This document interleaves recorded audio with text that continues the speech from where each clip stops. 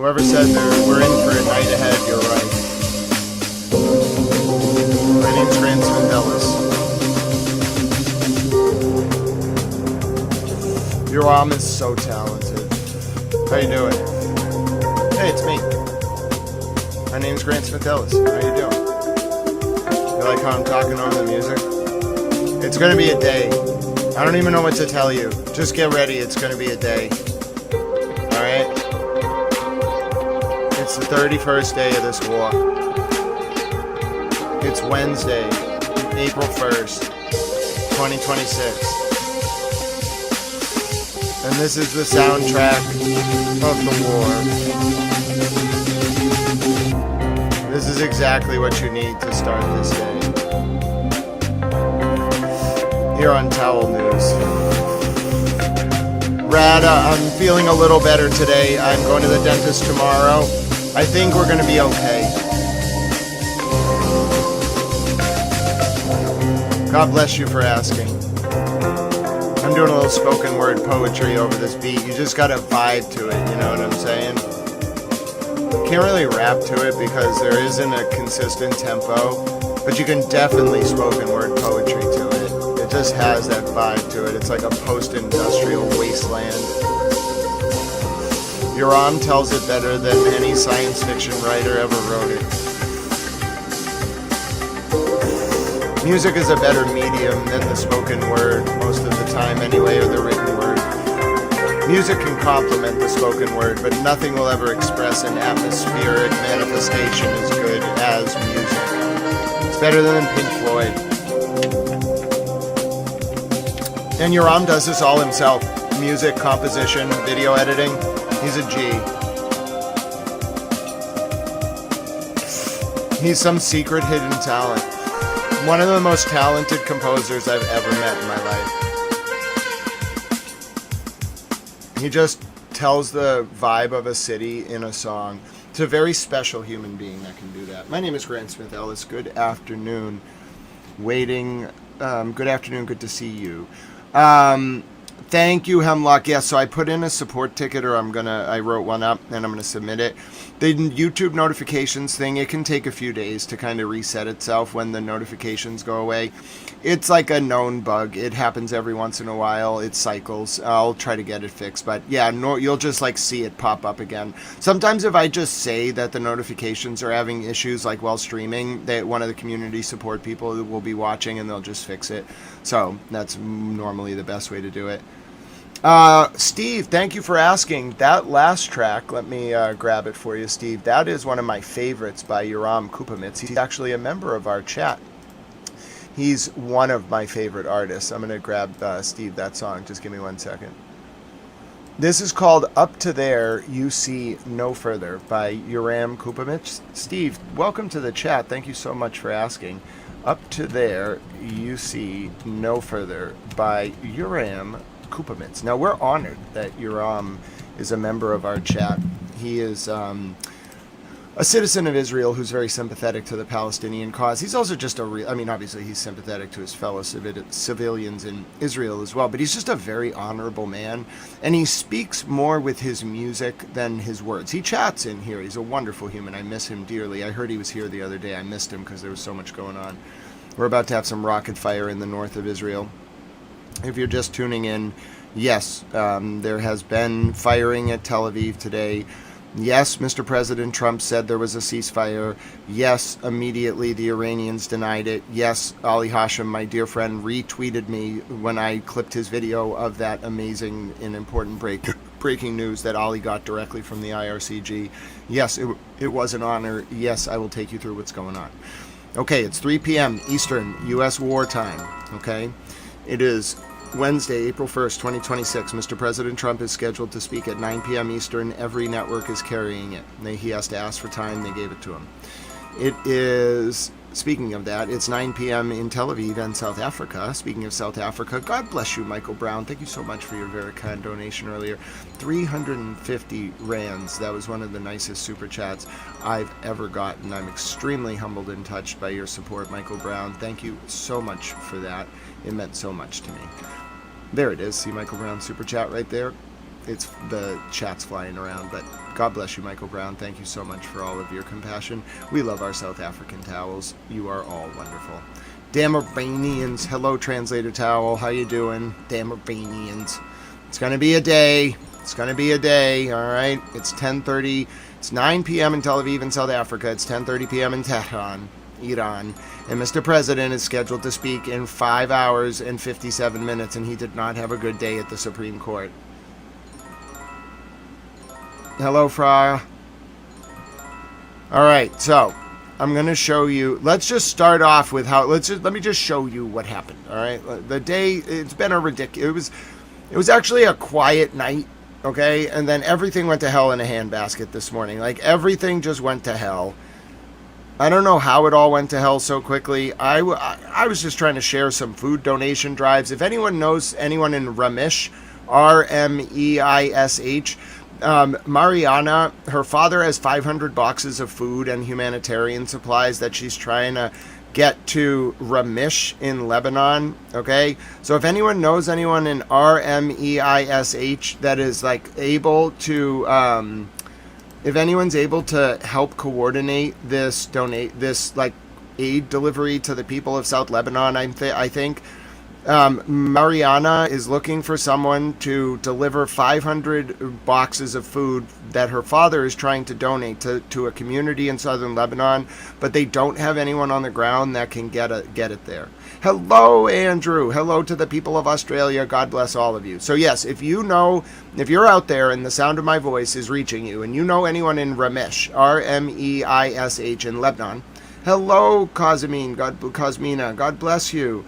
So the UK Prime Minister will address the nation today at 7, and the Prime Minister of Australia already did today at 9. Yep, I saw that. But again, just as a humanitarian announcement, if you're within the sound of my voice, and I don't care who you are, if you are able to facilitate a humanitarian convoy to the Lebanese city of Ramesh, Rmeish, okay?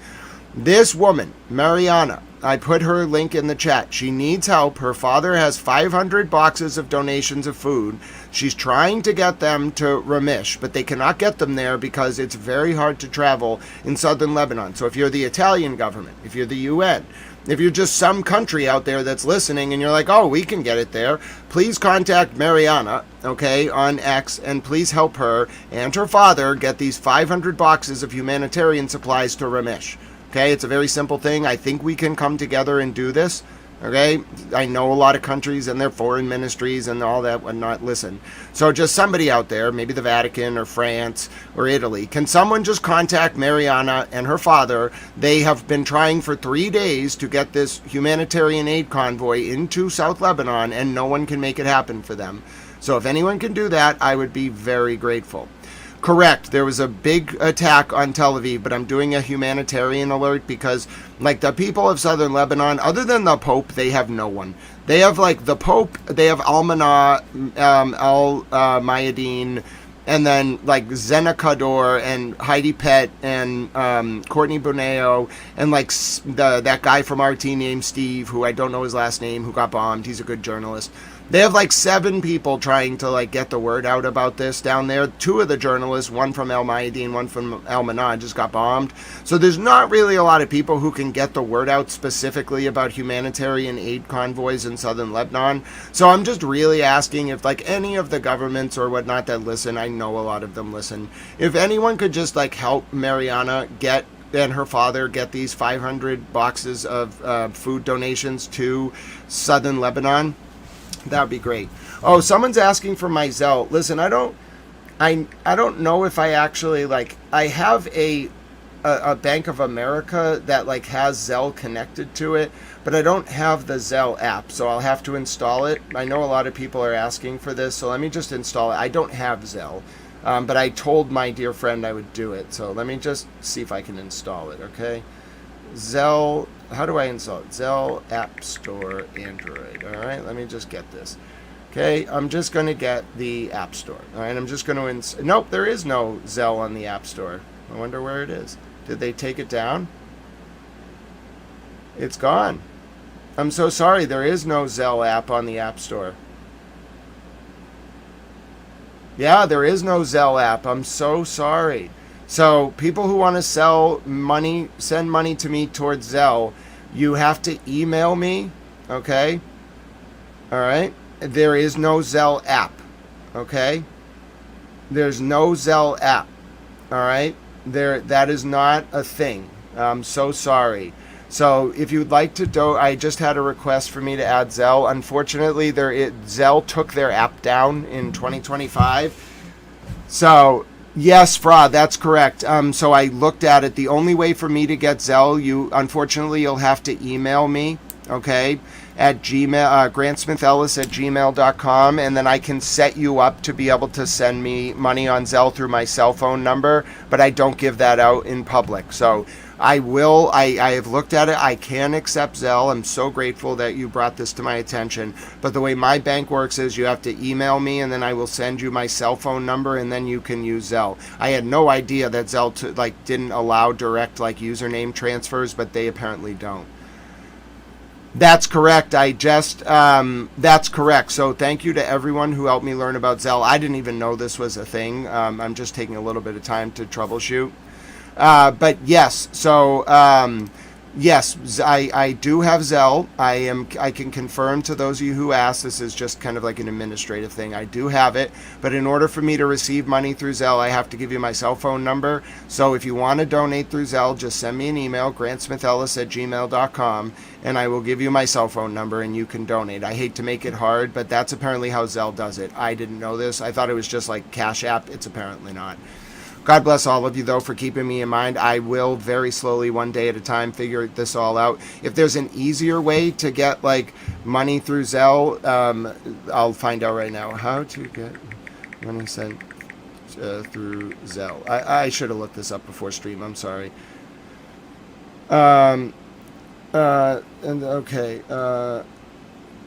Okay. So I have to share a specific private email address or cell phone number with you to be able to send it. So I absolutely am willing to do that. I don't want to make it so anyone's unable to donate, but you have to email me at grantsmithellis@gmail.com. Then I will give you the phone number to use with Zelle. So God bless you and thank you for that question. I'm going to show you now what happened this morning. Okay. So we went to bed last night. It was relatively quiet, so to speak. Then this morning, the British Castrol Oil Company in Erbil was attacked. Okay, the British Castrol Oil Company in Erbil, Iraq, was attacked this morning. All right, so this is the latest from Erbil, Iraq. And yes, so donations would be very helpful until the middle of this month, just to kind of I have a rental car through the next day, but I'm gonna have to extend it. There's a lot going on. I have a car that's supposed to be mine, but it's not in my possession yet. It's a long story. I'm just trying to get by. It's a one-man operation. I'm not at an emergency right now, so I'm not going to do too many donation reads. But any donations you send, just keep me alive, keep me fed, etc. And God bless all of you for keeping me in mind. I'm on the spectrum, so I do a very, very bad job keeping myself alive. Here's the latest from the Golden Greer's ambulance attack in London. It was not the 53-year-old and 55-year-old man who were originally arrested. New. 3 more arrests after the Golders Green arson attack on ambulances run by Jewish charity. The 3 people, a 20-year-old man, a 19-year-old man and a 17-year-old boy, were all arrested early this morning at 3 separate addresses in East London. 2 are British nationals, while the third is a dual British-Pakistani national. Only some accounts can reply. Trending now. What's happening? Politics trending. No, we're good. All right. So they arrested, it was 3 kids. I knew it was not the 2 adults that were originally arrested. It was 3 kids that got arrested. Okay, I'll show you the Sky report on it now. Breaking developments regarding the situation in Golders Green, where 3 to 4 ambulances were torched in Golders Green. Mm-hmm. Well, we now hear that 3 more people have been arrested in connection with counter-terrorism investigation into that arson attack on the volunteer-led ambulances run by the Jewish community in Golders Green. We're hearing that a 20-year-old man, a 19-year-old man and a 17-year-old boy were all arrested early on Wednesday morning at 3 separate addresses in East London. Searches are being carried out at those addresses. Two of those, the 20-year-old and the 19-year-old, are British nationals. The third, the 17-year-old, is a dual British-Pakistani national, all arrested on suspicion of conspiracy to commit arson with intent to endanger life. They have been taken to a London police station and remain in custody. Like I say, it's linked to the arson attack that took place on Monday the 23rd of March. The 4 ambulances from Hatzollah, the volunteer-led ambulance service, were set on fire and destroyed during that incident. They were replaced by ambulances from the NHS, and the government said that it would cover the cost of those replacements. We also know that 2 men aged 45 and 47 were previously arrested on Wednesday the 25th of March. They've both been released on bail to a date in late April, pending further inquiries. And we're hearing from the head of counter-terrorism policing London, Helen Flanagan, saying that since the appalling attack, they've worked continuously to investigate and identify those responsible. They understand that concern amongst the good community is high, but hope that the arrests show they're doing everything they can to bring those responsible to justice. Worth noting that that statement is from the head of counter-terrorism policing London. However, at this stage, it's worth noting the incident's not been declared as Oh, God bless you, water under the due fridge. to the circumstances and also due to the specialist capacity within counter-terrorism policing forces. The investigation is being led by their detectives. But the new developments in the last few moments, 3 people, a 20-year-old, a 19-year-old and a 17-year-old, have been arrested in connection with the investigation into the arson attack on the volunteer-led ambulance service run in Golders Green. Good. I told you they'd get him.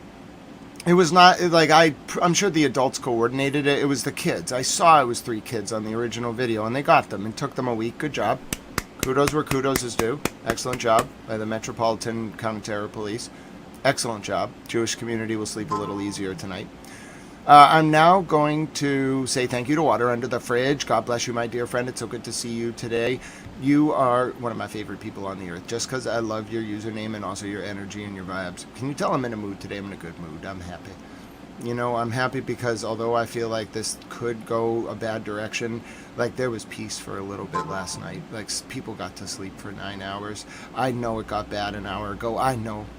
But I just wanted to indulge in that feeling of just lull for just 9 hours. But yes, God bless you, Water Under the Fridge. Thank you so much. Save the paintings and the goats. Would NATO fall? Oh, hi, Rigged Out coming. So good to see you. I think of the beautiful flowing Canadian environs. Oh, Fra! I love that emoji, Fra. Oh, my goodness. I was thinking about the Canadian environs, and then Fra, look at this emoji. It is a dancing controller. Okay, I don't mean to take us away, because this is actually really good news that they arrested these guys, by the way. Like, kudos where kudos is due.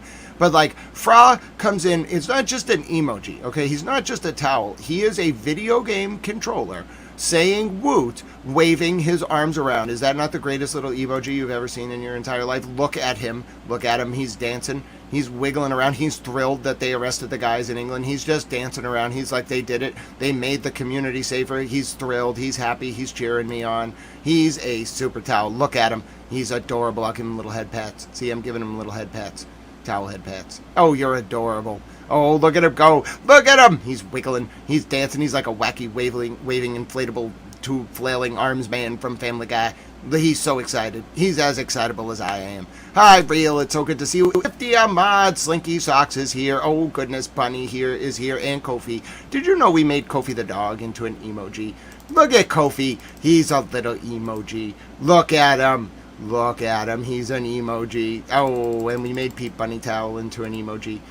Yeah, and then I made Primo's dog into an emoji. He's adorable. And then I also made Mr. Rockstar the cat into an emoji. Then I also made an emoji out of penguins. We just have wonderful emojis on this channel. I think I also made an emoji of an elephant with a bunny on it, because Bunny asked for it. Yeah, one of our emojis is an elephant with a bunny. We have a lot of animal emojis. I'm not really sure what that was related to, but yeah, I think I'm just happy to see you all. Oh yeah, it was because I got that awesome video game controller. Alright, so the Iranian ambassador, now to Lebanon, is refusing to leave the country. I'm not really sure if this is a good idea. So, go ahead, British Reporter Towel. Conversation. Translated from Hebrew. Some A complaint was do. filed with the Lebanese General Prosecution against the Iranian ambassador Mohammad Reza Shubani, who, despite being dismissed from his position, continues to entrench himself in the embassy. The complaint, filed by lawyer Rafiq Greasy, calls for cutting off his electricity and communication lines at the place where he is entrenched, namely the Iranian embassy in Beirut, and when he exits it, to arrest him and deport him from Lebanon.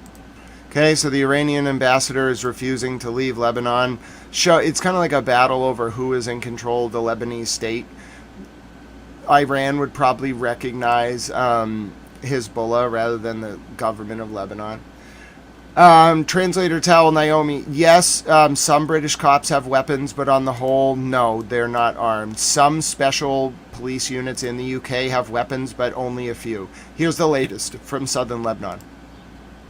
This is the coastal highway, the main artery connecting Lebanon south with the rest of the country. Not all of them 77 XD2, but some units, yes. Over there, that's one of the bridges that was destroyed in an Israeli strike. Now, Israel claims that the destruction of these bridges serves to prevent Hezbollah fighters and weapons from reaching the border. But what it has really done is isolate the south and put a halt to civilian traffic. Latest from southern Lebanon. The main artery connecting Lebanon south with the rest of the country.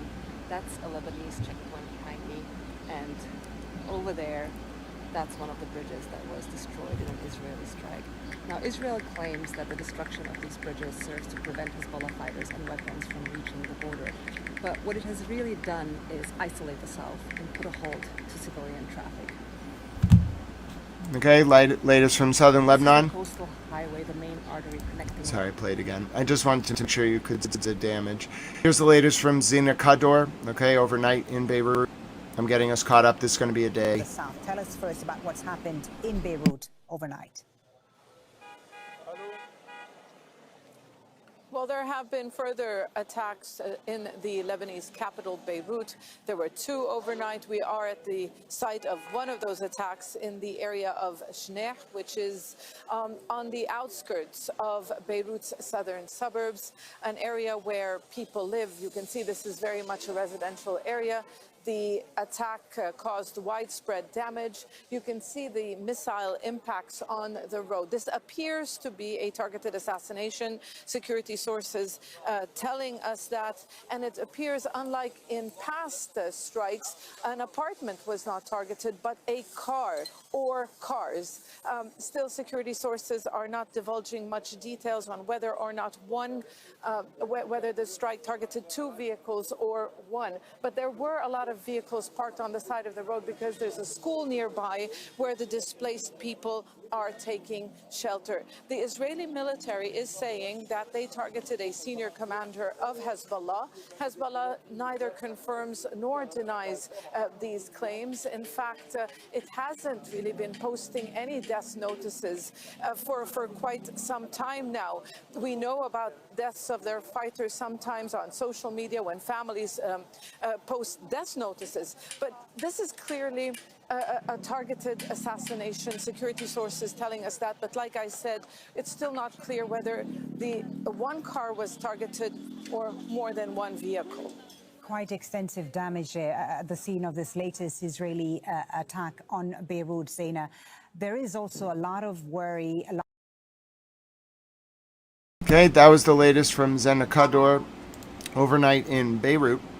Okay, now Pope Leo, going to Rome, Pope Leo will wash the feet of 12 priests of the Diocese of Rome tomorrow. He'll also be on Friday, he'll be carrying the cross through Jerusalem, through the Colosseum near Rome.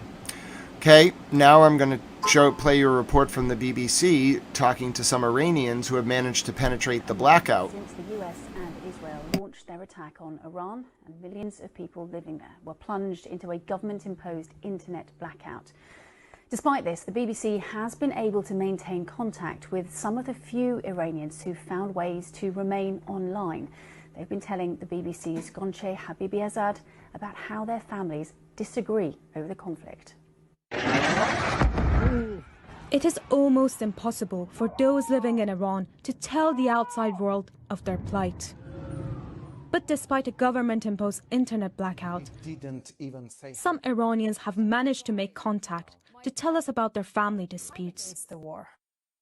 This time of year is Nowruz, New Year, usually a celebration, but some are choosing to spend it alone. My sister, she is sick. She doesn't support the war at all, but I did initially. One day she is blaming the US and another day the Islamic Republic for the current war. I was so excited about Nowruz. I packed my clothes. I wanted to be there with the family. But now, I don't feel it at all. I'll spend Nowruz alone.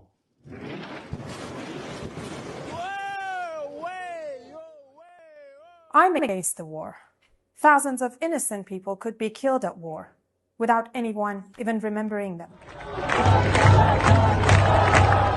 My family all support attacks on Iran. My mom and sister told me you haven't lost anyone, that's why you're against the strikes. They tell me if they'd killed one of your friends or relatives, you would have a different opinion. I just want this war to end. My uncle, we don't talk to him or his children. One of his sons, I think, is with the forces who have cracked down on protesters. On the other hand, one of his sons was actually at the protest recently.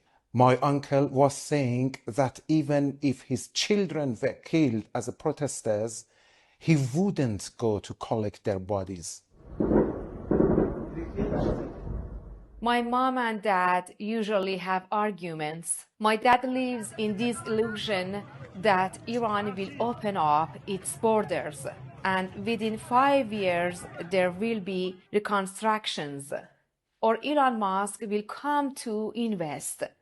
He is being influenced by Israel propaganda. He thinks that the two countries will be friends.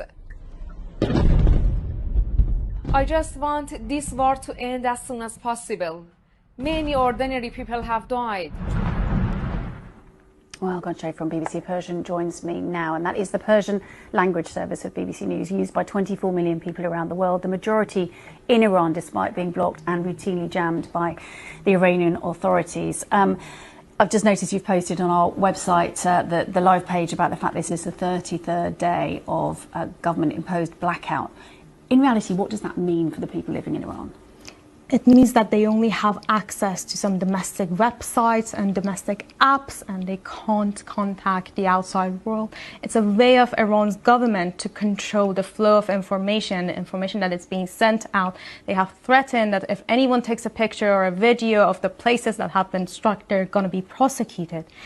But some people have access to Starlink, which is satellite internet. At the same time, possessing or using Starlink in Iran can lead to up to 2 years in prison.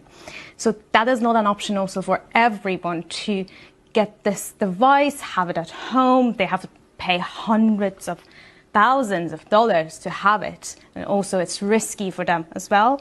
The people that I'm in contact with, they're young, tech savvy. They have managed to find some ways out of this internet blackout, but it's not an option for everyone. You have to pay a hefty price. Also, at the same time, some Iranian officials, some of journalists, some of those who are pro-government, they're still online, and we can see them on X posting.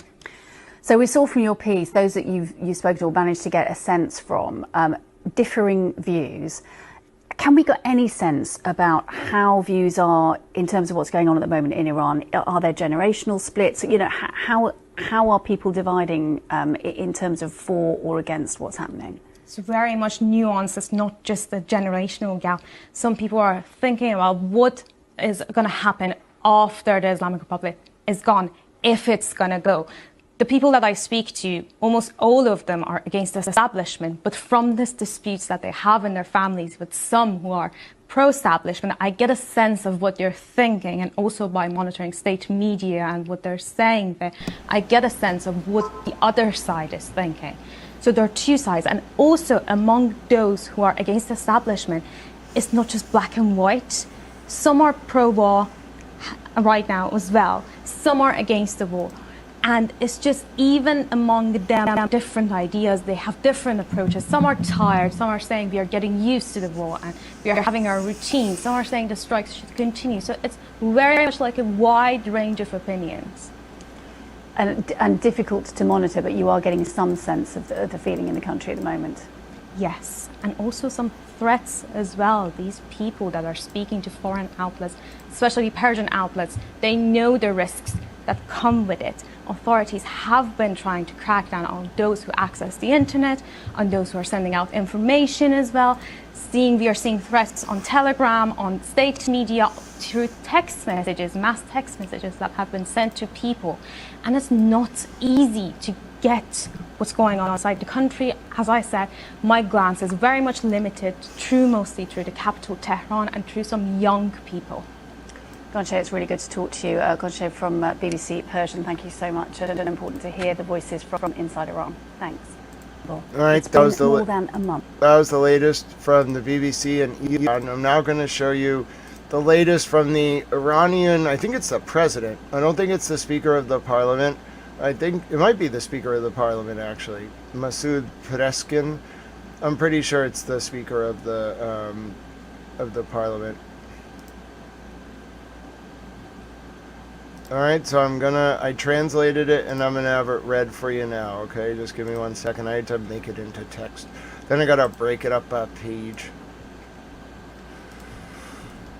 Plain text.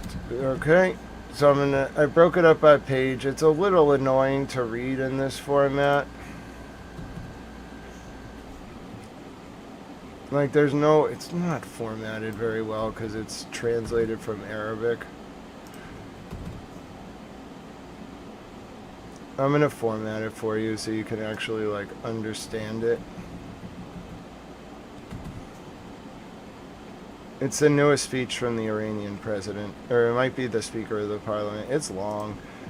He's speaking directly to the American public, so I'm going to read it for you. I'm not going to read it. I'm going to have British Reporter Tel read it. It's long. No, I do not have time for a call.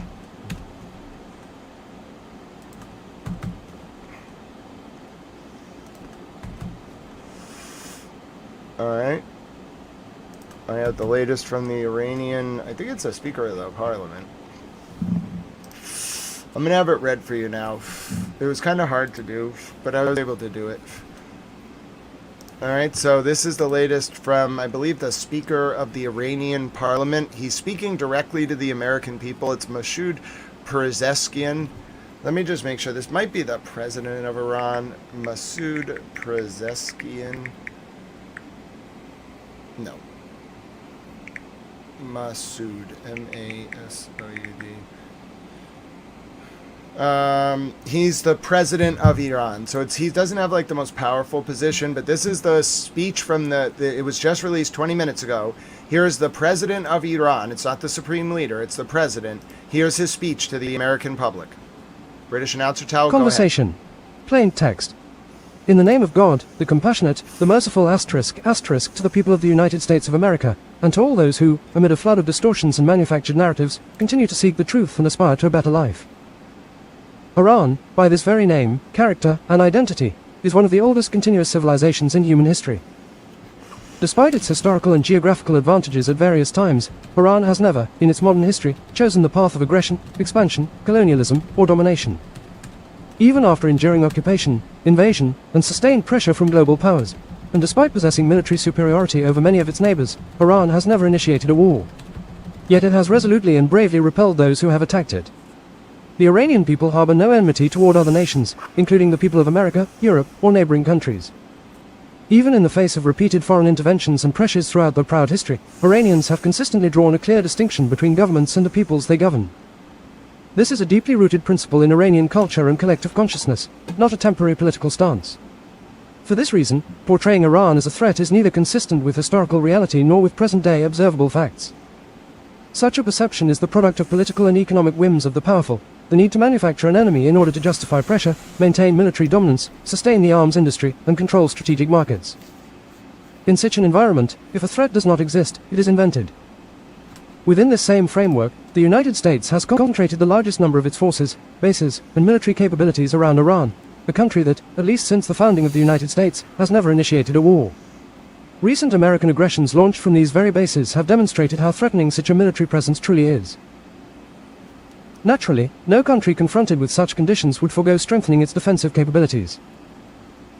What Iran has done, and continues to do, is a measured response grounded in legitimate self-defense, and by no means an initiation of war or aggression. Relations between Iran and the United States were not originally hostile, and early interactions between the Iranian and American people were not marred with hostility or coup d'état, an illegal American 1953 intervention. The turning point, however, was the intervention aimed at preventing the nationalization of Iran's own resources. That coup disrupted Iran's democratic process, reinstated dictatorship, and sowed deep distrust among Iranians toward US policies. This distrust deepened further with America's support for the Shah's regime, its backing of Saddam Hussein during the imposed war of the 1980s, the imposition of the longest and most comprehensive sanctions in modern history, and ultimately, unprovoked military aggression, twice. In the midst of negotiations against Iran. Yet all these pressures have failed to weaken Iran. On the contrary, the country has grown stronger in many areas. Literacy rates have tripled, from roughly 30% before the Islamic Revolution to over 90% today. Higher education has expanded dramatically. Significant advances have been achieved in modern technology. Healthcare services have improved. And infrastructure has developed at a pace and scale incomparable to the past. These are measurable, observable realities that stand independent of fabricated narratives. At the same time, the destructive and inhumane impact of sanctions, war, and aggression on the lives of the resilient Iranian people must not be underestimated. The continuation of military aggression and recent bombings profoundly affect people's lives, attitudes, and perspectives. This reflects a fundamental human truth. When war inflicts irreparable harm on lives, homes, cities, and futures, people will not remain indifferent toward those responsible. This raises a fundamental question. Exactly which of the American people's interests are truly being served by this war? Was there any objective threat from Iran to justify such behavior? Does the massacre of innocent children, the destruction of cancer treatment pharmaceutical facilities, or boasting about bombing a country, back to the Stone Ages, serve any purpose other than further damaging the United States' global standing? Iran pursued negotiations, reached an agreement, and fulfilled all its commitments. The decision to withdraw from that agreement, escalate toward confrontation, and launch 2 acts of aggression in the midst of negotiations were destructive choices made by the US government, choices that served the delusions of a foreign aggressor. Attacking Iran's vital infrastructure, including energy and industrial facilities, directly targets the Iranian people. Beyond constituting a war crime, such actions carry consequences that extend far beyond Iran's borders. They generate instability, increase human and economic costs, and perpetuate cycles of tension, planting seeds of resentment that will endure for years. This is not a demonstration of strength. It is a sign of strategic bewilderment and an inability to achieve a sustainable solution. Is it not also the case that America has entered this aggression as a proxy for Israel, influenced and manipulated by that regime? Is it not true that Israel, by manufacturing an Iranian threat, seeks to divert global attention away from its crimes toward the Palestinians? Is it not evident that Israel now aims to fight Iran to the last American soldier and the last American taxpayer dollar, shifting the burden of its delusions onto Iran, the region, and the United States itself in pursuit of illegitimate interests? Is America First truly among the priorities of the US government today? I invite you to look beyond the machinery of misinformation, an integral part of this aggression, and instead speak with those who have visited Iran. Observe the many accomplished Iranian immigrants, educated in Iran, who now teach and conduct research at the world's most prestigious universities, or contribute to the most advanced technology firms in the West. Do these realities align with the distortions you are being told about Iran and its people? Today, the world stands at crossroads. Continuing along the path of confrontation is more costly and futile than ever before. The choice between confrontation and engagement is both real and consequential. Its outcome will shape the future for generations to come. Throughout its millennia of proud history, Iran has outlasted many aggressors. All that remains of them are tarnished names in history, while Iran endures, resilient, dignified, and proud.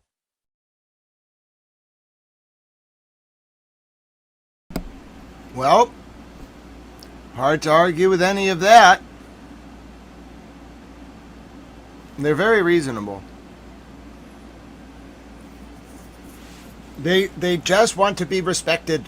They really just want to be respected.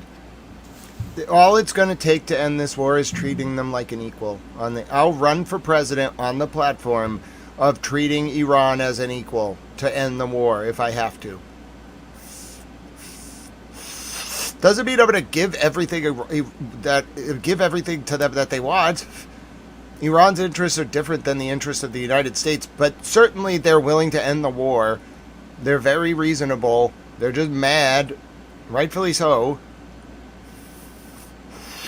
It's a very good letter. It's a very good letter. It cuts through a lot of the polemics and actually addresses Iran's position. So if you're going to give a speech tonight as the U.S. president, you have to respond to that. It's a very reasonable, comprehensive framework. Is it propaganda? Sure. All war is deception. But is it at least, like, cogent? Yes. Is it true to history? Yes. Is it, like, somewhat in line with, like, diplomacy, where you, like, represent everything that you did right and emphasize what the other side did wrong? Sure. But, like, is it at least, like, in line with, like, Rawlsian reasonable pluralism? Yes. This is not the actions of a rogue outlaw state. It's like a reasonable, decent consultation hierarchy. I think they need a little bit of work, but it's not for me to say what Iran's government should look like domestically. It's a weird form of government that they have. It's just very shaped by like a lot of history, a lot of like resistance to imperialism. The point is, if you want it to all calm down, there's really a very simple off-ramp, which I said first, but then the Pope made a thing. I love Pope Leo. I love Pope Francis as well. Pope Leo's great. My point is, if you want an off-ramp to this, it's very simple. Treat Iran like a tactical equal. Don't give them everything they want, okay? Nobody gets everything they want. But if you really want, like, the region to settle, impose the 67 borders on Israel. And don't give them a choice. Like, even though, like, go to them behind the scenes and be like, listen, I want you to go out there and just scream about the 67 borders. I want you to be furious about it. I want you to say it's the worst thing you've ever seen. You are pissed. And then I want you to get dragged kicking and screaming to the 67 borders. That will do it. That will solve it. Because it will, like, Iran, and I think a lot of the Middle East, like, frankly, and they're right to do this, they just want to see Israel humbled a little bit. They want to see the West and Europe kind of just humble Israel. Israel gets a little out of control sometimes. The guy popping the champagne. I found out the real reason that law got passed, by the way.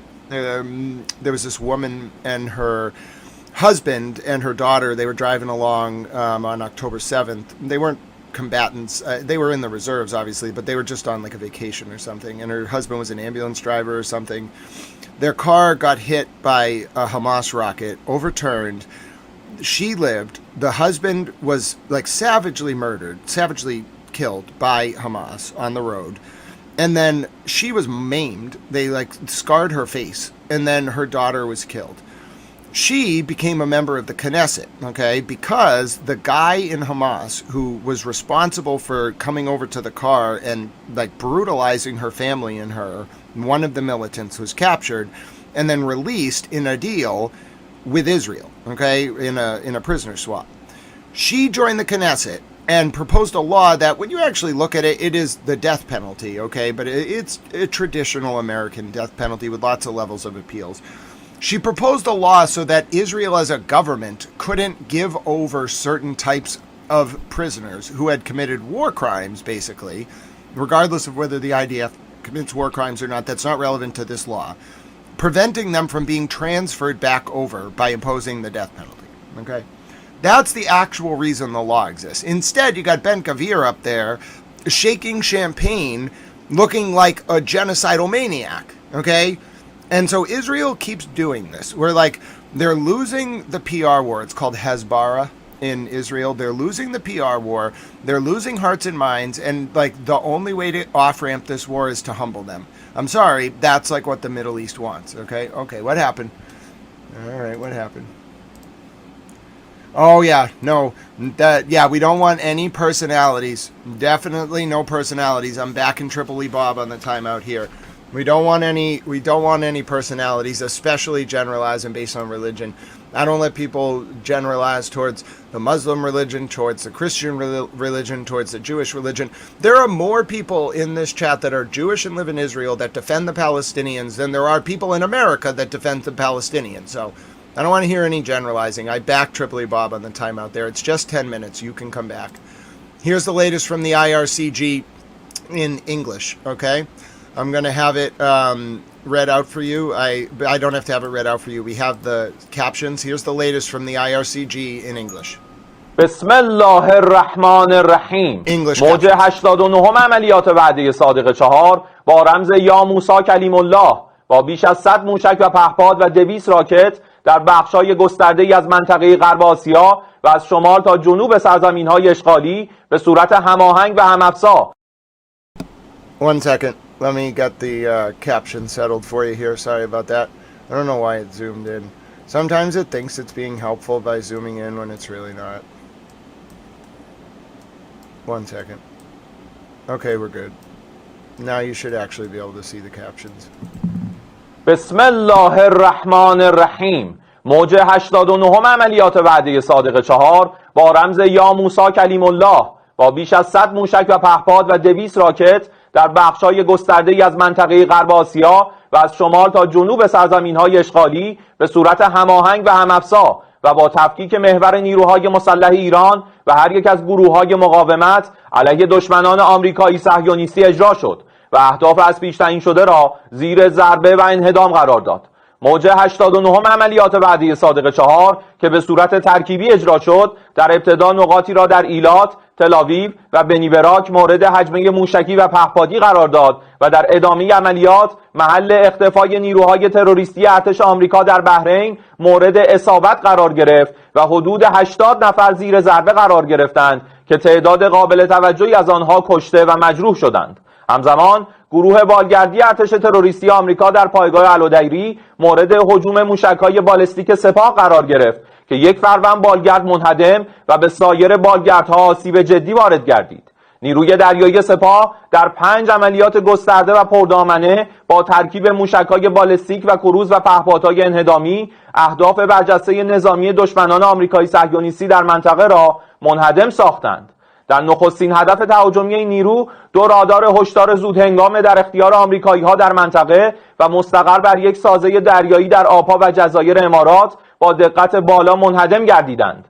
یک نفتکش متعلق به رژیم نامشروع صهیونیستی با نام آکوا 1 در منطقه میانی خلیج فارس در رزم موشکی دلاور مردان دریایی سپاه پاسداران نیز مورد هدف قرار گرفت و در حال سوختن است. از سحرگاه امروز چندین فوج پهپاد انهدامی به سمت ناوگروه مستاصل آبراهام لینکلن در شمال اقیانوس هند شلیک شدند که با توجه به مستندات و تصاویر ماهواره‌ای این ناوگروه از مکان قبلی فرار و به عمق اقیانوس هند عقب نشینی کرده است. شایان ذکر است طی اخبار دقیق اطلاعاتی بر اثر تهاجم دیروز نیروی دریایی سپاه به محل تجمع مخفی افسران آمریکایی در امارات 37 نفر به طور قطعی کشته و تعداد زیادی نیز مجروح و به بیمارستان‌های شهر منتقل شدند. ارتش جمهوری اسلامی ایران از بامداد امروز محل استقرار هواپیماهای سوخرسان آمریکا مستقر در فرودگاه بنگوریون و سایت راداری کشف و رهگیری موشک‌ها و پهپادهای رزمی و سایت‌های جنگ الکترونیک مستقر در امارات را با پهپادهای هجومی مورد هجوم حملات خود قرار داد. تهاجم قدرتمندانه نیروهای مسلح جمهوری اسلامی ایران و همزمان حملات شجاعانه و مؤثر گروه‌های مقاومت با بهره‌گیری از موشک‌ها و پهپادهای هجومی پرقدرت و نقطه‌زن باعث گردیده است تجمع نیروهای آمریکایی و صهیونیستی را با دقت هدف قرار داده و به هلاکت برسانند و من نصر الا من عند الله العزیز الحکیم. Yes, he did blink today. He did blink. I noticed that. He's apparently a real guy. I can find I think it's an AI composite of a real guy. I can find no information about this guy's history. He's apparently got a few degrees, but I've looked in Farsi and in English. I can find nothing about him. No publications, no CV. Like, there's some stuff like on the internet, on like X, but there's no academic publications. Like, he doesn't exist. He's a ghost. He's probably real, but I think he's a composite. I think there was a guy named, whatever his name is, Ibrahim Dulfakar, but I think he's dead. My opinion is, like, this guy died in an airstrike, and they made a composite of him in his honor. I think, because, like, I know the program they used to do this. Like, I know a few people who work in very high level, like, state and corporate AI companies that do stuff that you wouldn't even believe is real.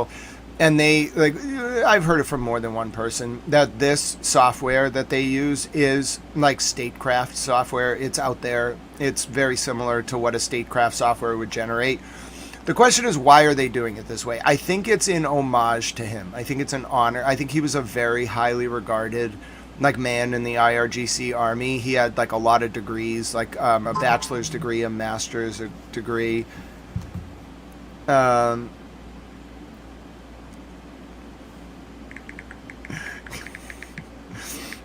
He had a master's degree and a PhD in Western philosophy, and I think he was killed in an airstrike. Hemlock, that's him. Let me see. I'm afraid to even open this.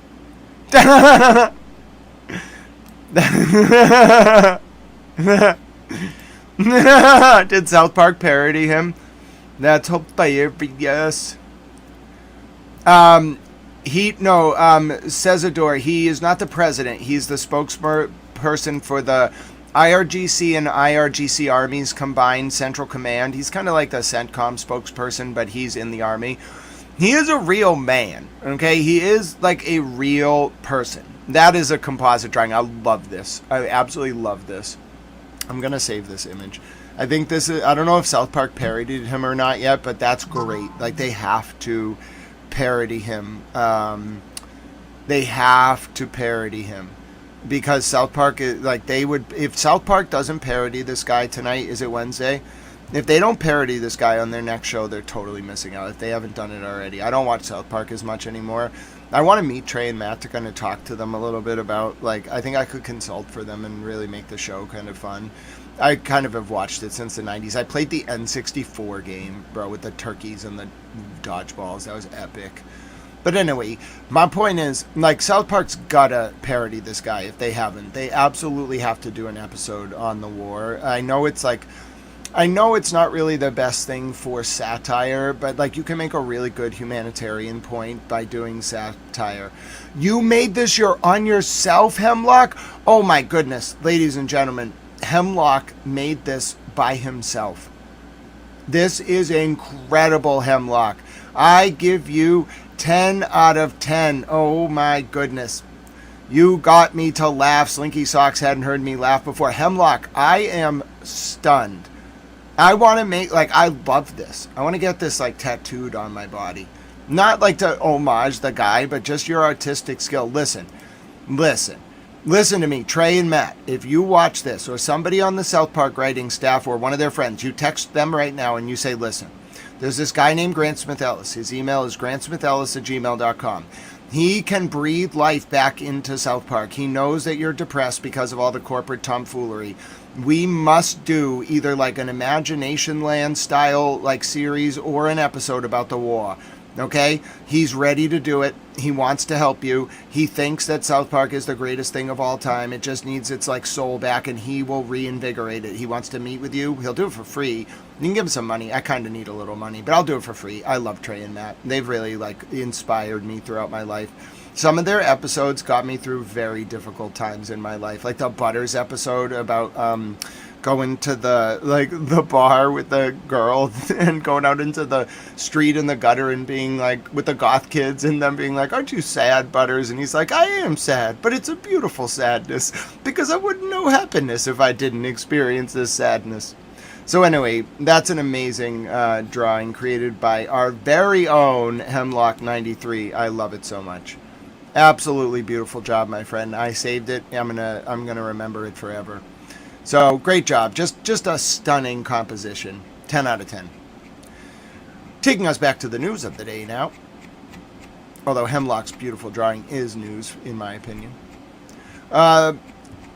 Taking us to the most recent updates. Okay, I showed you the strike on Iran. But before we even get there, Mr. President Donald Trump earlier today put out a statement on his Truth Social saying that Iran had asked for a truce and that the truce had been, Mr. President was willing to think about it if Iran was willing to open the Strait of Hormuz. Well, listen to what Ali Hashim, who is in Tehran. By the way, Ali Hashim retweeted me. It was an honor. Okay, I recorded this for Ali because he doesn't always have time to do his clips, and Al Jazeera is very busy. So I'll try the reason I know some of my colleagues that work for Al Jazeera is back during the war in Gaza, Like they couldn't, like they were so busy at Al Jazeera and they were like being bombed and they couldn't really get their clips onto social media, and like people didn't care as much. It's really sad. They didn't care as much about the Gaza war. So it put us like in this position as journalists where like it was just me clipping them. I'd watch their segments live, clip them and upload them and summarize them. That's how I got to know Ali and Zena Kador and some of my other colleagues like Trey Yingst and things like that. So I helped out Ali today because I really like Ali Hashim, and he reposted it. He's in Tehran. He broke like the biggest story of the past like week, and he reposted me because I clipped it for him, and I really respect Ali, so I'm very honored. This was Ali Hashim earlier today, and you're gonna like see a double towel news thing because I recorded this like on my recording software, so you're seeing like meta towel news.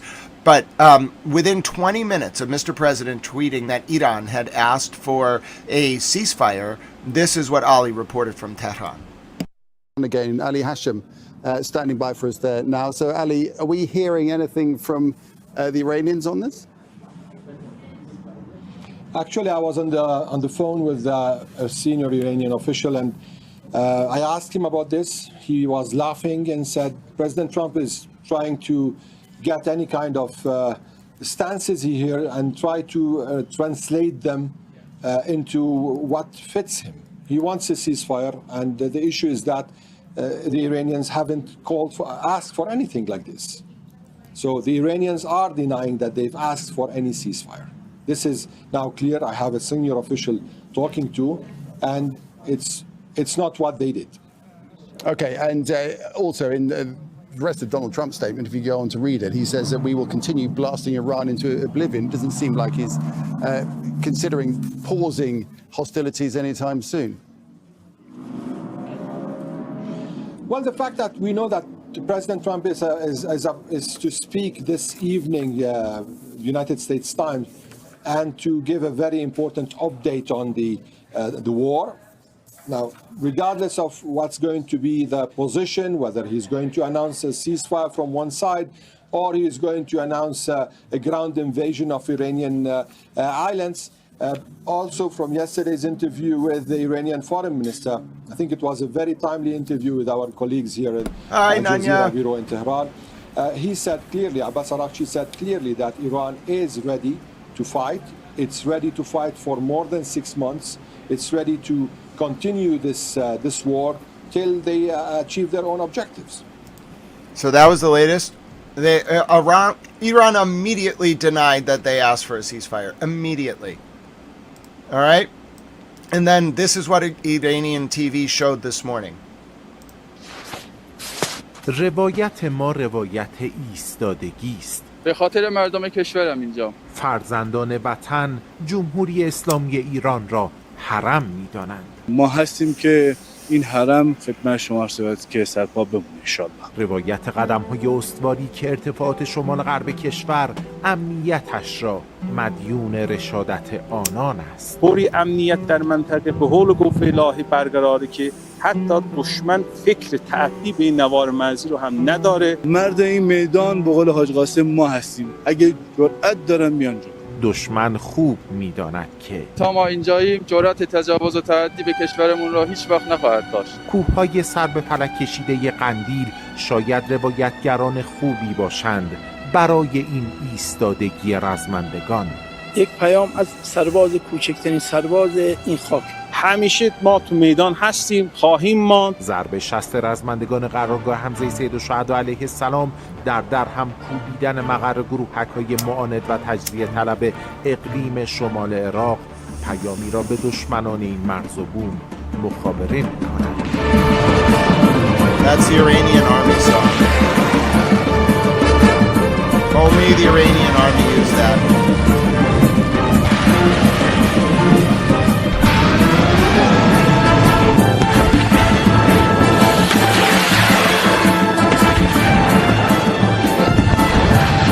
امروز الحمدلله با قدرت نیروهای مسلح ما و قرارگاه حمزه سید شهدا علیه السلام و نیروی زمینی سپاه ضربات مهلکی را ما با گروهک‌های ضد انقلاب وارد کردیم. امروز هم پیاممون اینه اگر اراده بکنیم برای ضربه زدن به گروهک‌ها قطعاً به اون عمل میکنیم چشمهای بیدار رزمندگان قرارگاه حمزه سید الشهدا علیه السلام از شمالی ترین نقطه مرزی آذربایجان غربی تا جنوبی ترین نقطه مرز استان سرافراز کردستان در کمین دشمنان هستند که اجنبی حتی جرأت فکر تجاوز کردن به خاک پاک این میهن را هم در سر نپروراند. سلام عشقی سلام عشقی برای این دل تمام عشقی. یادمون نره امنیت اتفاقی نیست و این یک هدیه ارزشمند رزمندگان سلحشوری هستش به مردم عزیز سرزمینم که در این نقطه صفر مرزی شبانه روزی دارن این امنیت رو تأمین میکنن. هادی جعفردخت، خبرگزاری صدا و سیما، نقطه صفر مرزی ایران و عراق. I have the latest from Mohtab al-Khamenei, the latest statement from the newest leader, the supreme leader of Iran. I have the new statement from the supreme leader of Iran, Mohtab al-Khamenei. Okay, no, sorry, this was the statement from the president of Iran to the people of America. This is the statement from Mohtab al-Khamenei, out just 53 minutes ago. Here it is in English. Conversation. English translation, asterisk asterisk. Message from the Supreme Leader of the Islamic Revolution, asterisk, on the occasion of the anniversary of the Islamic Republic of Iran Day and Nature Day, asterisk asterisk. In the name of God, the most gracious, the most merciful, asterisk asterisk. Asterisk, he brought you forth from the earth and settled you in it, asterisk asterisk. Quran 11-61. The heroic nation of Iran has blended this year's Nowruz with epic spirit and zeal. After commemorating the 12th of Farvadan, asterisk asterisk Islamic Republic of Iran Day, asterisk asterisk, they are now welcoming asterisk asterisk Nature Day. At a time when the abject and merciless American and Zionist enemy knows no bounds in its viciousness, neither human, ethical, nor vital limits, and even attacks the natural environments and living spaces of our beloved people, asterisk asterisk any effort toward development, construction, and building a bright future for Iran, asterisk asterisk, is a worthy and necessary action. The collective effort of all people across every city and village in helping one another, cooperating, and creating beautiful spring scenes, especially by planting saplings and trees during the second half of Farvadan, is a commendable initiative that must be carried out. The enemies, particularly the criminal American regime and its Zionist backers, have brought nothing but misfortune, destruction, and bloodshed to our nation. Yet, through the grace of God, the Iranian nation has always turned every hardship into an opportunity for growth, self-reliance, and advancement. God willing, asterisk, this year's tree planting and environmental protection efforts will also become another chapter of national progress and a source of pride. Sayyid Ali Husseini Khamenei, asterisk asterisk 12 Farvadan 1405, corresponding to the 1st of April 2026. 1/5. In the name of God, the compassionate, the merciful. Yes, I know. He created you from the earth and settled you upon it. It's just reading. The heroic nation of Iran has intertwined this year's Nowruz with... So, that was the latest from the Supreme Leader of Iran. Yes, Hemlock, I heard about the Iranian Lego propaganda. I think it's actually Chinese in origin. But yes, I've heard about it. Who uploaded it? Was it a news channel?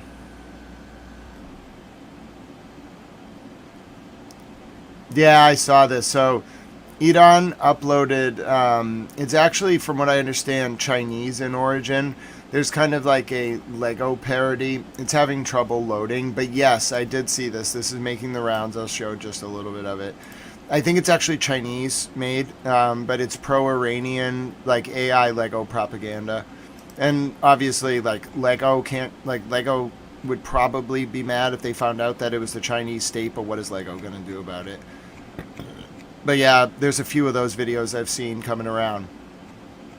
Okay, so I showed you the president's statement and then Iran denying there was a truce. Now I'll show you Hezbollah's launch into Haifa, which was released today, but it is depicting March 26th. Oh yeah, new Hezbollah song. Interesting launch location, huh?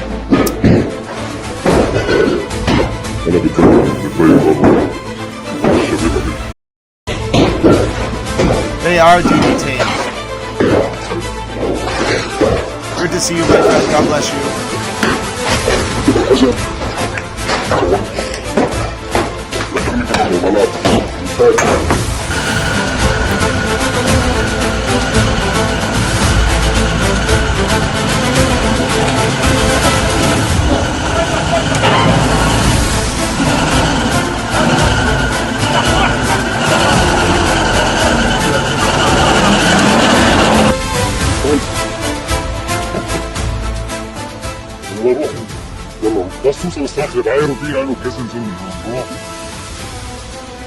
وينك؟ عيد عيد شو ولد؟ قل يا رب يا اخي يلا شديد القائد.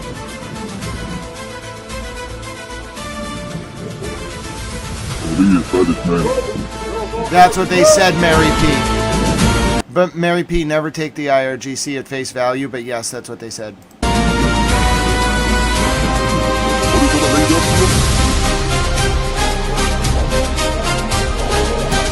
ولكن أنا أول تجربة لي إذا ما أصبح بشلوني.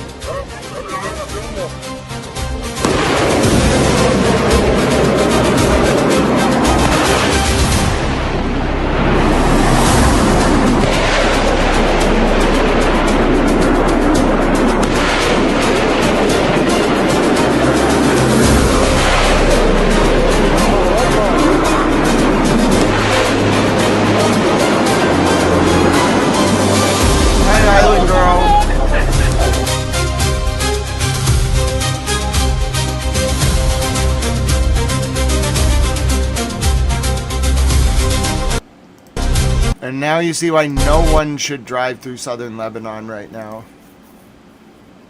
Hello, Island Girl. It's so good to see you. How are you, my dear friend? Mateo.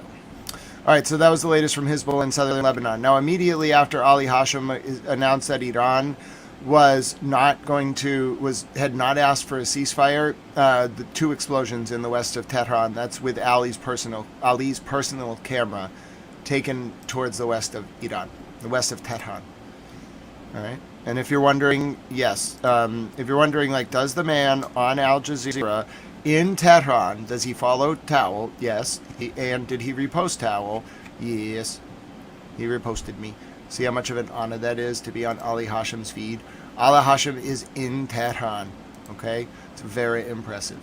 He's a very good reporter. All right. Now there was a second drone that hit Erbil earlier today while the firefighters were putting the fire out.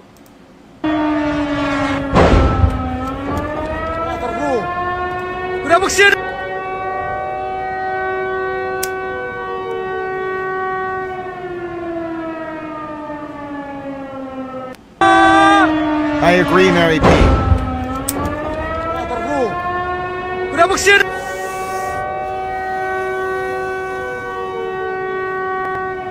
This was a Iranian hit on Erbil after the first hit.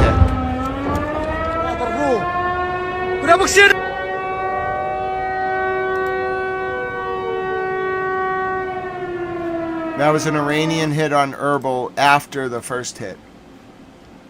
And that was belonging to the British company Castrol in Erbil.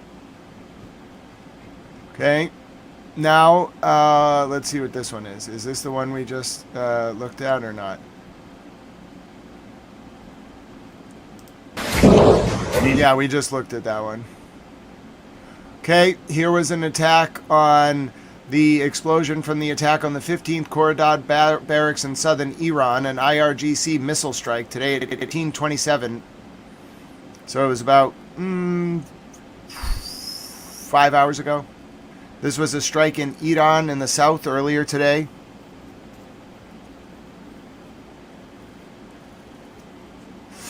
Okay, strike in Iran earlier today. A lot is censored to protect the source. You can't tell where they filmed from if you block out the closest videos. So it's impossible to geolocate them. Here's Dohuk, which I imagine is in Iraq.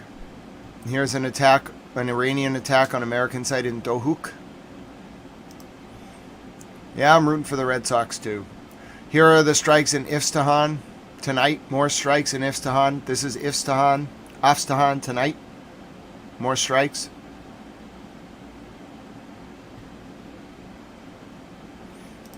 Okay, that's Isfahan. Now I'll show you the latest from Kiryat Shimona, where one person was injured after a Hezbollah rocket struck a home. That is the result of a Hezbollah rocket striking a home in Kiryat Shimona. One man in his 60s, a civilian, was injured. Hezbollah doesn't consider any Israelis to be civilians, by the way. Here's secondary explosions in Isfahan right now. This was today. So the U.S. is still bombing Isfahan as we speak, right now. Hello, Real. So good to see you. Hello, Lavender and Rose. It is April Fool's Day. This is like, I don't have any April Fool's stuff on my timeline, but this is a tough day in the news world. All right, and then I showed you the latest from the IRCG. Okay, give me 1 second. Here's the latest reporting from the Washington Post.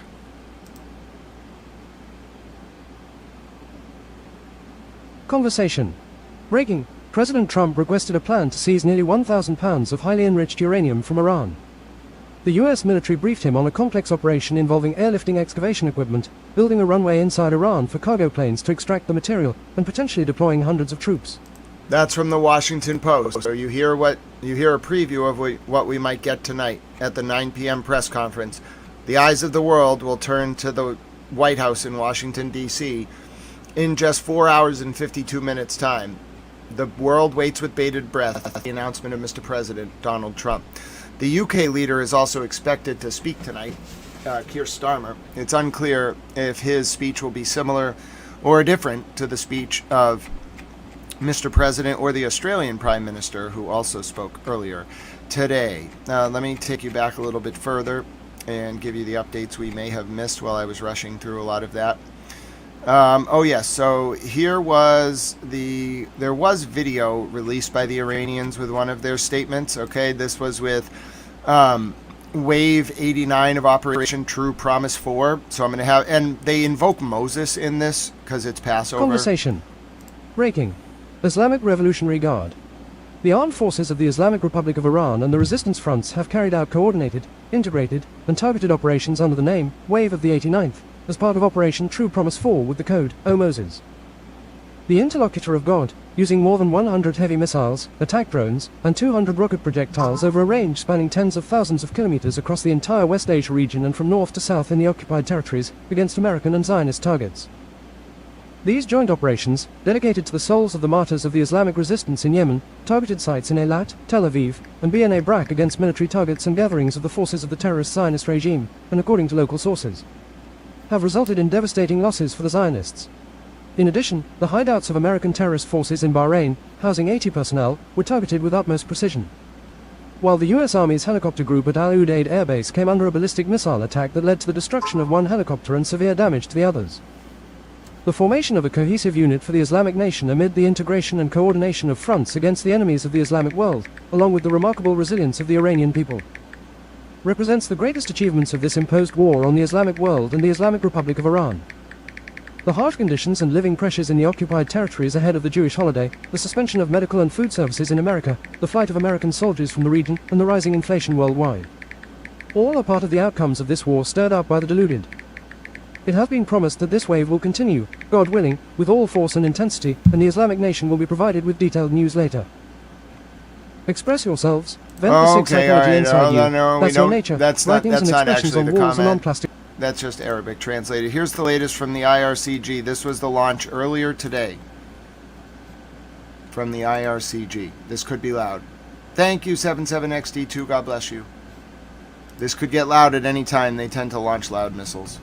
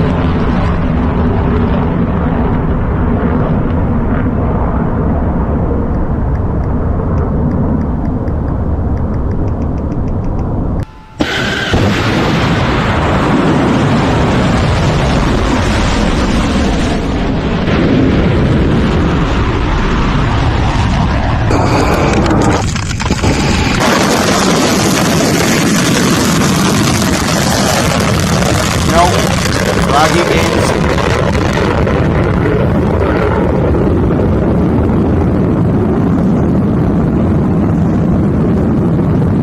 ای آمریکای جنایتکار و ای اسرائیل غاصب، ما به سوی میدان جنگ پرواز می کنیم و مرد این میدان ما هستیم.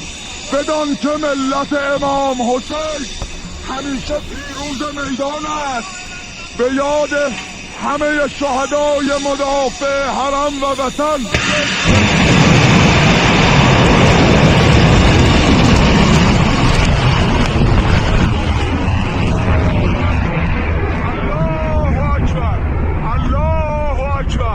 مرگ بر آمریکا، مرگ بر اسرائیل.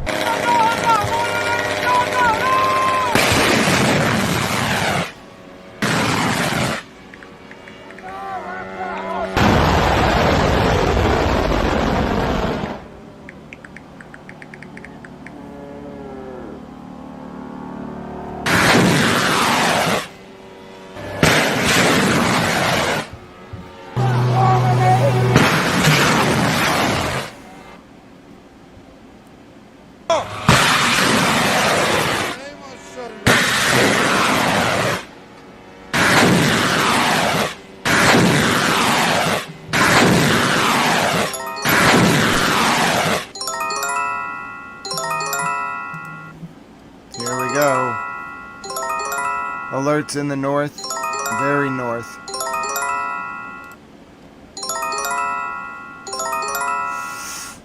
Okay, now I'll show you what's going on. Give me 1 second.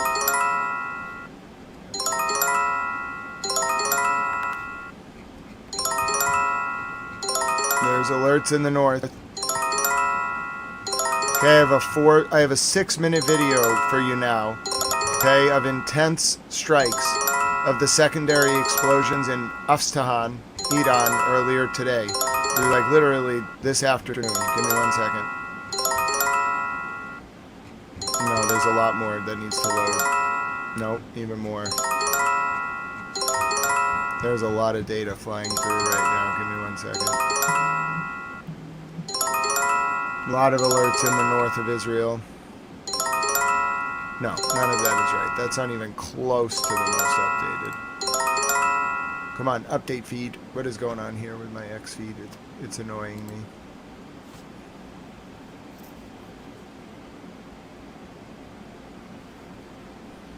Come on, X. I have a 6-minute video from Iran. Should be coming in now. Oh, wow. Twitter's having some issues.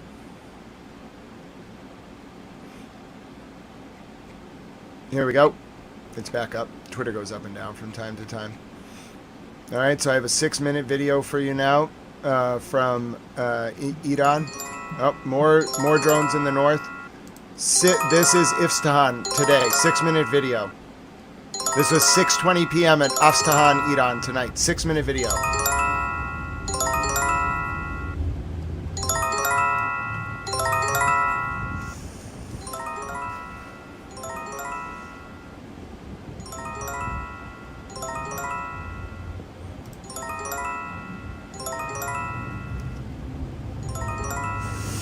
You're looking at Isfahan tonight.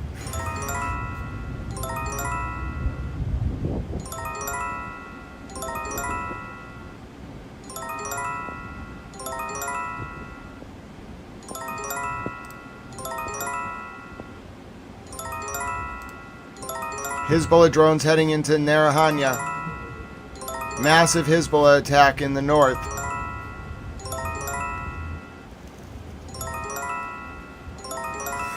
This is Isfahan tonight at 6:20 Iran time, so about 5 hours ago or so. Massive secondary explosions.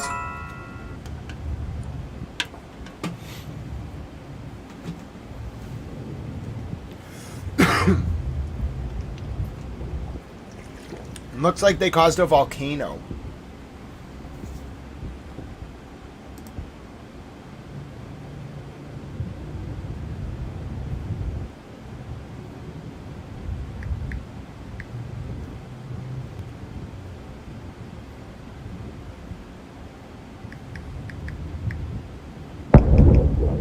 Wow.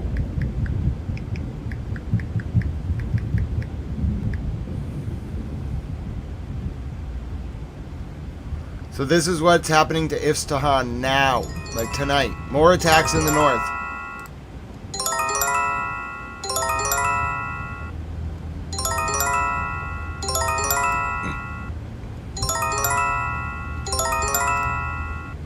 Hi, Melissa. So good to see you.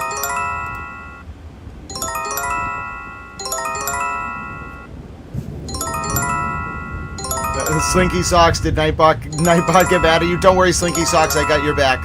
You tell that Nightbot. You hold him accountable. It's 8 caps locks. 8 caps locks letters or more will get you in trouble. You're looking at Isfahan. Oh, look at those explosions. Those are secondary. This is not the bombing. Hi, Standing Stones. You're a super towel. Hi, puppy.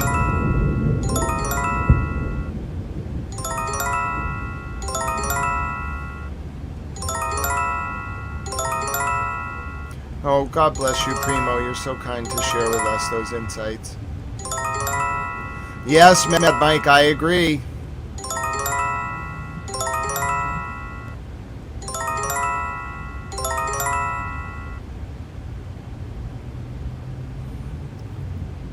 Again, you're looking at what's happening tonight in Isfahan.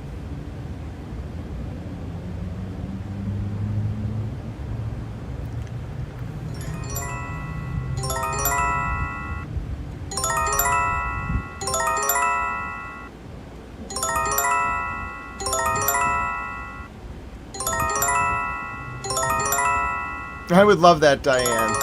Towel on South Park. If they put me on South Park, it would be the greatest day of my life. That would be the most highest honor I could imagine. In my sports coat, covering the war, preaching love, and like I'm like the confounded like main character, just being like, why won't people just get along and make peace? That would be hilarious.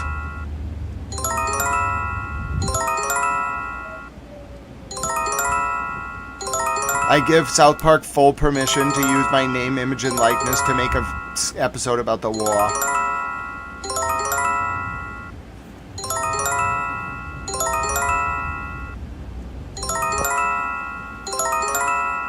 You're looking at like multiple secondary explosions. Isfahan, Iran, tonight. Hello, I apologize. This is about 4 hours ago in Isfahan. Secondary explosions, like just 6 minutes worth. Those aren't bombs falling. That's the result of the bomb falling.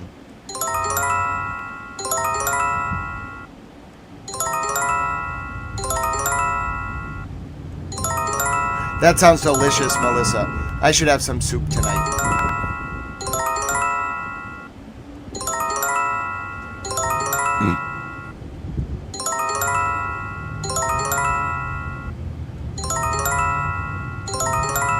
Hezbollah's mad.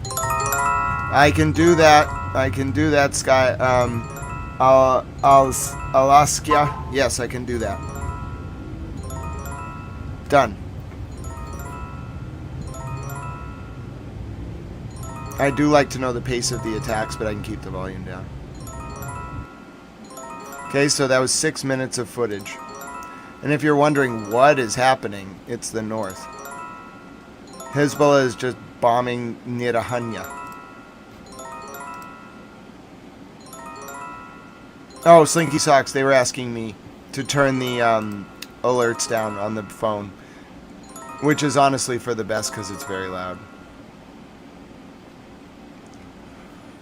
Okay, this is 3 drones over Mahrabad, the airport in Tehran, at 10:45 p.m. local time tonight.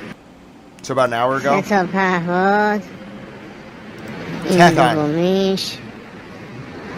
سومیش هم پیدا نیست تو ویدیو این سه تا بالا سر مهرآباد هستن ولی پدافند More Hezbollah. اصلا بهشون نمیخوره اینم سومیش معمولا اینا وقتی Yes, Miss Rockstar, 100%. هستن یکی دو ساعت بعد صدای بمب انفجار میاد. سلام 3 تا پهپاد. Oh, that sounds delicious, translator towel. I would join you in a heartbeat. این 3 تا بالا سر مهرآباد هستن ولی پدافند که میزنه اصلا بهشون نمیخوره. اینم سومیش. معمولا اینا وقتی هستن 1-2 ساعت بعد صدای بمب انفجار میاد. Wow, incredible footage. 3 تا پهپاد. Hi, KDK. This is Iran tonight over the airport. Mahrabad. 3 drones. این 3 تا بالا سر مهرآباد هستن ولی پدافند وقتی میزنه اصلا بهشون نمیخوره. اینم سومیش. معمولا اینا وقتی هستن 1-2 ساعت بعد صدای بمب انفجار میاد. It is spooky, Island Girl. I agree. And the man's voice is protected, obviously, to protect his identity. There's an armed caravan of men in Dada, Syria, who are heading to the Quintero Governorate so they can engage in land battles with Israel because they're very mad about the bill about Palestinian prisoners. So they're going to go engage in land wars, and here's the man telling the Prime Minister why. وجه رسالة لنتنياهو منقول له شعب سوريا وشعب درعا كله مع الشعب الفلسطيني واخوتنا بغزة، واذا ما عدل عن قرار الاعدام للأسرى الفلسطينيين ما راح تطلع صواريخ بس من ايران عليه. الحدود السورية راح تولع وراح تطلع الصواريخ من هون. تكبير والله اكبر والله اكبر. So this is in Syria. Rigged outcome 100%. Please remind me as we get closer. A 100% rigged outcome. We can watch the moon launch. Please just remind me. Also, God bless you and God bless the moon. Okay, we love the moon. Everyone loves the moon. It helps control the tides. God bless you, rigged outcome. Absolutely, we can watch the moon launch. Just remind me. I know you put the link, but if you could drop it one more time. As we get closer, I'll make sure I have it ready. And we will watch America going back to the moon. Hashtag save the moon. Thank you so much. I appreciate it, rigged outcome. So 2 hours or so, around like 6:20, 6:15. All right, now here are the men going to the Syrian border. They're going to go engage in land wars with the Israeli government over the Palestinians being subject to the death penalty. They're in a caravan and they're on the way.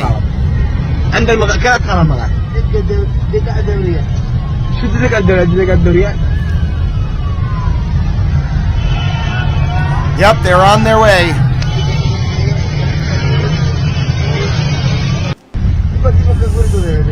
Yes, those are a caravan of armed men heading to the Israeli border. Got it, rigged outcome, thank you.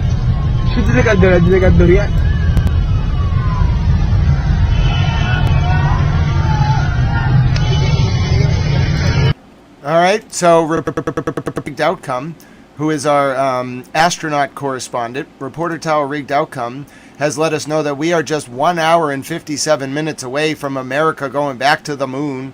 Hashtag America to the moon. Hashtag save the moon. Hashtag save the goats on the moon. Do you think they're going to bring goats up to the moon? Mimi, would you like to go up to the moon with the goats if you're here, Mimi? I think you and the baby goat, Ellie, can go up to the moon on the rocket. The baby goat would have a good time. So just 1 hour and 57 minutes, ladies and gentlemen, until America goes back to the moon. All right. Hashtag America to the moon.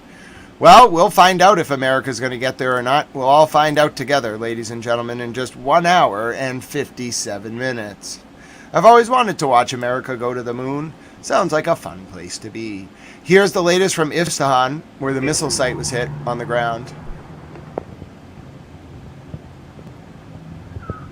Hi, Rigel. I love the ASCII art. It's wonderful. Good to see you, Rigel. Hello, Mel. I love that art as well. Hello, Haas. Good to meet you. God bless you. I don't know. Like, I think, like, satellites show, like, Chinese satellites have shown there are American flags and stuff on the moon. The reason why they don't want you going there is there's plutonium there. They left, like, that's how they power some of this stuff up there. They would really prefer countries not go to the moon because they left nuclear material on the moon. Here is a attack the evening towards Fars City in Isfahan on Khomeini Street. Okay, this is in Isfahan tonight.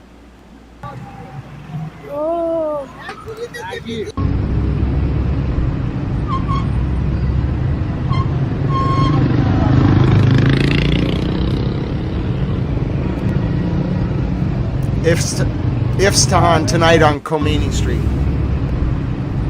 Sherry, you can definitely go to the moon. God bless you and welcome to the channel. Okay, this is Isfahan tonight. Hi, Nanya. You can go to the moon too.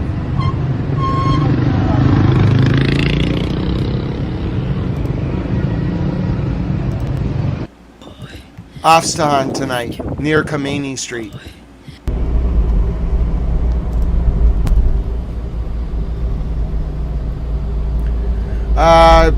President Trump will be speaking in 4 hours and 31 minutes. Exactly.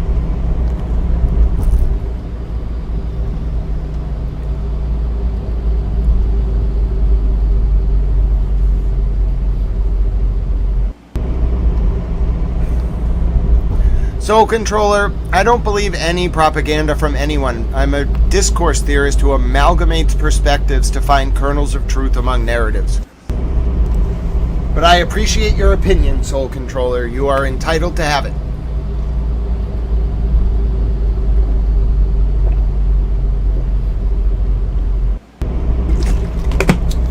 I didn't drink enough water today. I don't want to annex anyone. I know you're talking about different people, but I've never wanted to annex anyone. I wouldn't mind being given northern France. You know what I'm saying? I just want to hang out there and do a peace conference, but I don't want to annex it. I just want them to give it to me. Here's more from Isfahan tonight. Okay, this is another area that was hit. This was the Khoradad missile base. Alerts in the north.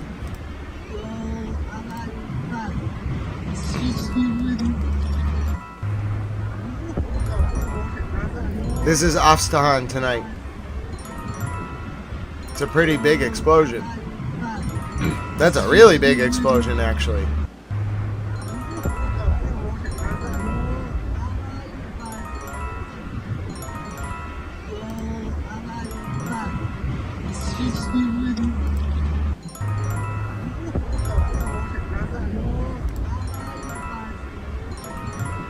Oh, what a wonderful emoji fry. Love it.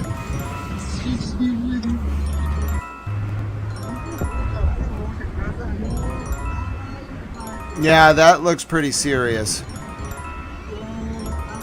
I've seen some explosions in my day, but that's just raining fire. I've never actually seen it actually rain particulates of fire. Wow.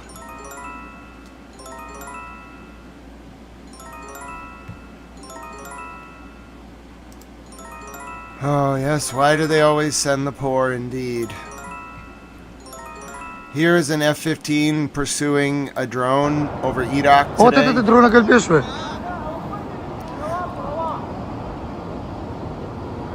Here's an F-15 pursuing a drone.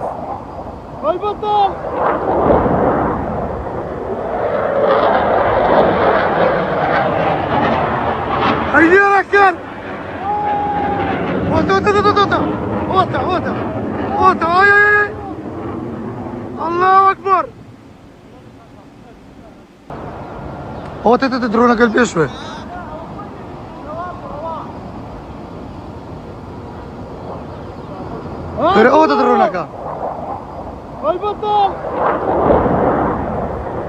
Trying to intercept a drone.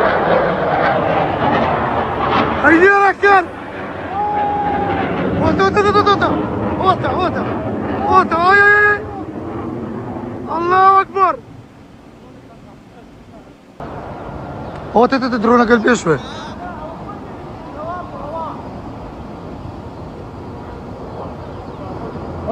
درونك. البطل.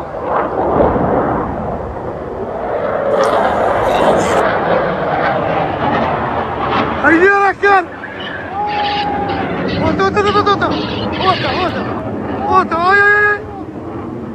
الله أكبر. درونك البيشوي. Okay, F-15. Politico reports President Trump will announce the war is winding down and he will be leaving the Gulf states to open the Strait of Hormuz. President Trump will be announcing tonight that the war, per Politico, don't trust anything that anyone reports during a war, but Politico reports that President Trump's speech tonight will announce the war is winding down and the Gulf states will be left to open the Strait of Hormuz.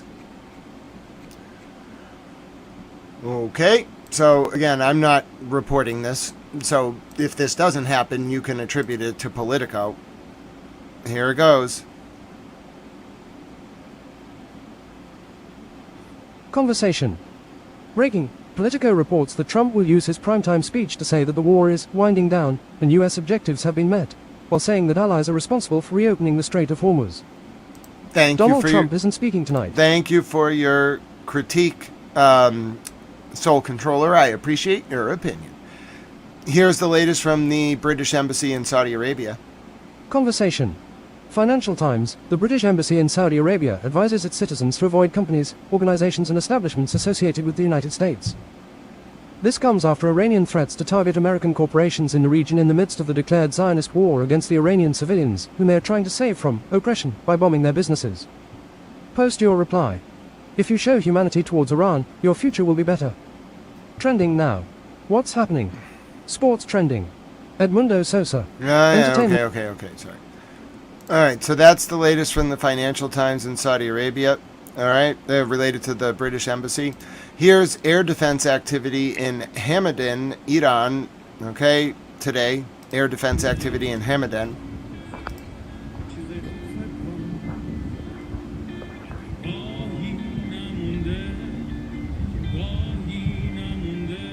Apparently this is Iranian music.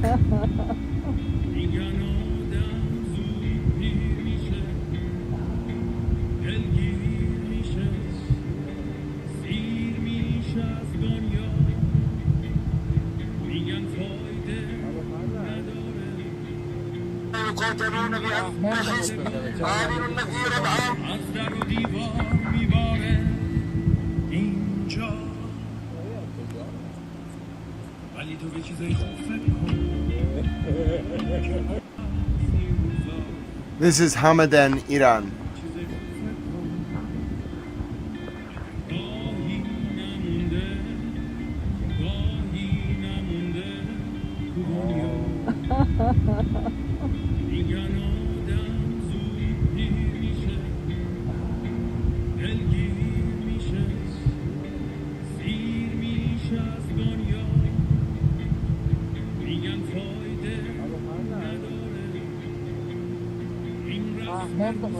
جنگنده بود که صدا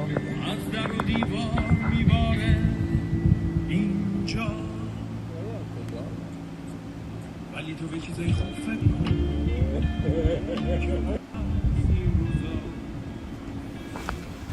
Well, there's air defense activity in Hamadan. It is. That, Avery, it is a very pretty song. I agree. I can't say I've ever heard of it, but it is a pretty song. This is the latest, Yes, this is the latest from the Al Janah area of, I believe, Beirut in Lebanon was targeted yesterday. This is the latest from inside a cafe. This was the moment of the bombing.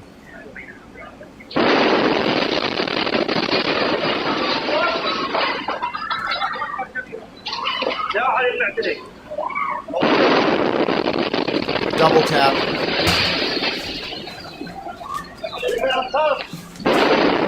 Triple tap.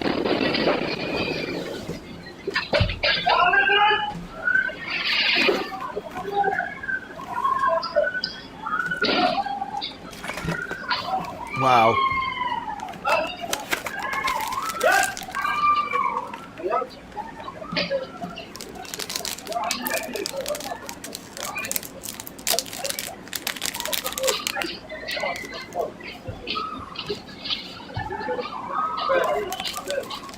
The moon is a lie.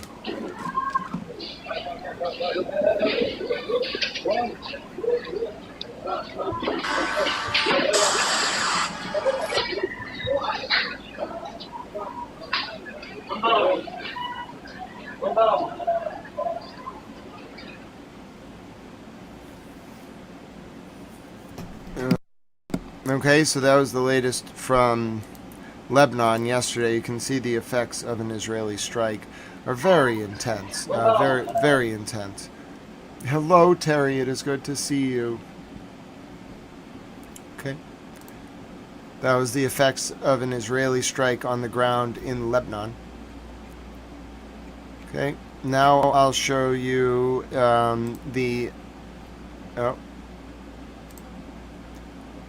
I don't want to show that actually because it could show very serious human damage. I'm going to show the latest from Pope Leo speaking this morning. Brothers and sisters, in our ongoing catechesis on the dogmatic constitution Lumen Gentium, we turn today to consider the laity.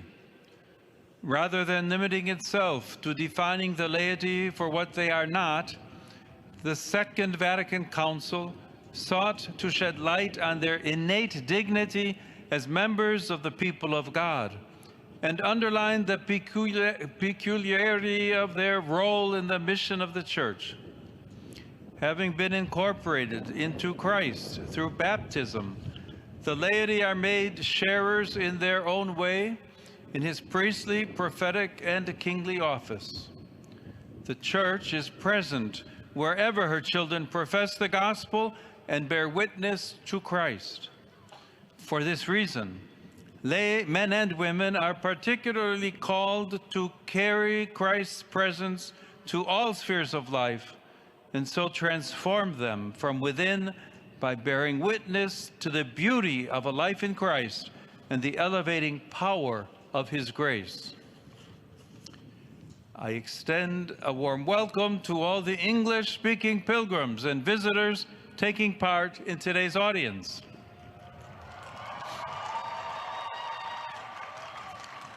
Especially those coming from Nigeria, the Philippines, the United States of America. I greet in particular the students participating in the 2026 UNIF International University Conference. May this Holy Week lead us to celebrate the resurrection of the Lord Jesus with hearts that are purified and renewed by the grace of the Holy Spirit.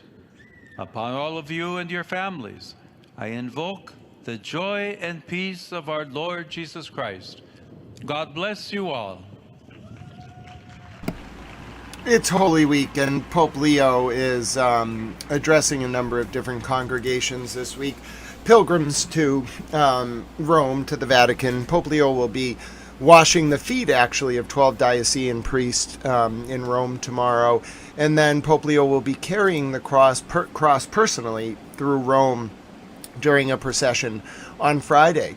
Now I'll take you to the Istighasa prayer in Iran, I believe. Okay, so I'll take you to scenes from the prayer held in Iran tonight. إياك نعبد وإياك نستعين اهدنا الصراط المستقيم صراط الذين أنعمت عليهم غير المغضوب عليهم ولا الضالين.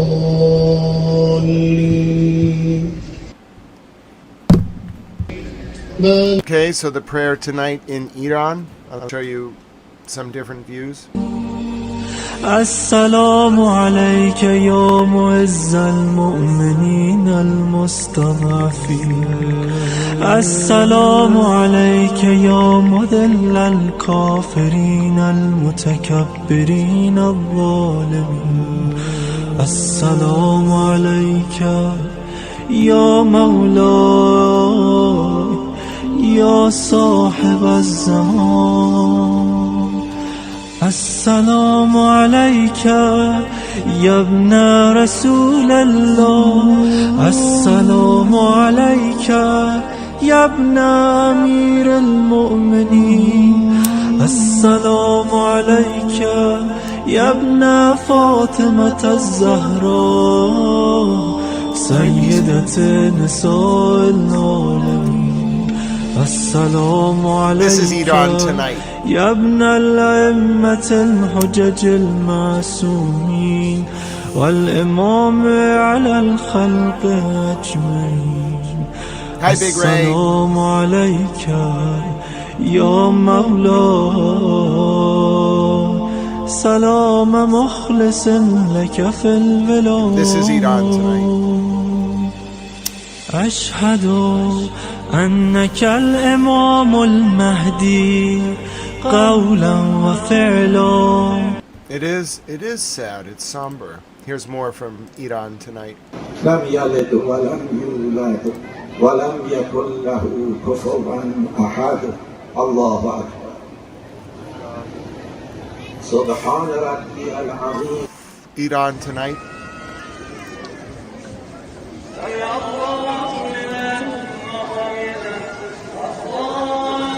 Miss Clutch, I think Big Ray might have been talking about the Pope. He's a little behind. It's okay. Oh, IRGC guy. Thank you, Big Ray, for clarifying. Good to see you, my friend. Yeah, the IRGC guy does tend to talk a lot. More alerts in the north coming now. More alerts in the north coming now. Okay. We're going to check out what Al Jazeera says. This is a very big day in the war. Grant, I made you into a South Park character and emailed it to you. Oh, Diane, I am thrilled. I can't wait to see it. Oh, Diane, he's so adorable. Oh, that's great. I got to forward it to myself so I can show it, Diane. This is great. I'm so grateful for you. I'll turn that alert sound down in 1 second. Okay, I'm going to take us to Al Jazeera. Diane has made me into a South Park character, and I love everything about it. Reminds me of Kyle's cousin. He's hilarious. Alright, so I'll show you right now. I'll show you Al Jazeera English. I'm going to take us back a little bit to get the update from Tehran. And then I'm just going to see if they think the world is burning down. I don't even have an update on the hits on Tel Aviv earlier. Alright, so we're going to go back a little bit, get the update, and then I'm going to show you my South Park character from Diane. I'm very excited. It's really adorable. Alright, so I'm going to go back 46 minutes. Just give me 1 second. Alright, this is the top of the hour update on Al Jazeera. Diplomacy yet again was used. We're going back a little bit just so I can get caught up. Debate. Who betrayed the table? Who attacked the negotiations for the second time? For the third time during the talks we should be attacked? Who is talking about a greater country for itself? Israel, not Iran. Iran has been a huge supporter of terrorism over the years. I really have to take exception to the idea that Iran is innocent in this. Inside Story on Al Jazeera.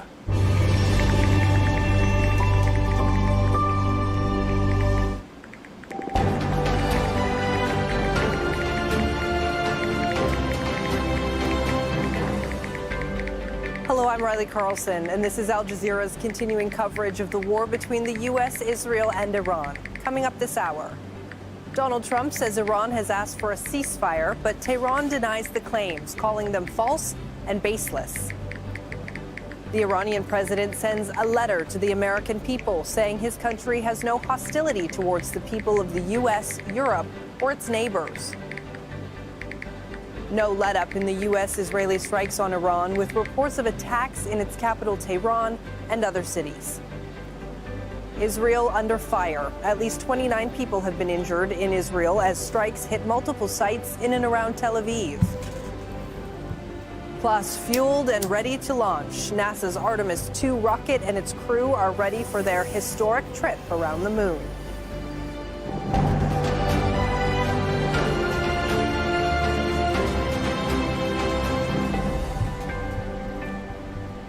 Thank you for joining us.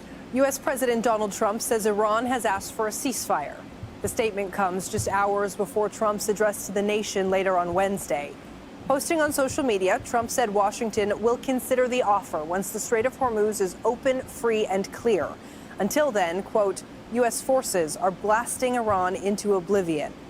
But Iranian officials have told Al Jazeera those diplomatic conversations have not taken place and deny asking for a ceasefire despite Trump's claims. In a letter addressed to the American people, Iran's President Masoud Pezeshkian says the Iranian people harbor no hostility towards the American people, Europe, or neighboring countries. But attacking Iran's vital infrastructure goes beyond constituting a war crime, and such actions carry consequences that extend far beyond Iran's borders. We are covering the story across the globe this hour. We will talk to our correspondents in the occupied West Bank, in Riyadh, Washington, D.C., and in Tehran. And that is where we will begin with Ali Hashem.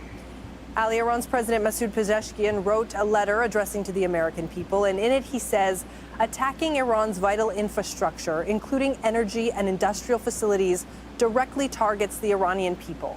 Beyond constituting a war crime, such actions carry consequences that extend far beyond Iran's borders. Is America first truly the priorities of the U.S. government today?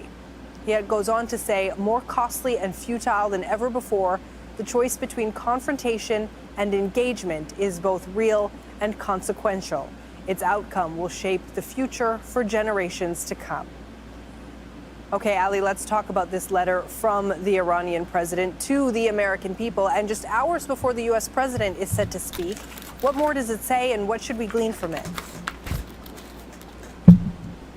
Well, this is part of the war of narratives between the United States and Iran. The Iranian president, who President Trump said that he, Pezeshkian, or the president of the new regime in Iran, as President Trump said, is the man who asked him for a ceasefire. So it's clear that this is the context from where Pezeshkian's letter came, so that he is kind of approaching the American people directly or addressing them directly, trying to explain his country's position, and it's not a warring country, rather it's fighting a war that was imposed on it. And actually in Iran now they're calling this war as the second imposed war, because they refer to the first war between Iran and Iraq in the 80s as the imposed war. So he is using also this narrative to reach out to the American people and try to build a kind of a rift maybe between the American people and the Trump administration by saying that it's not a war of choice for Iran. Iran hasn't attacked anyone. And even when it is defending itself, this is part of the legitimate rights the country has. Now, for the Iranians, this is part of several approaches they've been doing. We've seen him, the president now, approaching the American people. We've seen the supreme leader sending messages, and actually today also he sent a new message to the people at the anniversary of the Islamic Republic Day. Also, we know that they here in Tehran have a lot of, let me say, interest in writing their own narrative, in trying to impose their narrative or to send their narrative, facing the narrative of President Trump that says that Iran has to surrender and Iran is asking for ceasefire and Iran is begging for negotiations. Stay with us while we bring in Al Jazeera's Lucia Newman, who is in Washington, D.C. and joins us now live. Lucia, so the president, as Ali had mentioned, says that Iran asked for a ceasefire. Iran denies it. What more are we hearing from the White House ahead of the president's address? Well, we're hearing over and over President Donald Trump's narrative, and that is that no matter what messages are coming out of Tehran. The leaders of Iran want to negotiate. He says that the United States can live with or without negotiations. Then he changes his mind and says we would prefer a diplomatic solution, a negotiated solution. Really, it's clear that the U.S. president wants an off-ramp now. The price of fuel, not only around the world, but in the United States, has gone up significantly. People and the Poles are unhappy with the president and with this war. They want an out, and they want it quickly. The president had said this would be a very short conflict. Now we're hearing that it might be weeks in the plural, and then we're also seeing that he is sending amphibious vessels to the Middle East. So this confusion is not only confusing the public and perhaps the Iranian authorities, but also making his approval ratings go straight down. So what we are expecting is that in about a little less than 5 hours, he will address the American people to try to convince them that they have to be patient a little longer, to convince them that that they have already achieved the main goals of this conflict.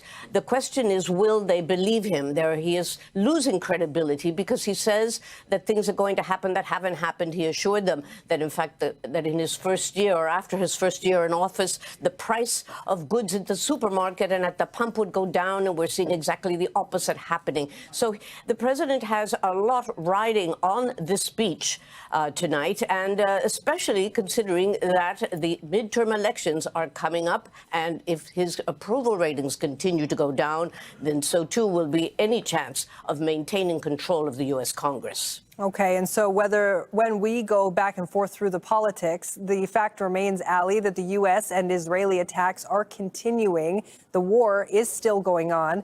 What have you seen in Tehran throughout Wednesday?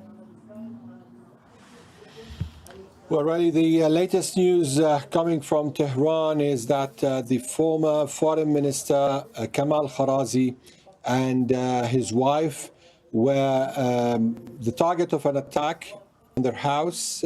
Kamal Kharazi is now in the hospital in a very critical situation. His wife died. He's also the head of Iran's Strategic Council for Foreign Affairs. It's an advisory body for the supreme leader. So this former foreign minister, he's in his 80s, is now in the hospital in critical condition. Other attacks in Tehran, we witnessed at least 2 towards the east of the capital. Also, there have been several other attacks during the morning, including one on the former U.S. embassy in Talghani Street, the center of the capital. 5 attacks in Shiraz, or 5 explosions heard in Shiraz. Also attacks in Bushehr, and we heard of one on a civilian raider over there. All right, Ali Hashem live for us in Tehran, and Lucia Newman live at the White House. Or live in Washington, rather. Thank you both for your reporting. Excellent reporting there. I'd like to get a Lebanon update as well. Great to see you, Robin Hood and Unity and Ifti Ahmad and Mad Mike and Craftsman and Big Ray. God bless you all. And Translator Towel. It's so good to have you with us. I can't wait to hear about that roast this weekend for Washcloth's birthday. Happy early birthday to Washcloth. Washcloth is Translator Towel's special towel. God bless you all. Let's find out what's going on. Hello, Joyce. How are you? Let's find out what's going on in Lebanon. They should go to Lebanon next. Let's bring in Jason Campbell now, who is a senior fellow at the Middle East Institute. They've been doing this. They've been interspersing before they go to the Lebanon report. They do this analysis for 5 minutes with like someone from DC, which is fine. But I personally would go to Lebanon after Tehran. I understand juxtaposing the American perspective with the Iranian perspective. But I want to hear the Ramallah and Lebanon report. Their Ramallah and Lebanon reports are really good. Across central and northern Israel. Oh, actually, let's hear what's going on in Tel Aviv. Social media platforms. Wow. Oh, no. Issues or options. At the Middle East Institute, thank you very much for joining us here on Al Jazeera. Thank you. I heard about the attacks in Tel Aviv. 29 people have been injured across Israel following the widest and most intense bombardment on the country in 3 weeks. Wow. Israeli media and social media platforms have shared videos of the damage after rocket fragments crashed into buildings after being intercepted. The Israeli ambulance service says a cluster munition missile hit multiple sites, damaging buildings in neighborhoods in Tel Aviv and across central and northern Israel. Noor O'Day is following all the developments in Israel from near Ramallah in the occupied West Bank. Noor, give us the lay of the land in Israel today, given that this has been another day of intense bombardment. Now, hi, Robin and Max. Hashtag Save Sasquatch. Well, Riley, the Israelis had to go several times to the bomb shelters and safe rooms across Israel, mainly in what Israel calls the center area, Tel Aviv and the surrounding cities, where 44% of the population lives, so millions of people, but also missiles reached and sirens blared in cities like Ashdod and Ashkelon, further down in the south. Now, in addition to the injuries and the damage, this just reminds Israelis that this war is nowhere near over, and that these sirens have become part of their life, have kept their kids at home on online schooling, and have kept their airport pretty much not working. And in the meantime, of course, the Israeli government is watching very closely all those statements that we're hearing and reporting on about whether the war will end, it won't end, and it's readying for those contingencies, escalating now the bombardment of Iranian targets to include strategic assets like the steel factories, like pharmaceutical companies, and so on, to deny Iran the possibility of a recovery when and if the war stops. And at the same time, according to commentary, readying for even more escalation if the U.S. president decides that all these efforts and conversations that have been happening diplomatically are simply not working. And if that escalation happens, Riley, Israel looks to bombard the electricity grid in Iran, as well as the oil supply and the oil infrastructure in Iran, thus decimating the country's ability to stay intact, to recover after the war, or to for the Hi, Maysoon, my dear friend. Miss Clutch, I think Big Ray's a little bit behind. Not everyone watches live. You got it exactly. Some people watch like the DVR. I turn DVR on so they can like get caught up if they start late. Government to be in control, even if that means chaos, with all the risk that comes with it for the neighboring countries. Riley? Right. Noor O'Day reporting live for us from near Ramallah in the occupied West Bank. Noor, thank you. Interceptions have been heard over Dubai as Iranian strikes continue to hit Gulf nations. Kuwait says its international airport was hit by a drone attack targeting fuel tanks. Officials say the latest strike caused a large fire and damaged fuel storage facilities at the airport. The fire is out now, and there are no reports of injuries. And a tanker leased by Qatar Energy has been damaged off the coast of Qatar after being hit by a projectile. The British Maritime Monitoring Agency says the incident happened about 30 kilometers north of the industrial city of Ras Laffan. Rasul Sardar is in the Saudi capital Riyadh for us and joins us now. Rasul, this has been another day of concerning attacks across the GCC. Can you please bring us up to speed with what's been happening? Indeed. So the first one was the Kuwaiti International Airport that was hit by the Iranian drones. The Kuwaiti authorities say that at least 3 ballistic missiles and 15 drones were fired at Kuwait, and as a result, so one of the oil tank in the international Kuwait airport was hit, and it caused a huge fire. Now, saying the firefighters have brought it under control. This is not first time that the international airport is being hit. A couple of days ago, it was hit again, and it took 3 days of firefighters to bring it under control. So, and then the other countries also coming under attack. So the Bahrain authorities are saying that in the past 24 hours, 4 ballistic missiles and at least 19 drones were fired at Bahrain. And also they are saying that one of the companies have been hit without specifically giving a specific name of the company. Then the United Arab Emirates, which is the epicenter of the Iranian attack. So today also tens of drones have been fired. In recent hours there have been the interceptions over the sky of Dubai. And also today in the city of Fujairah, 1 person died as a debris fell from the interception. Then here in Saudi Arabia, the defense ministry is reporting reporting that there has been several Iranian drones, particularly targeting the eastern province where the major energy facilities of the country are located, and also in Al-Khaj governorate where the Sultan Prince Air Base, the American Air Base, is located.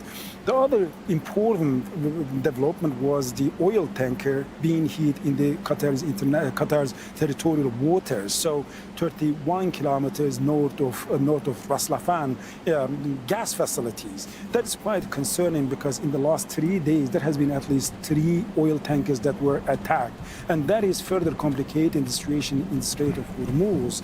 So because since the beginning of the war on, at least 400 million barrels of oil were removed from the global market, and that is quite a huge one. Just as a number, taking you through the numbers, before the war, around 20% of the crude oil and 20% of the LNG were being transported through the Strait of Hormuz. And now the reports are suggesting that that has dropped to 5% of the normal levels. So it means 95% drop in the energy flow through the Strait of Hormuz. So that is quite concerning, not only for the region, but for the global economy as well. Rasul Zadar live for us in Riyadh. He also mentioned at the top of the hour update, Ali Hashim has gone to bed, but we're going to take the top of the hour of the war between the US, Israel and Iran. Coming up, we're 3 minutes behind. Donald Trump says Iran has asked for a ceasefire, but Tehran denies the claims, calling them false and baseless. The Iranian president sends a letter to the American people saying his country has no hostility towards the people of the US, Europe or its neighbors. No let-up in the US-Israeli strikes on Iran, with reports of attacks in several cities. Israel under fire. At least 29 people have been injured in Israel as strikes hit multiple sites in and around Tel Aviv. And in other news, I'm Patty Culhane at the U.S. Supreme Court, where the U.S. president is breaking precedent.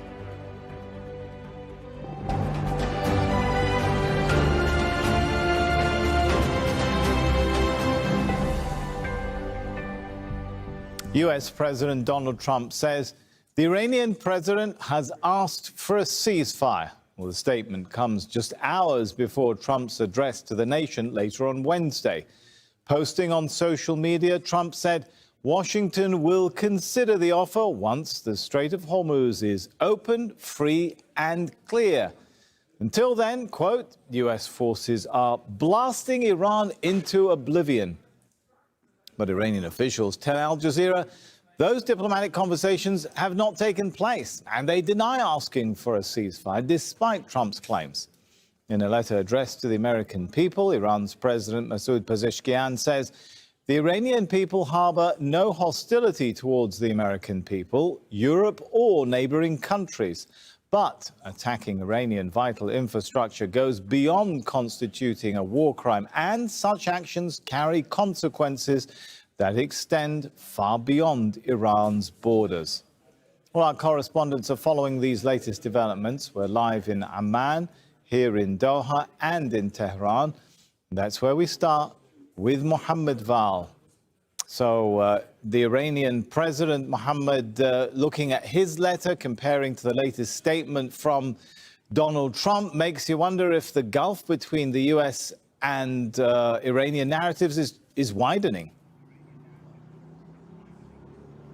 Absolutely, Sami. This is not the first time the Iranians are denying something that has been claimed by the US president, starting from the beginning of negotiations advancing, talking to some people here and so on. And now we have this letter in which the Iranian president addressed directly the American people, and the Iranian leaders also denying that he asked for a ceasefire. In the letter, instead, the Iranian president is reminding the Americans that Iran is not an aggressive nation, is not a nation that has been waging wars against others near and far for at least since the inception of the United States, and even before that, Iran hasn't initiated a war against any foreign country. and that these threats that are being depicted, Iran being depicted as a threat to the region and beyond, is a constructed narrative in order to justify aggression on Iran. He also mentioned the fact that, for him, the miserable fact that the Americans are waging a proxy war on behalf of Israel instead of serving the interest of the United States and the American people. Remember, this letter is addressed not to the president, but to the American people. Basically, he's trying to give what he thinks is the correct image of Iran as a friendly country in the region that is just defending itself, and a country that has the right to build its own weaponry. It has the right to defend itself, considering that the Americans have been present in the region in a very, very strong and threatening manner with their troops, with their war machine, with their with every kind of power that they have established in the region around Iran, and Iran sees in that an existential threat, and it has the right to defend itself by building its own weapons and so on. Basically, this letter is a letter that is intended to give the right image of Iran to the American people and to show that this war is wrong and that it hasn't been initiated, or it shouldn't have been launched in the first place against Iran, and that the American people have to look at this situation and see that their president is waging a war that is not in their interest. It's not an America First initiative or war in this context. And Mohammed, Donald Trump says he is blasting Iran into oblivion. Is that what we're seeing, especially when it comes to attacks on some of that heavy industry, key infrastructure and so on? That's right. We have seen those attacks, particularly on Isfahan. And by the way, they also have been repeated tonight also and during the day. Huge blasts in Isfahan, and reports from the American side that they targeted huge depots of ammunition and weaponry and so on. But they are really spectacular. That's going on. More strikes on Isfahan and also strikes on Bandar Abbas and Shiraz. Two ports in the Kashmir Island have been also targeted during the last few hours. And Tehran, west of Tehran, east of Tehran, also we have seen blasts during the day and heard explosions, plumes of smoke in many places in Tehran. And this denotes that, yes, America and Israel are really intent on destroying everything they can find in Iran. And they have an endless list of targets, apparently. We also have what looks like an assassination attempt against Kamal Kharazi. He is the former foreign minister, and also he's the head of the Strategic Council on Foreign Affairs, and he is a former advisor to the late Supreme Leader. Kamal Kharazi is severely wounded. His wife has been killed. The Israelis have not claimed that they targeted. This guy who was targeted, by the way, just so we all understand, the guy who was targeted was coordinating Iran's diplomatic efforts to meet with J.D. Vance in Pakistan. So whoever killed him to obstruct the diplomatic efforts. What is going on right now? Oh, I'm so sorry. I forgot to do the chat mom Lynn hurt her back. We should all be praying for her. I'm praying for her. I hope she recovers soon. She is resting. We're praying for you, Chat Mom Lynn. But yeah, she reminds me to set goals, so let me just do that. God bless you. And play go videos. Oh, don't forget to remind me about the rocket launch. America is about to go back to the moon. We're gonna watch that. Rigged Outcome requested it, and we're gonna watch that. Let's check in. I think America's go to the moon in like an hour. Have you ever wanted to watch America go to the moon with Towel? But yeah, the man that was just assassinated, well, his wife was assassinated and he was hit. It's bad. It's bad. He was the man that was coordinating the off-ramp in Pakistan. Crew that you see right there. Okay, we're going to the moon. Who's ready to go to the moon? 1 hour and 12 minutes. Hashtag towels on the moon. Send me to the moon. I've always wanted to go to the moon. Hashtag towel to the moon. That's the latest from We're going to the moon, ladies and gentlemen. 1 hour and 12 minutes. Thank you so much, Daryl. Great news all around. And yes, Pete Santos, that's him. The last hatch And now we are looking at a live view of Banana Creek. Lots of people there. I'm sure we're Hashtag towels to the moon. with the flight termination system has been resolved. Mimi, we're bringing the goats. Go for launch from the range. Go for weather. Yeah, I guess they're not going to the moon. They're going near the moon, though. Yes, it's going to be exciting. The crowd is. It's still Nature Alley. Said you can start to see the sun poking out here. I'm not sure why we have to wait an hour. I think it's because that's when they have to like schedule a launch. We have our Leah Martin down there at the Banana Creek viewing location, and she's standing by with some other guests. Hey, Megan. I think it's actually an important like scientific endeavor. Now, have you heard a big rumble? As soon as Daryl said that the range was clear for launch, everybody. It looks like they're cleared for launch. Final countdowns. Standing next to me, I have Hudson and Maddox, the son of You got it, Mad Mike. Me, you, Mimi, and the goats. The baby goat. Her name is Ellie. What did you say? I'm very excited. I would be excited too. And you know, You're on international TV, son. You can meet the moment. Give us a speech. An 11. excited, super excited. Yeah. Good. So, Megan, we've been watching the Watch broadcast here and hearing some of the questions that you and Nicole have been asking and answering. And I actually wanted to ask these two kids, if you could take a 10-day trip around the moon and take 3 people with you, who'd you take with you? Well, I'd take my dad and my mom. Oh. And I mean, I don't know. Probably Santa. my best friend. Oh, that's a good answer. I would have brought Santa or a goat. So brother got left out. Who would you take? That was just what I was thinking. My dad and my mom and my best friend. Oh, what a wonder! Look at 2 well-raised kids. How about that? They want to bring their parents to the moon and their best friends. Oh. That's what America is all about. Not famous people, not like some celebrity, not even Santa or the goats. No, they want to bring their parents. Slinky Socks got a moon for everybody. I'm thrilled. What they're passionate about or doing what they were born to do. This is a good broadcast. I mean, this is an exceptionally happy moment for us and all of us and the people that are, about to take off on this historic trip here. And I'm grateful to know that we've helped in some way, shape, or form to help them stay steady and calm, in Good such job. an exciting time within the Well put together. Well done. To just be here and witness it and know that, they've got some tools to help them stay calm and steady is everything to us. So.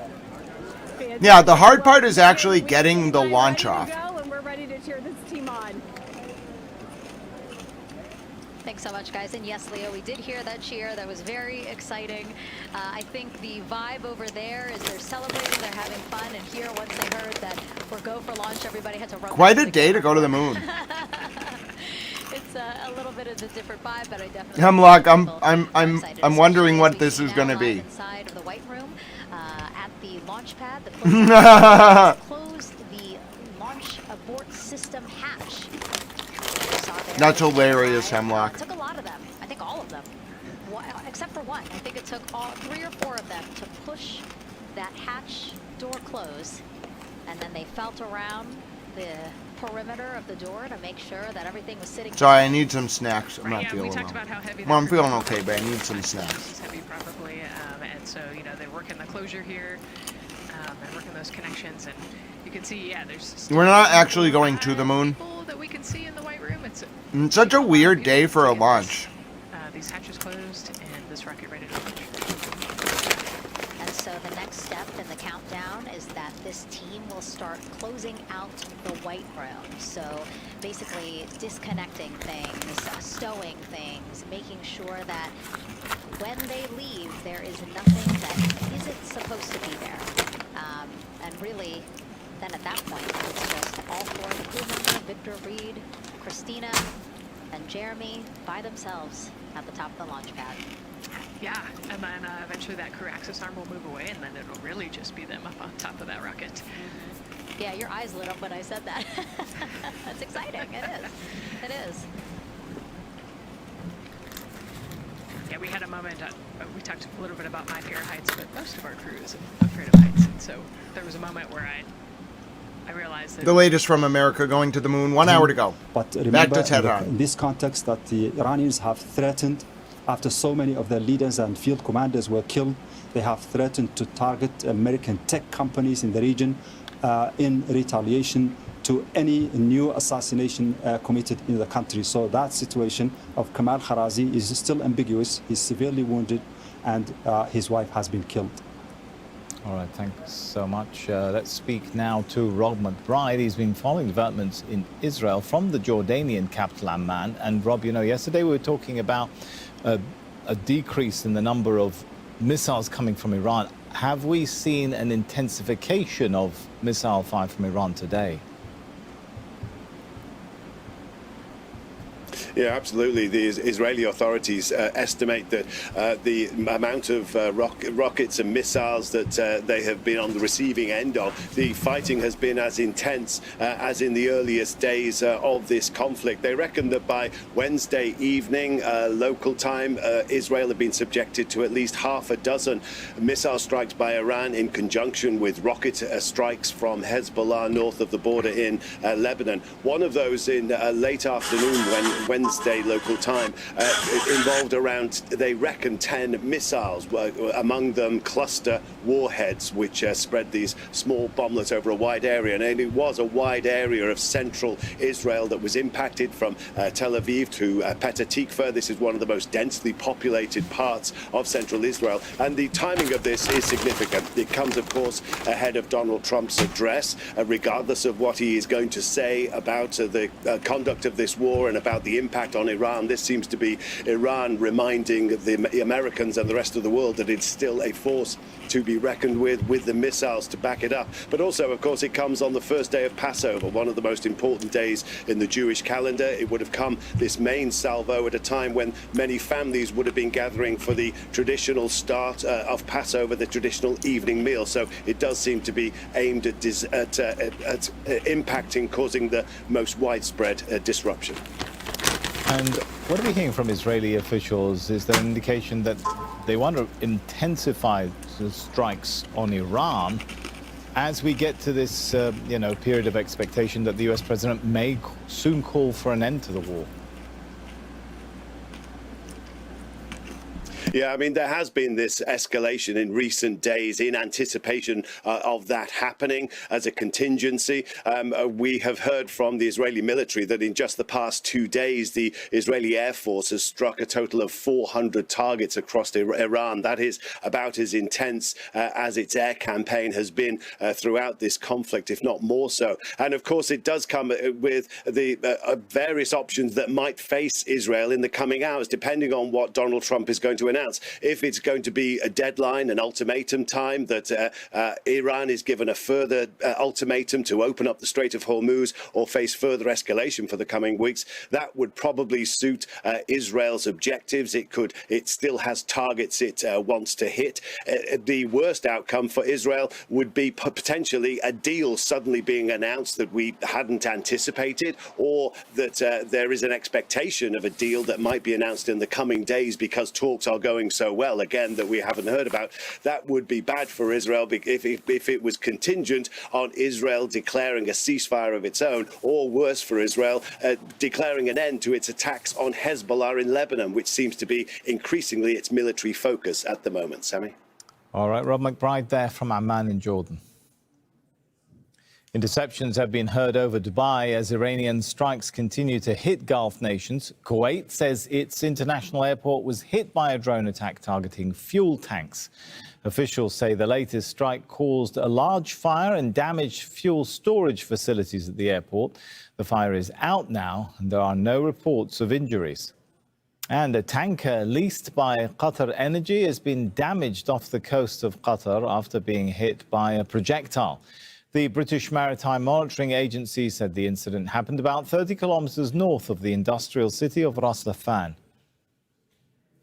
Let's speak to Victoria Gatenby. She's live for us in Doha. So from drone strikes to cruise missile strikes, just how hard a day has it been for the Gulf? It's been another difficult day for GCC countries, and it's been another example, really, of Iran targeting this region's energy infrastructure. So we've had that attack on Kuwait International Airport, where drones targeted fuel tanks, which caused what the Civil Aviation Authority described as a major fire. Now, that is the second time in a week that facility has been targeted. Last time there was a fire there, it took them almost 3 days to get it under control. This time they were able to get it under control much more quickly. But it's another example of that facility, that civilian facility, being targeted. Now, Kuwait has said that in the last 24 hours they have been targeted by 3 cruise missiles and 15 drones, in fact. So that's just over the last 24 hours. Now, in the UAE, they continue to be targeted in vast numbers by missiles and drones. They say over the last 4 weeks, they have been targeted by more than 2,000 drones, more than 400 ballistic missiles, and more than 20 cruise missiles. And while most of those have been intercepted, the danger is still there for civilians, as we saw today in the city of Fujairah, because a man was killed by a debris from a missile that was intercepted. And of course, another example of this region's energy infrastructure being targeted was the vessel, the tanker off the coast of Qatar, being targeted by 3 cruise missiles. 2 were intercepted, but 1 hit the hull of that vessel. And you can only imagine, for the 21 crew members on board, how terrifying that would be. You're in the ocean on a tanker full of fuel, and your vessel is hit by a cruise missile. Thankfully, nobody was injured, but a terrifying experience for them. And are we getting a reaction from Gulf countries on the possibility of the US withdrawing from the war without there being a deal?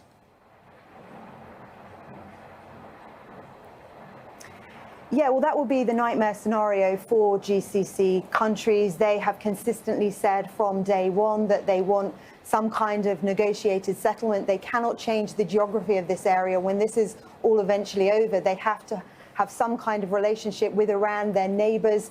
They always will be neighbors. So the GCC countries are essentially concerned about 2 things. Iran talking about the fact that they may charge vessels to go through the Strait of Hormuz. GCC countries say they're absolutely opposed to that. They have that in common with the US Secretary of State, Marco Rubio, who said that in an interview to Al Jazeera just a few days ago. And they're also concerned about Iran's missile and drone program, because if the US departs this region in a few days or a few weeks and there is no negotiated settlement, GCC countries are left with a security problem. This region has faced 85% of Iranian missiles or drone attacks. That's 6,000 projectiles that have been aimed towards GCC countries. So they want a negotiated settlement, and they want a seat at that table when that happens, so that their interests can be represented in those talks. Victoria Gatenby from Doha. Well, Jason Campbell is a senior fellow at the Middle East Institute. He's also a former civilian Pentagon official. Joins us live from Washington, D.C. Good to have you with us. So let's connect some dots. Today we had Donald Trump calling the Iranian president on Truth Social much less radicalized. At the same time, we've still got U.S. troops heading to the region. How do you put those two together? Is a new military push coming together to try and strengthen U.S. leverage before the U.S. tries to end the war?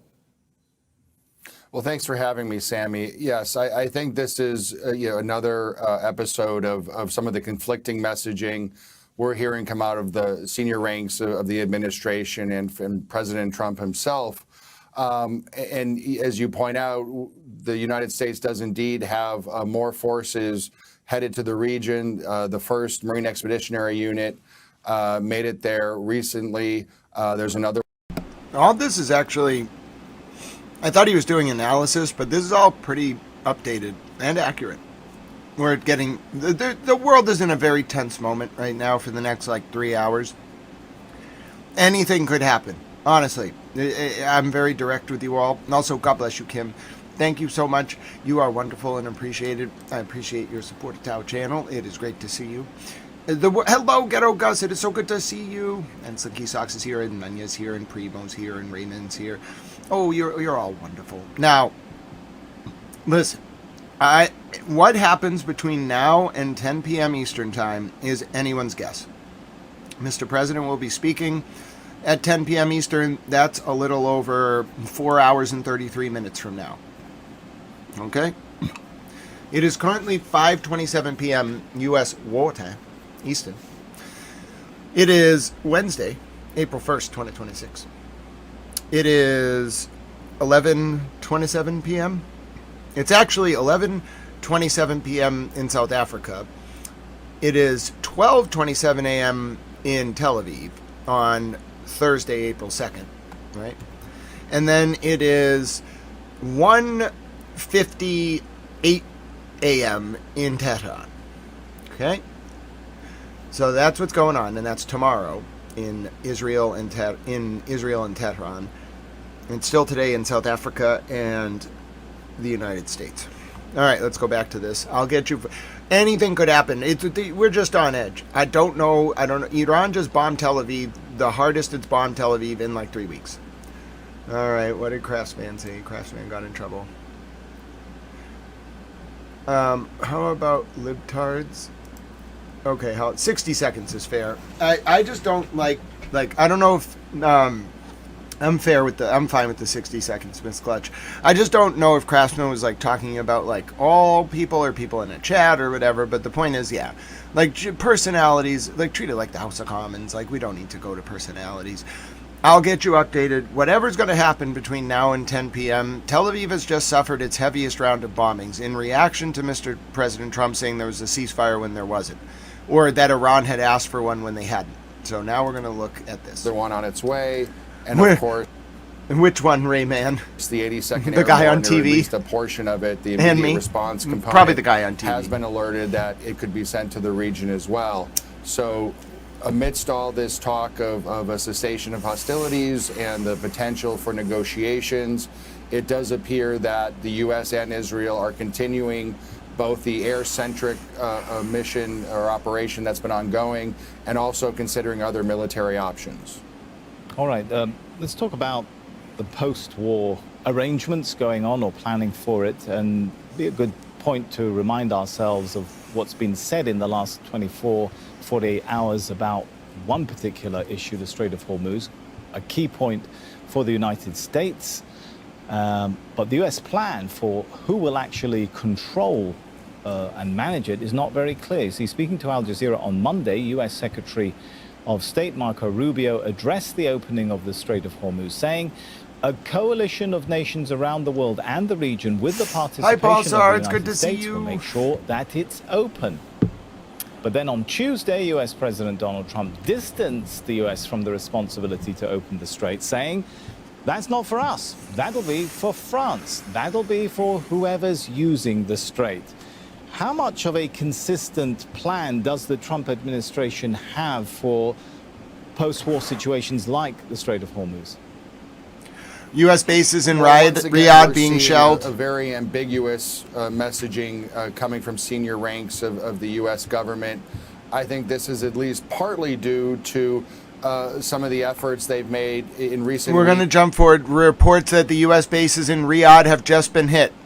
The demands of the U.S. was for Iran to undo or decrease some of its support for allies. Let's just remind ourselves of how statements from the U.S. have transpired on that. You might remember back in February, U.S. Secretary of State Marco Rubio said Washington was, quote, ready to meet Iran for talks, but certain requirements needed to be met, Rubio told the media. In order for talks to lead to something meaningful, they will have to include certain things. That includes the range of their ballistic missiles, their sponsorship of terrorist organizations across the region, and their nuclear program. Well, today we have a different set of statements from Donald Trump saying that he is actually... Hi, Francine. Well, he's speaking to the media, and he said he's considering withdrawing Washington from NATO after criticizing the group for a lack of support in dealing with Iran. Trump saying the idea, meaning the idea of withdrawing from NATO, is beyond reconsideration. I was never swayed by NATO. I always knew they were a paper tiger. So once again, putting those statements together, whose alliances are being undermined more or tested more by this conflict? Yeah, the most recent messaging has been a little difficult to understand because, at least from President Trump, we're hearing, on one day, the Strait of Hormuz doesn't really matter to the U.S. We don't need it because the U.S. Is able to produce enough oil and natural gas for its own consumption. And then the next day, it's, threatening to pull out of NATO because those countries didn't agree to sign on to an operation that, quite frankly, has not been going well and certainly didn't plan for some sort of a incursion of land forces or other options to open the Strait of Hormuz. So it's been very difficult to sort of maintain a good analysis of what might happen next with this administration when it comes to Iran. The U.S. president also been quoted as saying we're going to be out pretty quickly. We'll come back to do spot hits. Is that an indication that a new era of instability faces this region going forward? Well, I think it does, and I think that the insinuation that the U.S. can simply just pull back and remove its forces from the region and it will remain generally stable and oil prices will come back down until the U.S., again, at some undefined point in the future, decides to come back and engage in strikes again is at this stage not very realistic. Iran now on two occasions, both last year in the June's 12-day war and now in the ongoing war, have been struck by the U.S. and Israel while engaged in ostensibly in negotiations, and certainly aren't going to sit idly by for a situation to repeat itself in 9 or 12 or however many months forward. So I think that regardless of the president's statements, you're going to see instability in the immediate term, not just the near and medium term as well. All right, we'll leave it there. Thanks so much, Jason Campbell, Senior Fellow at the Middle East Institute. Thank you. There have been more Israeli strikes on villages in southern Lebanon. Israeli forces are expanding their attacks in the region as they continue to occupy the area. Israel's defense minister has said all houses in the villages near the border in Lebanon will be destroyed, quote, in accordance with the model of Rafah and Beit Hanun in Gaza. Zaina Khoda reports now from Beirut. Israeli forces have invaded southern Lebanon, and Defense Minister Israel Katz says they won't leave, even after the current war with Hezbollah has ended. And while Israel's army says it is not operating against UN peacekeepers, the Lebanese military, or civilians, it has targeted an army position, killed many civilians, and called on UN forces to avoid combat zones that residents were told to leave. The mandate of the UN interim force in Lebanon, or UNIFIL, ends this year after decades, largely due to Israeli pressure. The Israel Defense Forces are in control of substantial areas immediately north of the Blue Line. The civilian suffering from the hostilities continues to mount. UNIFIL, on the ground carrying out its mission given by this council, has now also suffered fatalities. The UN is still investigating the incidents, but it says the situation in Lebanon has dangerously deteriorated with the fighting between Israel and Hezbollah. Israel has been trying to empty the area south of the Litani, and Lebanese officials are denouncing Israel's new occupation of the area. We call upon this council to act immediately and to condemn these statements clearly and explicitly, and to take the necessary measures to compel Israel to halt its incursions and withdraw its forces to internationally recognized borders. Israel occupied southern Lebanon for 18 years before withdrawing in 2000. Israel's offensive against Hezbollah has no front line. Israel's airstrikes have again targeted the Lebanese capital. In a letter to the UN Security Council, the government in Beirut asked the international community to secure a clear commitment from Israel to stop all attacks across the country. Israel says it won't stop, and it is also refusing the Lebanese government's offer to hold direct negotiations. It wants Hezbollah to disarm and is pressuring the state to enforce its decision to ban the group's military wing. The army is reluctant to do so in a time of war, with the defense minister warning Israel's plans are, quote, a deepening of its aggression against Lebanon. Zana Khuder, Al Jazeera, Beirut. The United Nations says it continues to investigate the death of 3 Indonesian UN peacekeepers in Lebanon. The incident comes as Israel expands its ground invasion deeper into the south of the country. The World Health Organization says 51 Lebanese health workers have been killed since March the 2nd. Al Jazeera's Gabriel Elizondo pressed the UN spokesperson for when an investigation might be completed. The reason I'm letting this play, by the way, is this is some of the most comprehensive on-the-ground reporting about the situation in Lebanon that I've seen in the past 8 hours. I'm reading a little bit about a number of situations playing out right now, including relating to the January 6th pipe bomb case. Very strange situation going on right now with that. But I don't want to follow up on that until I know more about why there's a motion for sanctions. It's kind of breaking right now, but we're going to take a listen to this as well. Again, you have about 1 hour till the launch for the moon, back to the moon. The U.S. is not going to the moon; they're orbiting it, but it's still an important launch. It's the launch itself that's important. Like, you want the rocket to leave the atmosphere successfully. That's the big test. I mean, orbiting the moon's important. Coming back's important, but it's the launch that's very important. The actual launch sequence is the most crucial. If it's going to fail, it will fail then. And you really don't want it to fail. I think there's people on it. Actually, I'm certain there are people on it. Situation in southern Lebanon, though, and if you're wondering, you have about, 4 hours and 21 minutes until 3 hours and 21 minutes, until Mr. President Trump's address to the nation, which is supposedly about at the end to the war, while the war is still very active and there's bombing in Tel Aviv and a lot of damage. So it's anyone's guess, folks. It's anyone's guess where this is going. Given the serious nature of this, what is the expectation by the Secretary General on when this will be concluded? The expectation of the Secretary General is for it to be done as quickly as possible, as safely as possible. We're talking about doing a forensic investigation in the midst of a conflict zone. As I mentioned, for the right people from UNIFIL to go back to the place where those incidents happen, they need to deconflict. We do not want to see a situation where those who are investigating an attack or an incident are they themselves put in harm's way as part of that investigation. And the expectation by the Secretary General is that the investigation will determine not only what killed them, but who killed them? In as much as possible. I mean, I can't prejudge not only the timeline, but what they will find. They may not be able to conclude.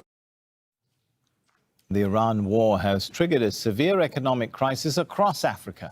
Most nations importing fuel are facing an unprecedented energy crisis because of sea traffic disruption at the Strait of Hormuz. Kulsum Sharif explains. Hundreds of millions of Africans have been forced to adapt to higher fuel costs in the past month because of what's happening here. From South Africa to Egypt, fuel costs across the continent have jumped. The steepest rise of around 65% is in Nigeria, one of Africa's leading oil producers. Oil prices here are deregulated, which means they're determined by market forces and not the government. Also, the country imports refined fuel products because of its limited domestic refining capacity. Now, governments are announcing energy-saving measures. In Zimbabwe, they are increasing the amount of ethanol in petrol from 5 to 20%. Others, like South Africa, are reducing taxes on fuel. Now, in Ethiopia, this is what we are seeing. People waiting for hours to fill up. Now, the country imports all its fuel. Indonesia is real. The cake petrol was real. The moon is shortages real. in supplies. And diesel oh, God bless you, supplies Mimi and made Ellie. tough. We pray for peace. Ellie is a baby goat. We love the The baby of goat. Mauritius, again highly dependent on oil imports, is low on supply. A shipment expected in March has failed to arrive. The government has announced energy-saving measures with stocks just for about 15 to 20 days left. Now, the access to fertilizer, essential in food production, has also been badly affected. Now, the near closure of the Strait of Hormuz has halted 1/3 of global fertilizer trade.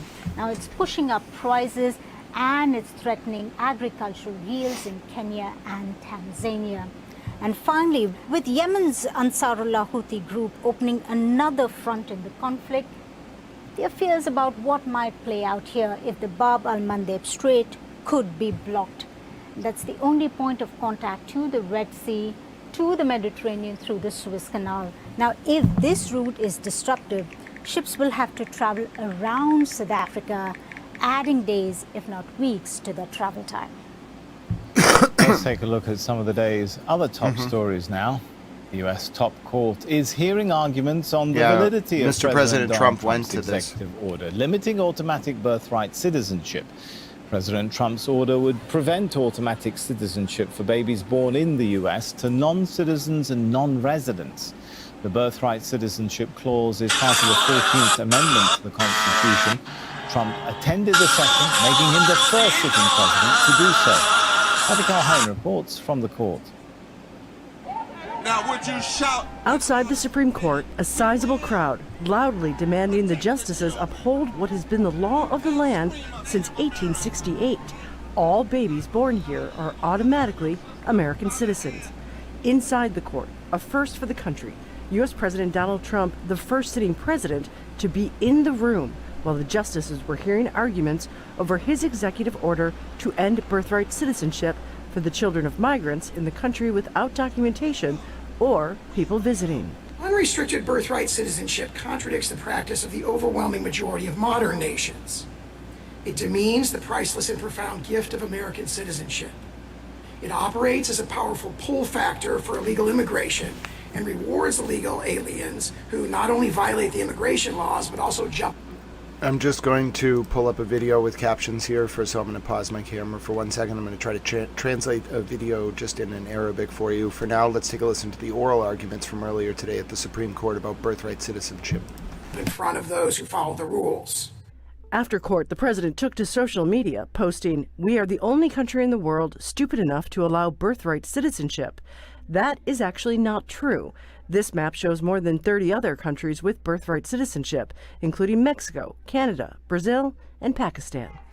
After the hearing, the lawyers suing to keep universal birthright citizenship expressed optimism. I am confident that the court is going to turn back this president's effort to radically rewrite our 14th Amendment rule of birthright citizenship. Protesters will likely be back when the court announces that it's made a decision, but that's not going to happen very soon, at earliest likely in June. Patty Culhane, Al Jazeera at the Supreme Court. India has begun the world's largest population count. More than 3 million officials will run the census, which is likely to take a year to complete. It could reshape welfare programs and political representation. It was originally scheduled for 2021, but was delayed by the COVID-19 pandemic and logistical hurdles. The last census in 2011 recorded a population of 1.2 billion. Al Jazeera's Neha Punia reports now from New Delhi. We all know that India is the world's most populous nation, but just how many Indian citizens are there? UN estimates suggest 1.4 billion, but the government is now trying to get an exact number. It's why it's called this census a gigantic exercise of national importance. 3 million officials will travel the length and breadth of the country. It'll cost a whopping $1.25 billion. This will be the first digital census in India's history. Officials will be armed with smartphones to log details of millions of Indians. Also, for the first time, long-term live-in relationships will be registered as married couples. In the first 15 days of April, people can register themselves online as well. These are the details you'll need to fill: the number of people living in a house, their marital status, what kind of access to amenities they have like water, sanitation facilities, internet and assets owned by them. Also your caste, which is something that communities like this one say they'll be watching closely to see what kind of data comes out on the socially and economically marginalized groups living in India. The caste system is a form of social hierarchy dating back thousands of years. It affects the jobs you can do, your access to education and resources. The government has quotas to help those communities get jobs and education, but they say more needs to be done. In jobs and education, I think there should be more quotas for people like us. Discrimination is wrong. God has created all of us equally. We've created these social divisions. The last time caste data was collected comprehensively was in 1931. India's first government after independence stopped the exercise, saying it would end the reinforcement of social divisions. But in the last few years, there's been a big focus on social injustice here, particularly by the opposition, and that seems to have fueled the inclusion of caste as well. The census is important because it'll help policies on development and social welfare. Cities here are struggling to cope as more and more Indians migrate to urban centers. There's overcrowding, water and housing shortages, widening income inequalities and rising pollution levels. Now, policies to address these issues were set based on data collected 16 years ago. But we'll have to wait a full year for the results of this census. Numbers are only expected next March. Neha Punya, Al Jazeera, New Delhi. Anticipation is building along Florida's Space Coast just hours before NASA's big lunar launch. 4 astronauts are hoping to make history aboard the Artemis II mission. It's the first journey to the moon to carry a crew in more than 50 years. We're going to take a short break now, but stay with us. The news continues at the top of the hour after talk to Al Jazeera.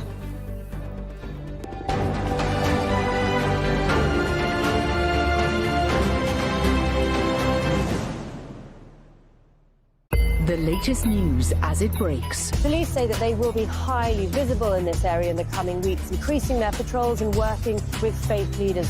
With detailed coverage. This is the second time in less than a week that the power has gone out all over the country. From around the world. The cost of jet fuel is surging. It has doubled in Europe and up more than 80% in Asia. It will be the customers who bear the brunt of this. Always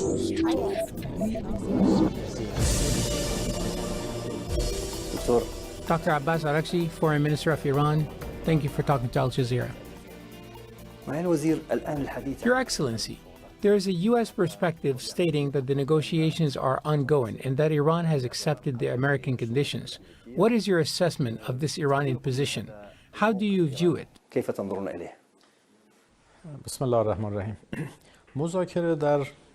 Negotiation in the literature of international relations has a specific meaning. Two countries sitting face to face, negotiating. Such a situation does not currently exist between the United States and us. However, countries sometimes exchange messages through other countries. This is not called negotiation, and this is what currently exists between Iran and the United States. We receive messages from the American side, some are direct, and others come through our friends in the region. Wherever necessary, we respond to them. Therefore, there is currently no negotiation between us. Claims made in this regard are not correct. The exchange of messages, which sometimes includes warnings from our side or points from the other side, is ongoing, but it is not a negotiation. You mentioned now the exchange of messages directly. What do you mean by that? If there is communication with American entities or not? Or is it still the same exchange taking place through Sorry, I have to break in. I can't even believe what I'm about to report to you right now. There has been Hezbollah infiltration in northern Israel. I don't think any of you are going to believe this. I almost didn't believe it. There has been a Hezbollah infiltration in northern Israel. What? What? This can't, like, you don't understand. They're on the ground. They got into Israel. Hezbollah got into Israel, very south. How did they get that far south? Oh, goodness. It's either Hezbollah or the Syrian forces. Somebody got into Israel. I have no idea what's about to happen. All I'm telling you is there's a serious security incident in the middle of Israel. It's near Kiryat and Eli. It's it's east of Tel Aviv, north of Jerusalem. Like, they're in there. I think there's about to be like a very serious situation. I've never seen this kind of alert during this war. Yeah, something's about to happen. Whatever. Listen, Hezbollah is moving. Somebody's moving on the Israelis right now. I can't tell you what's happening on the ground because I'm not on the ground. This happened literally 3 minutes ago. Somebody is on the ground in this specific city in Israel. It's Eli. It's it's in the middle of the country. It's kind of near the Jordanian border. It's west of Amman. What is it? Amman, Jordan. There's something in there. There's something going on the ground. Now, I've never seen this alert before. I don't know what this alert means. I don't know if it means there's like an attack.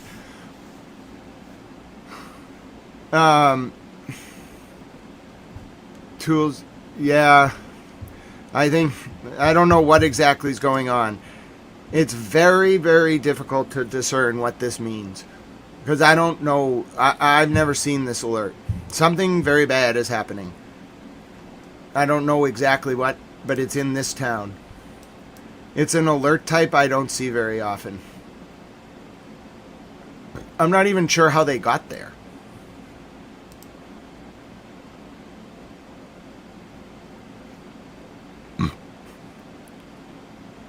Yeah, Hezbollah has these, like, they're called the Radwan Division. They have these units that go really far into Israel.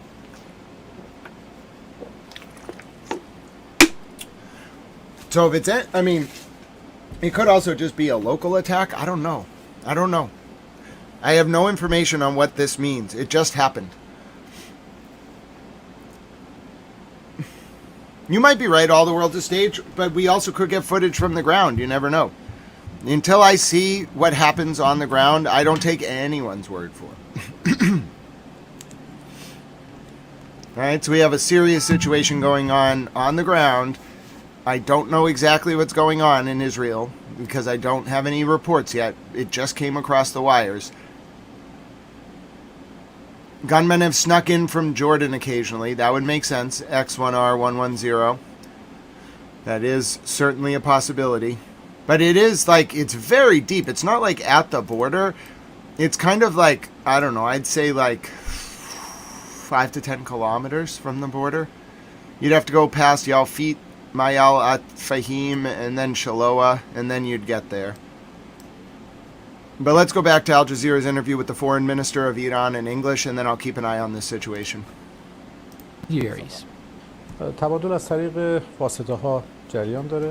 The exchanges which live cams? Paul saw, which live cams? Avery, do you have a live cam we can look at? Are ongoing. Mr. Witkoff, as before, continues to send messages, but this does not mean negotiation. Rather, it means the exchange of messages that continues in conditions of peace and war. There is talk within the U.S. administration that discussions are taking place with a certain party in Iran. Is there indeed a party, other than the known official channels, that is negotiating with the United States? And does this imply a division or fragmentation within Iran's political system at this moment? None of this has any accuracy. All messages are through the official channels of the Ministry of Foreign Affairs, or the Ministry of Foreign Affairs is aware of them. Security services usually have contacts. Some are also conducted through those channels, but all take place within a specific framework established by the government and under the supervision of the SNSC. There is a single management in charge of all of this. There is absolutely no issue of multiple directions existing. Everything is under the management of the Supreme National Security Council. The U.S. President has stated that you have responded to the 15 American demands. What do you say to that? We have not yet responded to the 15-point U.S. proposal. No response has been given. At the same time, you mentioned that you presented 5 conditions to the mediators. Has there truly been a response to these conditions? How does the United States view them? From our side, no condition or clause has been presented to the other side.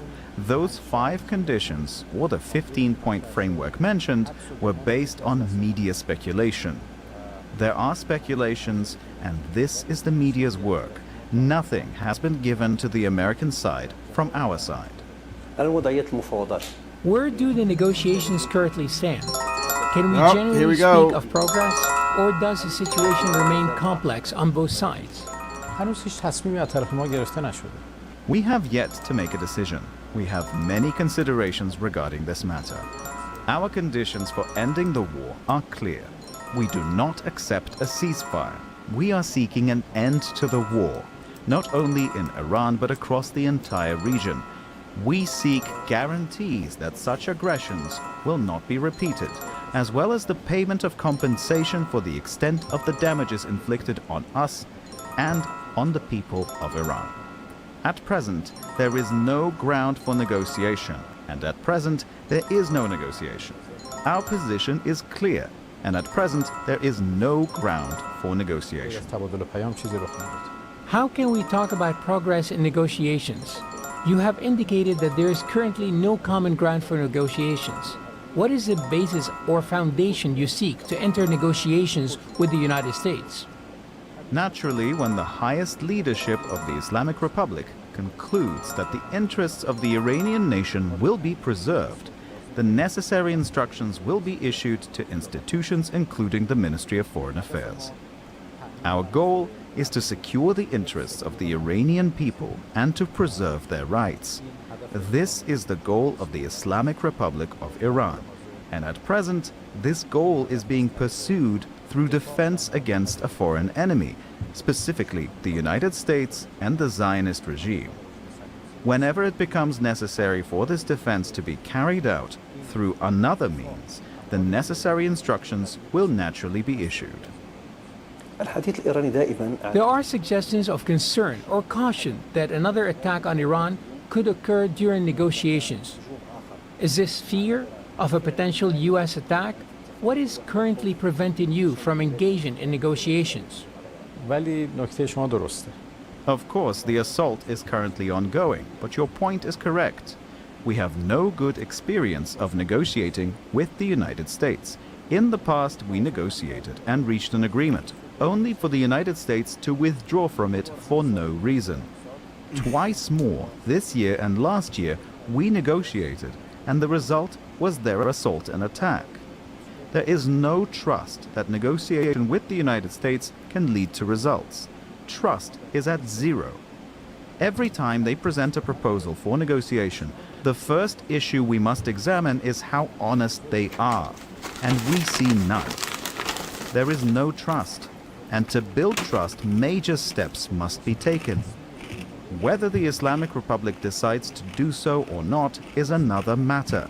But in response to any proposal, the issue is how much trust exists. At present, no trust exists.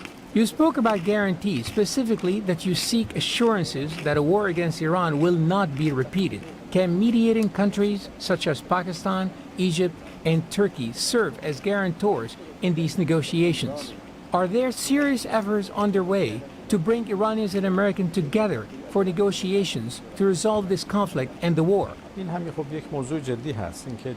Another serious issue is what guarantees can be provided.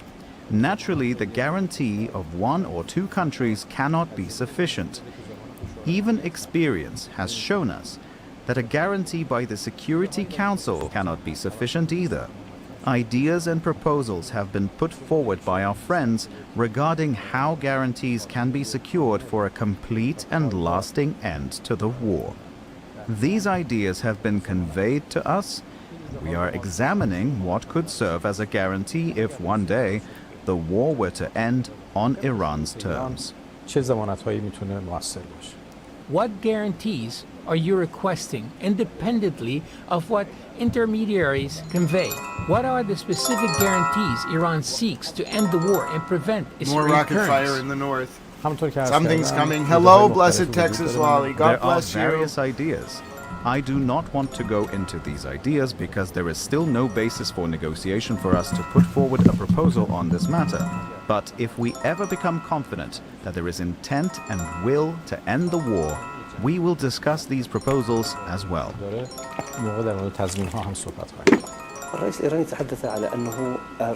U.S. president has reportedly given a deadline until April 6, stating that if Tehran does not respond in negotiations, a comprehensive attack will be launched targeting energy, oil, and vital infrastructure across Iran. What do you say to that? They have tested us many times. We do not accept deadlines. For us, securing the interests and rights of the Iranian people is what matters. No one can set deadlines for us. Artificial deadlines do nothing but make matters more difficult. And you have seen that these deadlines have been extended twice so far. The President of the United States must change his approach. You cannot speak to the people of Iran with the language of threats and deadlines. Our people are a great people with a very rich culture.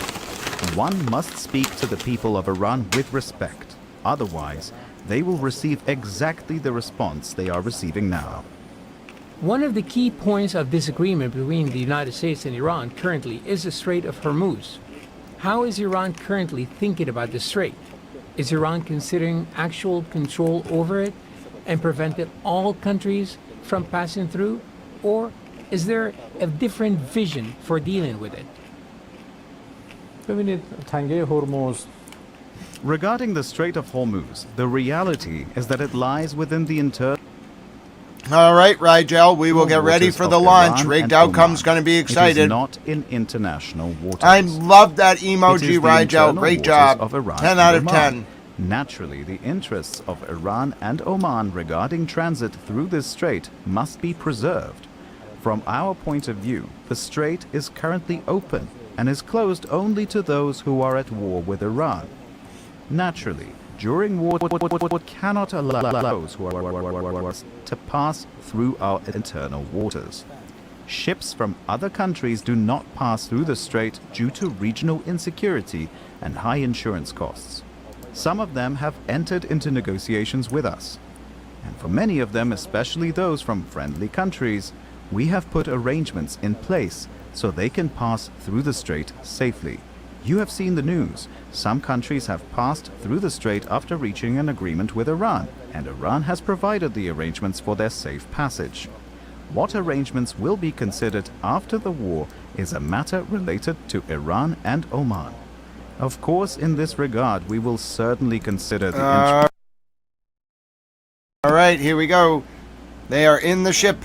Of our launch window, and right now we are targeting the top of that launch window, so we could be launching here in about 19 minutes, Nicole. Here we go. They're gonna launch. We're going to the... If I expected this today, I'm excited. I don't know if I expected this today. I'm excited, and you know, I'm glad they were able to clear the problem with the battery on the LAS and everything. Who's ready to go back to the moon? They're not actually going to the moon. They're going around it, but it still counts. A historic day. Thank you, Avery. We'll take a look at those live cams. Thank you very much. To embark on a mission back to the moon, the first time in more than 50 years. Yeah, you know, just so proud of the crew and all of the teams here on the ground that made this happen. You know, they are carrying the torch from the Apollo era into the Artemis era. And, you know, it's the crew likes to say they want to be the shoulders that the next generation. And let's see, GLS, can you help us with that, please? Here we go. It's almost time to go to the moon. I'm ready to go to the moon. I've always wanted to be here for a moon launch. I don't think they're actually going to the moon. I'm not an expert on this. I think they're orbiting the moon, but it's still going to the moon. You know what I'm saying? It's not like going on the moon, but it's still going around the moon. Still counts. Well, Silent Dogs, it rigged outcome asked for a little break, and you know, you don't send a rocket up to the moon every day. Just leveraging everything we've learned so far as an agency taking us from Apollo. Hello, Jack Burton. Ground control to Major Tom, indeed. They're going to send Americans around the moon. Poised to again fly us into the history books. I'm ready. I'm ready. I am Walter Cronkite Towel, ready to take you to the moon. To operations, we just wanted to answer one question for you guys. Get free. That is kind of funny. I think launch windows are determined by the weather. You guys said launch, Twitch. You guys said lunar flyby. So I think you guys will all be very excited since we are now about. Like a lot of stuff has to go right to actually launch a rocket. Today. And so with that, they're on a return trajectory. Very cool, Rigel. I don't know a lot about rockets. And just want to give you an update on the launch abort system that you just reported that they cleared. They believe. Yes, Lee Agent. Good to see you. An instrumentation failure. So there are 2 batteries on the LAS. The LAS, of course, and with the help of my 2-year-old son's model rocket, Daniel said I could use this, so it's okay. The LAS is right here. It's the tower above Orion. Orion capsule's inside of here. It's used to pull Orion off the rocket in case the rocket is something's going on with the rocket, either on the pad or in flight. 2 batteries are bad. Well, I'm sorry. One of the 2 batteries reported an out-of-family temperature, and it was very much out of family. And so they checked their data going back into the vehicle assembly building where they recharged the batteries and worked on them. And they have good, solid data, they reported, that tells them that this is an instrumentation failure, that there's something wrong with the sensor. And so they took it before the mission management team, which has to accept the risk, any changes to launch commit criteria, which this would be one, and they all fully accepted it. So now we are clear as far as that constraint is concerned. And one quick thing as we count down now, we are getting into the final minutes before liftoff. There's a 2-hour window. We haven't quite set the T0 yet, but this is a list of the cutouts.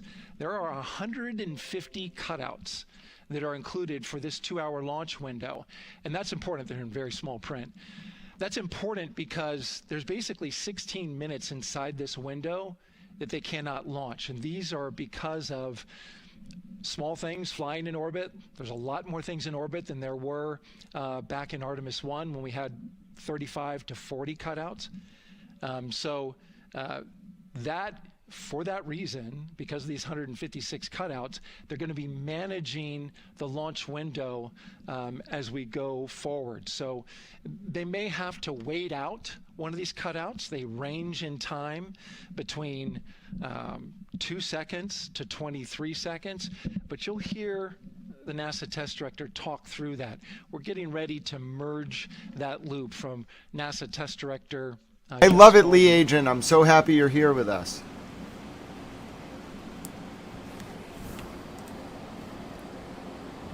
A big night for so many reasons.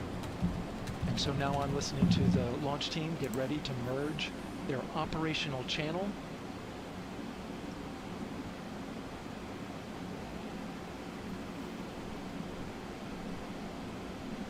That's true. Colin, very good insight. One of the most consequential phases of launch day. Here we go. That's terminal count. The final 10 minutes. And OTC, NTD on 212 for comm check. Good, comm. Tell me. I hear the same. STC? GTC? GTC is on 212. All right, copy that. NASA Test Director Jeff Spaulding confirming communications with his team.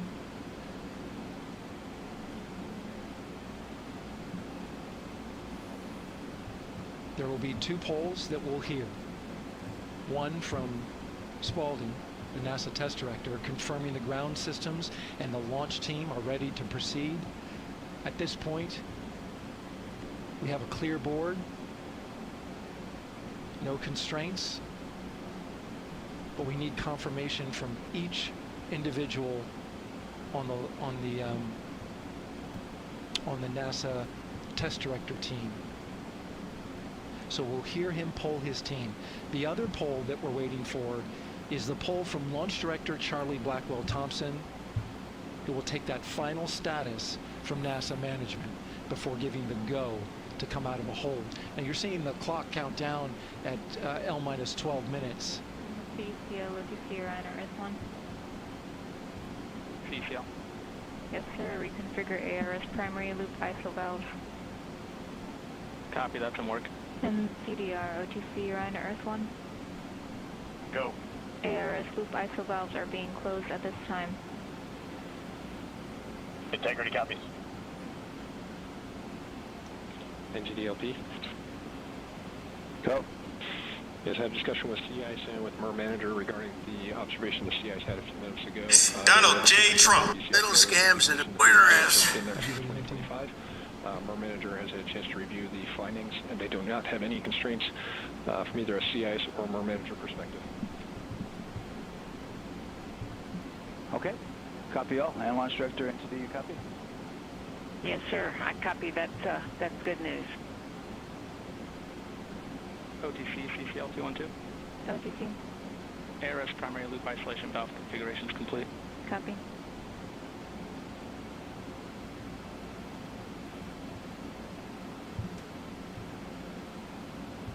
And CGLS NTD cancel pending, please.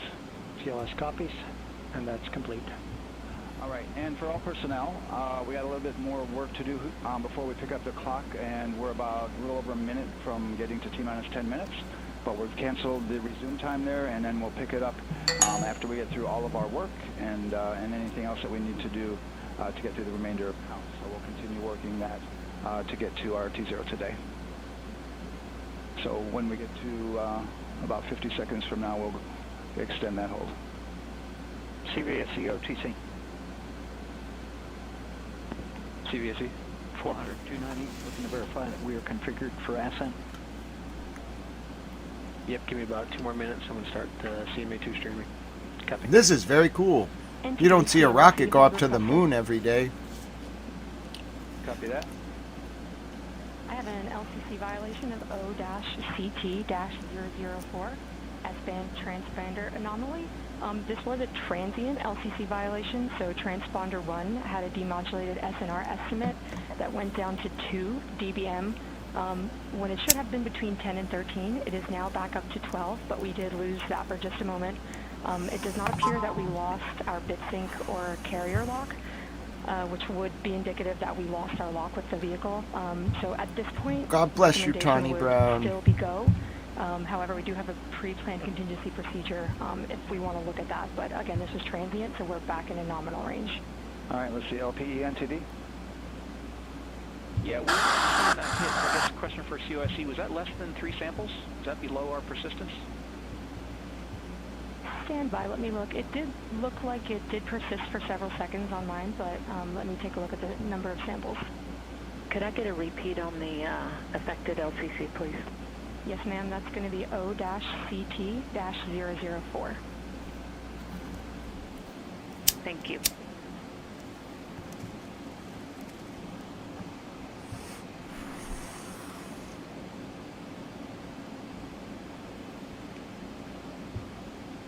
Düştüğü hedefi bulduğu an efendim. All right, they've held. They've held, so there won't be a launch right now. You'll have to keep me updated, so they have to hold for a launch window. The moon deniers.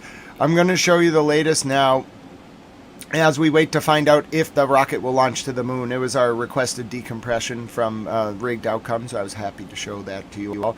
Let me know as the launch window moves. They had to hold it for now. I have the update for you from the city of Eli near Ramallah, where there is flares being shot up by the IDF, which indicates that there's a concern of infiltration by resistance fighters.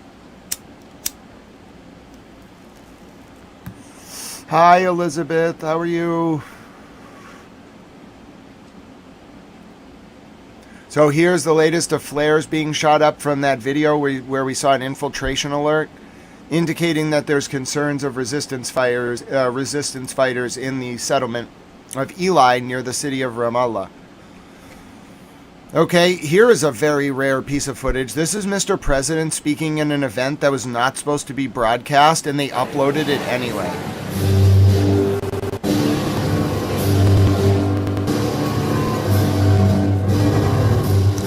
plane in 1.5 Ladies and speed. gentlemen, the President of the United States, Donald J. Trump. This was supposed to be closed press.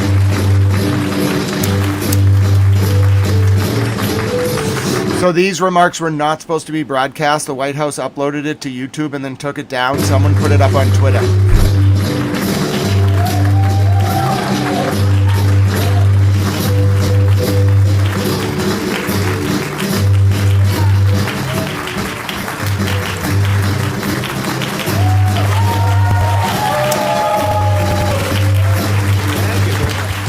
Thank you. Please, sit down, please. It's great to have you here. Great to have people I like for a change. A lot of people I don't like at all. I do my This best was supposed to not be broadcast. in front of people I don't like, but it's much harder. This is easy. We're doing really well. No, it's not scrub, Miss Rockstar. I think it's just they're holding for a later window. That you're aware of. No, sir. Just- Let's verify all our work is complete, and I would like one last check of our constraints list.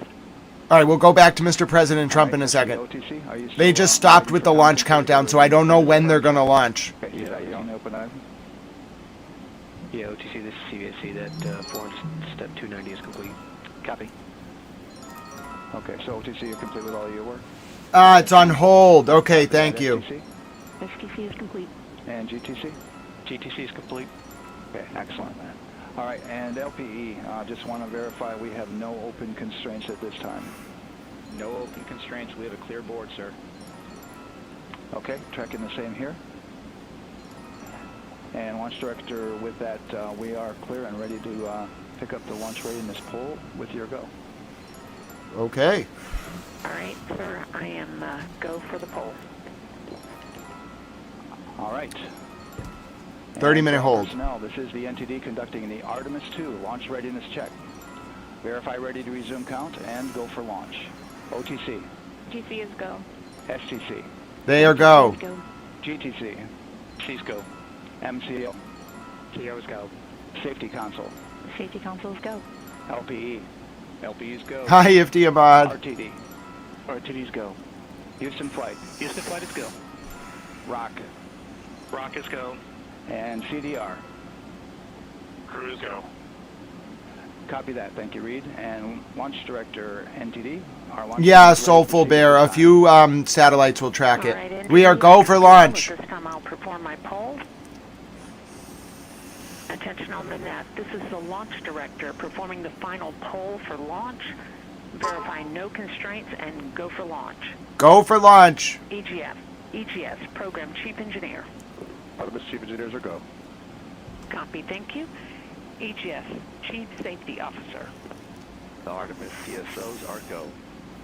Oh, yeah, Miss Clutcher. Must be intense. Launch weather is go. Thank you, LWO. And All Artemis systems go. MMT Chair. MMT's go. Thank you, John. And Integrity Launch Director. Good to hear your voice, Charlie. PLT. Thank you, Charlie. This is Victor. We are going for our families. MS1. This is Christina. We are going for our teammates. MS2. This is Jeremy. We are going for all humanity. Charlie, your Artemis II crew is go for launch. Full send. Full send. I copy that. Reed, Victor, Christina, and Jeremy. On this historic mission, you take with you the heart of this Artemis team, the daring spirit of the American people and our partners across the globe, and the hopes and dreams of a new generation. Good luck. Godspeed, Artemis II. Let's go.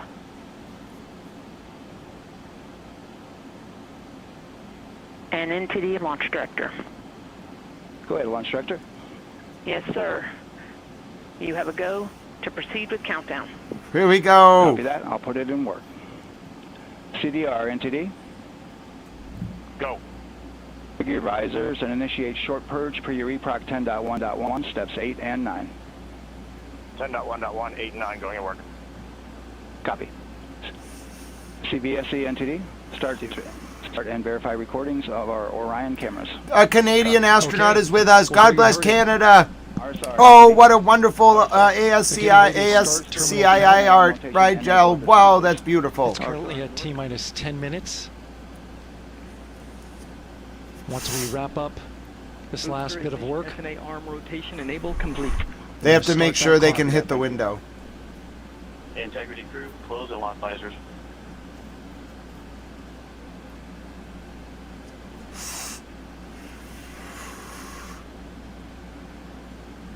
That was very beautiful, Rigel. But yeah, it's really hard to actually hit a launch window. I know that it sounds like they're good at it, but it's really hard to hit a launch window. Telemetry lock on the Orion. It was It's exceptionally hard. It's very short.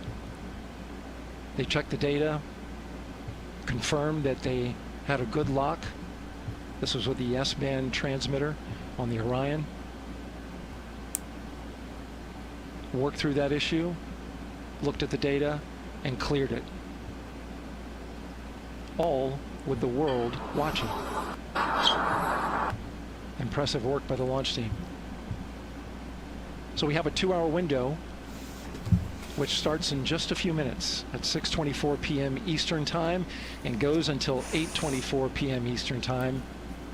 And ECL entity will be waiting for your verification on the short purge. ECL copies.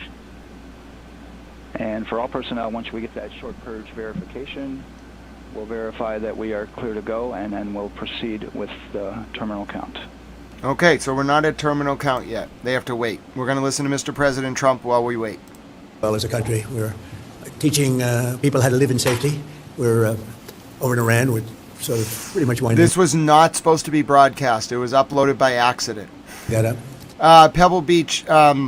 I think NASA is a government entity, but there's a lot of private public sector partnerships. Let's take a few more hits. We want to make sure we don't ever have them allow them to have a nuclear weapon because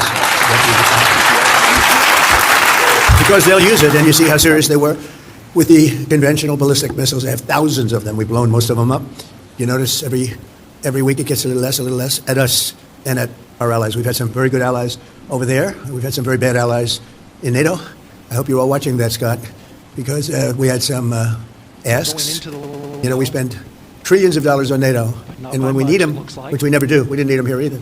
To be honest, I was really asking because I wanted to see what they do. We didn't need them. We blasted the hell out of them, out of Iran. And the last thing I needed was NATO stepping in our way. Once that's complete, so we didn't need them, but I asked anyway. And they probably were the worst salesman. I was the worst. They would have much preferred Franklin Graham or somebody that's a good salesman than Trump, because I'd say we'd love to have some help. Oh, President, I'm not sure that we can. Oh, that's okay. You don't want to do it? Well, that's okay. You don't have to do it. So he gets off probably says, man, that was easier than I thought. Then I call up France, Macron, whose wife treats him extremely bad. Still recovering from the right to the jaw. And I say, Emmanuel, we'd love to have some help in the Gulf, even though we're setting records and getting out bad people and knocking out ballistic missiles. We'd love to have some help. If you could you please send ships immediately? No. Cannot do that. No. We can do that after the war is won. I said, no, I don't need after the war is won, Emmanuel. Many of them said, we'll be there after the war is completed. And so I learned about NATO. NATO won't be there if we ever have the big one. You know what I mean by the big one. We ever have the big one. Hopefully we won't. Relationships very good with the big one. Better than with NATO. And with that, we're going to resume the clock but they won't be there. Momentarily. And we spend billions. You know, we didn't have to go into Ukraine. Ukraine's thousands of miles away across the ocean. We helped them. We had a president, a stupid individual. Gave him $350 billion, got nothing for it. Gave him so much money, used so much ammunition. We're making ammunition all over the place because 27 minutes till launch. 27 minutes till launch. Nothing for it. And I sell them ammunition. You know, the European Union pays for it. What the hell? They have to do something, right? So they're good for paying for it. But everything we sold, we did. But I just want to tell you, NATO treated us very badly, and you have to remember, because they'll be treating us badly again if we ever need them. And hopefully we're never going to need them. I don't think we will need them. I don't think they can do very much. I actually asked UK, who should be our best. In fact, the King is coming over here in 2 weeks. He's a nice King Charles. But should be our struck. Nope, never mind. It's actually 9 minutes. You have 2 old, broken down aircraft carriers. You think you could send them? They're going to launch at 6:35. I'll have to ask my team. I said, you're the Prime Minister. You don't have. No. I have to ask my team, President. My team has to meet. We're meeting next week. Oh, next week? But the war already started next week. It's not good. The war's going to be over in 3 days. My prediction, it turns out. By the way, do we have the greatest military ever? We have that, right? So anyway, we knocked them for a loop. I don't know if you saw the explosion the other day. We got the mother load. Mother load, like nobody's ever. Did you see that? They thought it was a nuclear weapon, actually. I said, no, we don't use them. We don't want to use them. We have more than anybody else, but we don't want to use them. But But this afternoon, I'm delighted to join the countless Christians across the country and around the world as we prepare to celebrate a thing called Happy Easter. Do we have that? Everyone happy? Anybody that doesn't want, hello, darling. Wow, that's a good table. I like that table. You're doing well, right? Okay. I think you should sue them, but, you know, I told you, you ought to sue somebody. They're so jealous of Rebecca. I said, you ought to sue their... I can say you're not allowed to say this. You have to be nice. Sue their ass off. But I want to thank all of those who are helping us honor Holy Week here.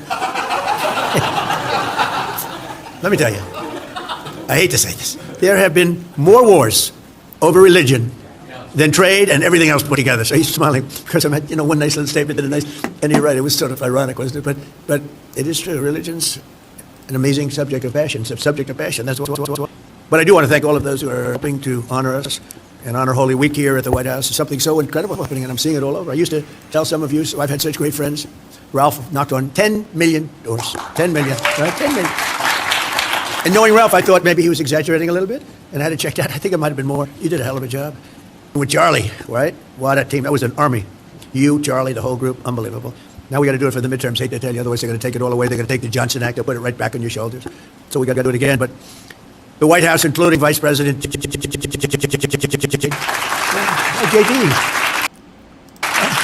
he's lost weight. He got a little thinner, and I'm looking for a heavy set gentleman, and now I find a perfect looking specimen. All right, we're going to take a look at the launch now. We'll get back to Mr. President's remarks that were not supposed to be public, but which got made public. I'm going to take us back to the launch now. We are 7 minutes from launch. Retracting away.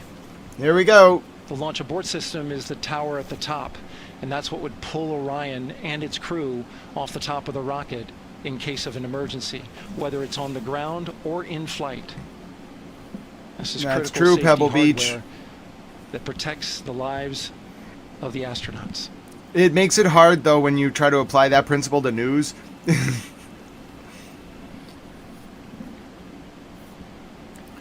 Here we go. Starting at T-minus 6 minutes, the GLS will start bringing that and other high-energy systems online, starting with core stage pressurization.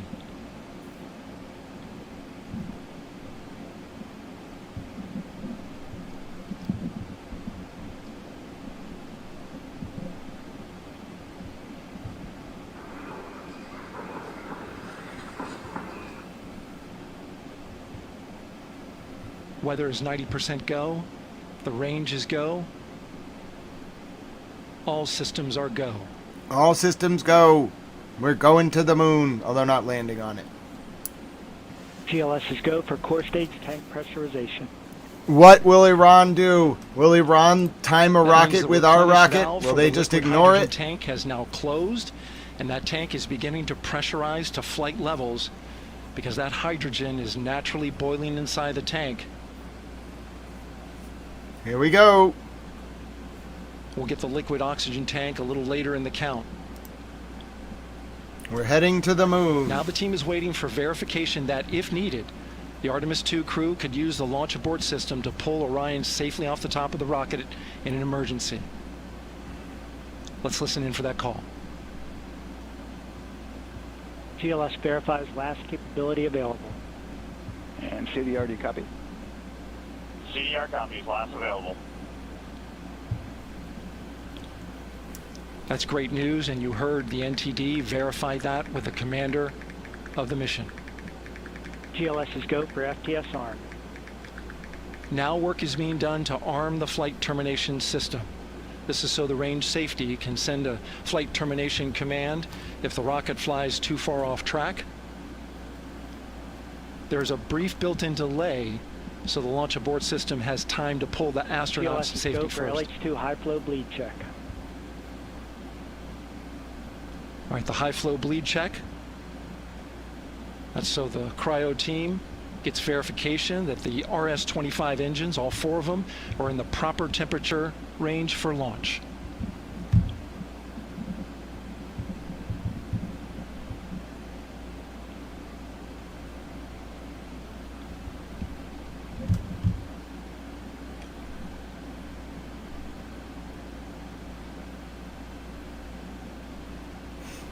Chechen forces have entered the Iran waiting for U.S. troops. Go for core stage APU start. 3 minutes. We're going to the moon. APUs start. Those are auxiliary power units. high-speed turbines which provide pressure to hydraulic pumps that steer the RS-25 engines. We're going to see a gimbal test a little later at T-minus 2 minutes and 30 seconds. This is what allows that to happen.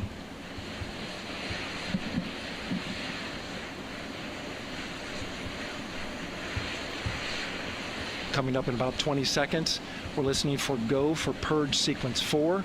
That's a helium purge of the 4 core stage engines downstream of the propellant valve. This gets all the air and moisture out of there. That's awesome, Sean. Here we go. 3 minutes. I think they're gonna launch. Moving through the milestones. All is looking good.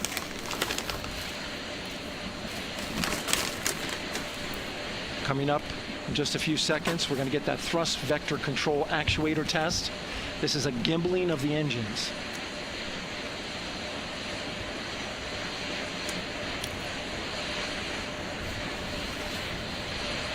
There are the 4 RS-25s, 3 of them shuttle heritage, 1 of them built from shuttle parts.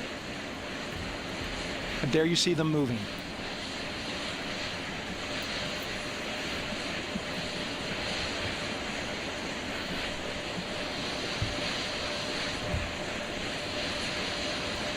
Now we're going to start moving the power from both the upper stage and the lower stage of the rocket to internal, taking ground power away and now going to battery power. GLS is go for upper stage internal power.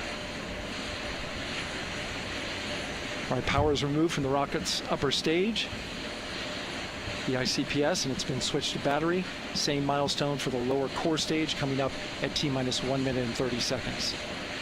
Right now, the 4-person Artemis II crew is 248,000 miles away from the moon. And if all goes well, they will fly by it in 6 days. GLS is go for core stage to internal power. All right, there's the rocket's core stage, which houses 3 flight computers, is now on its own power. Here it comes. I think they're going to launch. Time because there's no more margin on these batteries. So we would have to recycle back to T-minus 10 to recharge if we had a hold. They're not going to hold. Here it comes. 1 minute. Right now, the rocket does not know what the T0 is, but coming up at T-minus 33 seconds, control shifts from the ground launch sequencer to the rocket's onboard autonomous launch sequencer, or ALS. The rocket will count itself down. Here it But goes. honor any holds that could come from the ground. Now, shortly after liftoff, Houston will take control of the rocket, and my colleague Gary Jordan will take over commentary. We're about to hit no turn back. All right, ALS engaged. Great call out. The rocket is on its own. 4 brave explorers ready to ride the most powerful rocket. Oh, they launched! They launched at Tel Aviv! Oh, they did it! They launched as we launched our rocket! Oh, those bastards! Oh, those bastards! Oh, you damn Iranians! You damn Iranians! Oh, you gotta be kidding me! They launched as we launched our rocket. Oh my God! I'm very impressed by the Iranians. The Iranians launched at Tel Aviv as we launched our rocket to the moon. Oh, the damn Iranians! Oh my God! They're maestros of timing. Oh, ladies and gentlemen, I don't know what to tell you. My name is Grant Smith Ellis, and I have just predicted it. I called the Iranians were going to launch right as we sent the rocket to the moon, and that's exactly what they did. The Iranians launched at Tel Aviv as soon as we sent our rocket to the moon. You're literally watching the rocket go up to the moon, but no one can even pay attention to it because a bomb's about to fall on Tel Aviv. Damn Iranians. Oh, you damn Iranians. Damn Iranians. They're so smart. You don't understand. That I knew what you were going to do, you damn Iranians. The IRGC probably sits around just laughing like, yeah, he called. Damn right I called it, you damn Iranians. I know how you think. Damn Iranians. Damn Iranians. I called it. I called it. I absolutely called it, you damn Iranians. Damn Iranians. 1 minute. Approaching max Q. As the American rocket goes to the moon, the Iranians launched at Tel Aviv. Damn Iranians! What are you doing, you damn Iranians? No, I wanted to watch the rocket go to the moon. Now the bombs are gonna fall on Tel Aviv. Oh, damn Iranians. I get so mad at the Iranians. Damn Iranians. They are predictable, but they're still damn Iranians.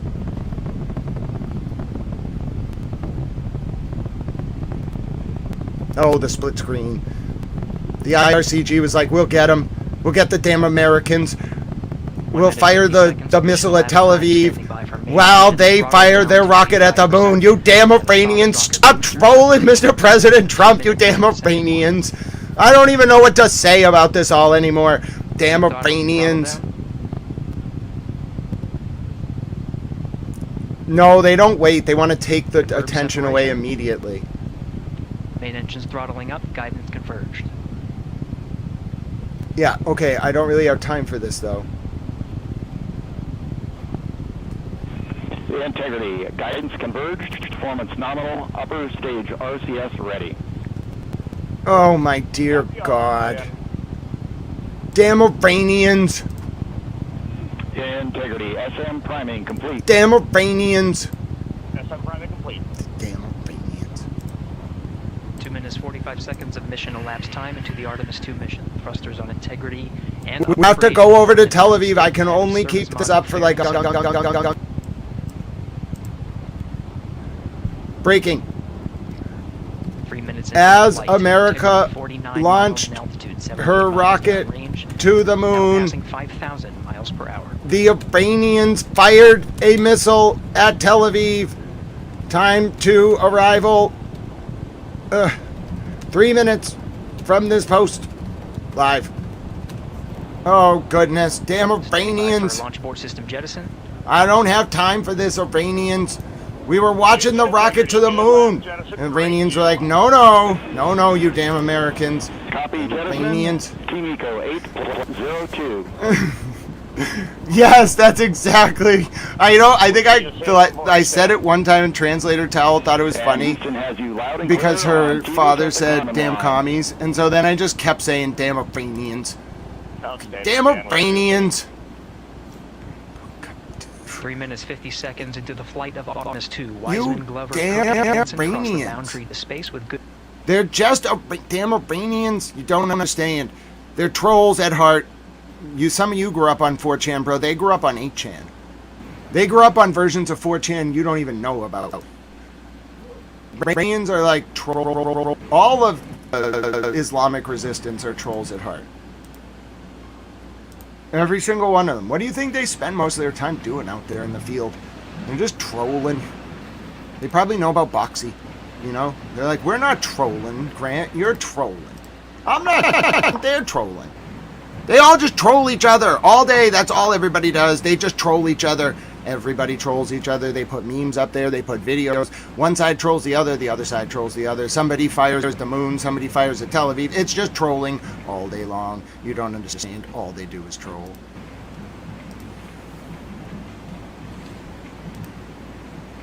I'm not trolling. They're trolling. You don't understand. Red alerts. Oh no, trolls. Oh no, they're trolling. I told you, incoming. I don't know where it's coming from. Oh no, air raid! Oh no, air raid! Air raid at Tel Aviv! I told you they were gonna shoot at Tel Aviv! They're shooting at Tel Aviv! It's an air raid! Damn Ukrainians! And just as we were launching at the moon, they fired at Tel Aviv! And it's just absolute chaos! It's just absolute chaos! Everything has gone to hell in a handbasket! The damn Ukrainians! They were mad about the rocket launch at the moon, so they fired rockets at Israel. There's an air raid. There's an air raid. I repeat, there has been an air raid. Air raid. Air raid. It's just chaos. We tried to go to the moon. The Iranians were mad about us going to the moon. They fired at Tel Aviv. It's just absolute chaos. Pete, it is absolute chaos. We have lost the Tel Aviv cam. I repeat, we have lost one of the Tel Aviv cams. It's back.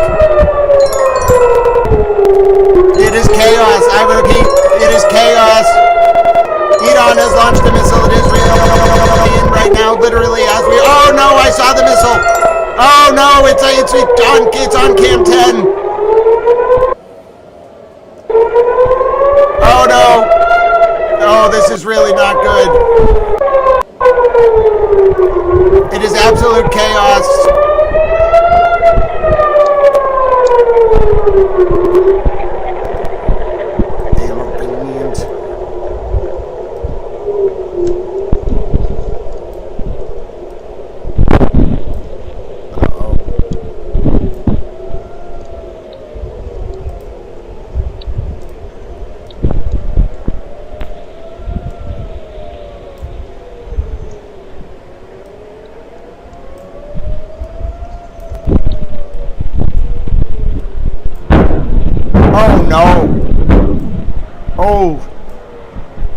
A lot of direct hits. Oh no! Oh no! Oh, that's really bad. Oh, this is very bad. Oh, that's really bad. Oh no! That's an interceptor. Oh, this is bad. Oh, things are very bad. Things are very, very bad.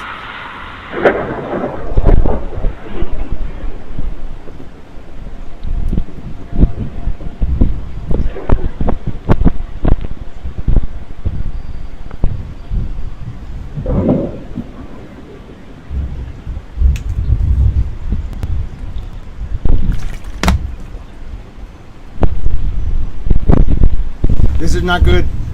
This is bad.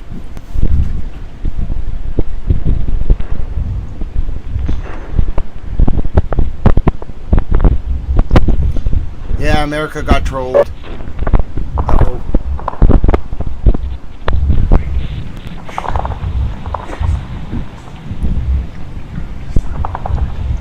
Yeah, that was bad.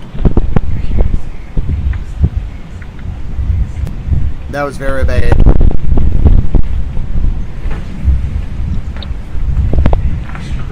They literally trolled the Americans. They hit Tel Aviv while we were going to the moon. Right as Passover started. Oh, dear God.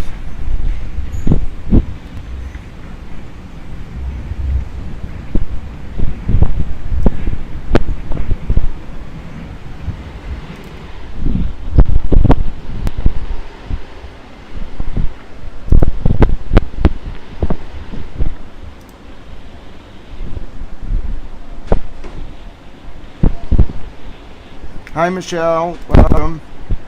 There, as America went to the moon, in incredible split-screen moments, Iran launched at Israel. Almost unbelievable moments.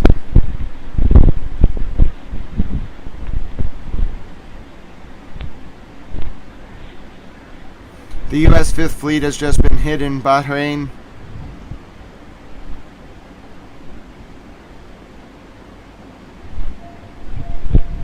I'm waiting for the latest from Tel Aviv.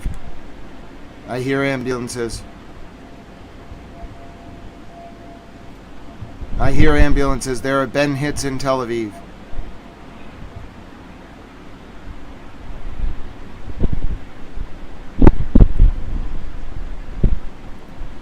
Yes, there are multiple explosions in central Tel Aviv. It might be the north. I don't know where it hit.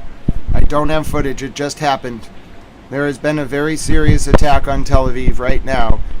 Literally, as the Americans went to the moon, there was a very serious attack on Tel Aviv. Quite serious. Literally synced to the American launch to the moon. Yes, Dowd, I did indeed predict it. To the second. The second the rocket left the pad, the Iranians launched. Literally, they synced the launch. The Iranians synced the launch of their missile at Tel Aviv with the missile with the rocket that the Americans sent up. It was synced to the second. Multiple explosions over Tel Aviv. Multiple explosions in Tel Aviv. They attacked Tel Aviv on Passover the second that the Americans launched their rocket. More rocket fire from Hezbollah now in the upper Galilee. I repeat, the Iranians attacked Tel Aviv to the second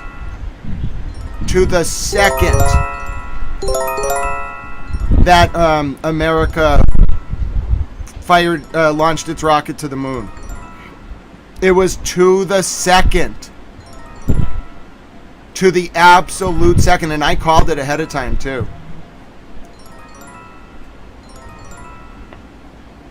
Dude. The Iranians. Oh my God. And Hezbollah.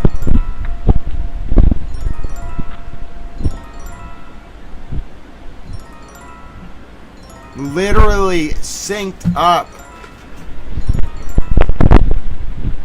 Oh my goodness. I don't have an impact assessment because Hezbollah started firing at the north right away.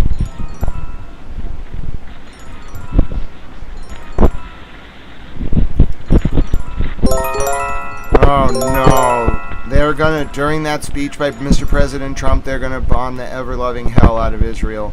Oh no. Oh no. Sheen, as America launched its rocket to the moon to the second. We saw it live. Iran attacked Tel Aviv. I'm waiting for a damage assessment. Multiple explosions reported.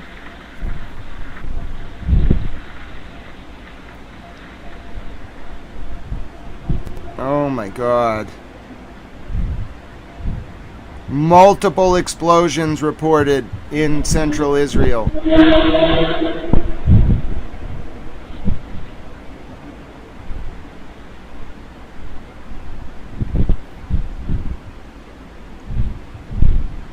Oh, very bad. Very bad. The Iranians are timing their missiles to what the Americans are doing.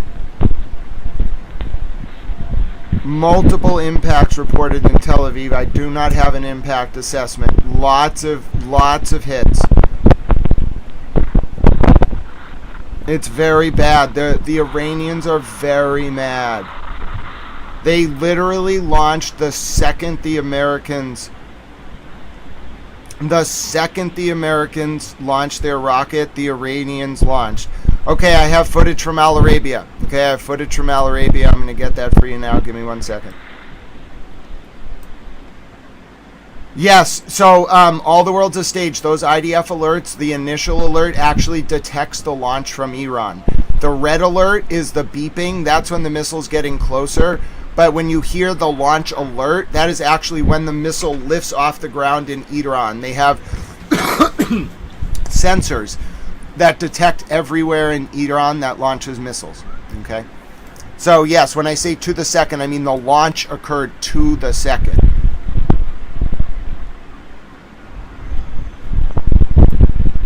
I'm now going to pull you up the latest from Al Arabia, which was live over Tel Aviv when that came in. And I'll mute the background noise for you now. I'll keep the cams up for you in the bottom. Alright, so I'm going to show you the latest now. And that was a very, very, very timed, like that was timed on purpose. It was it was very specific. Alright, so I'm going to show you the latest over Tel Aviv now. Give me 1 second. This is the latest from over Tel Aviv. The Al Arabia was on air. Okay, I'll bring this up for you now. 1 second. I'm going to shrink the size of those cams. I think they're a little bit unnecessary. I'd rather have you have a bigger view of the Chrome and a smaller view of the cams while there's less going on. There's a hit in Tel Aviv, though. All those are incident ended. It means that the missiles have already landed. Here's what I have for you live. This was Al Arabia live during the hit. على ما يبدو بعد تفعيل صفارات الإنذار وفي منطقة المركز أو في منطقة تل أبيب الكبرى. الحديث على الأقل عن إطلاق صاروخ واحد من إيران نحو منطقة المركز. وهناك بدنا نرى انفجارات في تل أبيب على الهواء. أحمد، لأن الصورة ربما تخللها بعض يعني بعض الأضواء التي قد تحجب رؤية، ولكن ربما رأينا واستمعنا أيضا إلى أصوات انفجارات. يعني بالفعل على ما يبدو أصوات الانفجارات خلال محاولة التصدي، وهناك أيضا يعني تصل بلاغات بسماع دوي انفجارات ضخمة في منطقة تل أبيب، وأيضا هذا الصوت مسموع في الضفة الغربية، حتى في منطقة مثلا في وسط الضفة الغربية أو في شمال الضفة الغربية. نتحدث عن يعني منطقة نابلس والمناطق المحيطة بها، يتم سماع دوي انفجارات ضخمة في تلك المنطقة بعد تفعيل صفارات الإنذار في تل أبيب ومحيطها.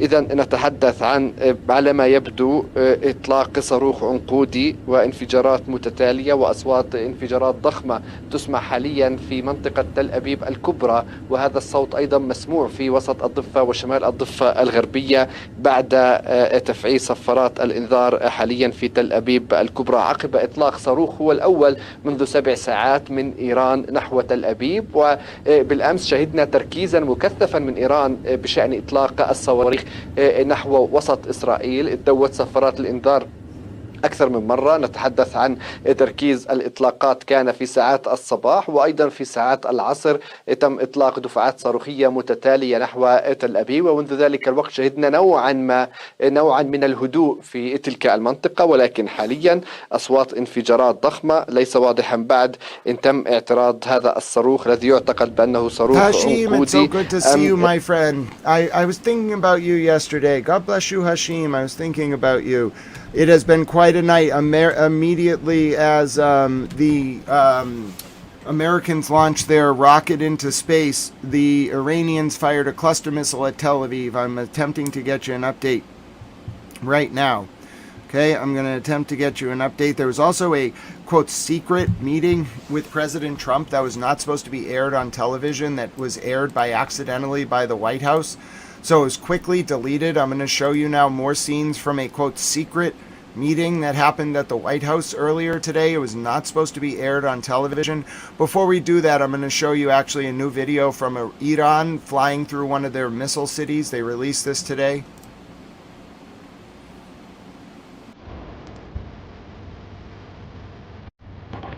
One of the Iranian missile cities.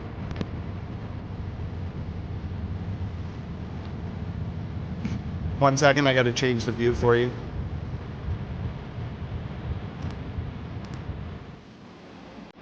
One of the Iranian missile cities.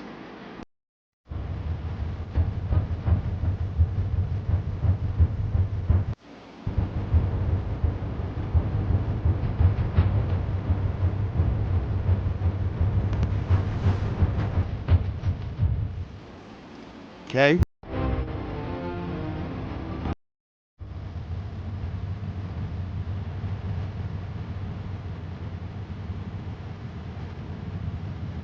One of the Iranian missile cities.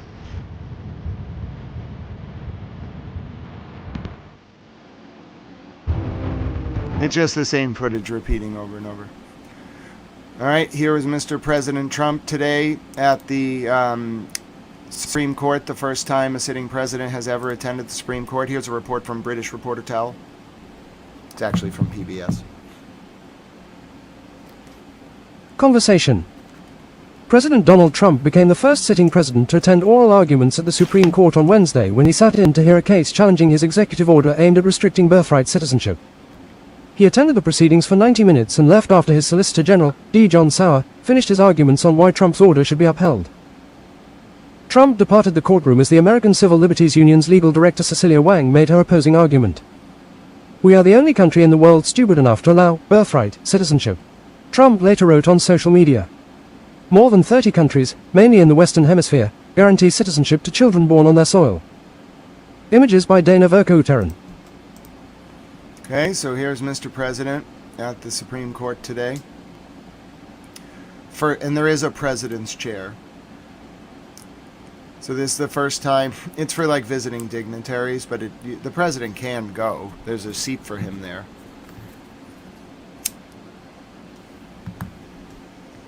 First time it's ever happened that a sitting U.S. president attended a seating of the Supreme Court.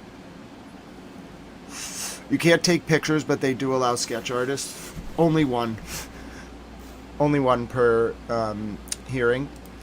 All right, so this is very rare scenes. Okay, a sketch artist is allowed to like memorialize what's happening. You have to be really good, and like kind of that's the only thing SCOTUS allows. JPR, God bless you. Welcome to the channel. Enjoy your towel emojis. We have goats and towels and animals and people's pets. It's wonderful.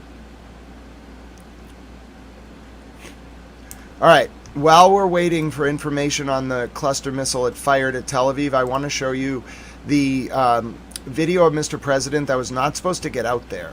This was not supposed to be public, so I'm going to play it for you. Actually, here are interceptors firing in the northern Galilee. This was just minutes ago. This is in the north of Israel where reported explosions were also reported. This is in the Galilee. تحدثنا الآن نشاهد صفارات الإنذار. نشاهد أيضا صواريخ اعتراضية من الجليل. وهناك رصد لإطلاق صواريخ باتجاه وسط إسرائيل ومستوطنات الضفة الغربية كما تفيد الجبهة الداخلية الإسرائيلية.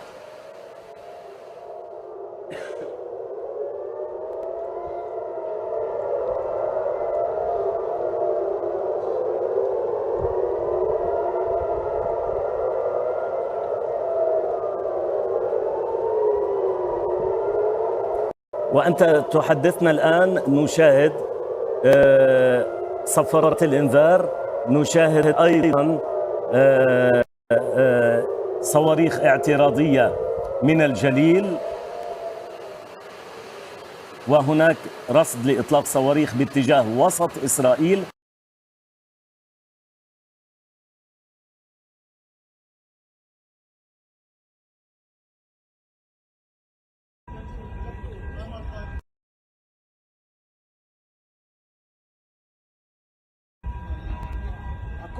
حق الصاروخ حق الصاروخ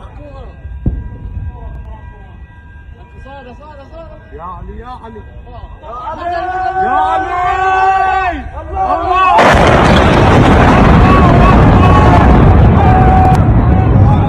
Wow, that was a strike on the 5th Fleet in Bahrain. Oh my.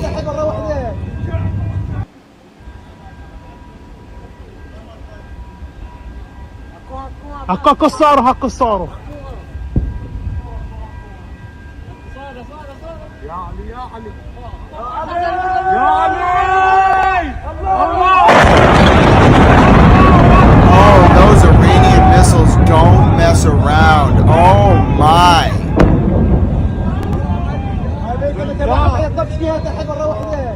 That's a hypersonic for sure. This was on Bahrain right now. حق الصاروخ حق الصاروخ. Look at that thing. يا علي يا علي يا علي الله. This was an Iranian hit on Bahrain right now.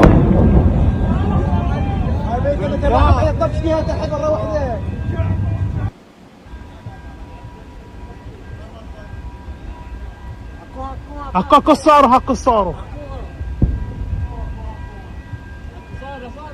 يا علي يا علي يا علي. Yes, it did all the way on the stage. No, I have the missile that was just fired at Israel. No, I have the missile that was just fired at Israel. That was just fired at Bahrain. I have the missile that was just fired at Israel. It's only just coming across the wires now.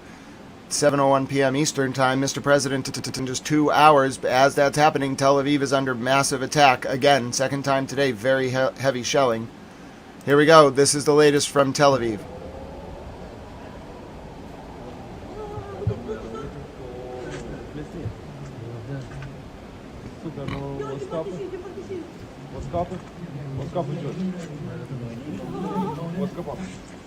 No, pezzetto to.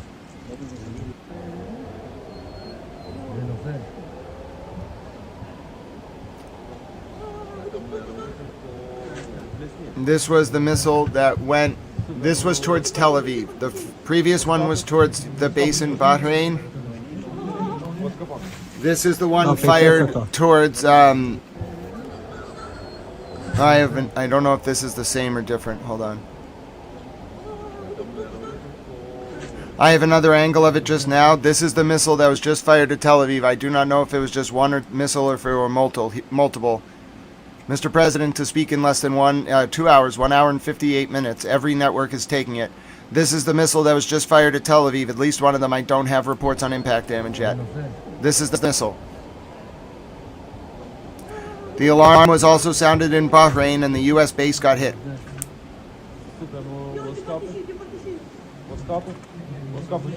Oh, goodness. Oh, no. Oh, no. Oh, no. There has been a serious hit in Bnei Barak. The Tel Aviv has just been decimated.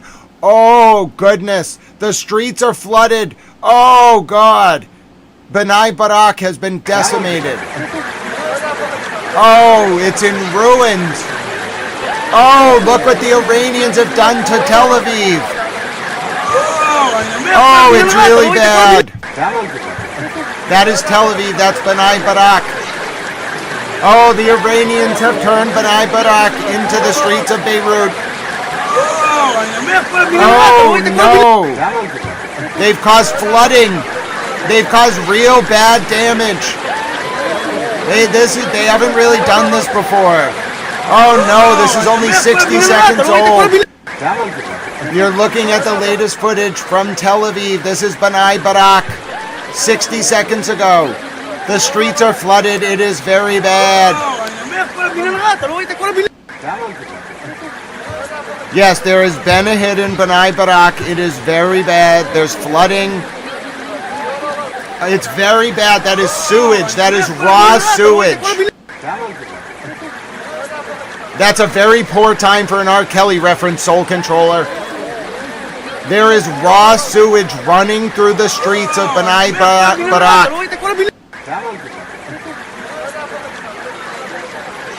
Oh no, that is raw sewage.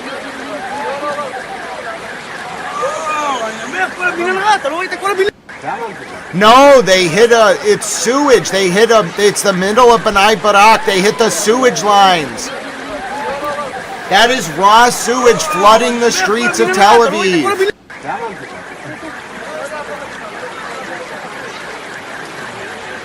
Emberwolf, it's good to see you. Oh no, the Iranians have as America launched to the moon. Listen to me.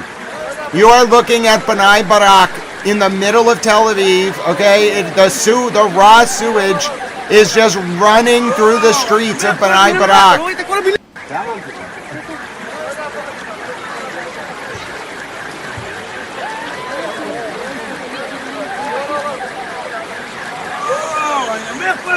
Oh no!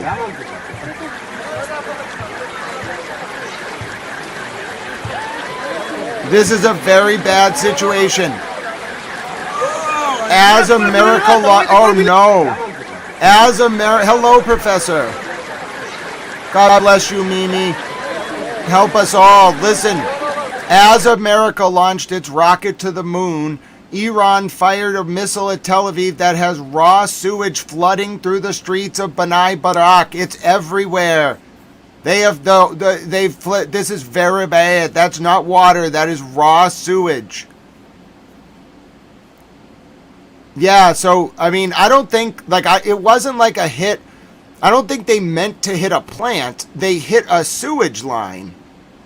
This is very bad. Yes, it can cause communicable diseases to spread. It can cause, it can contaminate entire areas. That is definitely a raw sewage line. I know what it is. Okay, it's a sewage line. It's flooded it's Bnei Barak. It's very bad. There is raw sewage. Again, Mr. President speaks in 1 hour and 54 minutes. Okay? And Bnei Barak, it's not just flooding. It's being reported as flooding. That's not flooding. That is a raw sewage line penetrated and bubbling up like feces through the streets of Tel Aviv. No, I mean, I think what's more likely, I can't assess the impact damage, but like based on my initial assessment of this video, I think what's more likely is a cluster munition or a heavier munition hit a sewage line, not a plant, a line. Because I see damage to the car, I see like damage over here to the front end of this car, I see damage to the walls, I see like shrapnel damage over here. So my analysis is that this was a hit on a sewage line. No, I don't think it's a fire hydrant. It might be near a fire hydrant, but it's connected to the sewage line. The reason why is that's not fire water. Fire water doesn't bubble up brown. I mean, maybe if this area of Tel Aviv like hasn't flushed its hydrants in a while, but it looks like the sewage line. Like it might have started with a connection to a fire hydrant, but that's a sewage line. 100% that's sewage. Might be connected to the water that feeds the fire hydrant as well, but that's a sewage line, probably a manhole cover.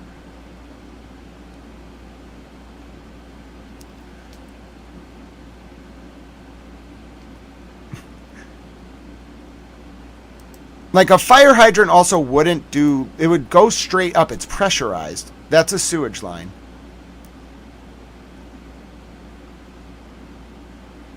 I don't know Tel Aviv's like sewage system. I didn't know Iran's either until I studied it.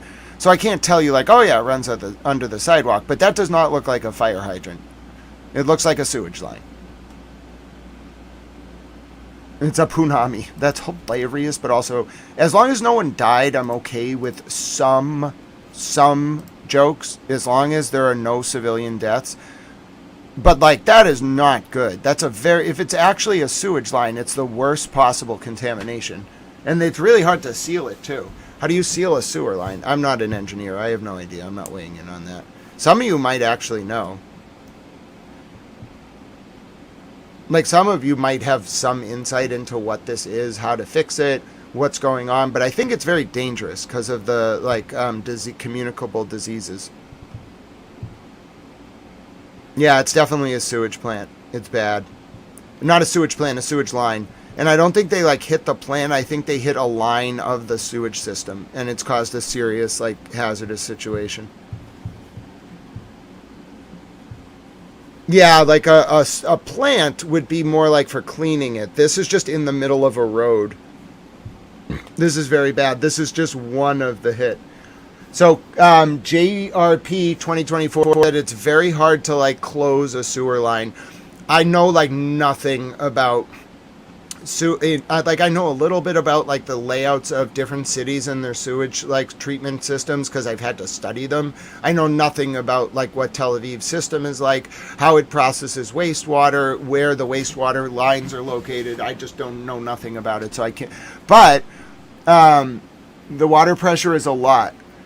All the world's a stage. I agree with you, but I also think this looks more like a sewage line. Like I agree there's a lot of pressure in there, but it just looks more like a sewage line.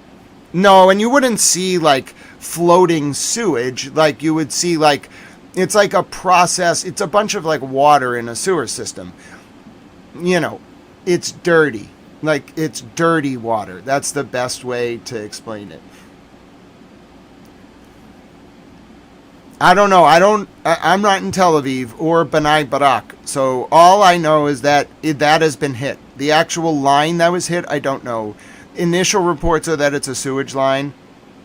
No injuries reported, thank God. All right, so like no jokes. It is a ballistic missile. Like I'd really prefer not to see. Like I don't like to see jokes about anything. I understand humor is a coping mechanism during trauma, so I try to like allow a little bit of it in the name of like you processing it. But yeah, it's not water. It's a sewage line, bro. What did Dowd say?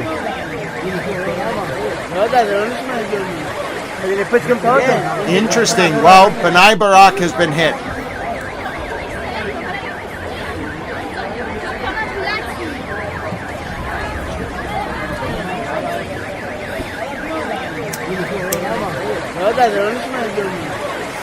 The news is that the shit has hit the fan.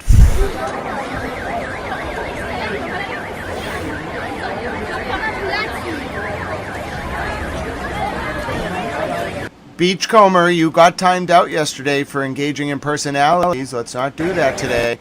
I'll name the honorable member for Beachcomber, and I will remove the honorable member under Standing Towel Rules of Order 1 for the remainder of the day's sitting. Yeah, I don't think, I mean, I guess it could have been a fire hydrant, but I'm thinking more it was a sewage line.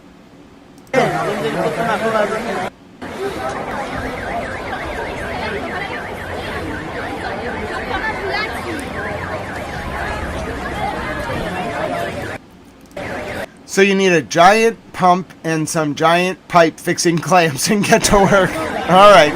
I guess so. Somebody send in the giant clamps.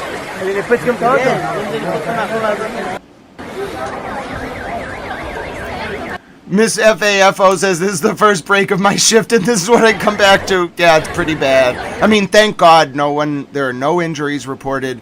It didn't hurt anyone, but it has caused like an environmental catastrophe. Thank God no one was hurt. Not only was no one like killed, no one was hurt. There was no humans hurt in this, but it has caused like a very large like spill.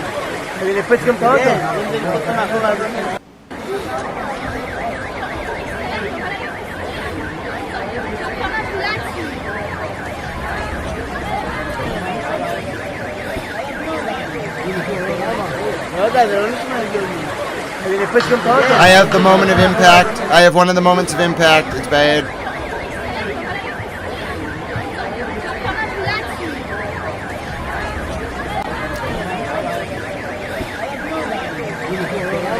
Beachcomber got hit. Ellie has a plunger. Oh, thank goodness, Mimi. Mimi, you and Ellie, okay? Ellie's Mimi's baby goat. Mimi has a baby goat. Did you know that? Mimi, me, and Ellie, we're going to take the plunger. We're going to go help the people in Bnei Barak. I don't think we should put Ellie anywhere near the water because she's a baby goat, but I'll do it, Mimi, and you can supervise, okay? I'll use the plunger. Mimi supervises, and Ellie can just do whatever baby goats do. I'm not really sure what Ellie does. I think she just sits around most of the day. She's a baby goat. This is the hit on Bnei Barak. Unfortunately, I cannot spend my time. I want to just talk about goats all the time, but we have a very serious situation unfolding in Tel Aviv. Bnei Barak has been hit. Oh goodness, that was bad. That was bad. Damn Iranians. The Iranians got mad about the Americans going to the moon, so they bombed Tel Aviv. I repeat, Bnei Barak has been hit. I repeat, Bnei Barak has been hit.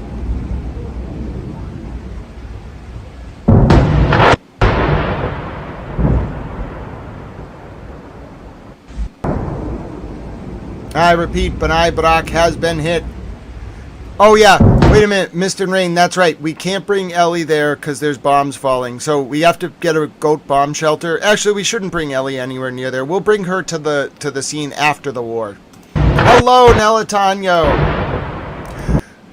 Michael Kelly, we have a problem. Bnei Barak has been bombed in Tel Aviv, and as a result, there is sewage everywhere. It's being reported as sewage. I'm not there, so I can't tell you if it's just like a water line that's brown or sewage, but I think it's sewage.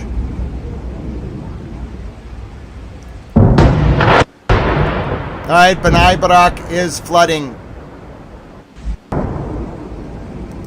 It is unclear who invaded, like, the middle of Israel. There was an incursion of some kind. There were flares fired, but no indication has been released as to who actually invaded, like, into the middle of Israel. It was just one town.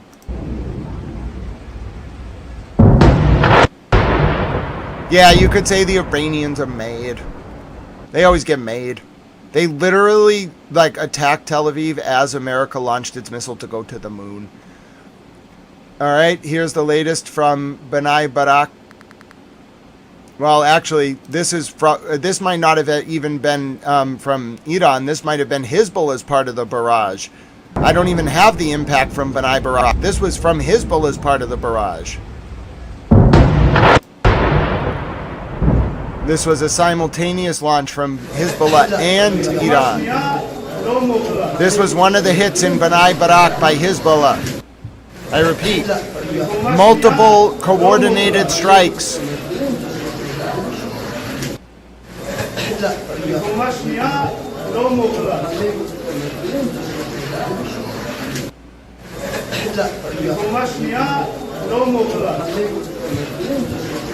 I repeat, there is extensive damage throughout Israel right now.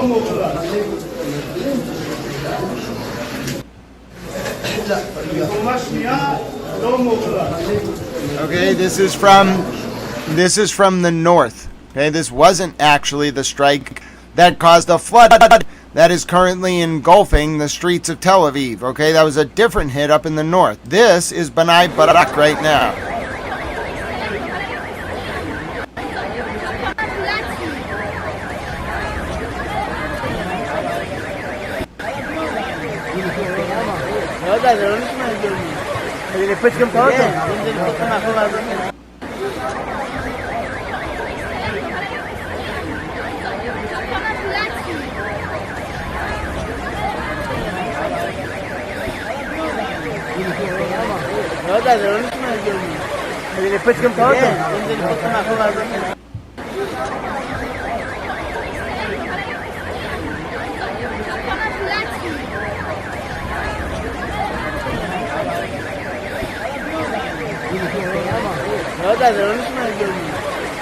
Bnei, hello Standing Stones. Bnei Barak is spelled Bnei Barak Israel. I'll get it for you now. It's spelled Bnei Brak. Bnei Barak. Yeah, we think we found a plumber, but then we realized the plumber's a baby goat. So we can't send a baby goat into a war zone. I'll show you now more from Bnei Barak in Tel Aviv. It's a suburb. Hello, Trixler. Yes, we don't know what kind of water it was. It's definitely a water line. There's no doubt about that.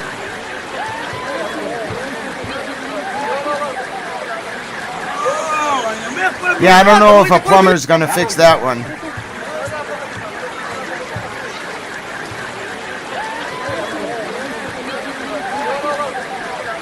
No injuries, no deaths from this strike, on that area in particular.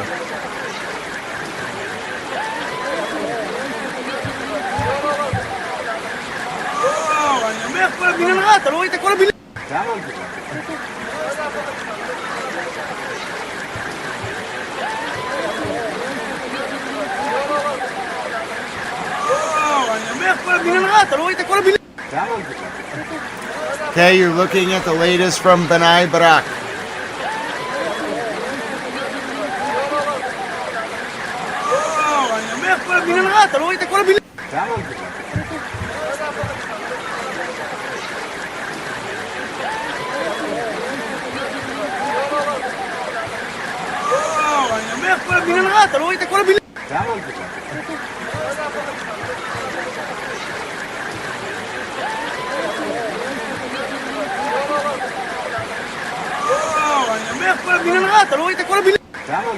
Alright, so you're looking at the latest. Mr. President speaks in an hour and 40 minutes. Okay? And I'm telling you, Iran is going to respond to everything that America does. They always do. I called that they were going to launch when America launched its bombs. So let's listen to what Mr. President said. I said that Iran was going to launch when America launched at the moon. And that's exactly what they did. Okay, I actually you want to listen to me just yelling about it? I was kind of yelling. All right, ready? This was the moment that they launched. Just listen to my report on it. 4, 3. They launched as we launched our rocket. Oh my God! I'm very impressed by the Iranians. The Iranians launched at Tel Aviv as we launched our rocket to the moon. Oh yeah, it's definitely Passover too, but they literally timed the rocket with America launching its rocket. No, I don't want to do that. No, I don't want to look at the security alert. I want to watch this literally as the rocket was taking off. Oh, the damn Iranians! Oh my God! They're maestros of timing. Oh, ladies and gentlemen, I don't know what to tell you. My name is Grant Smith Ellis, and I have just predicted it. I called the Iranians were going to launch right as we sent the rocket to the moon, and that's exactly what they did. The Iranians launched at Tel Aviv as soon as we sent our rocket to the moon. You're literally watching the rocket go up to the moon. Damn Iranians. Here's more footage from Bnei Brak. Okay, more footage. Did we look at this one yet? Oh, we already looked at this one. No, I guess this is a different angle. Similar perspective, but new footage. Good. Thank you, Miss Clutch. Yeah, this is the scene at Bnei Brak. Thank you. Good footage indeed. Another angle of the damage in Tel Aviv.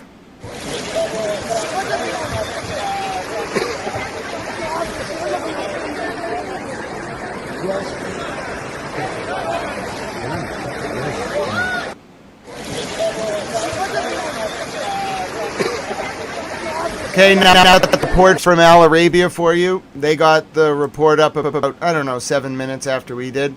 Hello, blessings. Good to see you. Here's the report from Al Arabia. This is out of Saudi Arabia. This is their breaking news channel. Go ahead. Come on now. الصور التي ترد من إسرائيل وتحديدا من منطقة بني براك في إسرائيل قبل قليل، حيث هذه الصور التي ترد من منطقة بني براك في إسرائيل بعد إصابة مبنى وسط إسرائيل جراء صواريخ إيرانية. وأيضا وسائل إعلام إسرائيلية تتحدث عن شظايا صاروخ عنقودي سقطت في مناطق بتل أبيب. قبل بداية هذه الساعة كانت هناك عدد من التصريحات بشأن دفعة من الصواريخ أطلقت باتجاه إسرائيل. كان طبعا مراسل عربية تحدث عن إطلاق صفارات الإنذار في تل أبيب وعدة مناطق في وسط إسرائيل. أيضا نفس الأمور أكدها التلفزيون الإيراني الذي قال أنه تم إطلاق دفعة صواريخ جديدة باتجاه إسرائيل. والجيش الإسرائيلي أيضا قال بأنه يعمل على اعتراض صواريخ إيرانية. No, all the world's a stage. There was definitely an Iranian cluster missile that hit Bnei Brak. There's no doubt about it. إصابة مبنى But I get your منطقة بني براك بوسط إسرائيل جراء صواريخ إيرانية، وكذلك أيضا شظايا لصواريخ أو صاروخ عنقودي سقطت في مناطق بتل أبيب كما نتابع هذه الصور. Okay, that's the latest from Israel. My name is Grant Smith Ellis. Thanks, Miss Clutch. You're doing a great job. Miss Clutch getting lots of footage. Oh, Press TV. The Iranian outlet. Of course, see, Miss Clutch, the Iranians, they're always on it. Damn Iranians. Alright, here's more. Oh, I think we looked at this one. Maybe we didn't. Yeah, I think we saw this footage already. Yep, I already showed this one. But thank you, Miss Clutch. Good find. This is more footage from Bnei Brak.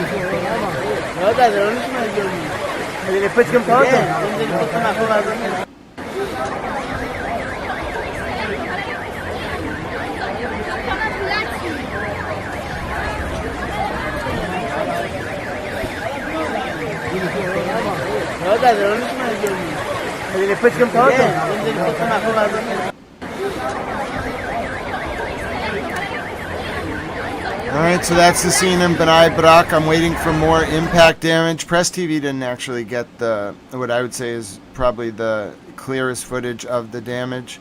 Actually, the first video that came out. I'll show it to you now. This video probably shows the damage the clearest.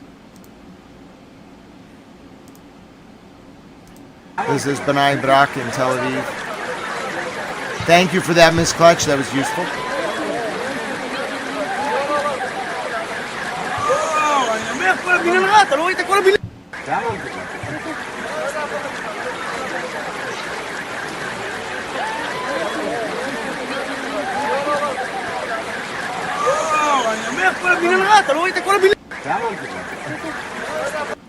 Passover is a Jewish tradition. I don't know very much about it, Hashim Karim. That's a very good question. I'm sure we can learn more about it in the chat, but I don't know a lot about it. Here's footage from earlier of the USS Tripoli. القيادة المركزية الأمريكية لتظهر عمليات تدريب 3500 عنصر على متن سفينة تريبولي. ونحن ما زلنا نعرض لكم كل ما هو جديد من الصور والفيديوهات. كان آخرها ما نشرته القيادة المركزية الأمريكية لتدريب 3500 جندي على متن سفينة USS تريبولي التي اتجهت إلى المنطقة ضمن عمليات عسكرية واستكمالا للتعزيزات العسكرية الأمريكية التي تريدها واشنطن في المنطقة، انطلاقا من معضلة مضيق هرمز، وأيضا الحديث عن إمكانية السيطرة على إحدى الجزر الإيرانية لبسط السيطرة ولو جزئيا وبشكل محدود. هناك الحديث عن عمليات محدودة وليس اجتياح كامل أو غزو بري كامل للجزر الإيرانية أو حتى إلى الداخل الإيراني. هذا أقله. That is the latest from the USS Tripoli. Oh, God bless you, silent dogs. I like Jesus Christ too. Okay, I showed you the latest from B'nai Barak. Okay, now let me show you the speech from Mr. President. While I'm getting you a damage assessment, Mr. President spoke earlier today and it was not supposed to be recorded, but someone uploaded it, so I'm going to let you listen to it.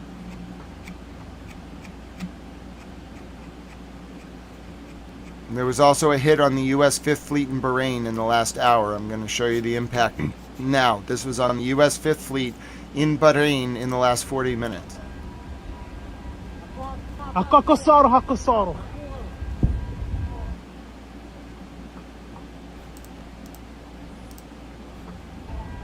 Yeah, I think Passover does involve Moses.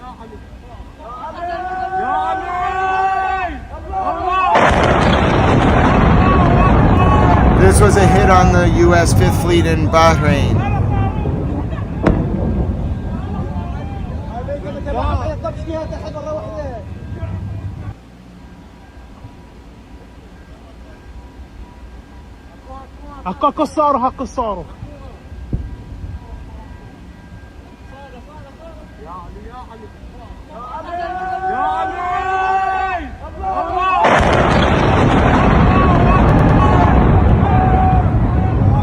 That was a hit on the U.S. Fifth Fleet in Bahrain.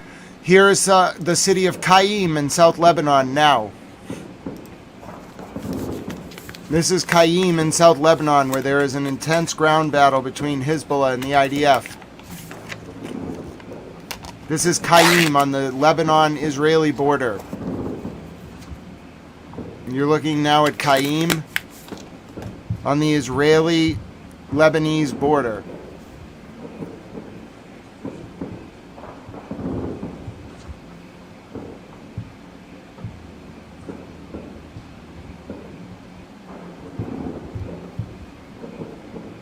This is Qaim, South Lebanon.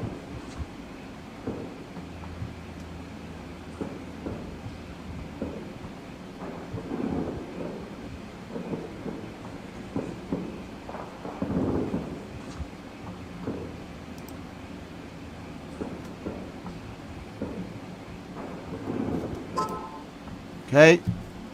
Now I'm going to show you the speech that was deleted by the White House that Mr. President delivered earlier. We'll listen to it at 2x speed. It'll be fast.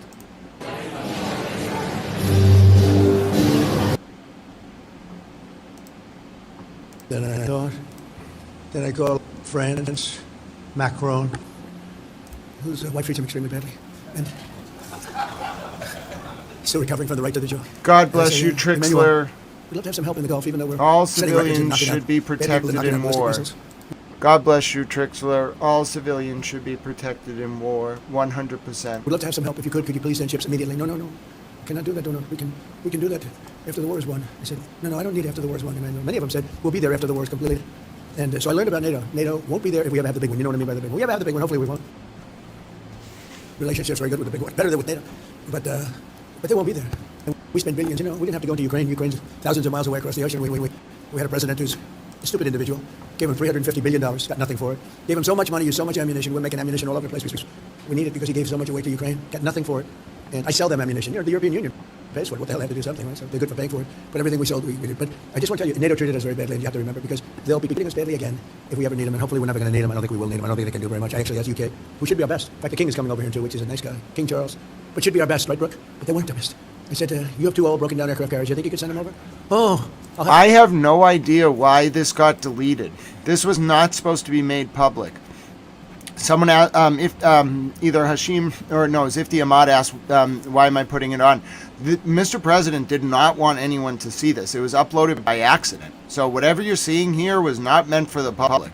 They asked my team. I said, you're the Prime Minister. It's playing at 2x speed, so we don't have to take a whole hour to listen to it. It will go quick. No. I have to ask my team, President. My team has to meet. We're meeting next week. Next week? But the war already started. Next week. It's not good. The war's going to be over in 3 days. Miss Rockstar, I play it at 2x speed so I can get through it quicker because we only have a little bit of time until Mr. President speaks at 9 p.m. Eastern. It turns out, by the way, do we have the greatest military ever? So anyway, so we've knocked them for a loop. I don't know. Rayman, you're funny. We had the mother load like nobody's ever. Did you see that? They thought it was a nuclear weapon. Actually, I said, no, we don't use them. We don't want to use them. We have more than anybody else, but we don't want to use them. But this afternoon, I'm delighted to join the countless Christians across the country and around the world as we prepare to celebrate a thing called Happy Easter. Do we have that? Everyone happy? Anybody that doesn't want to? Wow, that's a good tip. I like that tip. You're doing well, right? Okay. I think you should sue them, but, you ought to sue somebody. They're so jealous of America. I said, you ought to sue their right. I can say you're not allowed to say this. You have to be nicer. Sue their ass off. But I want to thank all of those who are helping us honor Holy Week here. Let me tell you, I hate to say this. There have been more wars over religion than trade and everything else put together. So he's smiling because I met, one nice little statement that nice, and you're right, it was sort of ironic, wasn't it? But it is true. Religion's an amazing subject of passion. It's a subject of passion, that's why. But I do want to thank all of those who are helping to honor us and honor Holy Week here at the White House. Something so incredible happening, and I'm seeing it all over. I used to tell some of you, so I've had such great friends. Ralph knocked on 10 million. 10 million, right? 10 million. And knowing Ralph, I thought maybe he was exaggerating a little bit, and I had to check that. I think it might have been more. He did a hell of a job. And with Charlie, right? What a team. That was an army. You, Charlie, the whole group, unbelievable. Now we got to do it for the midterms. Hate to tell you, otherwise they're going to take it all away. They're going to take the Johnson Act and put it right back on your shoulders. So we got to do it again. But the White House, including Vice President J.D. Vance, I think J.D. is J.D. here. Where's J.D.? J.D. He's lost weight. He got a little thinner, and I'm looking for a heavy-set gentleman. And now I find a perfect-looking specimen. He's doing a great job, and he's working on the deal, right? How's that moving? Is it okay? The big deal? You see it happening? So if it doesn't happen, I'm blaming J.D. Vance. If it does happen, I'm taking full credit. No, I think it'll be, I think it has to happen. I think they're desperate. Attorney General Pam, my friend, Pam Bondi. Hi, Pam. And we just left the Supreme Court. I didn't realize it's the first time in history that a president went to the Supreme Court. I was really surprised to hear that. And the Supreme Court's not been acting very well, actually. It was today on birthright citizenship. How did it finish up? Who knows? Right? That's the problem. You never know. You know with the Democrats, because the Democrat appointment always votes, no matter what. You can have the greatest case in history. You can have a case where the person you're suing admits they're guilty. And if you're in front of a Democrat judge, you'll overturn that admittance. Now, it's very unfair. Republicans, judges, and justices, they always want to show that they're independent. I don't care if Trump appointed me. I don't care if he doesn't make any difference to me. I'm voting against him because they want to show their independence. Stupid people. But the Democrats, you can have the greatest case in history, and they'll be voting against you every single time. And then 11 hits in Tel Aviv. 11 hits. They get upset with you when you complain about it. I get admonished a little bit. There is no Republican judge, and there is no Democrat judge, a certain person says. And I say, you've lost all credibility when you say that. It's really pretty tough. So Pam and I were over there with some people. We watched, and actually nobody knew what the hell was going on. Simple subject. It's look at the time. It was passed right at the end of the Civil War. It was for the babies of slaves. That's it. It wasn't for billionaire Chinese people who have 57 children that become American citizens. They didn't have that in mind. But, it's hard to explain that to some people. Secretary of Agriculture is doing a great job. Brooke Rollins, thank you very much. Secretary of Homeland Security, Mark Wayne Mullen, just came onto the thing. So is the job easier than you thought? So I give him the job. He's so honored. He's very successful. Made a lot of money. Then he decided to run, and he ran. Won in Oklahoma. I love Oklahoma. I won 77 out of 77 counties. The only one to ever do all 3 times. I don't know why they like me so much in Oklahoma, but they do. And I was with him all the way. And I offered him this job, and he said, such a great honor. I didn't tell him what was going on. I didn't tell him that not only did you have a strike, and at the same time, you have the Democrats refusing to pay anybody, right? I said, welcome aboard. Oh, and here's your first assignment. So he said, would you like to have had that decision to make? No, think of it. Somebody leaves a senatorship where he could be there for many, many years. A great position. And he leaves it to take a 3-year job of turmoil because it's good for the country, right? And you're going to do great. And so far, you've done great. He's gone in there, and he's really, I think we're pretty well worked out on that situation that we're working on, which will be, if we can do that, it'll be great. But we're fighting people that vote against us 100%. Like, you never get, every once in a while, you get Fetterman. They vote. Yes, Ms. Rockstar, 11 hits in Tel Aviv from Iran. And when I see Franklin Graham over here, I was going to say something really. I was going to use a filthy, dirty, horrible word, but he wrote me a letter. Became quite a famous letter.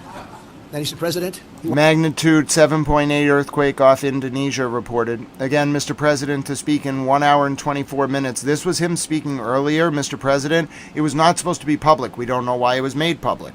Watched me make a speech, and it was great. 40, 50,000 people. He said, it's like Billy Graham. No, I'm not as good as Billy Graham. Nobody's Billy Graham. But I made a good speech.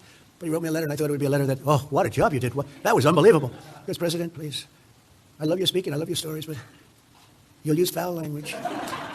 And if you didn't use bad words, very bad words, your speeches would be even better. And I sort of said, ooh, that's not what I expected, Jenny. But I never forgot it. And I purposely watch my language, especially when he's in the room. When he's in the room, I watch my language. Secretary of Housing and Urban Development, Scott Turner. Thank you, Scott, very much. Good job. And Darth Vader. Where's Darth Vader? Russ, vote. Where's Darth? Hi, Darth Vader. He's finding more fraud. You know, if they figured out the fraud, because JD's working on it, JD's either going to be the greatest guy or we're going to hit him hard if he does it, because he's in charge. I put him in charge of fraud. Now, the last time this happened, Sleepy Joe, he put his great vice president in charge of the border. Hopefully, JD will be slightly more active. She never called the Border Patrol. She never made one call in 4 years to the Border Patrol, and she never visited the border. She had no idea where the border was. Other than that, I thought she did a very good job. We had 25 million people pour through our border, and they said, I need legislation to stop it. I said, no, you need a new president. And that's what happened. Now we have nobody coming in. We have 9 months of zero people. And we're getting the bad ones out, but Russ, vote. Thank you, Russ. You got it. We would have a balanced budget. If you could get, JD, how about in Minnesota? They come from Somalia, but they come from all over. They're all crooked in Minnesota. The governor's crooked. The attorney general's a crook. He's a thief. Terrible guy. All stupid, crooked people. And they came sure, Ember Wolf, of course. A lot of people say it's the worst country anywhere in the world. They have no money, no nothing. They have no government. They have no police. They just shoot each other all day long. It's just pure bedlam. Probably the worst, most dangerous country. We have some beauties. They go to Minnesota, and they stole $19 billion. $19 billion. And they're low IQ. Generally, I mean, I can generalize. They're low IQ people. They're bad people. They have 94% unemployment. In other words, they don't want to work. You know, a lot of jobs available, right, with the economy. They don't want to work. Why would they work? And they sell more Mercedes-Benzes than any state in the union because they come here with no money. And they go out, they love a Mercedes-Benz, and they go out and buy Mercedes-Benzes. And I think you're going to get to the bottom of it real easy. And every one of them should be. And Ilhan Omar, who married her husband, married her brother. Her brother became her husband. When she has to check a book, she says, any brothers? One. Any husband? One. She checks 2 people. So on top of everything else, she gets a double income tax cut. She's a stone-cold crook, and everybody knows it. And the papers, I have one paper out in particular, the guy made a living writing about her, and I spoke to him, he said, but nobody does anything about it, sir. All you have to do is get his writings from the Indianapolis Star or whatever paper he works for. You don't even have to do anything. This guy spent 10 years investigating that crook, and you got to do something about it, or our people are going to they're already upset. It takes too long, so JD, you go do it, and Russell, you better do it. And, I said to Russell, I said, daycare centers, right? So in Minnesota and Los Angeles, they have thousands of them. You'd say, how could you have, they have more daycare centers than they have children. They literally, so they have thousands. So we go and we send inspectors out. Of the 700 that they looked at approximately in Minnesota, there were not one that was a daycare center. It's homes where they send checks for thousands of dollars. It's bad. And if they ever, and this has been going on for years, if they ever found out, and especially really, look, in 4 years, on autism, okay, children with autism in Minnesota, 4 years ago, Biden's first term, it was less than $1 million was sent out for autism. This last year, it was over $400 million. So what happened? I said, was there an attack of autism? They went from $1 million to 400 plus, and it's pure theft. And I hope we get to, and we don't get to it with stupid people, because we can balance the budget. We can balance the budget. We can have a surplus if you can stop it. And that doesn't include Medicare, Medicaid. That's even bigger. And it's many states, probably Republican states too, because they're going to see it. And we're not as thievery, but we don't believe in thievery. But when they see the Democrats doing it, and then they have to compete with that. So I can't imagine they're not doing it. I just can't imagine. But maybe they are. I don't know. But those Los Angeles is out of control. California, all over California. Maine, who would have thought Maine? Maine's one of the worst. Maine, I think a beautiful Maine. It's one of the worst. And the purpose of me saying that is because I have people in the room that could do something about it. And if they do something, we have a great country. We have a balanced budget, because these are the kind of numbers. And I actually said to them, I said to Russell, don't send any money for daycare, because the United States can't take care of daycare. That has to be up to a state. We can't take care of daycare. We're a big country. We have 50 states. We have all these other people. We're fighting wars. We can't take care of daycare. You got to let a state take care of daycare, and they should pay for it too. They should pay. They have to raise their taxes, but they should pay for it. And we could lower our taxes a little bit to them to make up. But it's not possible for us to take care of daycare, Medicaid, Medicare, all these individual things. They can do it on a state basis. You can't do it on a federal. We have to take care of one thing: military protection. I'm not exactly sure why this has happened. I'm not sure why they uploaded this when he wasn't supposed to say it publicly. I really don't know. You have to let states take care of them, Russell. Do it. Oh, the South Park cartoon. I'll bring that up now. It's great, from Diane. I'm sorry I forgot it earlier. Things got very intense. She's done such a great job. She's moved education back to the states. And you know what? You need congressional approval. I said, don't worry about it. Just do it. She did it. They're largely back in the states. We have all these buildings empty. Education bill. Where's Linda? She's not here, right? But I'll tell you, let her know I said it. She's done it. She's a sleeper. She was such a great person when she was at Small Business Kelly. She did a great job. Before Kelly was doing a fantastic job. But Linda was great. And then I said, don't worry about it. Just move it back. And she's where it belongs. Education belongs in the state, where the parents can help and they love their children, as opposed to some bureaucrat sitting in Washington that doesn't know where Iowa is. When you go back, let Iowa run, and let all of these states, Indiana, let them run their education, 100%. The only thing we have to do is make sure they're teaching English, okay? Make sure they're teaching a little English. You have a little bit, I mean, literally you could do one office with one person, one desk, and a secretary. I don't mean a secretary of transportation. I mean a secretary, like, an old-fashioned secretary that takes dictation. But that's all you need. So education has been largely sent back. An old-fashioned secretary. It's an incredible thing. You have to do the same thing, Russell. You have to do the same thing. Pastor Paula White and Jenny Corner, two incredible people. And they're from the White House Faith Office, which we never had. We never had a faith office. A lot of people wanted the office there, and it's very valuable real estate. We're building a valuable piece of real estate right back here. We had a judge, not a good judge, a Trump-hating judge, give us things saying I have to get approval from Congress. You believe it? I'm giving $400 million to build I'm giving with donors $400 million to build a ballroom. And there's the knockout panel right here. If you look back there, if you want to look back there, you'll see the deepest hole you've ever seen. But we are under construction. We're under budget. We're ahead of schedule, and we're building a ballroom. Anyway, depending on details of the marbles we pick and everything else, anything from $300 to $400 million, depending on finishes. We can get real expensive, beautiful finishes, or we can use Home Depot tile. It makes about $100 million. It's going to be amazing. But we had a judge that ruled that we had to go back to Congress. In the history of this building, nobody's ever got back where they built something here. You don't go back to Congress. But I have a lot of unfriendly judges. Somehow we seem to get by, but they're not good people. We're also able to be joined by Reverend Franklin Graham, who's been a friend of mine for a long time. Thank you, Franklin, very much. Appreciate it. Pastor Marilyn Rivera. Pastor. Hi, Marilyn. Just want to say a huge thank you to Diane, who made me into a special towel character. Okay, so that's me. I'm honored to be a towel. Thank you so much. My name is Grant Smith Ellis, and it is 7:45 p.m. Eastern, 7:43 p.m. Eastern U.S. time. It is Wednesday, April 1st, 2026. It is day 31 of the U.S. war on Iran, or with Iran. It is 1:43 a.m. in South Africa, 2:43 a.m. in Israel, and let's see, 1:43, 2:43, 3:13 a.m. in Tehran. Mr. President will be speaking in a major address in just 1 hour and 17 minutes, but Israel has just been bombed intensely by Iran, causing extreme damage in Bnei Brak in Tel Aviv, including to the sewage or water system. And that is me as a towel. Very much. Bishop Robert Barron, who's a fantastic man. Thank you very much. Pebble Beach, I'm with you. She took the kids' milk money. She took their milk money. It used to just cost 50 pence or whatever it was. Then she made it cost even more, or it used to be free. Then she charged them 50 pence. She Snatcher Thatcher. I know she took the milk money. And then we have all of our stalwarts here. I mean, I don't have to name them because I've been naming them now for almost 10 years, right? Long time. But I appreciate it. You guys have been here from the beginning, and we appreciate it very much. It's been amazing. During each day of Holy Week, Christians remember the events of 2,000 years ago that forever changed the world. On Palm Sunday, Jesus entered Jerusalem as crowds welcomed him with praise, honoring him as king. They call me king now. Do you believe it? No king. I'm such a king, I can't get a ballroom approved. It's pretty amazing, right? I'm a king. If I was a king, we'd be a lot more. I'm doing a lot, but I could be doing a lot more if I was a king. Yet he had not come to take a throne, but to carry a cross, not only to reign, but to save. And Thursday, the disciples gathered with Jesus as their teacher, stood in fear as he was arrested and betrayed. He was really betrayed. We know the feeling. Many of the people in this room know the feeling. Many of the people in this room went through hell. On Good Friday, the Son of God was nailed to the cross, crucified, and he died for all of us. It was a day of darkness, but it wasn't the end. By any means, it was not the end. On Easter Sunday, the stone was rolled away and the grave was empty. Christians everywhere rejoiced, and we continue to rejoice. Easter is one of the incredible days. It was a miracle in all of history, the resurrection of Jesus Christ. It was the great miracle, I guess, right? He told his followers, I am with you always, even to the end of the age, because of the events of Holy Week 20 centuries ago. People from every nation, language, and background can take on any difficulty, press through any trial, and endure any hardship. With Christ, not one... For those asking, this was not supposed to be aired publicly. This was uploaded by accident. This was not supposed to be public. That's why we're watching it. It was never expected to be public. Nothing can separate humanity from the powers of God's everlasting love. Across the generations, what happened on Easter has inspired his followers to love one another, to forgive, to do works of charity, and build the beautiful churches. And we have some of the most beautiful buildings in the world. To me, churches, I love great architecture, and we have some of the most beautiful churches. Christians have opened schools, ministries, and hospitals on every continent to teach care and heal those in need, and they do it with love, and they do it with great affection. With Christian devotion that inspired 102 pilgrims to sail on the Mayflower, settle the New World, and lay the foundations for America's motto, in God we trust, and we won't be changing that motto. There are groups of people that motto is unacceptable. We don't deal with them. We cast them aside. There's no talking to these people. They're crazy. It'll never change, ever. If anybody ever let that change, I think they wouldn't be long for the world. I've often said that to be a great nation, you have to have religion. I believe that so strongly. You have to have religion. And you have to have God. That's why this Easter we are bringing back religion to America. When I started, if you think about it, so we went through 4 years of purgatory. I learned a lot. So you had 4 years, and you had 4 years, now you have one. So it's a long, long time. It's 9 years, 10 years. But I learned a lot, and I've seen it.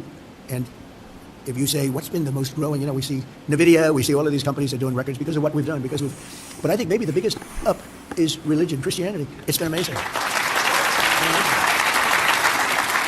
We had, when I first came, one of the first things, we will save Christmas. Because I wasn't told, I saw it all over, but there were department stores weren't used, they'd have the red wall, but it would never say Merry Christmas. They wouldn't say anything. They would say Happy New Year, but they never talked about Christmas. And I said, we're going to bring back the word Christmas. So we did. We brought it back. That was the beginning of it. Do you remember that? They refused to say Christmas. Now, woke is gone. It's got to keep it down.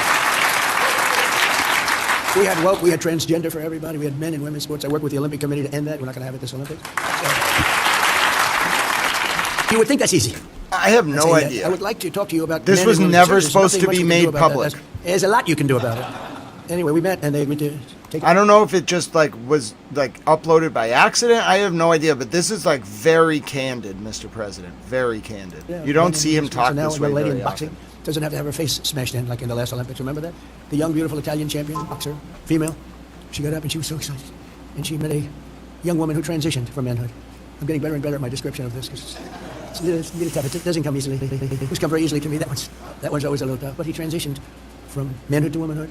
And he was a boxer, and he hit her with a left. Do you remember that? Just a left. And that's a defensive punch. Boom. Okay, I'm going to pause this because this is just the strangest thing I've ever heard. It was not supposed to be made public.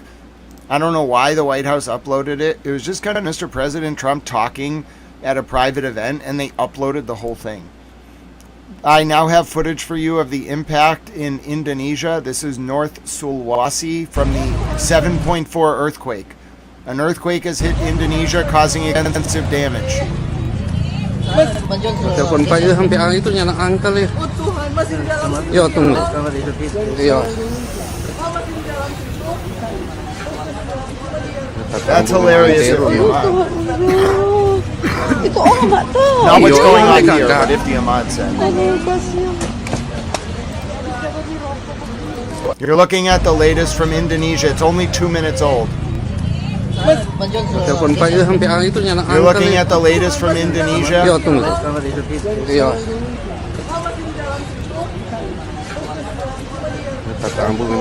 There has been a serious earthquake in Indonesia. It did not strike off the coast. Lord!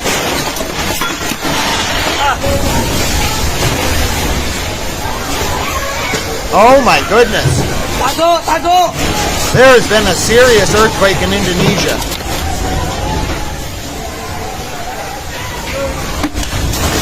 Lord, tama na Lord! Lord! Tama na Lord! Oh, I pray for you, Indonesian man. I pray for you. I hope you are okay. Lord!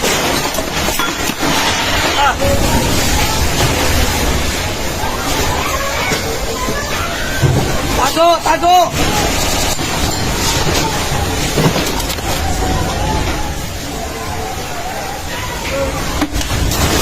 Lord, tama na Lord!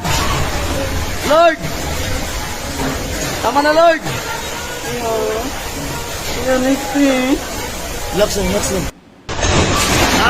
Hello, Jeremy. So again, this is the latest from Indonesia. Tago! Hi, John Beck. It's good to see you. There's been an earthquake in Indonesia. Lord, tama na Lord! Lord! Tama na Lord! Hello, it's good to see you, Lane Matrix. Listen.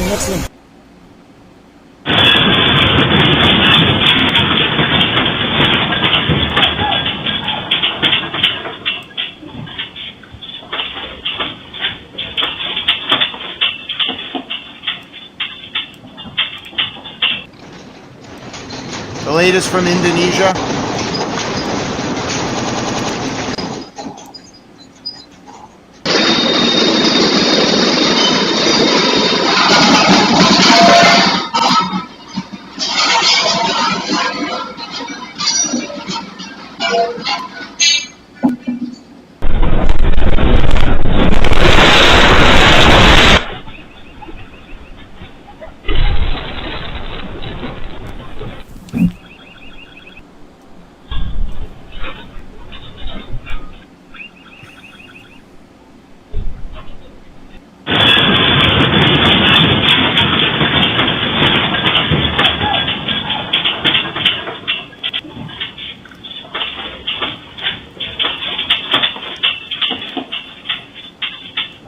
Wow, 5.2, I guess it was adjusted to.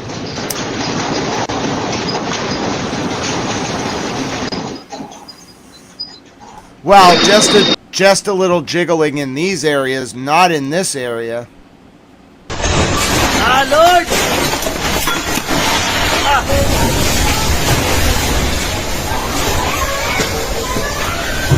Tago! Tago!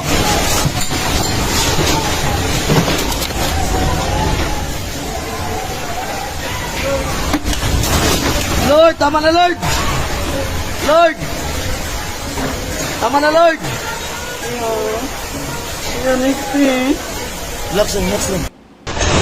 Ah, Lord! Ah!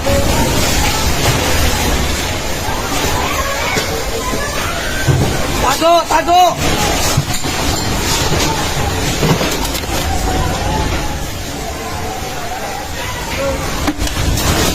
Lord, tama na, Lord! Lord! Tama na, Lord!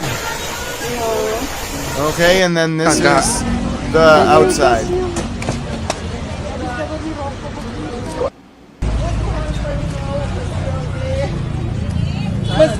Telepon Pak itu sampai itu nyala angkel ya. Oh Tuhan, masih di dalam. Yo, tunggu.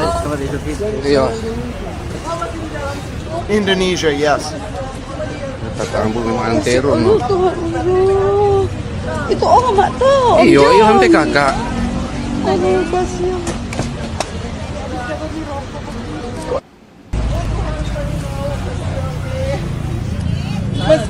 Telepon Pak itu sampai.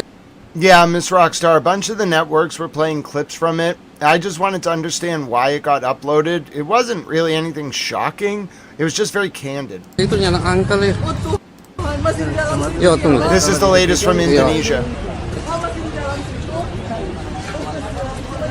Kata ambu memang antero no. Tuhan, itu orang mak tahu. Iyo, iyo sampai kakak. Aduh, kasihan.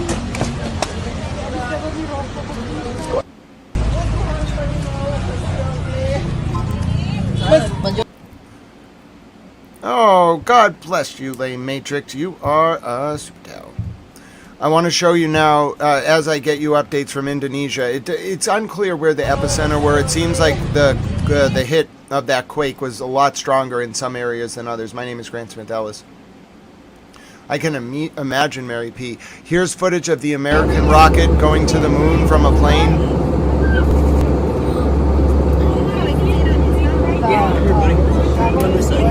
Yes, a tsunami warning has been issued near Indonesia.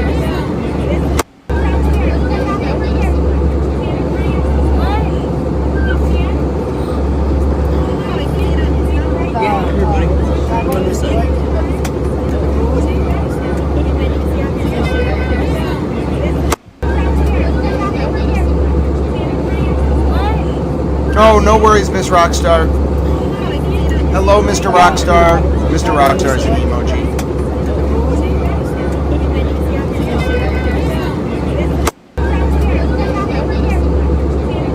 The Discord, if you don't get it, there's multiple links. You can always do exclamation point Discord.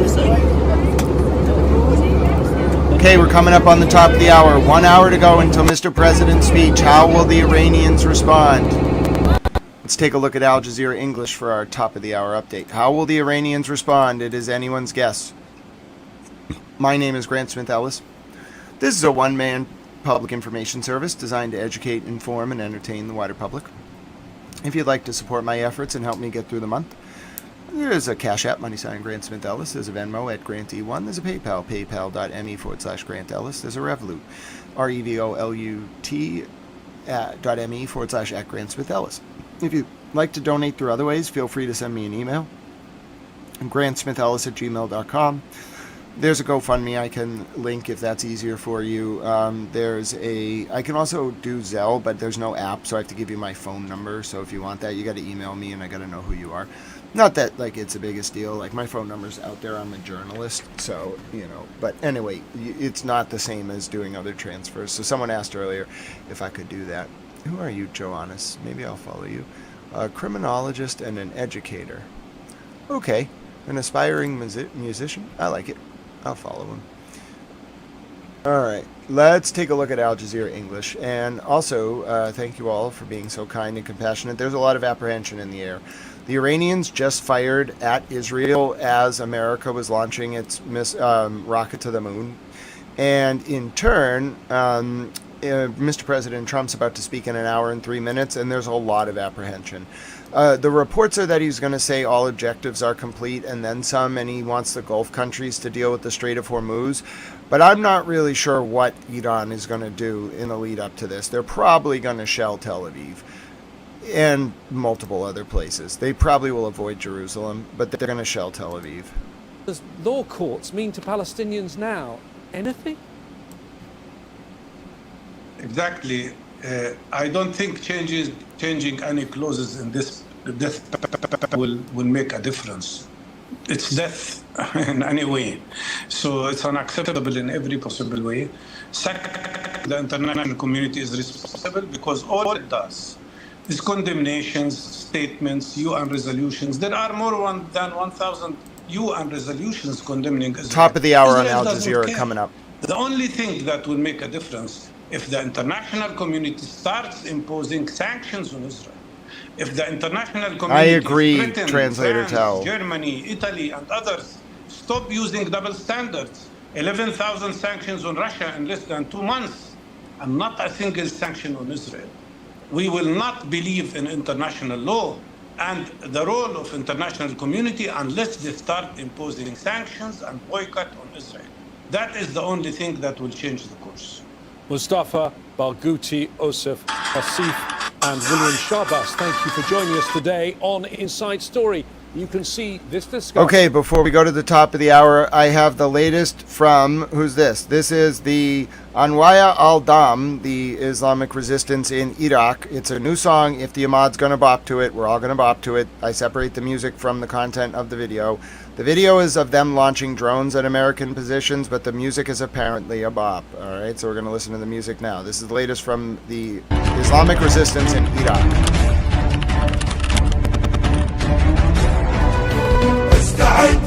It's a blackout.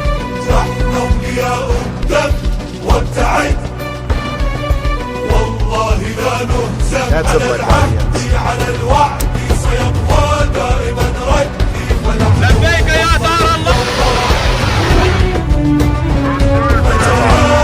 What can I say?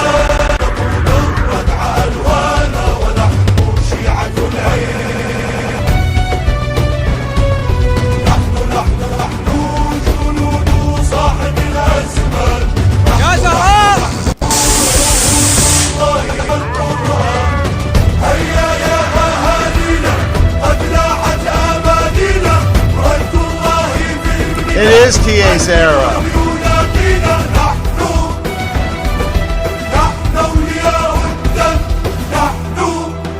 Good luck not dancing to that.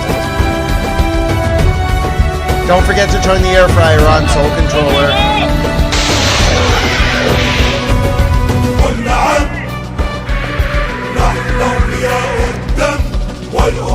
Yes, this is the Islamic resistance in Iraq.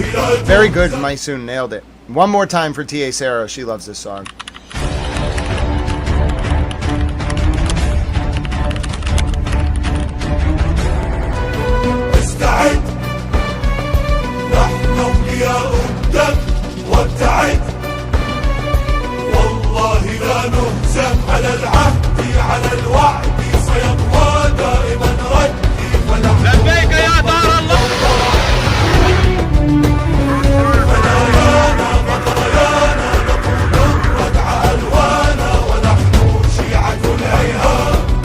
I understand, Soul Controller.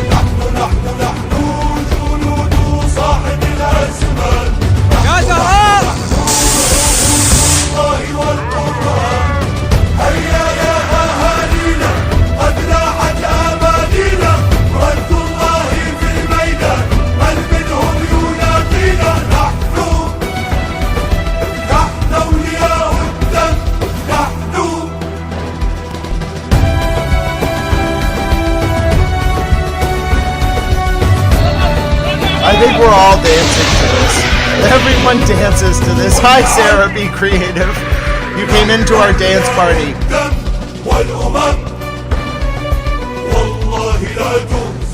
It's our Blood Guardians dance party. Hello, Sarah. It's so good to see you. Sarah B. Creative came in right in the middle of our dance party. That we call those our Blood Guardian dance parties. Now, you may be saying to yourself, Grant, you do not all, like, enjoy bopping to the Blood Guardian. First of all, very few people even know who the Blood Guardians are. And second of all, you all do not dance to their music. Yes, we do. We absolutely bop to the Blood Guardians here. We try to separate, we bifurcate the music from the contents of the video, which is them launching drones at American positions. You know, we just kind of bop to it. And the music says, by God, we will not forget, our lands have cried out. Yeah, so, alright, we can run it one more time. One more time for all the fans of the Blood Guardians music. Good job, Blood Guardians. You have fans that bop to your music all around the world. You want to see me bop to it? Fine.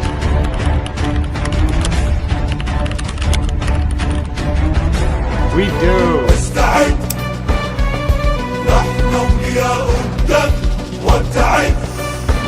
It is a bop.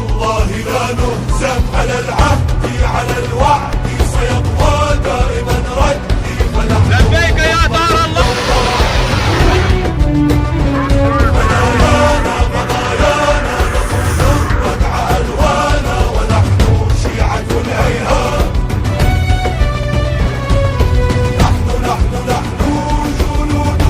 I agree, Bloodshot Beauty. It's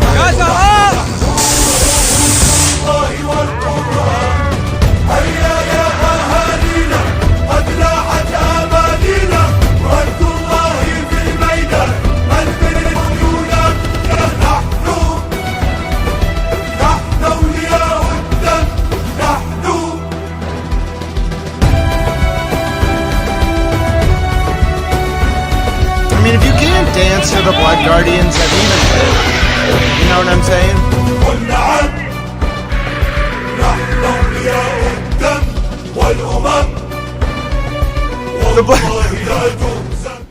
The Blood Guardians probably watch this and they're like, wait a minute, why is that American newsman dancing to our song?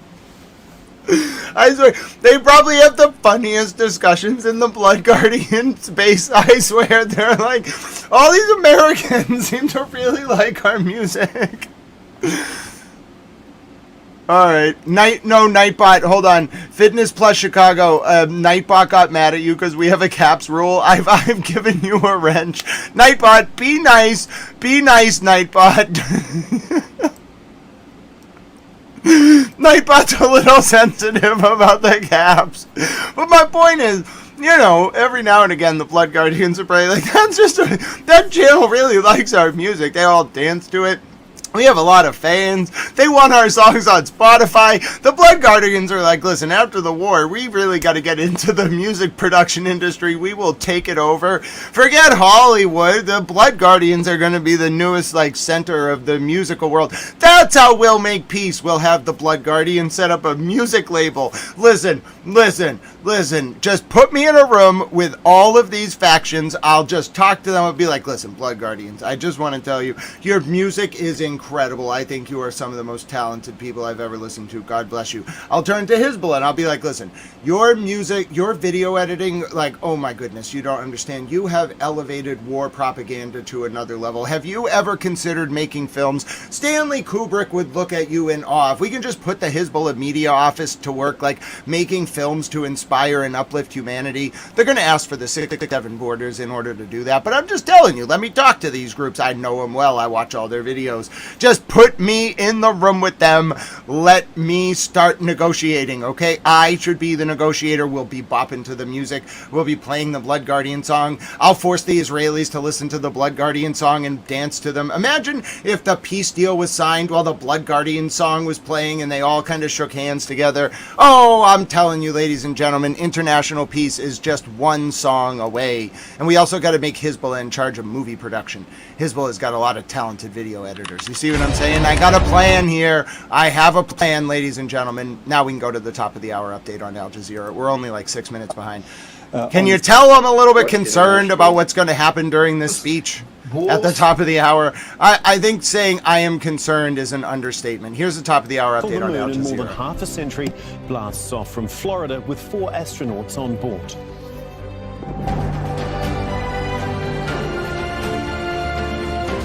No, not the Blind Guardians. They're called the Blood Guardians. That's their name. They wanted to be called that.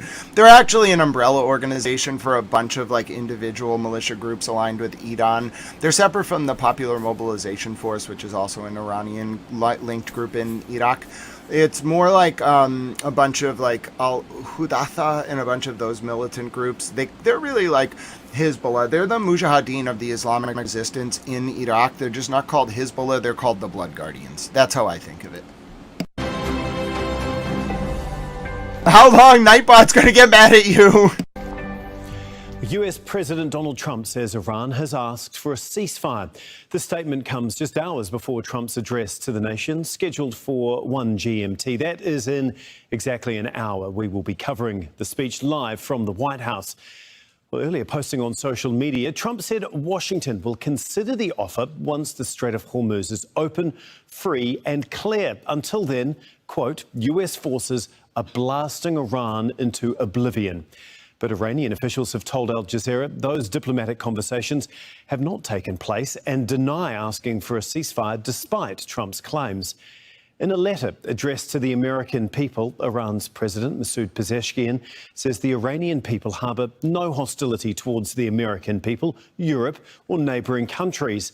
But the letter says Trump's threat to attack Iranian vital infrastructure would be a war crime, and such actions carry consequences that extend far beyond Iran's borders. Well, we have a team of correspondents following all of these latest developments. We are live in Tehran, Amman, Doha, Beirut and the White House, and that is where we're going to start with our chief US correspondent, Alan Fisher. Alan, obviously huge amounts of anticipation ahead of tonight's a big one, though, if Diamant, it's like a big one. What are we expecting him to say, given his comments in the lead up to this? Well, of course, he talked about a ceasefire in his social media comments first thing on Wednesday. We're hoping we might get more information on that. I think that is unlikely. He will talk about how he's winding down the war in Iran. Now, he's talked about a 4 to 6 week timescale. We're 4 weeks into the war. He gave an interview on Tuesday and said it was likely to last another 2 weeks, possibly. There was an earthquake in Brazil just now, too? What? With a couple of days either end of that, so that would put it 2 weeks from now. Maybe he'll give more detail on that. He is going to talk about NATO. He's going to be hugely critical of NATO. We've again seen on social media over the last 48 hours how he's very resentful of the way he believes that NATO have ignored the United States. He's talked about how they could have helped to reopen the Strait of Hormuz, that they are more reliant on the oil that passes through there than the United States, and he believes that they didn't come to the aid of the United States when they needed them, while fighting the war in Iran. And then, of course, there is the whole question about the economy. And Donald Trump is aware that everyone feels as if prices are much more higher now than they have been since the war started. It's more expensive for fuel. That means it's more expensive for heating. It's more expensive for food.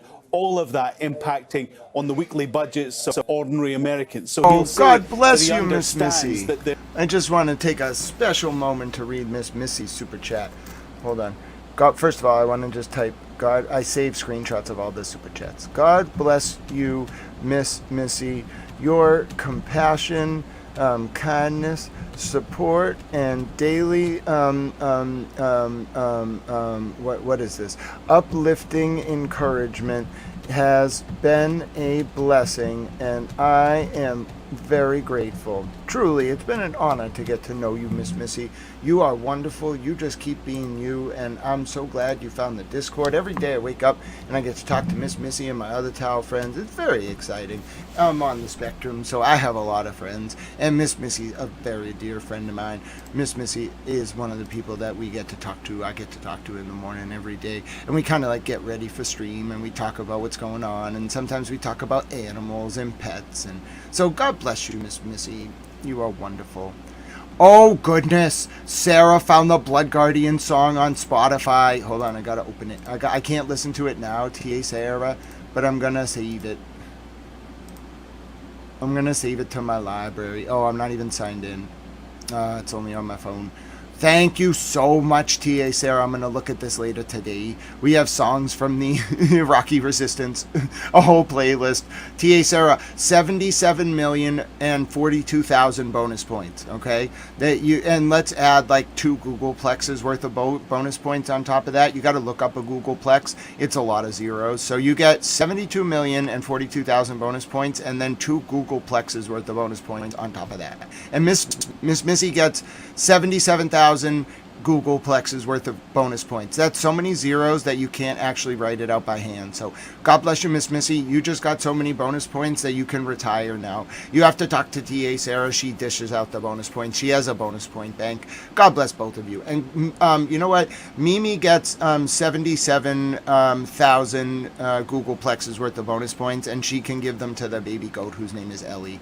All right, good job, everyone. Excellent job, everybody. Bonus points all around.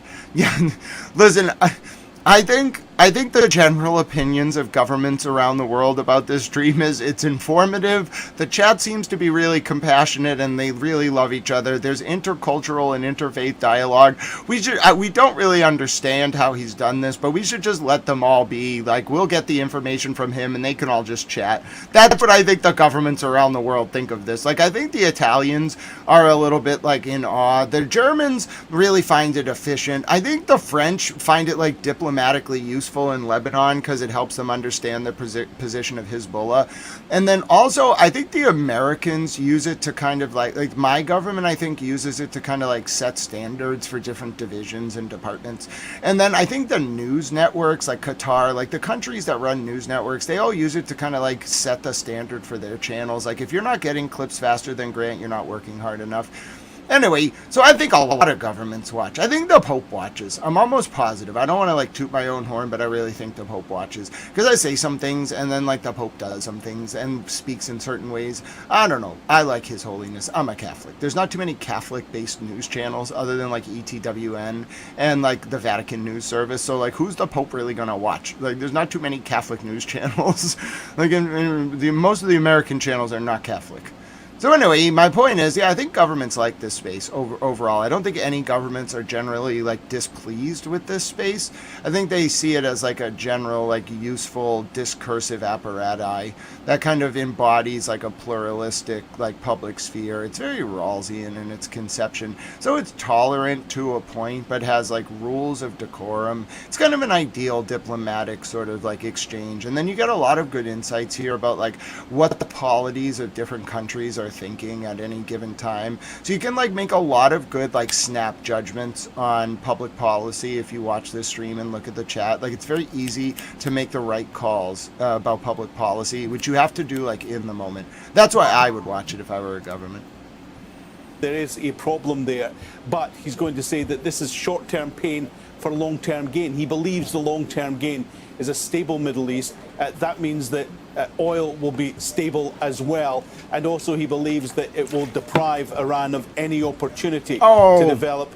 God bless you, Mimi. I'm the Pope's cheerleader. I think the Holy Father is wonderful. I thought Pope Francis was great. I think Pope Leo's great. Like, the Catholic Church has a lot of work to do, but it's doing it. Like, it's showing so much good faith, and the Catholic Church played such an integral role in protecting a lot of the Christian communities after the Catholic Maronite priest died in southern Lebanon. The Pope sent his ambassador, Nunzio Borgia, to the church while bombs were falling. The Pope has been integral. He doesn't take a lot of credit for stuff because he's the Pope, but he's so good at setting like a moral example. He's the perfect leader for the church at this time. Not just nuclear weapons, but a threat to its neighbours and ultimately to the United States as well. He'll speak, we're told, for somewhere in the region of 15 minutes. It is Clearly, bloodshot he's going beauty. to say that it is a great common ground. I agree. God bless you. In Iran has been a success. He's mentioned it several times. He's talked about how this war has been won. He wants to walk away with a victory, as does any president who's involved in a war. So he'll make that case to the American people. But the American people will be much more interested in what he's got to say about the economy rather than how this war has been prosecuted. OK, thanks so much, Ellen. No doubt we will be coming back to you before he speaks in a little under an hour's time. Ellen Fisher at the White House for us. Well, let's bring you more of Iranian President Masoud Pezeshkian's letter addressing the American people. In it, he says attacking Iran's vital infrastructure, including energy and industrial facilities, is a direct attack on the Iranian people. Beyond constituting a war crime, such actions carry consequences that extend far beyond Iran's borders. Is America First truly among the priorities of the US government today? The choice between confrontation and engagement is both real and consequential. Its outcome will shape the future for generations to come. We're going to go to Mohammed Val, who is in Tehran for us. And we can just continue talking about this letter from the Iranian president, just hours before the US president is set to speak at the White House. Can you just run us through what else it says and what message he is trying to send? What's he trying to achieve by sending this? Yeah, it's a message about what the Iranian president considers the reality and not the propaganda and not the fake news or the framing of Iran as a threat to the region and to the world. So this letter is to address that situation and give the American people the real and true image of Iran as a country of peace, as a country that is one of the most ancient continuous civilizations in the world, a country that has never invaded another country or waged a war on its neighbors for hundreds of years, even since before the creation of the United States. And that what is being propagated by the American leadership is only a framing of Iran. It's a fabricated image of a dangerous Iran to justify this war of aggression on Iran, basically saying that Iran is not trying to wage wars against its enemies, but it is trying to defend itself. And the fact that America has bases in the region around Iran and buildup of troops all the time for the last several decades means that Iran feels that it is the United States that is posing a threat to Iran's existence and safety, and that justifies for Iran to build its own weapons and to be a strong country. Also talked about this war as not an American war. He considers it a proxy war on behalf of Israel, and that it is not for the benefit of the United States. So he is addressing the American people and trying to show them how their leadership is wrong about how it is framing this war against Iran. And Trump, as we heard, said that he's going to blast Iran to oblivion. From what you're seeing on the ground there, what does that actually look like, though? Well, that is the intent. It's very clear that the amount of bombing and the quality of those bombs, the weight of those bombs, tells a lot about what the Americans want to do. They really want to destroy the most of the infrastructure, particularly the military infrastructure. But we have seen also civilian infrastructure being hit during the last several weeks, at least 4 weeks now. Of that, there is a lot of hospitals. There is a lot of other facilities, power facilities and so on that have been hit. During the day today, we have seen more blasts in Isfahan in particular. We don't know what's going on there. The government is not giving clarity about it, but the Americans are saying they are hitting at ammunition depots there in Isfahan. We have also seen blasts in Shiraz and in other cities and across Tehran, of course, during the day. There was 4 people were killed in Laristan, another region of Iran. Also, Bandar Abbas was at the receiving end of some of the blasts. And we have seen what looks like an assassination attempt against the former Foreign Minister Kamal Kharazi. He is the head of the Strategic Council on Foreign Relations, and he's a former advisor to the late Supreme Leader. We don't know why he's been targeted. He has been gravely wounded. His wife was killed. The Israelis and Americans haven't owned or taken responsibility for this operation, but it is a subject of concern again because Iranians have been threatening that any more assassination in the country means that Iran is going to retaliate against more American interests, particularly high-tech and AI technology facilities or companies in the region, because Iran thinks that those companies are helping with the targeted assassinations in Iran. Okay, thank you so much, Mohammed Val, for us in Tehran. Well, debris from an intercepted Iranian missile attack has injured at least 4 Israelis near Tel Aviv. Fragments from a cluster missile also damaged water infrastructure in the Bnei Brak district. A number of vehicles were damaged. Several areas of Tel Aviv have reportedly been hit. We're going to go to Rob McBride now, who's been following developments in Israel from the Jordanian capital of Amman. And this all adds up to a significant increase in attacks from Iran today on Israel, doesn't it?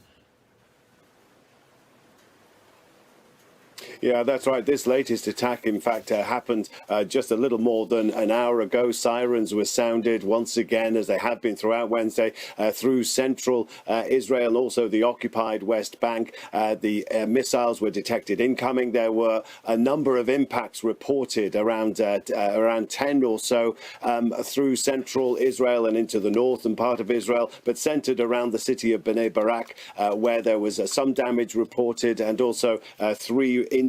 But this was the 11th missile strike throughout Wednesday. These strikes began early Wednesday morning, continued throughout the day. The authorities say that these salvos collectively amounted to one of the busiest and one of the most intensive missile barrages since the earliest days of this conflict. And one of the heaviest strikes came during late in the afternoon on Wednesday, involving at least 10 missiles, and also in conjunction, as often is the case, with rockets being fired by Hezbollah north of the border in Lebanon. But the timing of this is significant. It comes ahead of the long-anticipated address by US President Donald Trump. This seems to be Iran's way of saying we are still a force to be reckoned with, and we have the missiles to back that up. It also comes on the first day of Passover, probably one of the most important events in the Jewish calendar, and came at a time of the... Launch from Iran! Launch from Iran!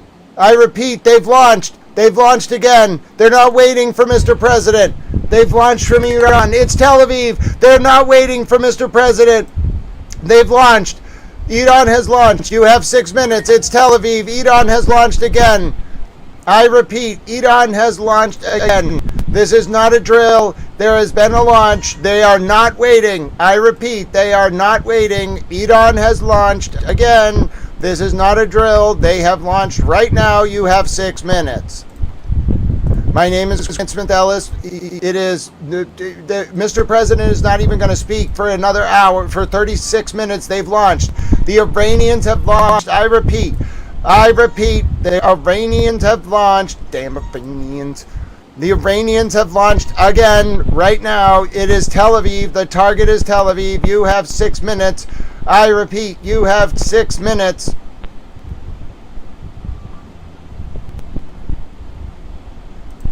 Damn right, Primo. You tell him. Breaking. With just 36 minutes before President Trump speaks to the nation, Iran has fired again at Israel. The target is Tel Aviv. Time to arrival, 5 minutes and 40 seconds from the post. Live coverage. You have 5 minutes. It's Tel Aviv. It's Tel Aviv. Oh, there might be multiple warnings. There's multiple warnings. The damn Iranians. Oh no. Oh no, it's coming. It's coming. It's coming. I'm telling you, it's coming. You've been warned. The Iranians have fired at Tel Aviv. It could be bad. Oh, they fired at Haifa too. It's a dual launch. Oh no, it's a dual launch. I repeat, the Iranians have fired at Tel Aviv and Haifa. I repeat, the Iranians have fired at Tel Aviv and Haifa simultaneously. Mr. President is about to take the stage in less than 30 minutes, 35 minutes, and the Iranians have fired at Haifa and Tel Aviv at the same time. You have 4 minutes and 50 seconds. The Iranians fired at Haifa and Tel Aviv at... Oh, goodness. You're about to hear air raids. I don't think they're going to be able to intercept this. The Iranians have fired at Haifa, Jerusalem, Tel Aviv. They fired at everything. They've just fired at the whole map. They just don't even care. They're not waiting for Mr. President. They're mad. Oh, this is going to be a night. Miss Translator Tal knew it was coming.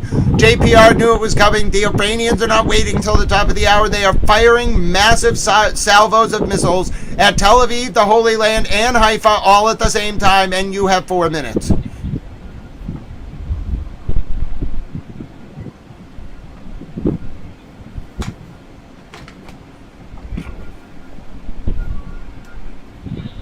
It's coming.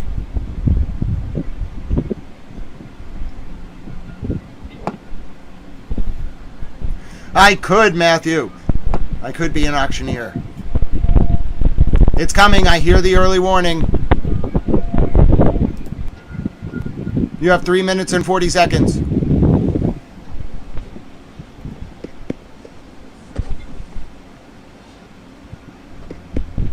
It's Jerusalem, Tel Aviv, and Haifa. We don't exactly know what the target is until it gets closer, but it's right now it's Jerusalem, Tel Aviv, and Haifa.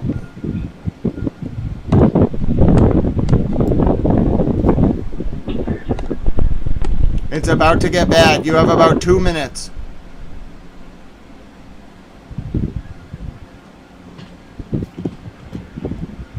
It's coming. The air raids are going to start. Maybe a minute. Maybe 2.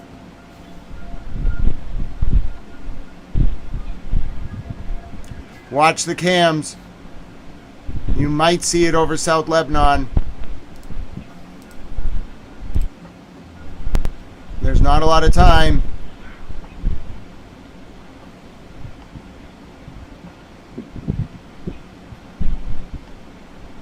It's going to be brutal. You're going to see them on the top cams before they arrive.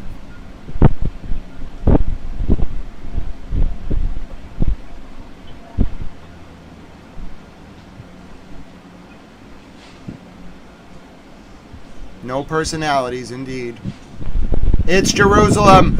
It's the holy city. Red alerts. They're shelling the holy city. No! Why? They're shelling the holy city. They're shelling Jerusalem. Oh no, they're shelling Jerusalem. Why? Why, you damn Iranians? They're shelling Jerusalem. They're shelling the holy city. They're shelling the holy city. Damn Iranians. They're really mad. Oh no, they're gonna make some kind of point. They're gonna start some kind of apocalypse. They're shelling the holy city. It's the holy city. Oh, please don't. Oh no. Oh no. It's the Iranians and it's Jerusalem.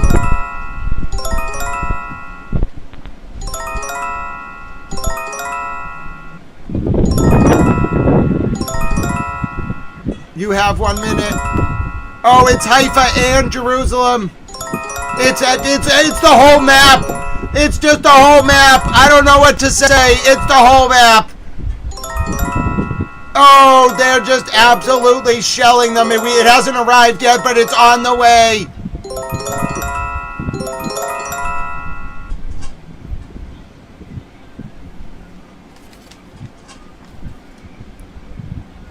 Whatever's about to happen is not going to be good. I have no idea what they've just done, but it's very bad. I don't think we have a lot of time.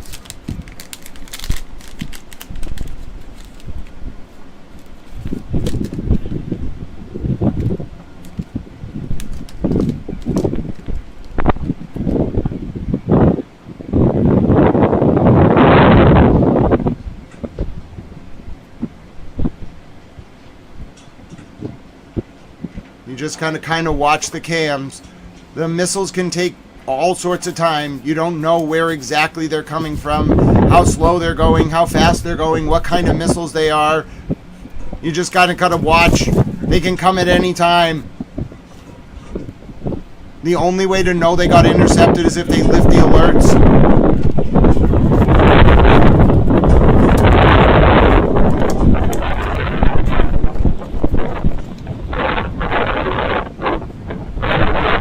Oh, I see some northern Israel. Interceptors flying up in northern Israel. I'm seeing the interceptors. They're flying up. I don't see the missiles.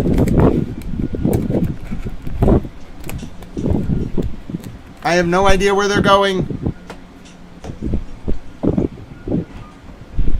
It looks like it's the holy city. If you see the missiles, you're going to see them now. I saw the interceptors going up.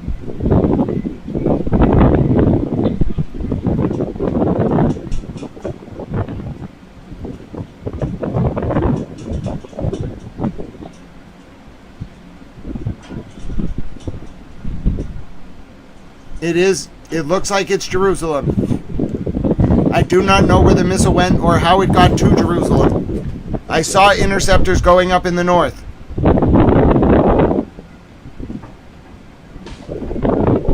Alerts have not cleared. I think we have 2 hits incoming right now.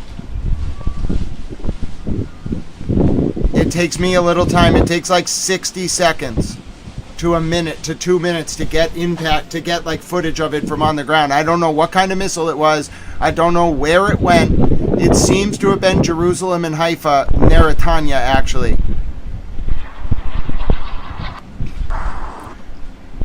I do not have an update on the latest one. I don't know where it went.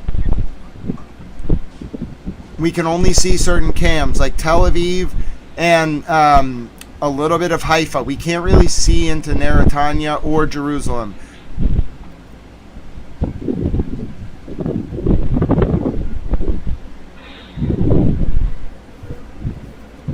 Mr. President speaks in 27 minutes. This could be really bad.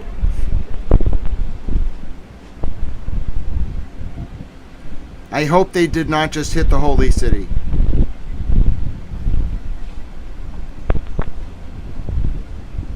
Mr. President is going to announce the deployment of ground troops, potentially. I don't know what is about to happen.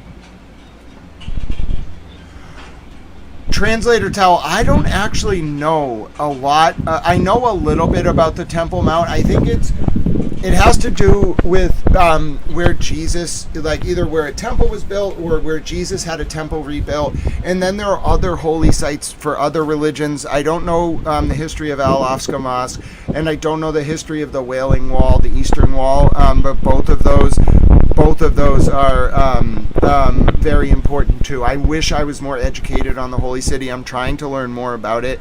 The history is fascinating of the Holy City. I'm waiting. Listen, whatever Mr. President Trump's about to do is really upset the Iranians. Because they just fight, the alerts have not lifted. I can't tell you what happened. Just to update you, my name is Grant Smith Ellis, reporting from the War Desk in Boston. It's 8:35 p.m. Eastern U.S. wartime, Wednesday, April 1st, 2026. Mr. President Trump is speaking in 25 minutes. It is... What time is it? It's 3:35 a.m. It's 2:35 a.m. in South Africa. It's 3:35 a.m. in Tel Aviv. This is Thursday, April 2nd. And it's 4:05 a.m. in Tehran. Mr. President is about to speak. There have just been massive attacks on Haifa, the north of Haifa, which is called Neritanya, and then also the Holy City. I have no damage assessment because we don't have cams pointing in those specific areas. I don't know if the alerts have not lifted, so it's highly unlikely.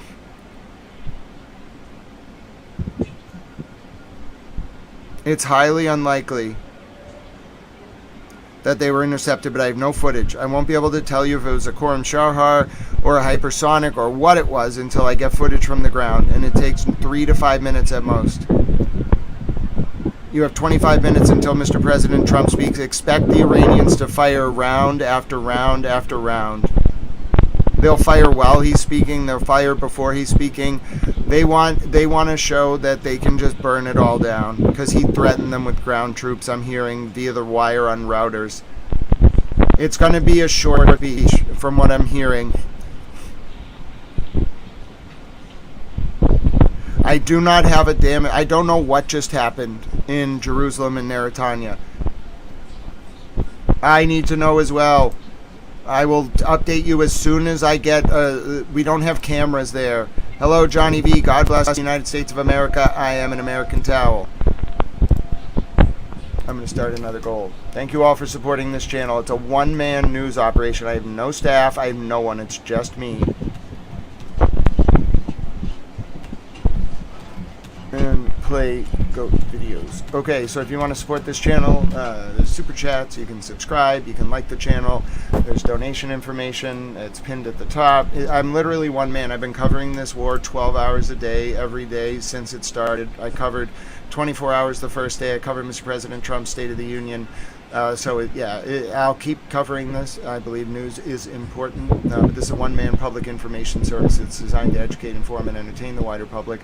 Use entertainment as a buffer to insulate your brain from traumatic imagery in order to engender cogent public discourse, therein warding off the usurpation of our forms of government worldwide. If you want to see more content like this, it's viewers like you who make it possible. You donate to keep me alive and otherwise. The alerts are clearing. Okay, the alerts are clearing. The alerts are clearing. That does not mean that there was no hit. It just means the danger is over for now. There's a Cash App, money sign Grant Smith Ellis. There's a Venmo at Grant-E1. There's a PayPal, paypal.me/Grant Ellis. God bless all of you who keep Little Towel alive. No, Elizabeth, because this is a public information service, so I do this at a loss. I pay for the streaming software alone. I pay for the storage space alone. I pay for the costs alone. I do it at a loss. Okay? It's not like other channels. This is not an industry. This is a one-man run operation every few hours. I remind you of that. On PBS, they do it every hour. And the reason I do those donation reminders is because otherwise, every couple of weeks when I need help, it's like a few people who end up saving Little Towel. So if we can just spread it out through supporting this network, which is designed to help people who cannot afford it learn about the news in real time, not to mention governments and policymakers and elected officials and all that. So no, it's not about me. I need to stay alive to do this work I consider a vocation. It's about this service. Okay, so thank you. I appreciate you, Elizabeth. But no, that's just going to make more people want to support me, Elizabeth, because it's considered a form of supporting something that is bigger than oneself, in my opinion. Thank you, Miss Missy.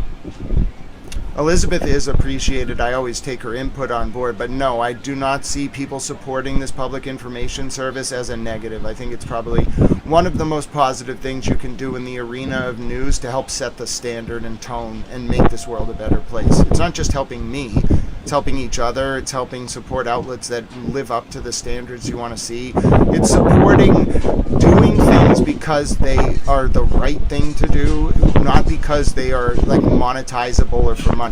I get no ad revenue on this. There's no incentive for me to do this. YouTube gets ad revenue from this, which God bless them. I think YouTube's amazing.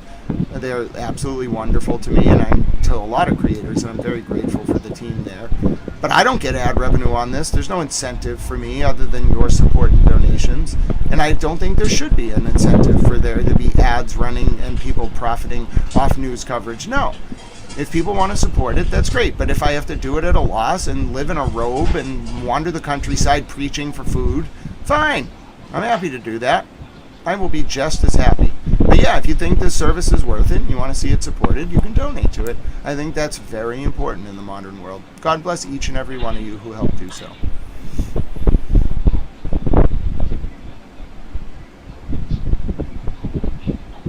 Hey, Microdots, how you doing?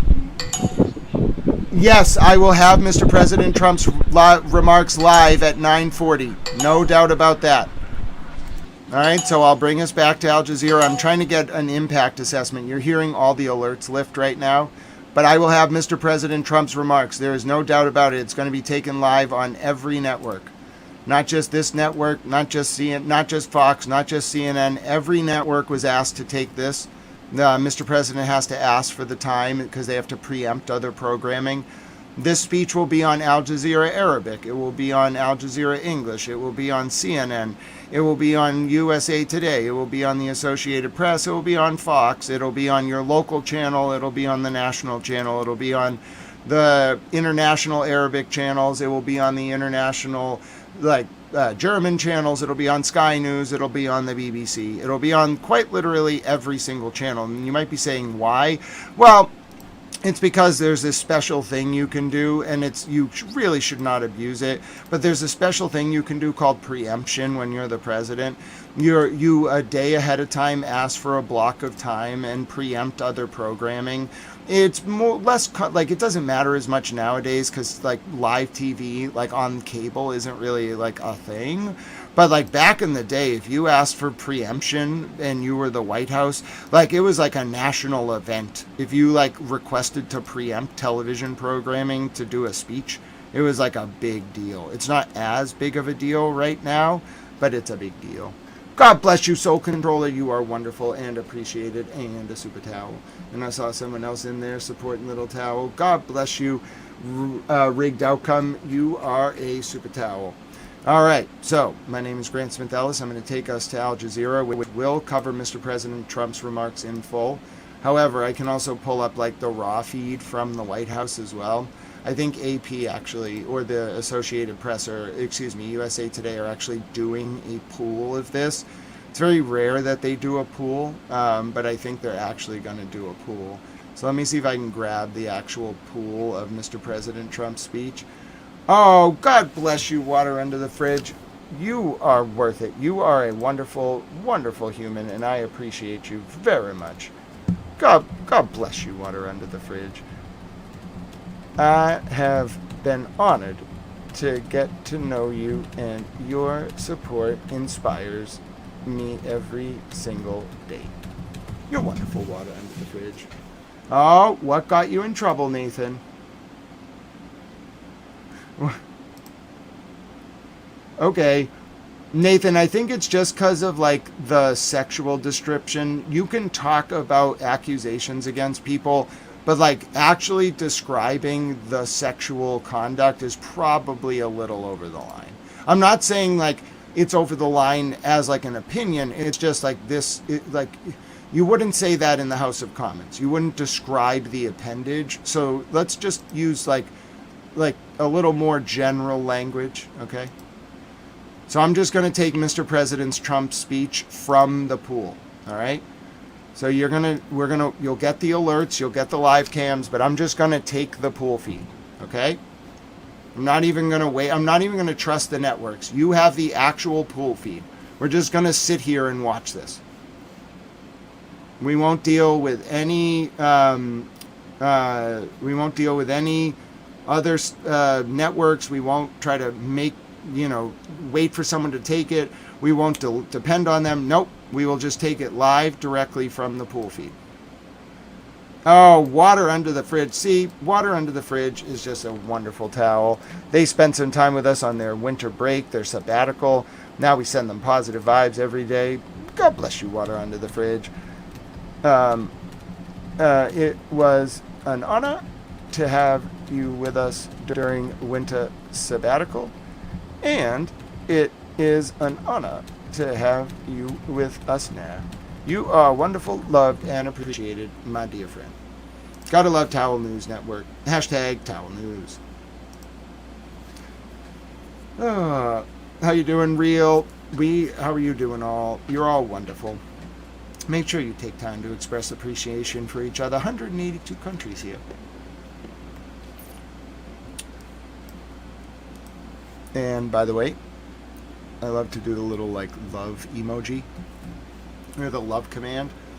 If you do exclamation point love, the bot will tell people to love each other. Andrew, I'm hearing reports from Fox that he's going to say ground troops have to go in. I'm hearing reports from Fox News, not me. I don't have any sources about what the president's going to say. But I'm hearing reports from Fox News that the president will say that ground troops are necessary. I have the missile. I have footage of the missile. I repeat, I have footage of the missile. I have footage of the missile that just went over Israel. I have footage. It's just now. It's coming in just now. It's just now. Here's the footage. This is the missile that just went over Israel. Here it is. I only have 1 second of footage. This is the missile. That's all I got. It just happened. This went towards Haifa and towards Jerusalem. Oh, God bless you, Rigged Outcome. Rigged Outcome. I got so excited. Every time I see Rigged Outcome, I think of the beautiful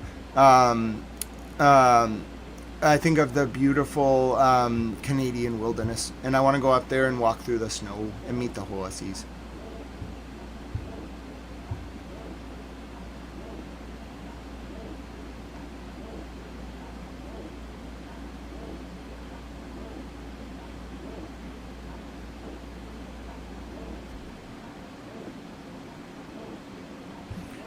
Am I allowed to stream news on, well, I don't know. How many platforms am I allowed to stream on at once? I really like YouTube.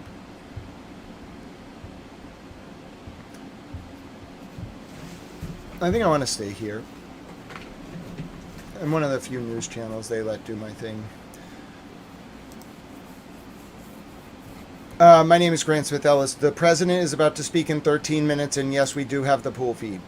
Okay? You have the pool feed right here. As soon as Mr. President speaks, you will hear it. All right? You will at the same time get cameras over Israel with alerts, okay, right below. And you'll get a live camera looking in at Tel Aviv, Beirut, etc. Okay? You'll have all that accessible to you at the same time. What did you say was old footage? The one of the missile? I don't think so. A lot of missiles look similar. Obviously.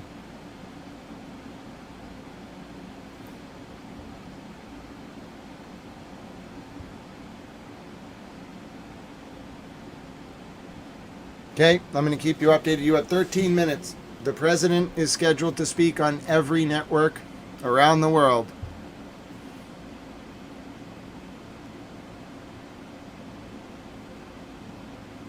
That's not a good sign, Miss Clutch. CBA, you're hilarious.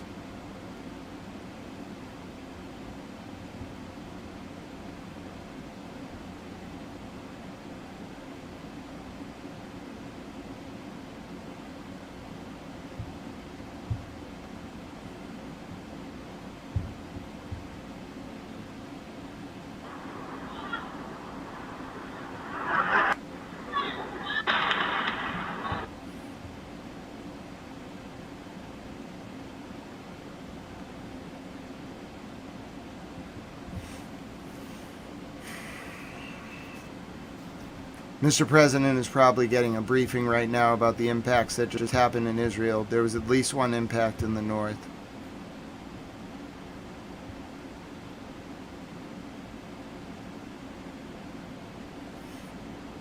All right, we can take a poll.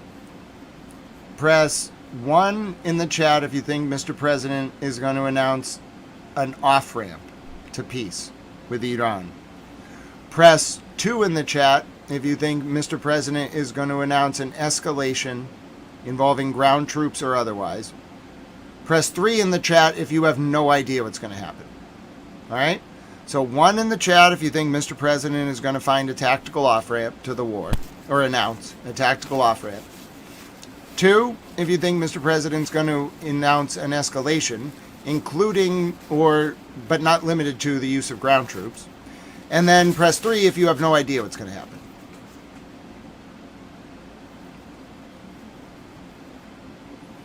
Six. Ifti Ahmad is always the most creative one in the chat. He's like, screw it. I'm voting 6.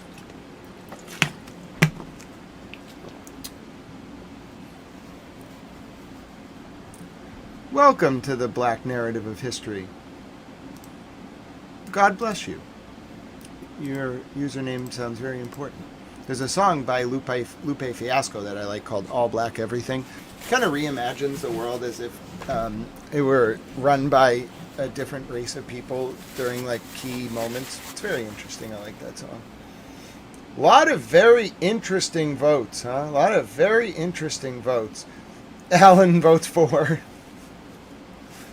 2468. Who do we appreciate? Grant. I love it, Pandora's Box.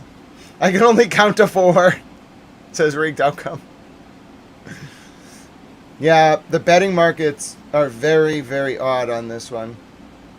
He'll cover all the above. He'll announce a de-escalation, he'll announce victory, and then he'll announce an escalation and ground troops. Sounds about right. 4 equals both. Arturo says he's going to... Mr. President Trump's not going to even talk about Iran. He's just going to talk about elections. There's a full moon tonight? Oh, great. Yeah, I think there might be a hint of pulling out of NATO. I heard that too.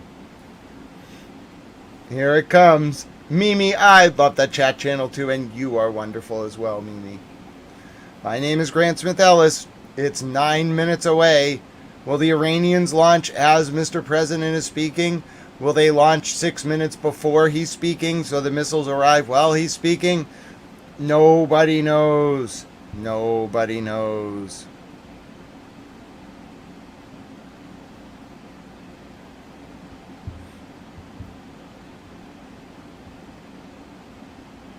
Nope. Very serious damage in Israel from the last round.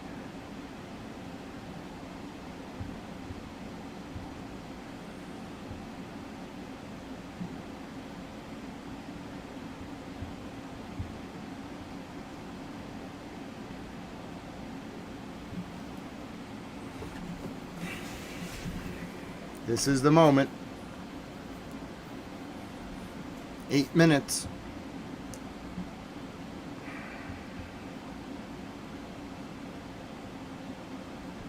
I'll show you the impacts that just happened in Israel as Mr. President Trump is getting ready to speak. Here they are. 2 impacts, at least. This is interceptor footage.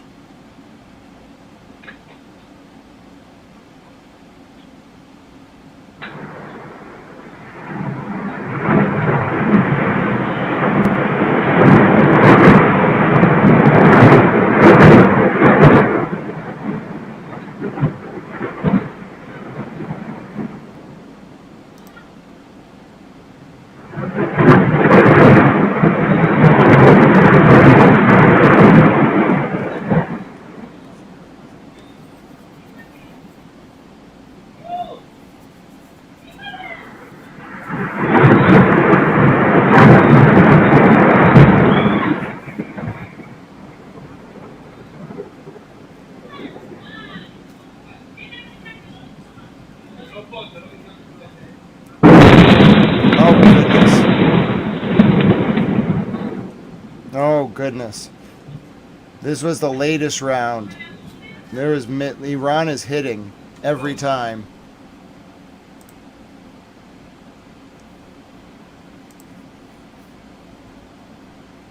All right, so that was the latest from Iran.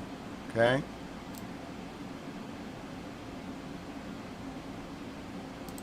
Firing into Israel. These were the interceptors, and then there was a hit. This is in the north. Okay, so as Mr. President Trump is about to speak, these are the latest from Israel.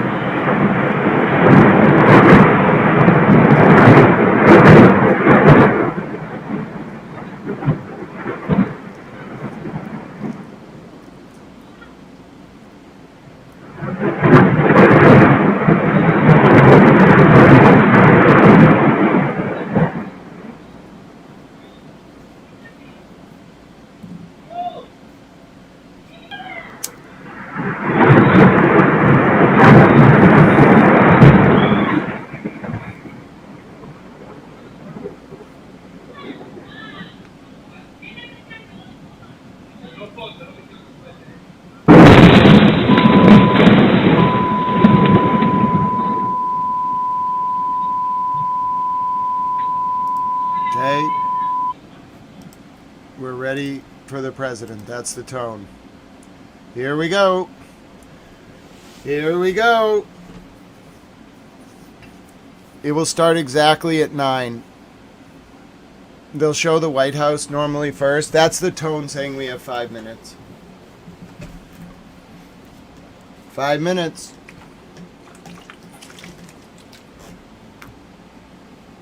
Yeah, that was a concerning sound. Rigged outcome. Here it comes.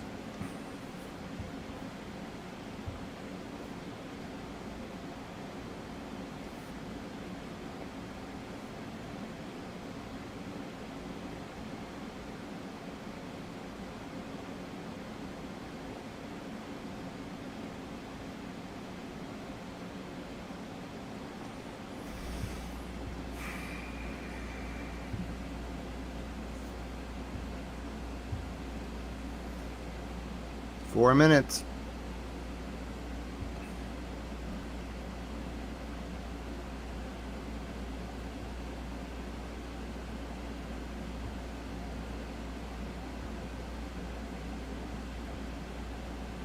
I'm very nervous.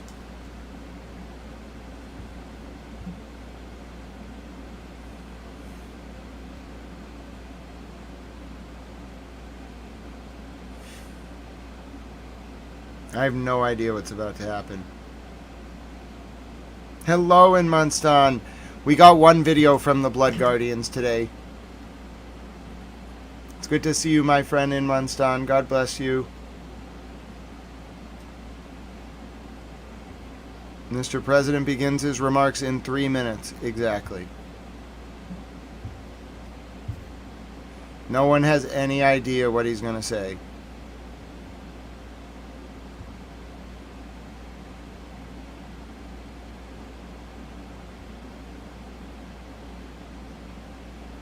They're saying deployment of ground troops may be necessary is what he's going to say.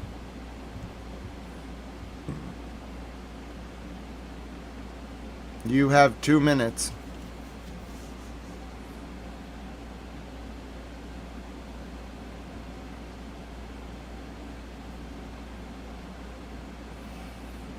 What is about to happen is anyone's guess. There was a massive explosion in the city of Jerusalem. I repeat, sounds of a massive explosion in the city of Jerusalem. It is unclear if it was an interceptor or a hit. Here we go.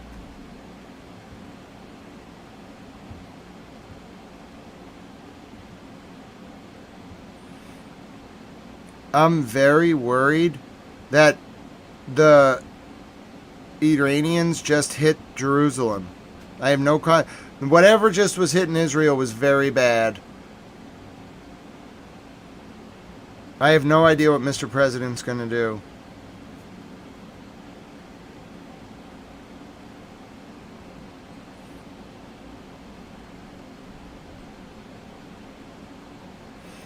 I'm also hearing that there might be an announcement that mission has been accomplished. I don't know. This is a very risky moment. The next 5 minutes could be very risky. Iran might just wait to see what he says. Iran might fire as he's talking. Anything could happen right now. Anything could happen. I'm an analyst. I've been covering this war for 31 days. I have no insights for you other than just watch. He might say it's over, mission accomplished. He hinted earlier the public doesn't really want him to go in and take the oil, quote unquote. There's reports he might say he's going to put ground troops in it because that might be required. There's reports he's going to bash NATO. There's reports of everything possible.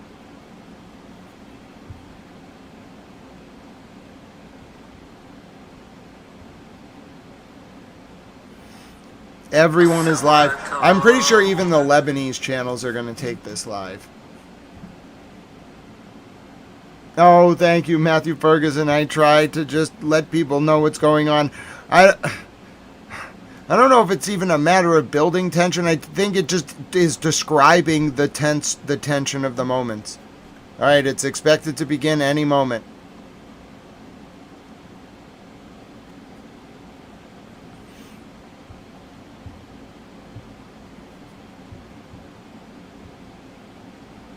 It's expected to begin any moment.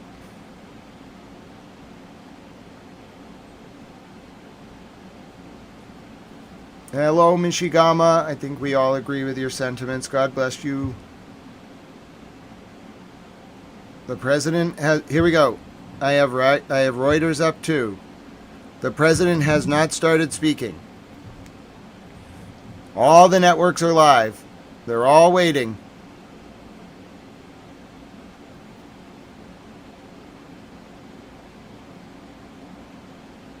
Hello, Neo Mortal Girl. There are certainly a lot of earthquakes today, that's for sure. You're on it.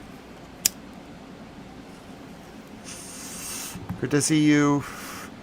All right, the speech has not started. All of the networks are just waiting.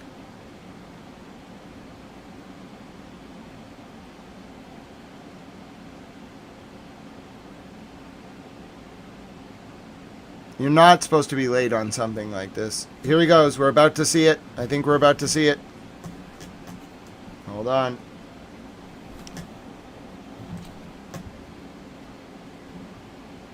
All right. Let me show you right now. I'll take you to the Reuters pool. He's walking out now. He's walking out now. Reuters has it. Here we go.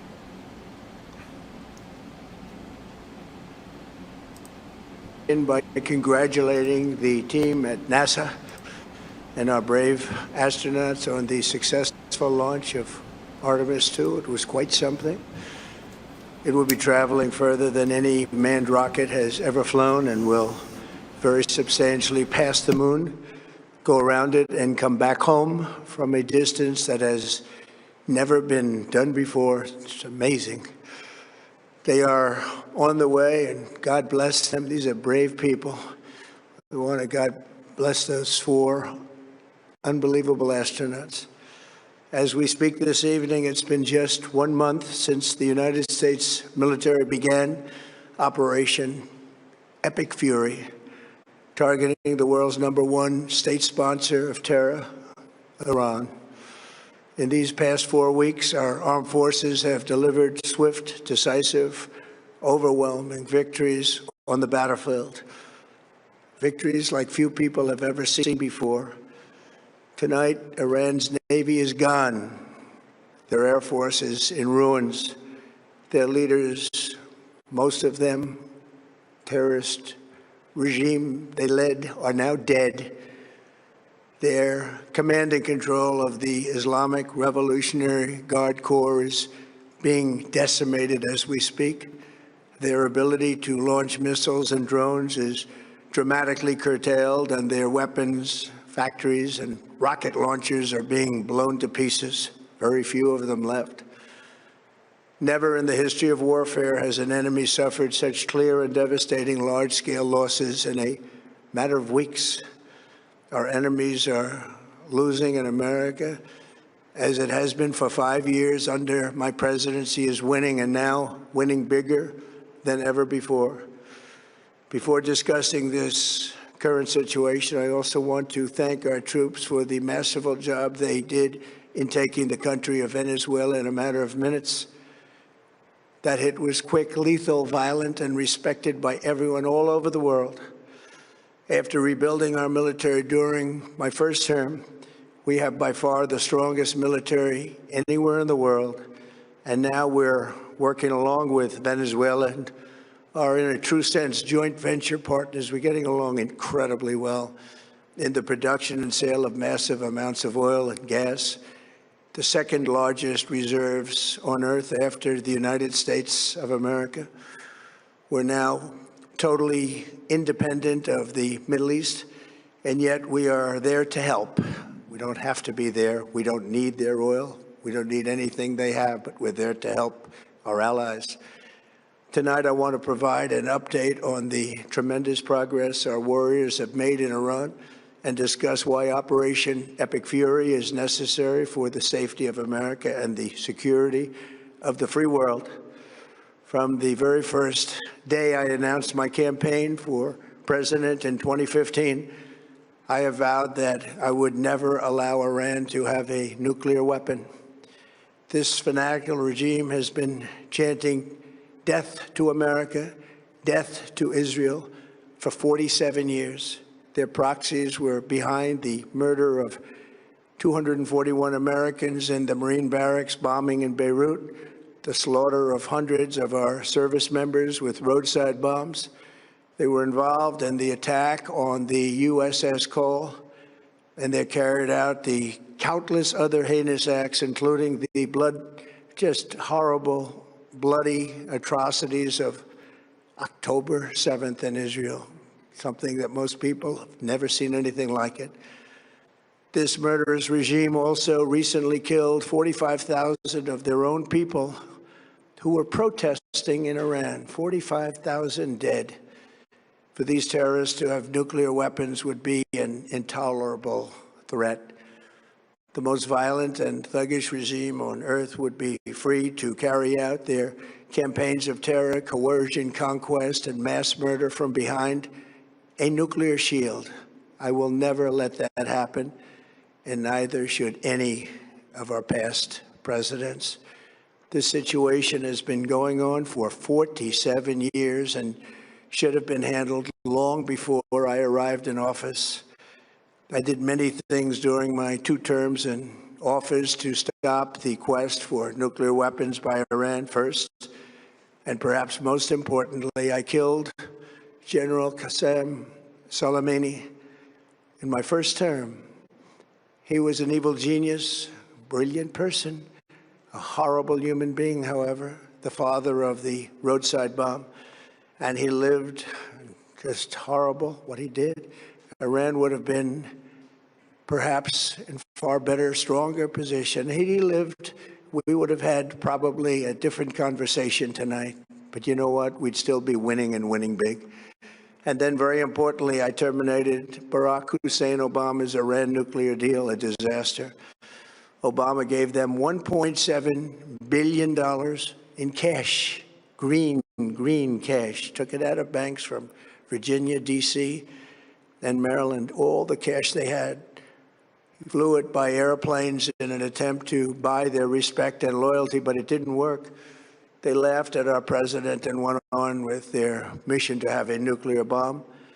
His Iran deal would have led to a colossal arsenal of massive nuclear weapons for Iran. And they would have had them years ago, and they would have used them. It would have been a different world. There would have been no Middle East and no Israel right now, in my opinion, the opinion of a lot of great experts, had I not terminated that terrible deal. I was so honored to do it. I was so proud to do it. It was so bad right from the beginning. Essentially, I did what no other president was willing to do. They made mistakes, and I am correcting them.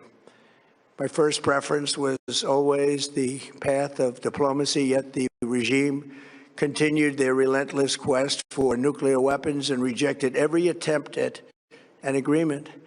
For this reason, in June, I ordered a strike on Iran's key nuclear facilities, an Operation Midnight Hammer. Nobody's ever seen anything like it. Those beautiful B-2 bombers performed magnificently. We totally obliterated those nuclear sites. The regime then sought to rebuild their nuclear program at a totally different location, making clear they had no intention of abandoning their pursuit of nuclear weapons. They were also rapidly building a vast stockpile of conventional ballistic missiles and would soon have had missiles that could reach the American homeland, Europe, and virtually any other place on Earth. Iran's strategy was so obvious. They wanted to produce as many missiles as possible, and they did, with the longest range possible. And they had some weapons that nobody believed they had. We just learned that out. We took them out. We took them all out so that no one would really dare stop them.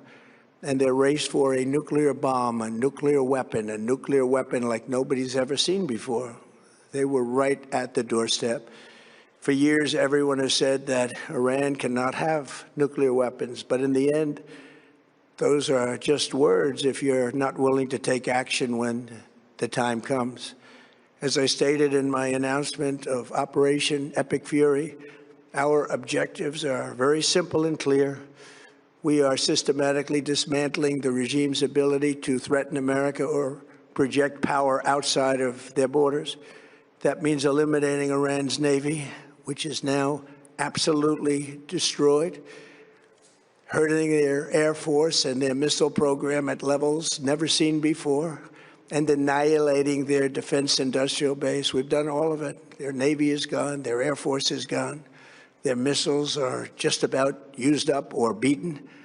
Taken together, these actions will cripple Iran military, crush their ability to support terrorist proxies, and deny them the ability to build a nuclear bomb. Our armed forces have been extraordinary. There's never been anything like it militarily. Everyone is talking about it, and tonight I'm pleased to say that these core strategic objectives are nearing completion. As we celebrate this progress, we think especially of the 13 American warriors who have laid down their lives in this fight. to prevent our children from ever having to face a nuclear Iran. Twice this past month, I've traveled to Dover Air Force Base, and it's been something. I wanted to be with those heroes as they return to American soil, and I was with them and their families, their parents, their wives, their husbands. We salute them, and now we must honor them by completing the mission for which they gave their lives. And every single one of the people, their loved ones said, please, sir, please finish the job, every one of them. And we are going to finish the job, and we're going to finish it very fast. We're getting very close. I want to thank our allies in the Middle East, Israel, Saudi Arabia, Qatar, the UAE, Kuwait, and Bahrain. They've been great, and we will not let them get hurt or fail in any way, shape, or form. Many Americans have been concerned to see the recent rise in gasoline prices here at home. This short-term increase has been entirely the result of the Iranian regime launching deranged terror attacks against commercial oil tankers in neighboring countries that have nothing to do with the conflict. This is yet more proof that Iran can never be trusted with nuclear weapons. They will use them, and they will use them quickly. It would lead to decades of extortion, economic pain, and instability worse than we can ever imagine. The United States has never been better prepared economically to confront this threat. You all know that. We built the strongest economy in history.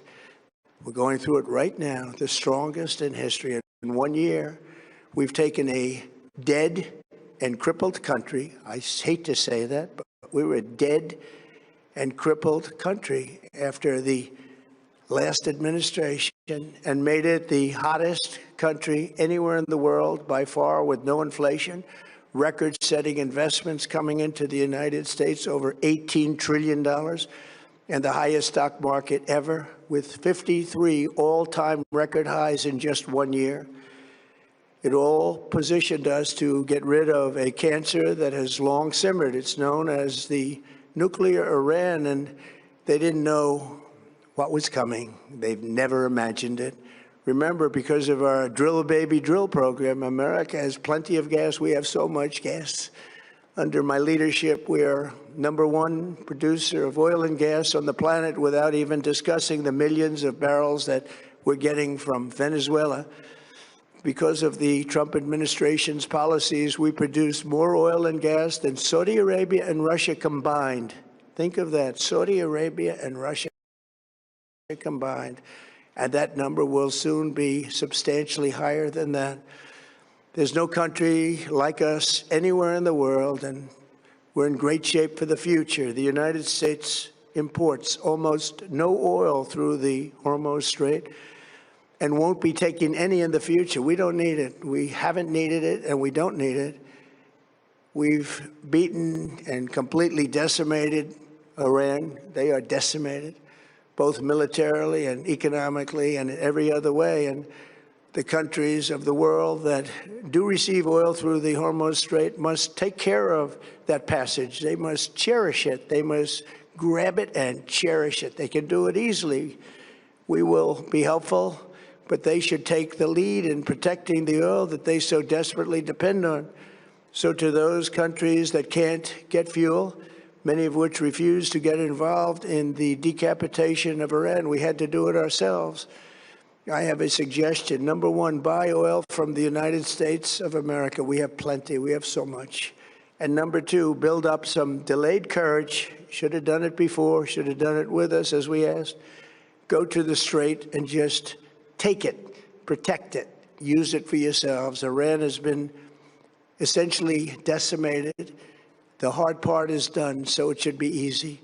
And in any event, when this conflict is over, the Strait will open up naturally. It'll just open up naturally. They're going to want to be able to sell oil because that's all they have to try and rebuild. It will resume the flowing, and the gas prices will rapidly come back down. Stock prices will rapidly go back up. They haven't come down very much, frankly. They came down a little bit, but they've had some very good days over the last couple of days. We've done actually much better than I thought, but we had to take that little journey to Iran to get rid of this horrible threat. With our historic tax cuts, where people are just now talking about receiving larger refunds than they ever thought possible. They are getting so much more money than they thought. That's from the great, big, beautiful bill. Our economy is strong and improving by the day, and it will soon be roaring back like never before. It will top the levels that it was a month ago. I've made clear from the beginning of Operation Epic Fury that we will continue until our objectives are fully achieved.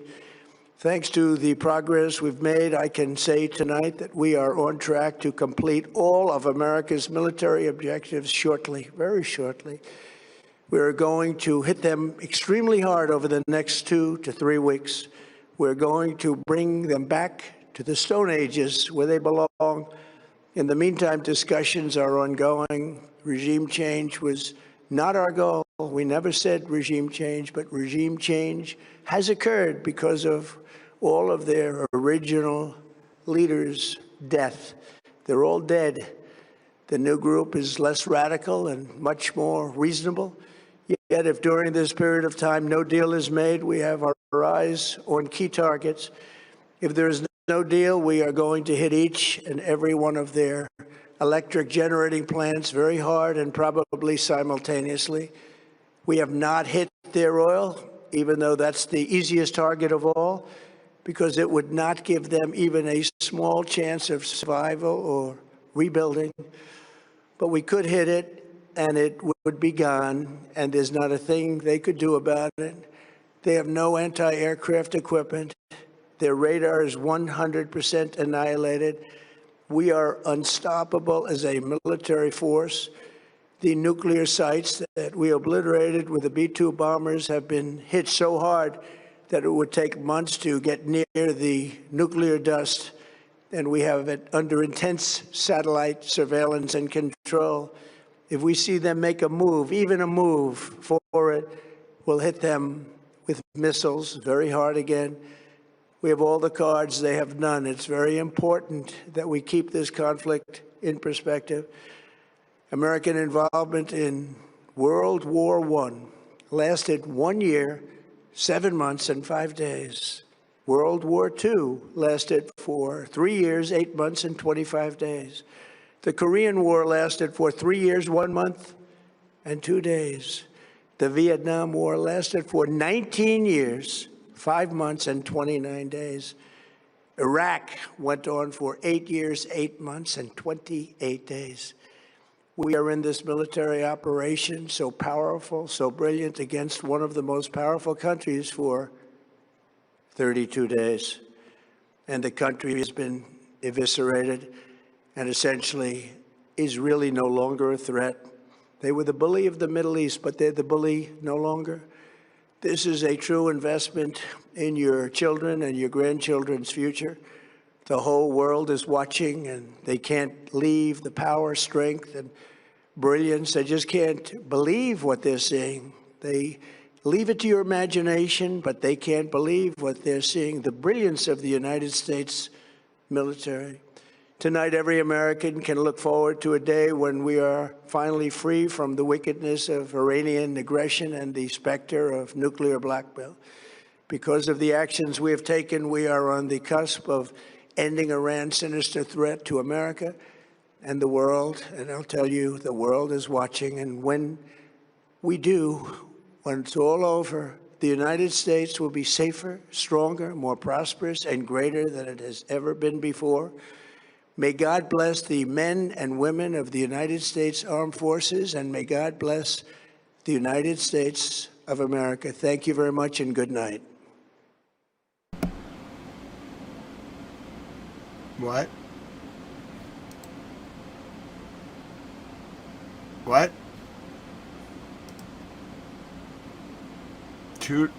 What is he, Punxsutawney Phil? 2 to 3 more weeks of war, and he'll bomb them to the Stone Age, and they have no capacities, and, like, what? What was that? What was that? I don't understand the point. Like, what does that mean? How is that any different than we were yesterday? I don't understand. I really don't. What was the point of that speech? Wasn't there supposed to be some kind of announcement? I'm very confused. I mean, the entire world just took that speech. It was being translated live into Arabic on Al Jazeera Arabic. I was listening to it in Arabic too. That's not a good look.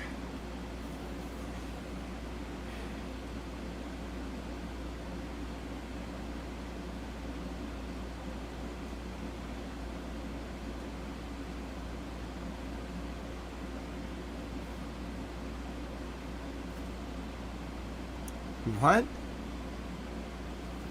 I don't even know what the Iranians are going to do now. They're completely in control. It was, that was not an address. That was not a national address. I'm sorry. I just need to be very direct about this. That was not a national address. I think this thing is completely out of control.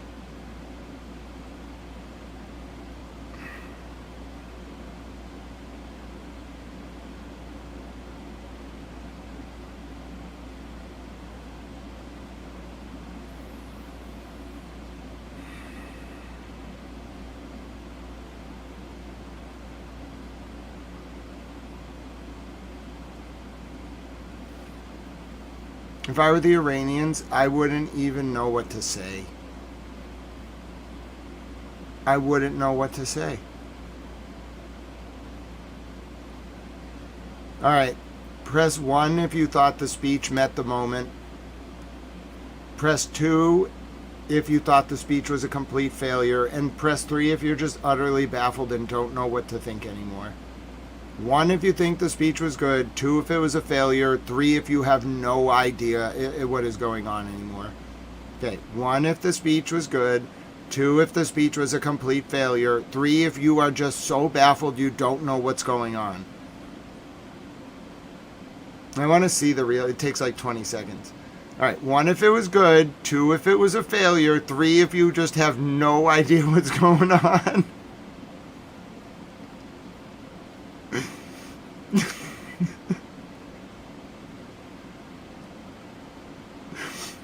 Oh goodness. Oh goodness. Oh goodness. All right, there's not a lot of 1s. There's a lot of 2s. Oh, there's a lot of 2s. Oh, this is very bad. There's a lot of 2s and 3s. Oh no. Oh, the Iranians are in complete control. This is not a good sign. Cheryl voted 7.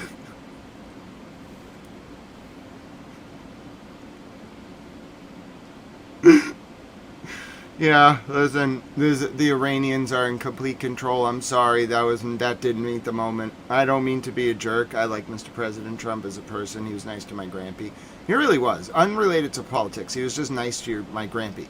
So, like, you try, like, having a negative opinion of a person, not a political view, but a person who was nice to your grampy.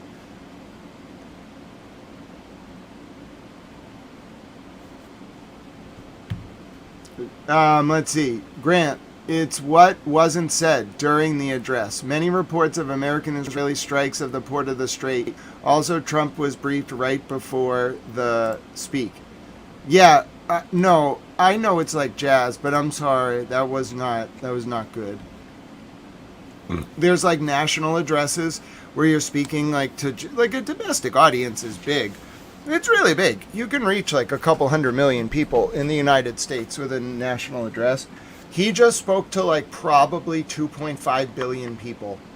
At least. It was on every channel. Every single channel. It was on Al Mana. It was on Al Mayadeen. It was on Al Jazeera Arabic. It was on Al Arabia Arabic. It was on Al Arabia English. It was on Al Jazeera English. It was on every channel in the entire world. He just spoke to 2.5 billion people. They think he's a fool. I'm sorry. I don't mean to be overly critical. He's a good man.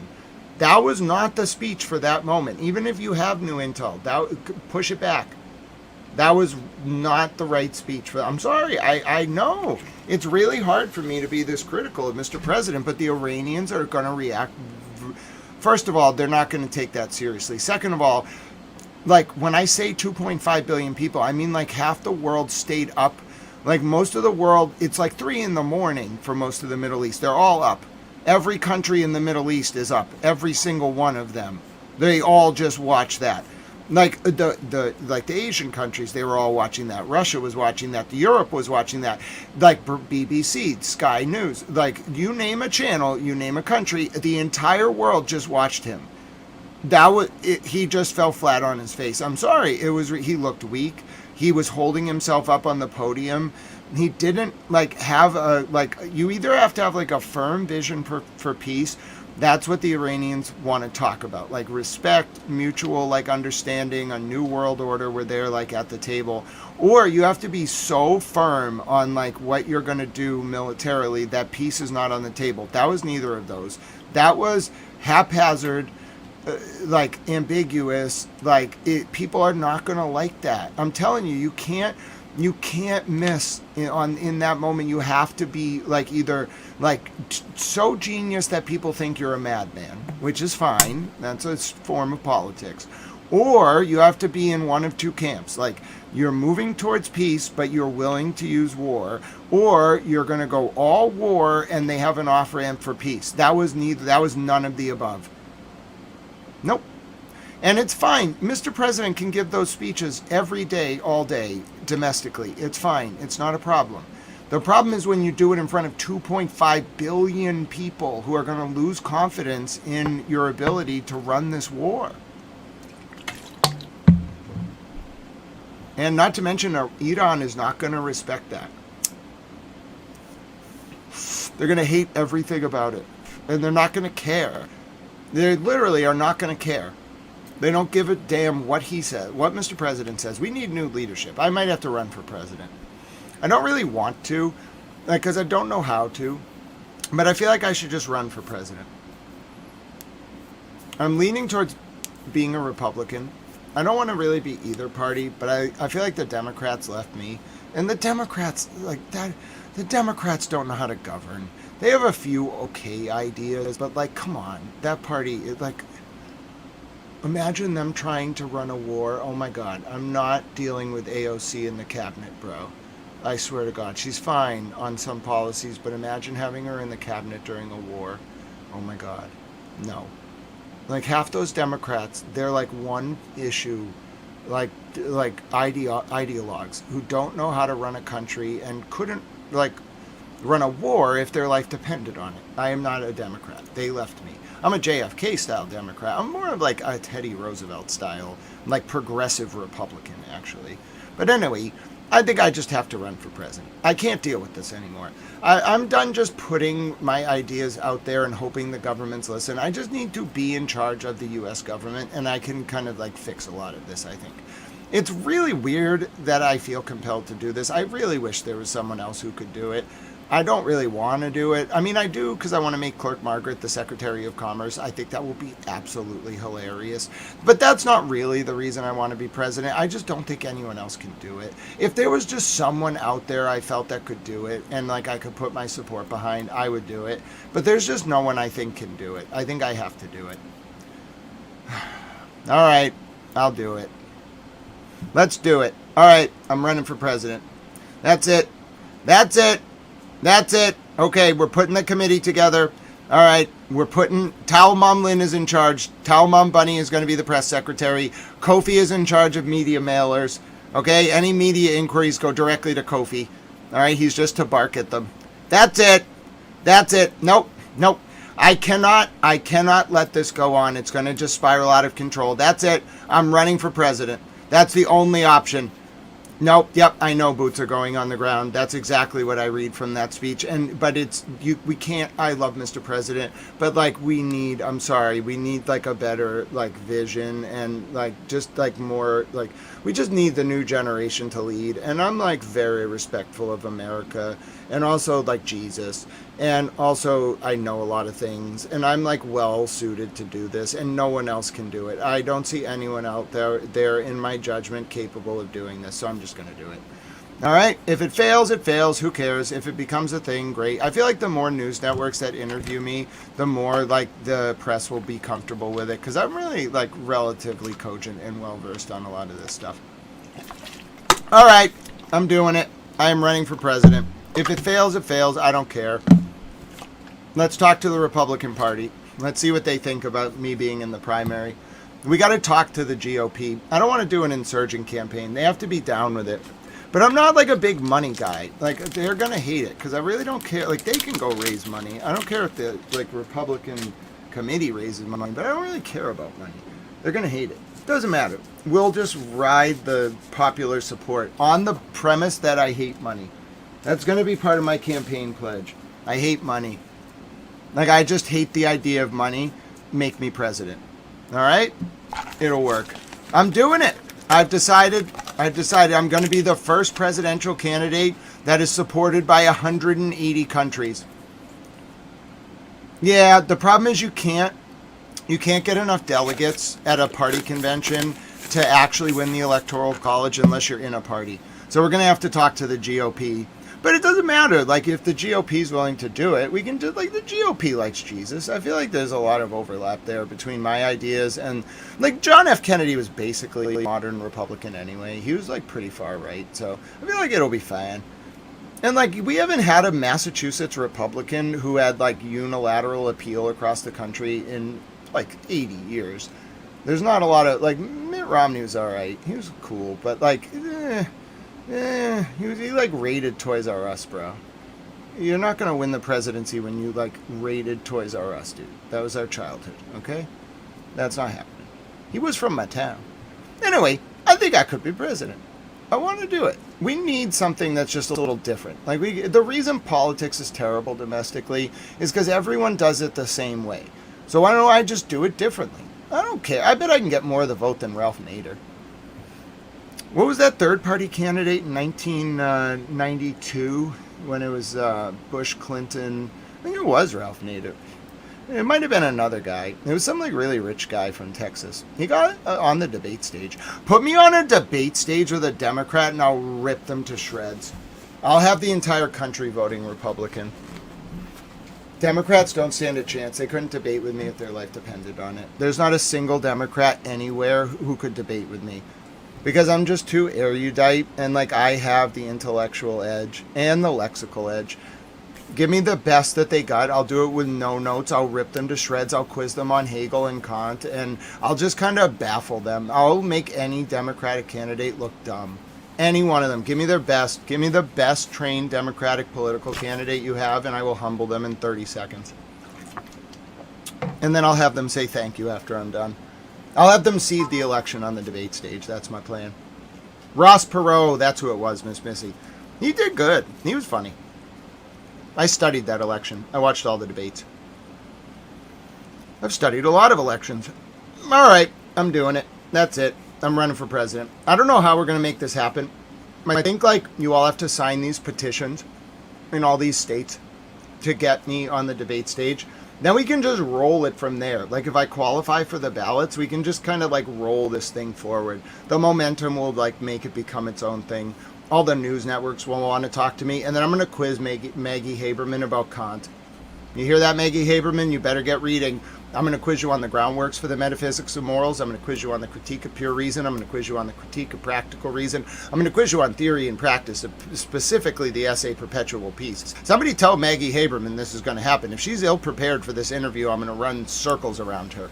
I can't wait to do these interviews. I will be interviewed by Caitlin Collins. I don't know what I want to talk to her about. I want to be interviewed by Katie Couric because I got to ask her about the clones thing. I got to be like, bro, what is the deal with you and the clones and the Epstein thing and the no arms? Like, bro, what's the deal? Like, what are you doing? Like, come on, Katie Couric. Where was the news report about the clones, bro? Like, that's some crazy stuff. You know what I'm saying? And then, like, you know, throw anyone at me. Anybody, give me any journo. We have to debate on principle, no personalities, you know, and I will just rip them to shreds in a loving way. America's going to love it. All right, we're doing this. I've made the decision. I love my president. I love Mr. President, but we need a new generation. I could have solved this conflict like 14 days ago. Please, I would have been playing cricket with the Iranians. I would have loved a tour. We could have been drinking tea.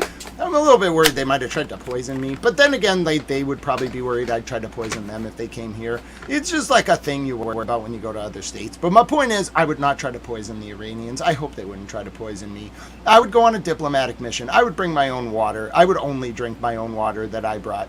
And I wouldn't let anyone near the water bottles. I'm sure they have plans for that. My point is, somebody put me in the Oval Office. I'm ready to do it. All right, I'm ready for it.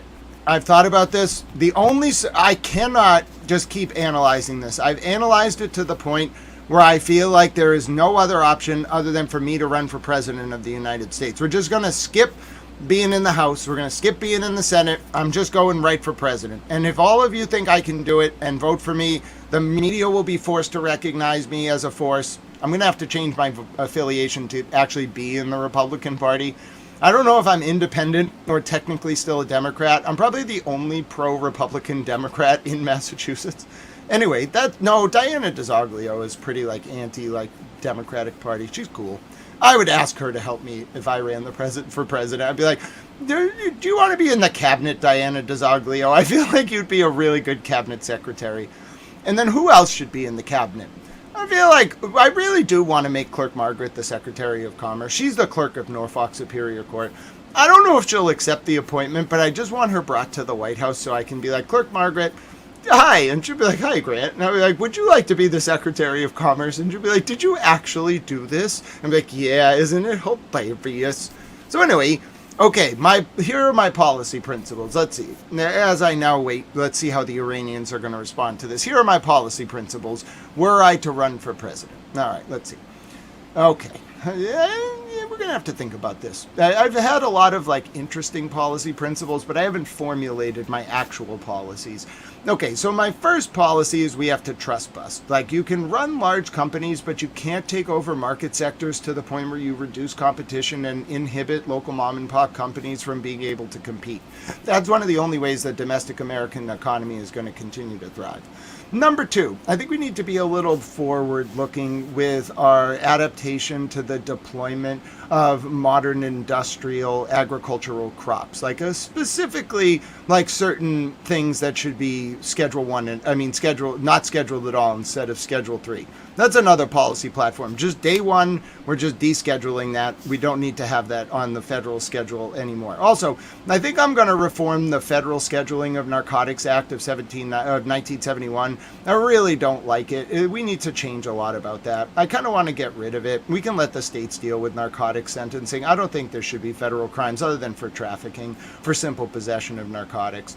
Let me see. And then I think we also probably need to reevaluate the educational curriculum. I really don't like that this company, McGraw-Hill, has unilateral basically control over textbook publishing. So I want to take that contract away from them, and then I want to make it so that there's more unilateral state-based oversight. I'd like a 50-state commission ideally to draft history textbooks and all sorts of textbooks subject to public oversight and the public records law on a yearly basis. And then I also want to change the school year. There's no reason that we have to use a 9-month school year that was designed so that the kids could go work on the farm in the summer. That's nonsensical. And also, we're very inefficient with our use of school time. We don't really need to be having kids in school the amount of time that they are. We can have them there, but we need to diversify what they're doing during the school day. The curriculum from the 1990s makes no sense in the modern era. And then furthermore, I think it's very important that we think about the work week. There's a lot of gratuitous sitting around, getting paid to do nothing just so that you can tell some person above you that you were sitting in a chair, doing something. That's stupid and inefficient. You should be working 20-hour to 30-hour work weeks at full pay. You should only need one salary to raise a family. And if you want to stay home to rear kids, whether you're a mom or a dad, I don't care, then your other spouse should make enough in their job 20 to 30 hours a week to raise the family, okay? That's my policy on that. What other policies do I have? I want to put violent criminals in jail and remove nonviolent drug offenders from jail entirely. I want to keep traffickers in jail and people who sell dangerous drugs in jail. But on the whole, I want to free up a lot of that. I want to end private prisons entirely. It's a stupid system. It creates a perverse incentive for states and the federal government, frankly, to keep people in jail on nonsensical offenses. So I want to completely ban private prisons, and I don't care what they think about it. Too bad. You shouldn't have made money off incarcerating people, and you should have given air conditioning to some of the inmates in Texas. You pissed me off. Anyway, so I want to do that. And then let's see, what else do I want to do? Oh, in the field of international relations, I think we have to take a more Rawlsian approach to overlapping consensus. And I think we need to kind of realign the conception of polarity. We're not in a multipolar era. We're in a postpolar era where nation states matter, but it's really international commerce that really defines the interactions between nation states under the guise of the actual nation state. So I want to redefine realist political doctrine, not in a utopian way. I'm very much a regulated market capitalist. Goddamn Iranians! I was trying to tell people I want to be president. Iran, if you want to solve this crisis, you gotta let me become president. You can't be launching missiles at Israel while I'm talking to people about my platform. Damn Iranians! What is wrong with these damn Iranians? They were probably listening to me and they were like, yeah, okay, he's doing all right, but we should launch a missile anyway. The other guy was like, yeah, but don't you want to listen to him talk about his policy platform? And they were like, no, we're going to launch a missile at Tel Aviv. That's what you did, didn't you? No, it's actually Haifa. Of course you did, you damn Iranians. You can't even let me go through my political platform speech so that I can get on the ballot in all 50 states. But damn Iranians. They're probably he's got some pretty good ideas. He'd probably be an okay president. We could hang out with him. I'd immediately end the relationship. I would say, oh, that was what I was going to say. They're right as I'm getting to my international peace plan. They got to send a missile. Damn Iranians. All right, that's it. I'm running for president. We're going to solve the war. Iranians, I will bring peace. My plan, my other platform is I'm going to bring peace by talking to the Iranians. I'm going to ask them why Ayatollah Ali Khamenei, may he rest in peace. I want to learn, peace be upon him. I want to learn why he said that there is compatibility between those who worship Jesus or venerate Jesus and the Virgin Mother and those who follow Islam. I want to learn about that, so I want to talk to the Iranians. Iranians, you can't be launching missiles at Haifa. I'm trying to become president and end the war. You know what I'm saying? I got a plan. People are actually going to make this happen. Damn Iranians, they just keep launching missiles. You don't understand. Maybe you do understand. I'm still mad. This time it's Haifa. They're not going to stop. They did not like what President Trump said. They did not like it at all. Within minutes of the end of President Trump's speech, Iran has fired again at Israel. The target is Haifa. Time to arrival, 4 minutes and 55 seconds from this post. Live. Well, there you go. Yes, we're gonna call it the Towel Accords. Whatever we need to do. The point is, the damn Iranians.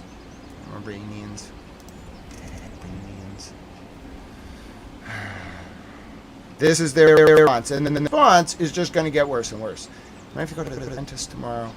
The latest I'm staying up is until midnight. That is the latest, okay? Because I have to go to the dentist. I chipped my tooth.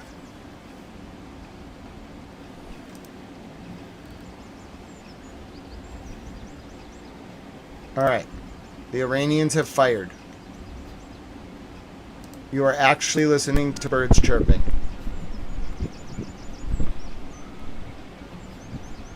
Because it's almost 5 a.m. in Israel. The light is about to rise. Oh, here it comes. Oh, it's the entire north. Oh, no. Oh, no. Oh, no. Oh, no. Air raids! Air raids! Air raids! Air raids! Air raids! Air raids! Air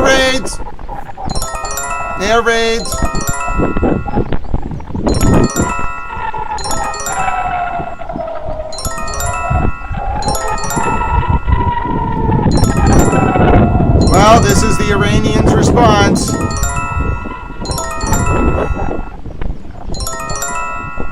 You got it, Tawny Brown.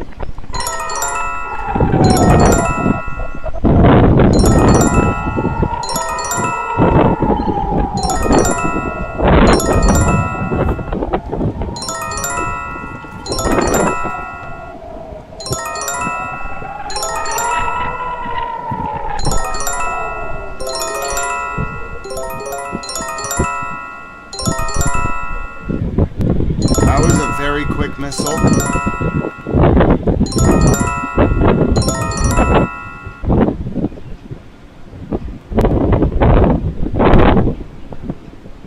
Interceptors on 7.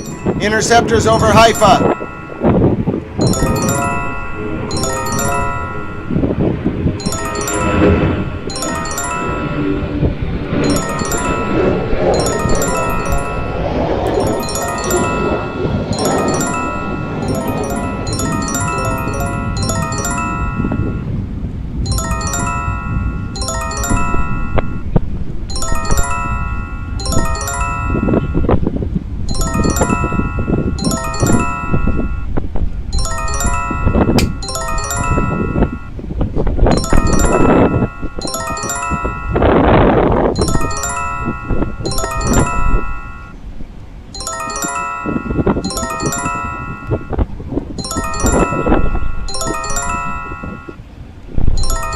Yeah, I don't think Iran wants a ceasefire.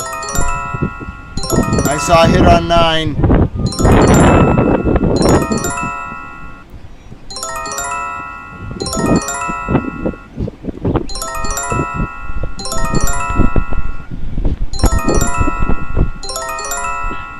This is not good. That's all I have to say. Iran did not take Mr. President seriously at all. They don't care. And they are not out of missiles.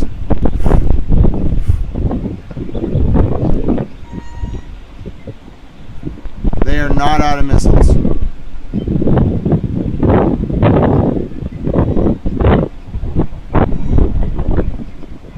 What a weird place to... I saw more hits.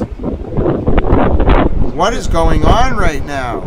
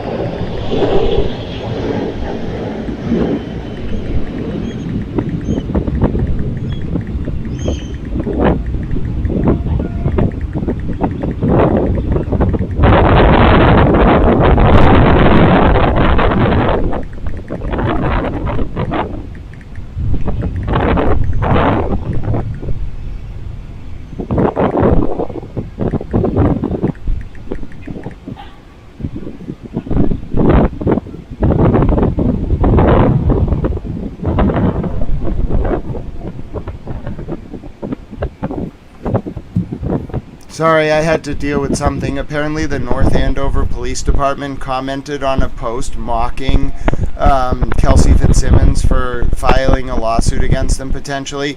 So I had to tag Madam Auditor in the Massachusetts Office of the Inspector General to make sure that they knew public funds were being used to make a comment with an official Facebook page about a lawsuit against the town. You know, sorry. Why you gotta take my attention like that away from very serious situations, North Andover Police Department? What are you doing with your life here? You know what I'm saying? You're causing all sorts of problems for me. It's like, you know, Iranian missiles launched at Haifa and Tel Aviv and everywhere else, and then the North Andover Police Department. You know what I'm saying? You know what I'm saying?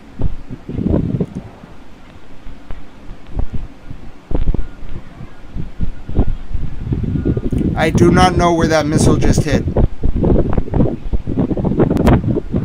Wait, what? Oh no. Someone has burned down a Catholic boarding school in France. Don't attack the Catholic schools. If I find out this was the Iranians. Someone has burned down a Catholic school in France. Oh no, I have the video. Someone has burned down a Catholic school in France. It's the Chartres boarding school, a Catholic school in Lyon, France. They've burned it down. They burned it down. Oh no, somebody burned down the Catholic school in Lyon, France called the Chartres boarding school. They set fire to it and burned it down. I hope not, Paul Sar. It was probably some radical group like we found out before. Just some radical sect on like Discord. But they burned down the Catholic school. Get the goats out of the school. Save the goats. Bahrain is being shelled. The siren is activated in Bahrain. Iran is bombing the entire Gulf. And someone burned down a Catholic school in France. Not French. Somebody call Boozy Beauty. Boozy Beauty, they're burning down the Catholic schools in France. Oh no. We need the 400-foot tall baguette-based Queen of France. We need Boozy Beauty. She's the only one who can save that school. It's burning down. Somebody probably should go there. It's burning down. Oh, that's not good. They got Notre Dame, and now they got this random Catholic school in Lyon, France, and it's burning down right before Holy Thursday. Oh no!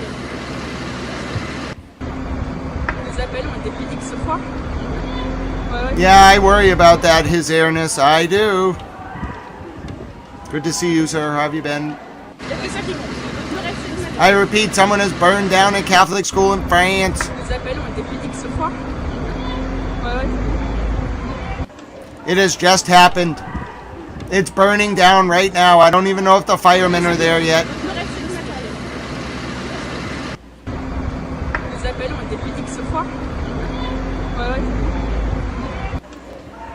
I know, Liberty St. J. God bless you. I feel you on that. Energetic reset needed. Somebody call the Pope. Somebody wake up the Pope. Your Holiness, they're burning down the Catholic churches, at least the Catholic boarding school in Lyon. Somebody call the Pope.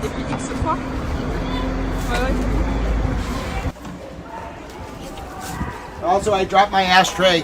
The Pope can't really help with that.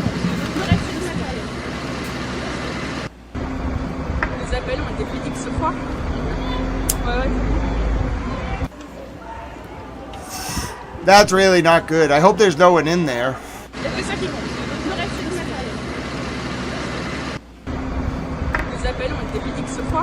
Hi, Capo Timmy. Welcome. God bless you.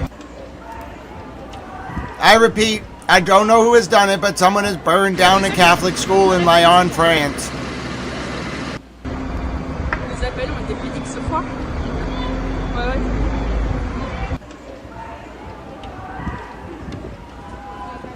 No, not this Pope. This Pope's a reformer.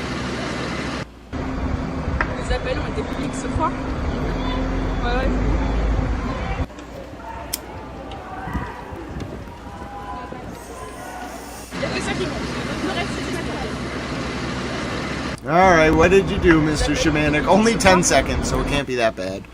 Miss Clutch is on it. Miss Clutch is one of the chat moms. Alright, so I don't really know what to tell you. I really don't. Like, this is a very bad situation. Iran, I don't know what to say. We're in a very bad situation. Bahrain is being bombed. Is that Kuwait? No, Bahrain is being bombed. Haifa is being bombed. Tel Aviv is being bombed. Everyone is being bombed. The price of crude went up 4%. The Brent crude price went up 4% after the speech. This is absolutely very outrageous. I'm going to play you what Caitlin Collins posted. Caitlin, Miss Collins. Sorry, I'll call her Miss Collins. I like to be respectful. Miss Collins, I would like you to interview me. I want to run for president. Somebody tell CNN. I would like to run for president, Ms. Collins. I can do it. Here's the Caitlin Collins hosting a panel on Mr. President Trump's speech. That this is happening. Do you think he made that case? I thought he started with the necessity. We talked about you need necessity, the objective, then what's the plan. I thought the necessity, laying out the bill of particulars on Iran, was fairly effective, not entirely accurate, as you just pointed out. I think it's important to remind people of what Iran is about. It is a real threat. There are reasons to be doing what we're doing. I thought when he laid out the objectives and the plan, I don't think we heard too much. And my takeaway was that we might be in for an escalation of this war.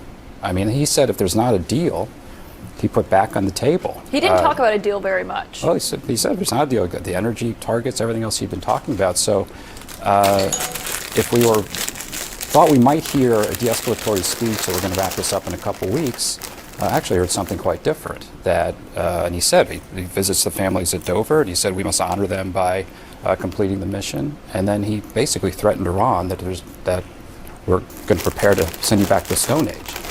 So I think this war is going to continue for some time. I mean, that's what I heard. I thought it was striking that while he had a chance to speak to the Iranian leadership, the replaced Iranian leadership, he did not make an offer or any discussion of what the U.S.-Iran relationship could look like. I mean, these are two countries that have every reason that they could be natural allies. Historically, at various moments, long time ago, they were. But there was only threat to the Iranian leadership. There was no incentive. I thought the second really interesting thing was that the president basically dismissed the operations to go get the nuclear material. You may remember that when this war started, that was supposed to be the number one objective: keep Iran from making a bomb. And that means taking away the near bomb grade material. This time he said it would take months for them to get near. Okay. Certainly an interesting perspective there. Oh, there we are. Do you ever have a moment when you reach in your pocket and like none of your like things that should be in your pocket are there, and then you look over and they're just on the ground? I didn't put them on the ground. Maybe I did. I don't know. But yeah, commentators are baffled. What do you even say to a speech like that? What did you say, Mr. Shimanik? All right. Mr. Shimanik, I think it's because like how you're engaging. So you've been named by Miss Clutch. Like I think it just generally like we don't engage in personalities here. The only people who can name someone is me as the speaker under Standing Towel Rule 1. And we're waiting for updates on the hit on Haifa. I don't know what was hit. I saw the interceptors go up.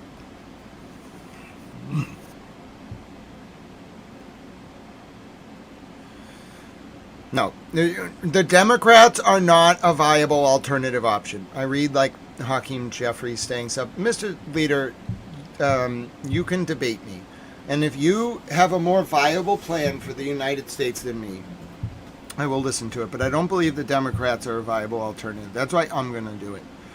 And the Democrats are they're not a good party. They really aren't. I don't mean to be so harsh on them, but like, there are some okay people in the Democratic Party, but like, the Democratic Party is not very good. Where's my poll?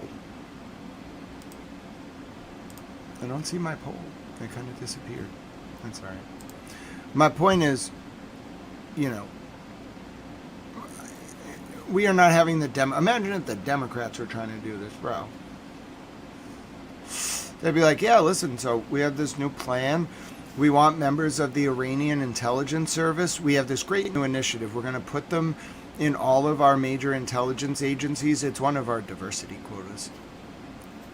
I'm not mocking them for trying to make the world more diverse. I'm mocking them because they would literally put Iranian intelligence in our intelligence agencies and be like, that's diversity. That is why we are not having the Democrats in charge. Sorry, I will run for president before we put a Democrat in charge. They're terrible. Honestly. They don't know how to debate. They have no policies. They're terrible. Like, they're just bad at life. Some Democrats are okay. I like Diana DeZoglio. She's the auditor in Massachusetts. She's a Democrat. She's smart. I like her. She's good at like fighting waste, fraud, abuse, catching corruption, etc. I used to like Elizabeth Warren. I mean, she's like smart on antitrust issues, but like she's too much of a party line dem.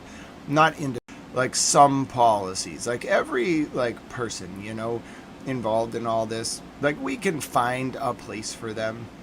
There was some buffering. You'll be back now. It was not me. It was the actual back end. We're back now.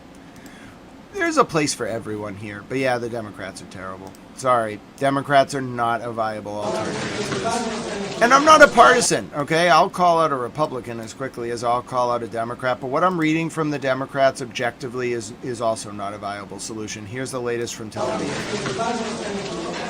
God bless you, the Razor. You are a patriot as well, my friend.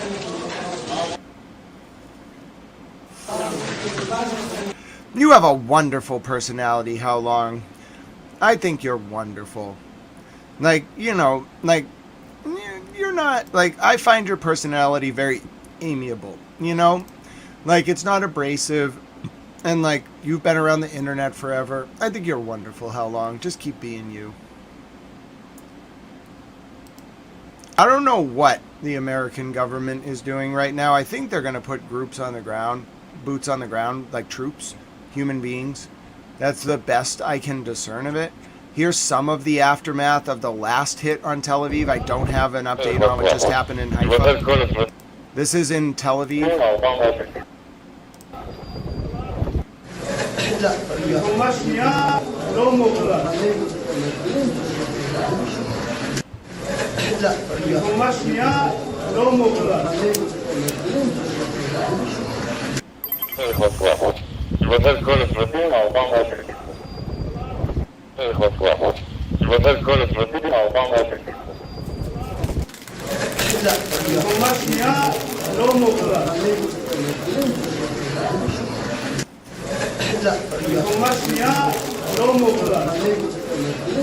بدل كل فلسطين أو ضم أفريقيا. بدل كل فلسطين أو ضم أفريقيا. بدل كل فلسطين أو ضم أفريقيا. بدل كل فلسطين أو ضم أفريقيا. All right. So that's the latest from B'nai Barak in Tel Aviv. And that was before Mr. President spoke. After Mr. President spoke, there was bombing on Haifa. I don't have an update for you on that, although it is daytime in Israel now. And so we'll be able to see. Also, God bless you, the Razor 25. I appreciate you very much. That was very kind of you. You are a wonderful soul. All right, it's daytime in Israel. Okay, it is about 5:05 a.m. It's 4 a.m. in South Africa. And, oh goodness, we can do a membership parade. Yes, I'm so excited. Every month I get 10 memberships to give out to you all. Congratulations, friends. If you happen to be around at this moment in time, I just gave out 5 memberships. Here they come. You get special memberships. So, Sophie, Mark, oh, Primo, congratulations. Larry and Dee Dee Tames as well. Oh, congratulations, friends. You didn't just get a membership. You got a special membership from Owl. All right, you stayed. You were here at the right moment. Congratulations. Now you all... Oh, Primo unlocked his own dog. Oh, I'm so happy, Primo. You don't understand. Primo's doggo is one of the special emojis. My pleasure, Primo. Thank you for sending me the picture of your wonderful doggo. I am honored that we have the doggo as an emoji. May the doggo rest in peace. We love that doggo. I love that emoji. So, yeah. You just got gifted memberships from me, and I'll give you one more. I'll give you one more round to celebrate the beginning of the month, all right? Everybody ready? If you stayed till this point in time and you're in the chat, there's a chance you're going to get not just a membership, but a membership Owl. Here it comes. 5 more. It's a random roll of the dice. Who's going to get them? All right. Ready? 5 more.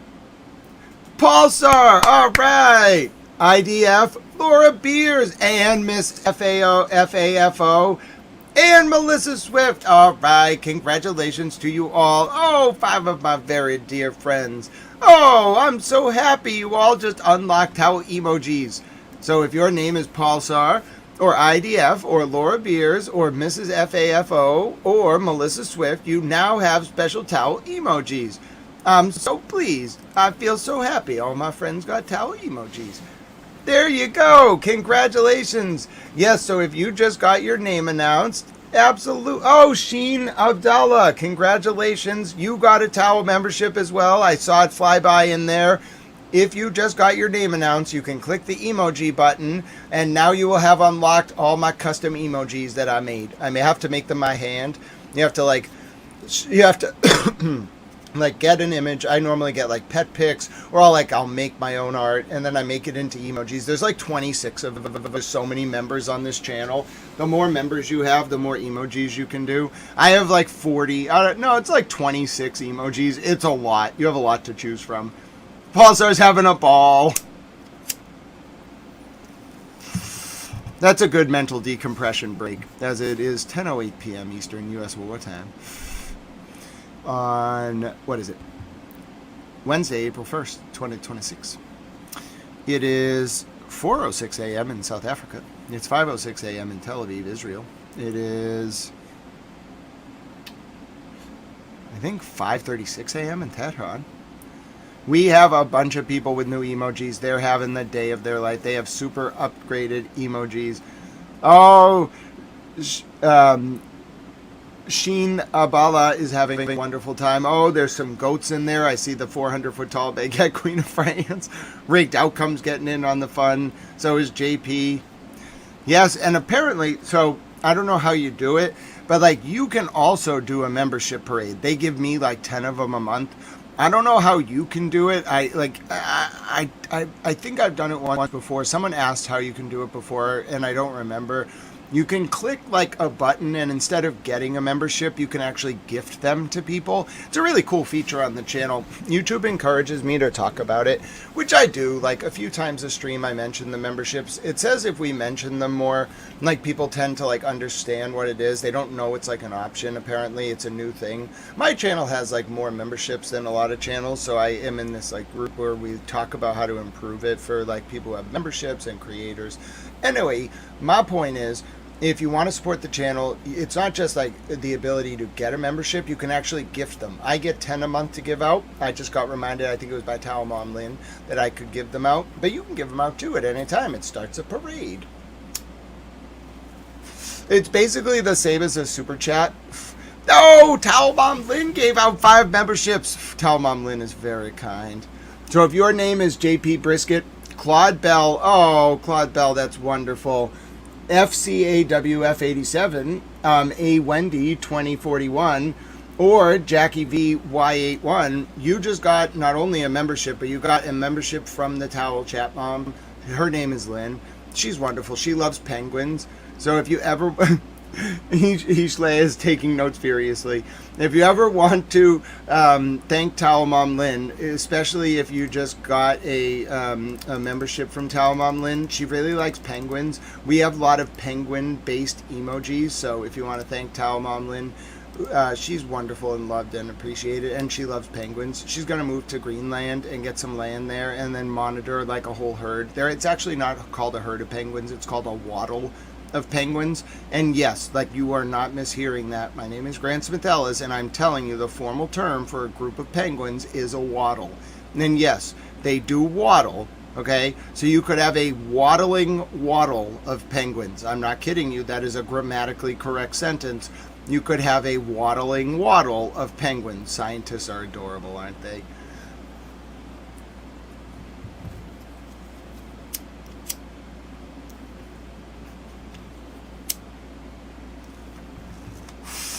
So, that said, I don't have a damage assessment for you from Haifa. The conclusion of this night is that Mr. President didn't exactly make much of a speech. I'm sorry to say the markets reacted very negatively to that speech. The oil prices shot up. The markets just crashed. They didn't crash so bad they caused a trigger, like a circuit breaker, but they did not react well. They're all off like 2.5, 3 points. And then gold and silver prices crashed. And then like Brent futures, that's the European gas index, went up like $4 in 30 seconds after the end of the speech. So good to see you, Standing Stones and George. God bless all of you. Hello, Elizabeth. How are you doing? Elizabeth, are you being friendly in chat, my dear friend? It's so good to see you. I feel like there's a certain group of people who, like, you know, they don't necessarily... It's not Elizabeth, obviously. I didn't see the beginning of the conversation. But some people really don't like that this service is being supported. So, yeah, like, God bless you, Chat Mom Lynn. God bless everyone who supports this service. As a reminder, we've been going for 7.5 hours. This is a one-man run public information service. There are people out there who do not want you to support this service. They hate that this service exists and allows people without money access to real-time, high-quality information. And if you're out there and you... Hi, Elizabeth. You reminded me to kind of refocus. If you're out there, I appreciate your positive vibes, my friend. If you're out there and you want to support Towel Channel, the best way to do so is by either sharing the stream, liking the video while it's live, subscribing, telling your friends and family. This channel has reached over 1 million people, 2.3 million impressions, over 1 million people in 180 countries around the world over the past 29 days. It's been covering the war. I have so much support from you all emotionally and through donations and through your compassion. And Towel Mom Bunny sent me these awesome cards, including like Jerry Lawler. And now my Pete Bunny towel is like a card stand. Oh, God bless you, IDF. IDF says, Grant, hold on, I want to read it. I meant to click heart. IDF says, Grant, love your channel. Keep up the good work. Hope your chipped tooth feels brand new tomorrow.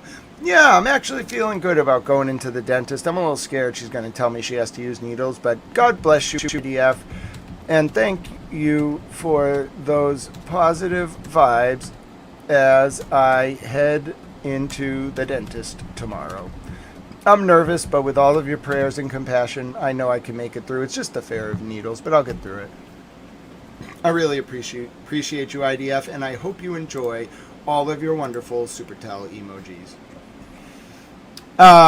Okay, so I was getting refocused earlier because I saw some wonderful chats kind of reminding me like of what this space is all about, which is fundamentally encouraging people to learn and be informed about the world around them so that they can make cogent decisions based on their opinions and autonomy about the governmental apparati which surround them, wherever they may be. We've reached about 180 countries. In the past 31 days, over 1 million people, 2.3 or something million impressions.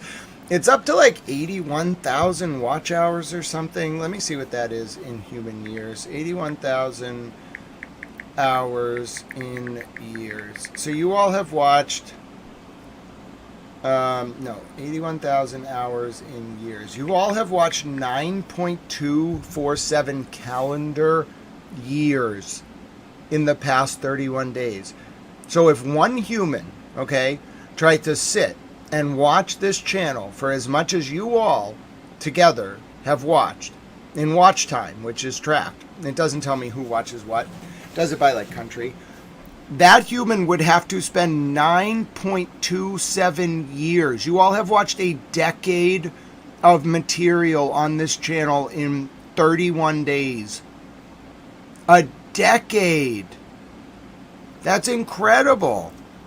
Do you understand? That means one human being to watch as much as you all have watched combined over the past 31 days would have to watch this channel for 10 years straight with no sleep.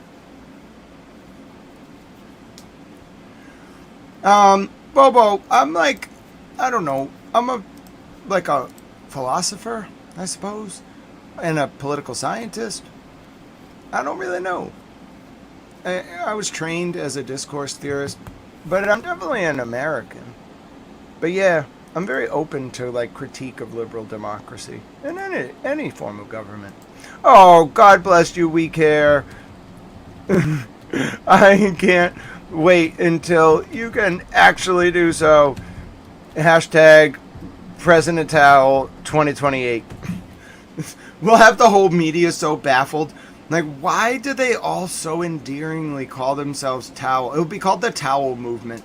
The media will run stories about it. They'll try to figure out where it came from. They'll eventually trace it back to that one guy named Stoop the Kid in January of 2024 who said my pronouns were towel. And then it'll be even more funny because the media won't be able to figure out if I'm like mocking the fact that like people said my pronouns were towel, or if I'm embracing it because it's like a form of love, or if I'm just inverting like some random criticism. It will be great. Like, there'll be a whole like investigation to try to figure out why you all call yourselves towels. We control the hell out of the media. It will be so funny. I just really want to be interviewed by Maggie Haberman and then immediately quiz her on every philosopher like post 1648, maybe even some before 1648, with no notes. No notes at all. She has to go in there, like specifically Maggie Haberman. She's had it too easy. Like, I want her to have an actual challenge in an interview, and then I want to just go. Let's go. We are going to debate it. But yes, we care. God bless you. You are so kind. You are very, very kind, and I'm very grateful. But also, yeah, hashtag President Towel 2028. It's going to be called the Towel Movement. Okay? It's going to be a new force in international politics, just based solely around towels. Rod Toro says, in my parliament, no one will fall asleep because I'll have so much to say all the time.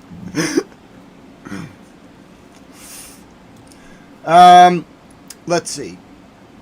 I think that this war didn't start right now. And it didn't start in 2025 either. And it didn't start in 2023.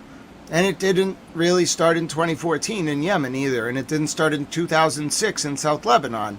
And it didn't start in 2001 with 9/11. And it didn't start in 1993 with the downing of Iran Air Flight 355 by the U.S. Navy. And it didn't start in 1991 with the Cole bombing by Iran. And it didn't start in 1980, whatever it was, 81 with the Iraq War on Iran.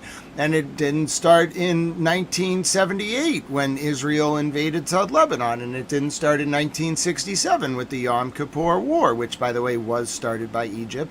And it didn't start in 1948 with the establishment of the State of Israel. And it didn't start in 1917 with the Balfour Declaration. And it didn't start in 1896 with the establishment of the Zionist movement. And it didn't start in, 1880 with the British mandate in Palestine. And it didn't start in 1860 with the discovery of oil. And it didn't start in the early 1800s with the British inclination towards industrial petroleum and narcotic interests as a form of neocolonialism.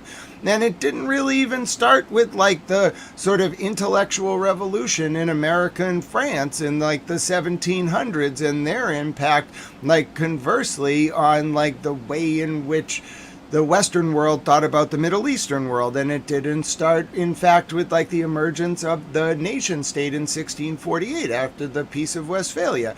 It's a convoluted amalgamation of every historical, socio-political thread, all meeting together at this point, at this place, at this time, as the emergence of a new age comes forth on the historical scene, thus meaning that this conflict, while representing in part and parcel, while looking at any one element as a microcosm, does represent aggression in substance. It's actually sort of the opportunity, like a fork in the road, to take either the path less trodden and allow the new age to emerge from a place of peace, of mutual understanding, compassion, or love, or the opposite path, which would be one of mutual destruction and then reemergence in a form of an artificially suppressed cultural antithesis, continually attempting to reassert itself on the world stage stage.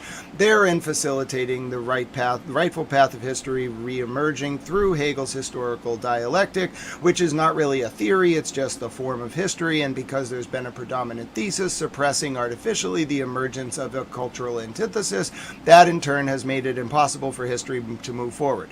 History is either going to move forward in a way that continues along that God-forsaken cycle which has resulted in time stopping for the past 30 years, or it's going to move down the path of peace, which is what I prefer. And sometimes you got to be like the hidden hand and put your hand on the scale just a little bit to make sure the humans go down the right path. And that's what I'm going to do.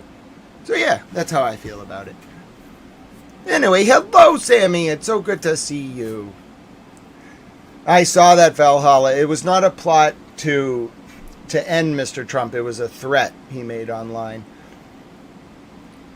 You can't threaten the president. You can get arrested for threatening the president online, rightfully so. You shouldn't threaten. Nobody should be threatening anyone, but especially public officials. If you make like a social media post that is a threat towards a public official, you can and will be and should be arrested. Don't do that. Who would do that? It's the stupidest thing to do. Don't do it in any country. There is no reason to ever endorse or express violence in the political context ever outside of like legitimate acts of war.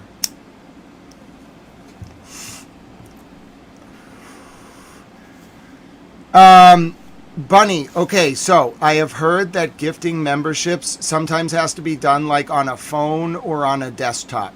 It's not available to every platform yet, the gifting membership. Towel Mom Lynn might just either have like a phone that with an app that has the capability, or she's using a different browser. There's only certain people who can actually gift memberships. But thank you so much for that, Towel Mom Bunny. I'm glad you asked. We'll look into it and we'll find a way. I think we can eventually get you to be able to do it, but it's a new feature. YouTube is just rolling it out. Yeah, so I don't know if it's available on every platform yet. It's a beta feature, the membership gifting. I think it might be only available on like certain apps like desktop and then certain mobile apps. It's a new feature that YouTube's rolling out. I really like it. But I'll keep you updated, Bunny. And it may be, Bunny Towel, that they don't offer it on certain platforms because of the way like payments are processed, I've heard. But I'll get you an answer on that. Yeah, I'm so sorry, Bunny. I'll figure it out. We'll make it work. I got plans, Bunny. We'll make it work. We'll figure out a way. You're very kind, Towel Mom Bunny. You and I will do some troubleshooting. I'll put in a support ticket. I'm gonna guess that there's a reason for it though.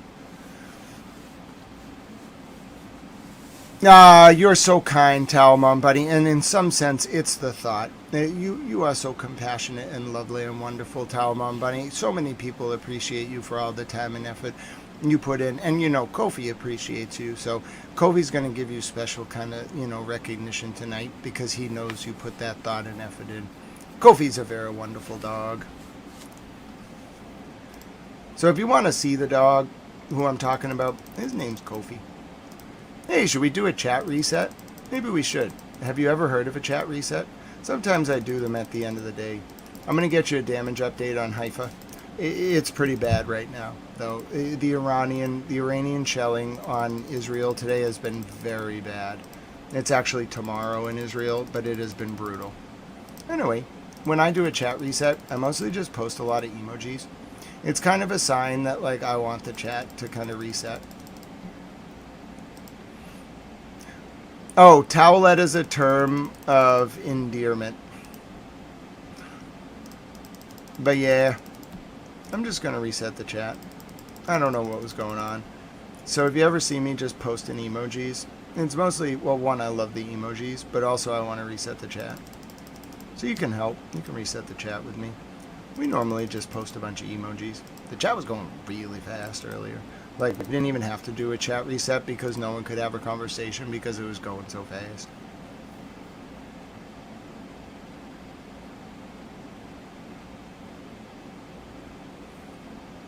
Understood, Primo. Yeah, Joyce. Joyce asks if I think this happens at the end of every empire. You know, Joyce, I think I heard it said best. That's a great question, my friend. I do Q&A at the end of stream, so now's your chance to ask. I have the dentist tomorrow, so I have to get sleep or I will faint. And you may be saying, I was talking like to like people who are smarter than me, and I was asking like, is it normal to faint at the dentist? And like, it's really not. Like, it's really, really not normal to faint at the dentist.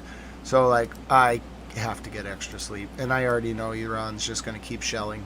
I already saw what I needed to see. So Joyce asks if I think that this is the normal transition at the end of empires.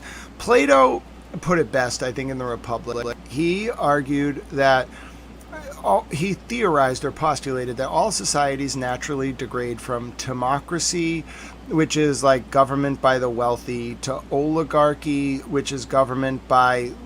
No, let me rephrase. Timocracy, which is government by the landed gentry, to oligarchy, which is government by the wealthy, to democracy, to tyranny. Plato said that's the natural form of degradation of all societies. So I personally think left unchecked without the guiding hand of like someone who understands, or a group that understands this natural progression, and also like the way Hegel's historical dialectic works. If you don't have someone who understands that, then yes, all democracies, whether representative democracies, which was supposed to be like Thomas Jefferson and the founders, like Madison, John Jay, etc., Franklin, they all knew exactly what they were doing. They created representative democracy as a bulwark against Plato's projected descent of democracy into tyranny. Pure democracy, of course, descends into tyranny. It killed Socrates. They made him drink hemlock. Arguably, it killed Jesus. If you really want to take the scripture literally, like it was the government of Jerusalem, the Roman prelates or whatever they were called, who killed Jesus. And that is pure democracy. What made the American experiment so unique is that it was representative democracy. So it was like kind of this idea of like Plato's idea of like philosopher kings, like amalgamated or like interpolated through a democratic lens. Like they were very inspired by not just Locke, but like Rousseau and like Hobbes and Kant, I'm sure. I think Jefferson was reading Kant. It was like kind of contemporaneous though, and I don't think Hegel was around yet. But like Kant was definitely around in the 1790s. I think I remember Jefferson writing like a letter to like some clergyman where he references Professor Kant, but Kant was like just starting to write.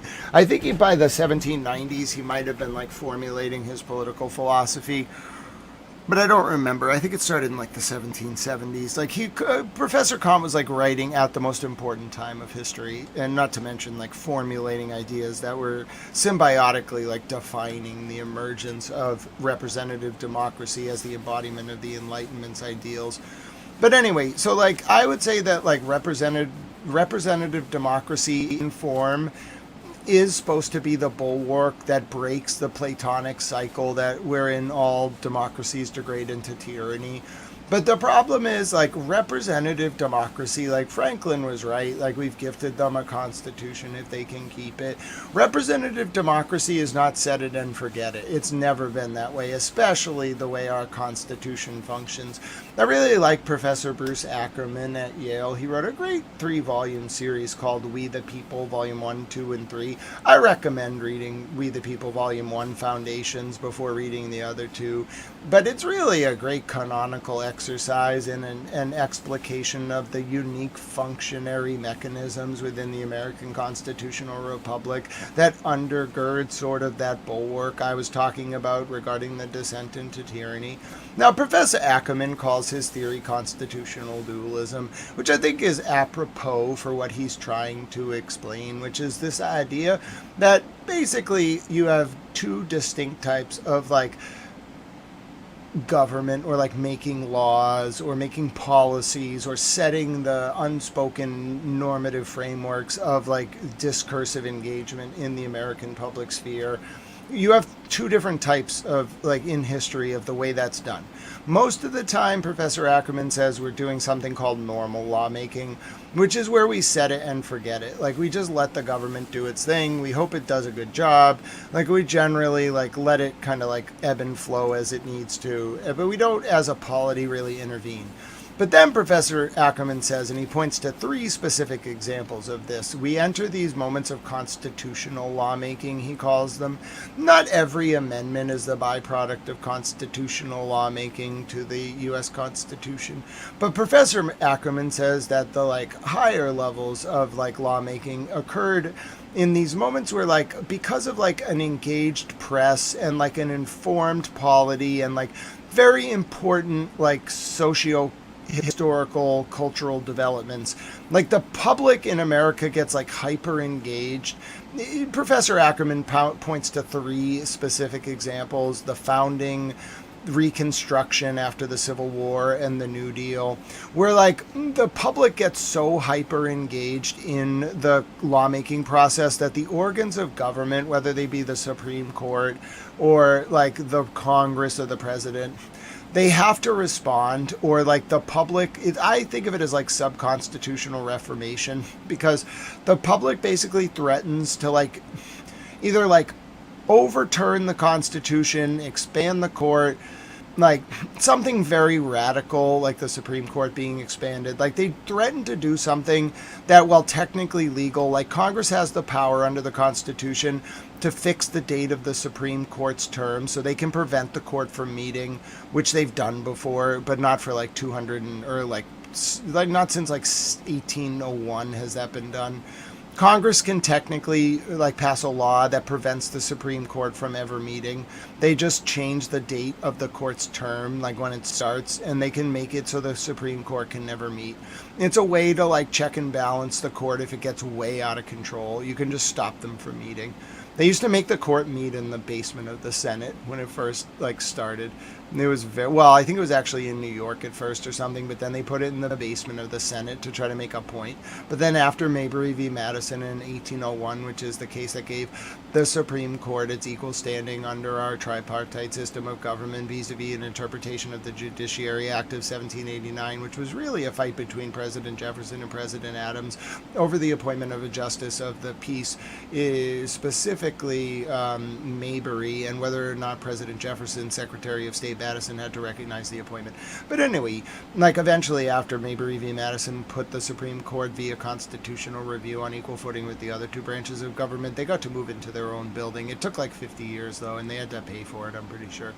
Anyway, so the functionary mechanism of constitutional review and the tripartite system of government enables the public to somewhat put pressure, indirectly and directly, on the organs of lawmaking, says Professor Ackerman, and therefore we enter moments of constitutional reformation or constitutional lawmaking.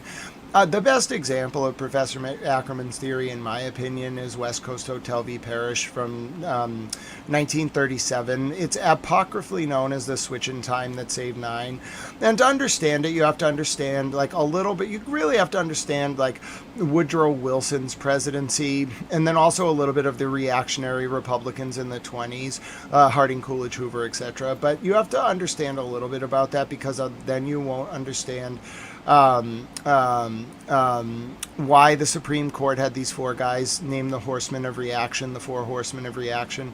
Basically, FDR, like, when he rolled into power in 31, he had a supermajority almost right away by the second midterms in the Congress, and he had, like, a very strong presidency, so he could pass any law he wanted. That's where we got the New Deal. But there was these people on the Supreme Court from, like, 33 to 37 called the 4 Horsemen of Reaction that went back to, like, the 1910s and 20s, who were, like, really, like, radical obstructionists who really hated the idea of, like, progressivism and, like, the welfare state and the social safety net. They were just pure, unbridled, like, not even free market capitalists. They were, like, oligopoly, like, style, like J.P. Morgan, J.D. Rockefeller, Nelson Aldrich, like, sell the country out, who cares, go off the, like, silver, go off, like, what is it, free silver, go off metal-based currency entirely, facilitate fiat lending, let the banks do whatever they want. It was brutal. And so these guys,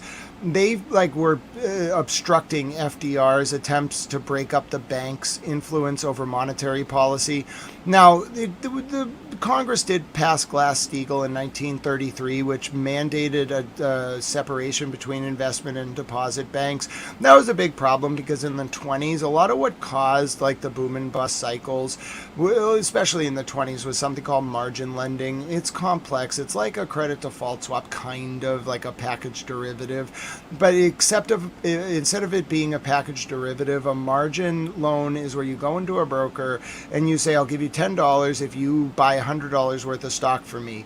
It can work out really well for you as a buyer of stock if the stock goes up, right? Say you buy $10, say you buy $100 worth of stock. You only pay 10, you borrow 90 on margin with a 5-point interest rate, whatever, I'm making it up.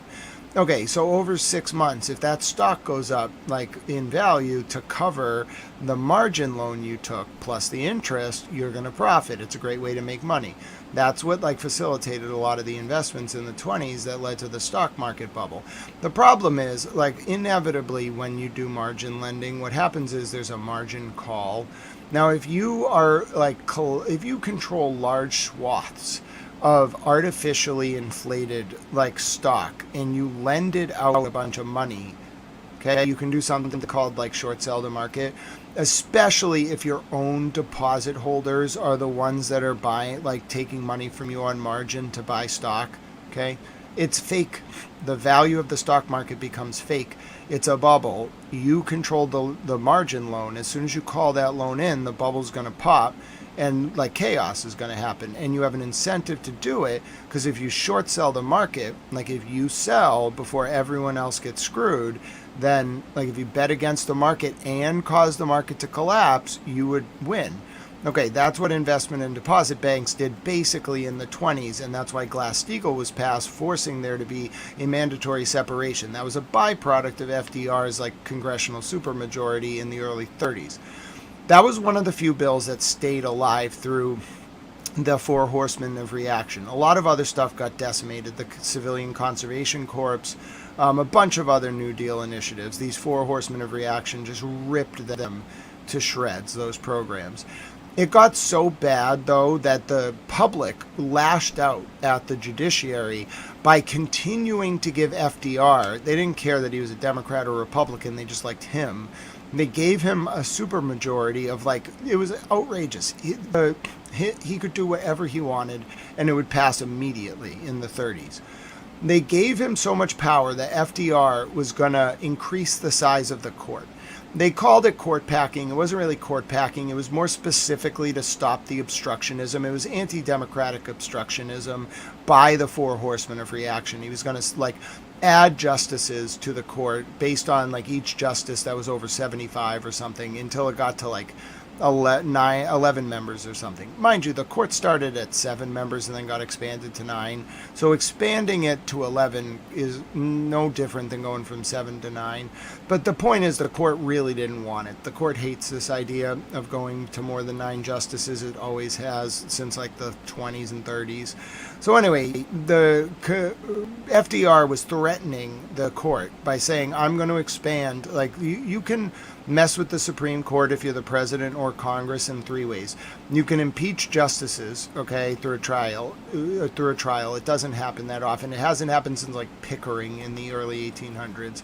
It's happened to Superior Court justices and federal district court judges, but it doesn't really happen to Supreme Court justices. You can affix the date of the start of the term of the court. You can punish them by not letting them sit, which has been done, but it has been done since 1801. Or you can increase the size of the court.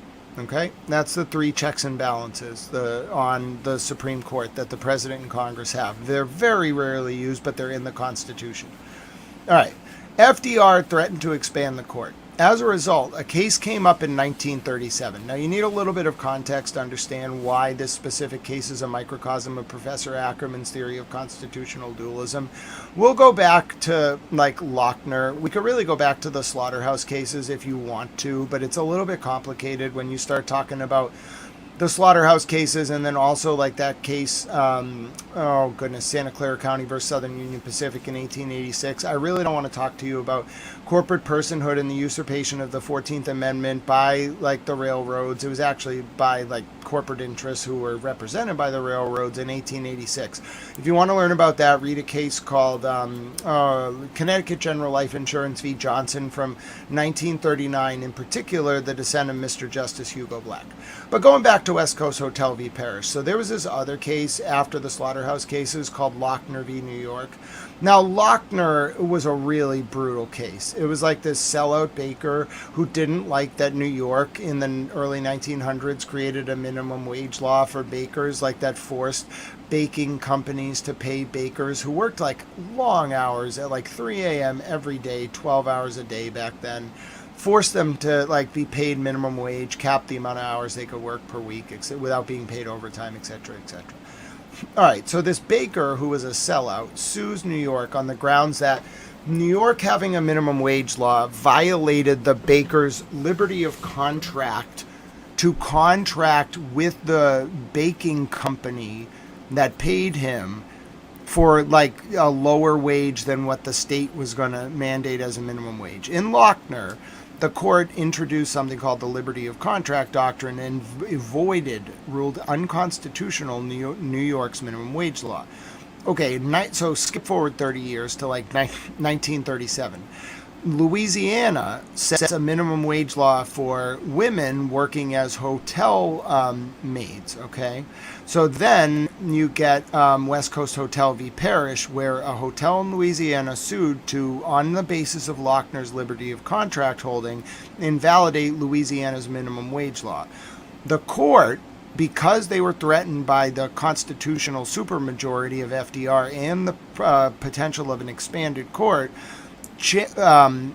voted 5-4 to uphold the minimum wage law in Louisiana, therein overruling Lochner and opening the door to the civil rights era that would come about like 15 to 20 years later, vis-a-vis like some of the early civil rights cases, and then in particular Brown v. Board and then Cooper v. Aaron. That happened because there was a 4-4 vote, and one of the justices got swung, one of the four horsemen of reaction, because he thought the court as an edifice would collapse if FDR's threat came true and the court got expanded. And that's why Professor Ackerman's theory is great. It's also why, to answer your question, going all the way back to the original question about from Joyce about whether I think this is a sign of the end of empire, no. Because of the short circuit introduced into the natural degradation of democracies into tyranny by the representative form of government that exists in the United States, there's always that opportunity for hyperconstitutional check to reset the system. Now, whether this country goes down the path of peace or war, and in turn how history plays out, is anyone's guess. I think we can go down the path of peace, though. I really do. I think it will be better for the world. So yeah, I hope that answered your question. That was a very long lecture. I hope that T.A. Sarah was paying attention. T.A. Sarah is going to have to cover all that on the final. I know it's a lot of information. I feel like sometimes some of you listen to this and you're just like, at the end of these shows, he's been going for 8 hours and he just can, with no notes, just do this, just rattle it off. It's all just up there. All those cases, I saw him looking sideways. He can't be reading any notes. How does he know all that? It's all just up there. It is. Justice Learned Hand. Yes, he was good. Justice Brandeis was good. Justice Cardozo. You really want to read a good justice? Read Justice Cardozo. Paul's Graph.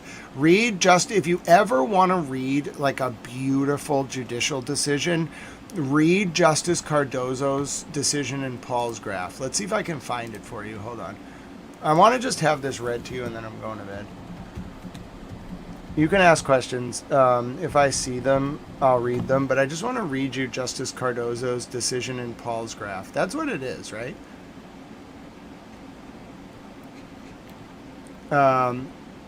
Yes, it's about... Oh, I love the Paul's graph decision. I want to read the whole thing. I want to read the actual decision of Paul's graph. Why can't I actually read the decision? It's Paul's graph v. Long Island Railroad. Someone mentioned Learned Hand, who's a great justice, but my favorite legal decision of all time is this. It's Justice Cardozo writing in Paul's graph. I'll let you listen to a little bit, and then I'm going to bed. This is your bonus time with Towel. All right? This is your... I'm not a lawyer. This is not legal advice. I'm just reading my favorite legal opinions from history. Here's Paul's graph. I love this decision.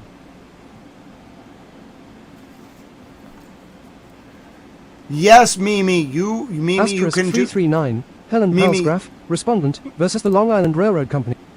Yes, Mimi, you can... Asterisk 339, Helen Powell's graph, respondent, versus the Long Island Railroad Company, appellant. Court of Appeals of New York. Argued February 24, 1928. Decided May 29, 1928. 248 NY 339.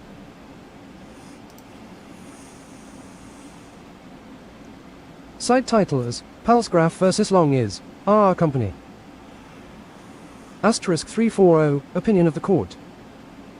Cardozo, C.H., J. Plaintiff was standing on a platform of Defendant's Railroad after buying a ticket to go to Rockaway Beach. A train stopped at the station, bound for another place. Two men ran forward to catch it. One of the men reached the platform of the car without mishap, though the train was already moving. The other man, carrying a package, jumped aboard the car, but seemed unsteady as if about to fall. A guard on the car, who had held the door open, reached forward to help, asterisk 341, him in, and another guard on the platform pushed him from behind. In this act, the package was dislodged, and fell upon the rails. It was a package of small size, about 15 inches long, and was covered by a newspaper. In fact, it contained fireworks, but there was nothing in its appearance to give notice of its contents. The fireworks, when they fell, exploded. The shock of the explosion threw down some scales at the other end of the platform, many feet away. The scales struck the plaintiff, causing injuries for which she sues. The conduct of the defendant's guard, if a wrong in its relation to the holder of the package, was not a wrong in its relation to the plaintiff, standing far away. Relatively to her, it was not negligence at all. Nothing in the situation gave notice that the falling package had in it the potency of peril to persons thus removed. Negligence is not actionable unless it involves the invasion of a legally protected interest, the violation of a right. Proof of negligence in the air, so to speak, will not do. Pollock, Torts, 11th ed. Page 455, Martin v. Herzog, 228 NY 164, 170, cf. Salmond, Torts, 6th ed. Page 24. Negligence is the absence of care, according to the circumstances, Willees, J. in Vaughan v. Taff Vale Rye. Company, 5 H&N 679, 688, 1 Bevan, negligence, 4th ed. 7, Paul v. Console. Fireworks Company, 212 NY 117, Adams v. Bullock, 227 NY 208, 211, Parrott v. Wells Fargo Company, 15 Wall. US 524. The plaintiff, as she stood upon the platform of the station, might claim to be protected against intentional invasion of her bodily security. Such invasion is not charged. She might claim to be protected against unintentional invasion by conduct involving in the thought of reasonable men an unreasonable hazard that such invasion would ensue. These, from the point of view of the law, were the bounds of her immunity, with perhaps some rare exceptions, survivals for the most part of ancient forms of liability. Where conduct is held to be at the peril of the actor, asterisk 342, Sullivan v. Dunham, 161 NY 290. If no hazard was apparent to the eye of ordinary vigilance, an act innocent and harmless, at least to outward seeming, with reference to her, did not take to itself the quality of a tort because it happened to be a wrong. though apparently not one involving the risk of bodily insecurity, with reference to someone else. In every instance, before negligence can be predicated of a given act, back of the act must be sought and found a duty to the individual complaining, the observance of which would have averted or avoided the injury. McSherry, C.J. In WVA, Central R Company vs. State, 96 MD, 652, 666, cf. Norfolk and Western Rye, Company vs. Wood, 99 VA, 156, 158, 159, Hughes vs. Boston and Maine RR Company, 71 NH 279, 284, U.S. Express Company vs. Everest, 72 Can. 517, Emery vs. Roanoke Nav. Company, 111 NC 94, 95, Vaughan vs. Transit Dev. Company, 222 NY 79, Lozay vs. Clute, 51 NY 494, DiCaprio vs. NYCRR Company, 231 NY 94, 1 Sherman and Redfield on negligence, Section 8, and cases cited, Cooley on torts, 3D ed. Page 1411, Jagged on torts. Volume 2, page 826, Wharton, Negligence, Section 24, Boland, Studies in the Law of Torts, page 601. The ideas of negligence and duty are strictly correlative, BOWEN, LJ, in Thomas v. Quatermain, 18 QBD 685, 694. The plaintiff sues in her own right for a wrong personal to her, and not as the vicarious beneficiary of a breach of duty to another. A different conclusion will involve us, and swiftly too, in a maze of contradictions. A guard stumbles over a package which has been left upon a platform. It seems to be a bundle of newspapers. It turns out to be a can of dynamite. To the eye of ordinary vigilance, the bundle is abandoned waste, which may be kicked or trod on with impunity. Is a passenger at the other end of the platform protected by the law against the unsuspected hazard concealed beneath the waste? If not, is the result to be any different, so far as the distant passenger is concerned, when the guard stumbles over a valise, *343, which a truckman or a porter has left upon the walk? The passenger far away, if the victim of a wrong at all, has a cause of action, not derivative, but original and primary. His claim to be protected against invasion of his bodily security is neither greater nor less because the act resulting in the invasion is a wrong to another far removed. In this case, the rights that are said to have been violated, the interests said to have been invaded, are not even of the same order. The man was not injured in his person nor even put in danger. The purpose of the act, as well as its effect, was to make his person safe. If there was a wrong to him at all, which may very well be doubted, it was a wrong to a property interest only, the safety of his package. Out of this wrong to property, which threatened injury to nothing else, there has passed, we are told, to the plaintiff by derivation or succession a right of action for the invasion of an interest of another order, the right to bodily security. The diversity of interests emphasizes the futility of the effort to build the plaintiff's right upon the basis of a wrong to someone else. The gain is one of emphasis, for a like result would follow if the interests were the same. Even then, the orbit of the danger as disclosed to the eye of reasonable vigilance would be the orbit of the duty. One who jostles one's neighbor in a crowd does not invade the rights of others standing at the outer fringe when the unintended contact casts a bomb upon the ground. The wrongdoer as to them is the man who carries the bomb, not the one who explodes it without suspicion of the danger. Life will have to be made over, and human nature transformed, before prevision so extravagant can be accepted as the norm of conduct, the customary standard to which behavior must conform. The argument for the plaintiff is built upon the shifting meanings of such words as wrong and wrongful, and shares their instability. What the plaintiff must, *344, show is a wrong to herself, i.e., a violation of her own right, and not merely a wrong to someone else, nor conduct wrongful, because unsocial, but not a wrong to anyone. We are told that one who drives at reckless speed through a crowded city street is guilty of a negligent act and, therefore, of a wrongful one irrespective of the consequences.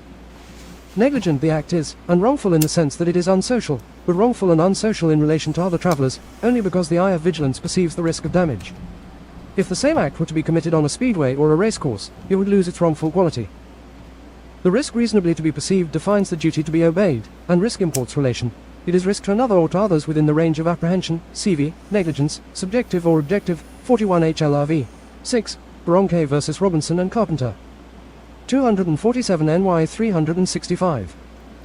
This does not mean, of course, that one who launches a destructive force is always relieved of liability if the force, though known to be destructive, pursues an unexpected path.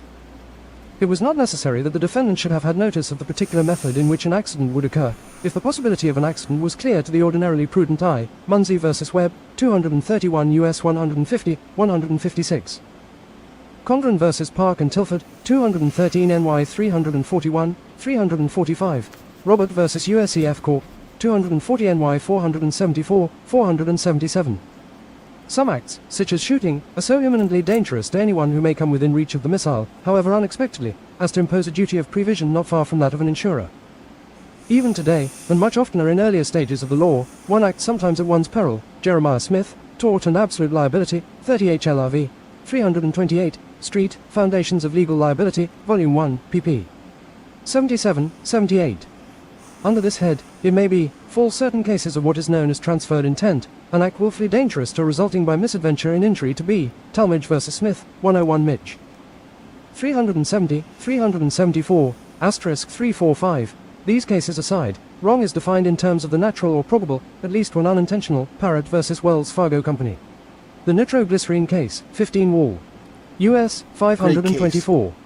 The range of reasonable apprehension is at times a question for the court, and at times, if varying inferences are possible, a question for the jury. Here, by concession, there was nothing in the situation to suggest to the most cautious mind that the parcel wrapped in newspaper would spread wreckage through the station. If the guard had thrown it down knowingly and willfully, he would not have threatened the plaintiff's safety, so far as appearances could warn him.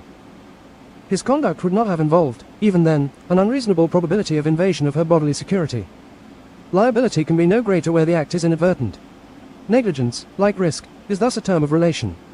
Negligence in the abstract, apart from things related, is surely not a tort, if indeed it is understandable at all. BOWEN, LJ, in Thomas v. Courtmain, 18 QBD 685, 694. Negligence is not a tort unless it results in the commission of a wrong, and the commission of a wrong imports the violation of a right, in this case, we are told, the right to be protected against interference with one's bodily security. But bodily security is protected, not against all forms of interference or aggression, but only against some. One who seeks redress at law does not make out a course of action by showing without more that there has been damage to his person. If the harm was not willful, he must show that the actors to him had possibilities of danger so many and apparent as to entitle him to be protected against the doing of it, though the harm was unintended. Affront to personality is still the keynote of the wrong. Confirmation of this view will be found in the history and development of the action on the case. Negligence as a basis of civil liability was unknown to medieval law. 8 Holdsworth, History of English Law, page 449, Street, Foundations of Legal Liability, Volume 1, asterisk 346, pp. 189, 190. For damage to the person, the sole remedy was trespass, and trespass did not lie in the absence of aggression, and that direct and personal, Holdsworth, Op. CIT. Page 453, Street, Op. CIT. Volume 3, pp. 258, 260, Volume 1, pp. 71, 74. Liability for other damage, as where a servant without orders from the master does or omits something to the damage of another, is a plant of later growth, Holdsworth, Op. CIT. 450, 457. Wigmore, Responsibility for Tortious Acts, Volume 3, Essays in Anglo-American Legal History, 520, 523, 526, 533. When it emerged out of the legal soil, it was thought of as a variant of trespass, an offshoot of the parent stock. This appears in the form of action, which was known as trespass on the case, Holdsworth, Op. CIT. Page 449, cf. Scott vs. Shepard, 2 WM. Black. 892, Green, Rationale of Proximate Cause, page 19. The victim does not sue derivatively, or by right of subrogation, to vindicate an interest invaded in the person of another. Thus, to view his cause of action is to ignore the fundamental difference between tort and crime. Holland, Jurisprudence, 12th ed., page 328. He sues for breach of a duty owing to himself. The law of causation, remote or proximate, is thus foreign to the case before us. The question of liability is always anterior to the question of the measure of the consequences that go with liability. If there is no tort to be redressed, there is no occasion to consider what damage might be recovered if there were a finding of a tort. We may assume, without deciding, that negligence, not at large or in the abstract, but in relation to the plaintiff, would entail liability for any and all consequences, however novel or extraordinary. Bird vs. St. Paul F. and M. Inns.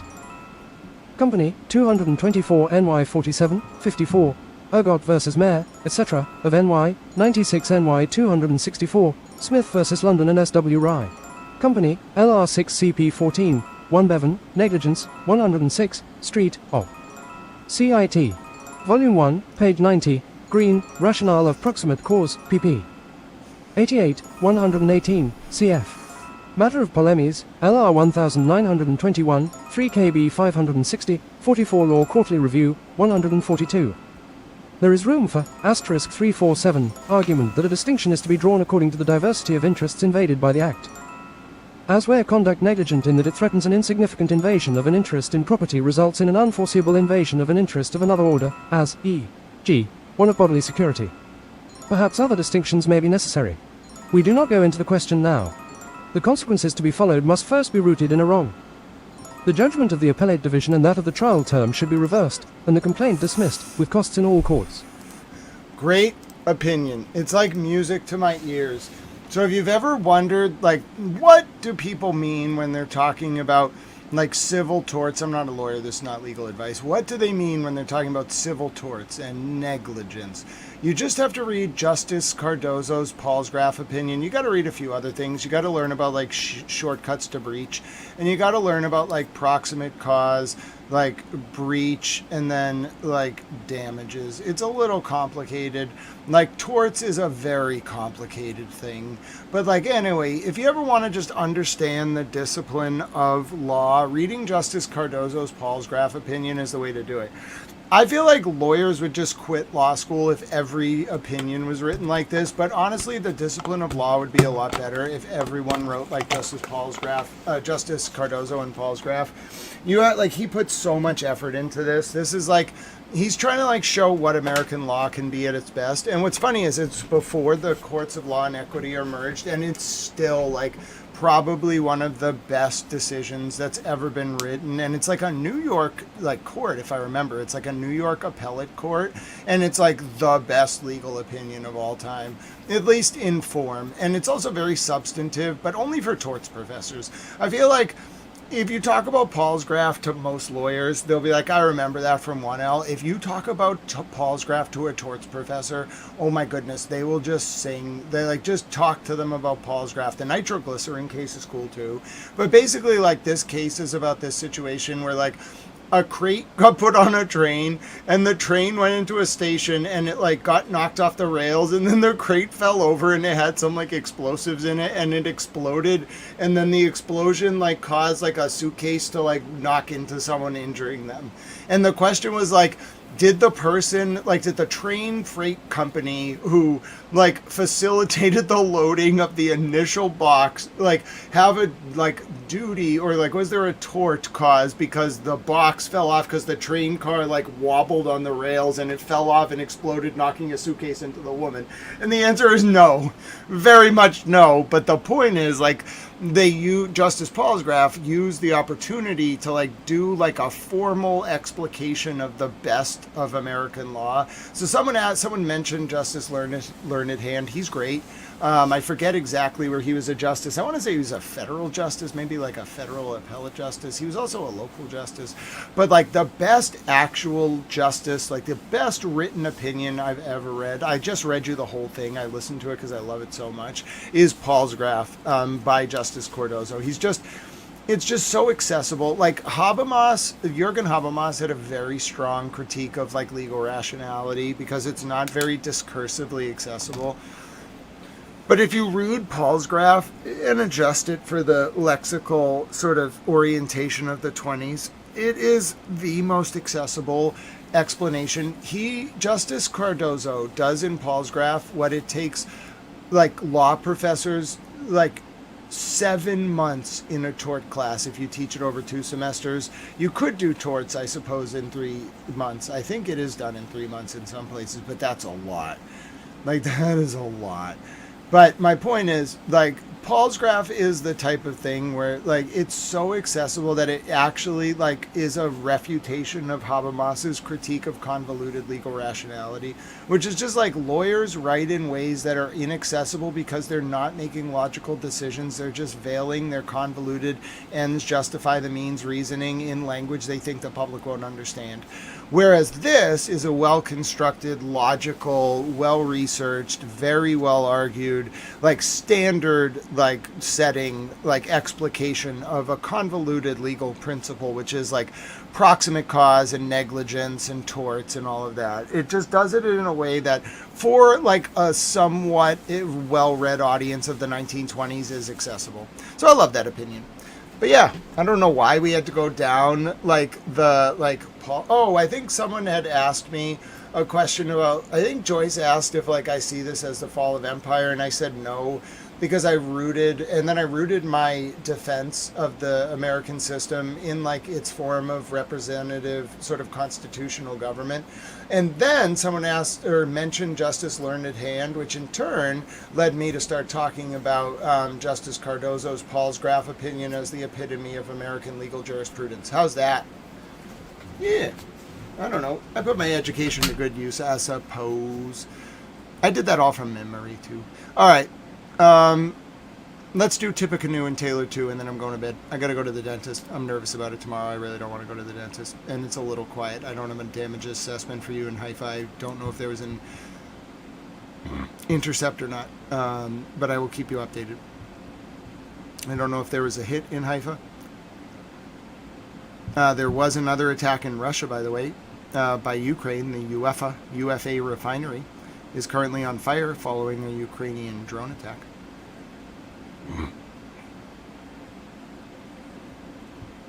I will get you updates from Tel Aviv, where there is a lot of damage overnight.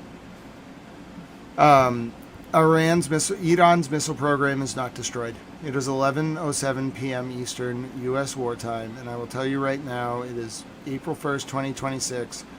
There is no stopping Iran. Okay? There's no stopping the American strikes on Iran, but there's also no stopping Iran strikes on Israel. Tel Aviv has been hit very hard. My name is Grant Smith Ellis. I'm going to do Tippecanoe and Taylor 2. I like to go through, I'm just checking for any impact assessment. I don't have any right now, other than to tell you this has been a very, very intense night. And also, at least one area of Tel Aviv is actually flooded. The scenes are, oh my goodness, there's actual flooding in houses. Oh my goodness, they caused a lot of damage. Listen, Tel Aviv is incredibly damaged right now. Like, there's flooding in a lot of places, like very serious flooding. Oh goodness. All right, I'll show you this and then I'm going to bed. I'll do Tippecanoe and Taylor 2, then I have to sign off. The Iranians are going to just let these attacks linger. If you missed it, this was Beni Barak in Tel Aviv earlier. It's bad. It's daytime now in Israel, but it's bad. That was one. The Iranians destroyed the sewer system in Tel Aviv.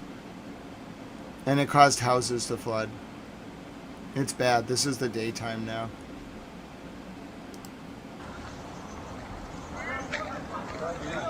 And they hit a park. Alright. So it's bad.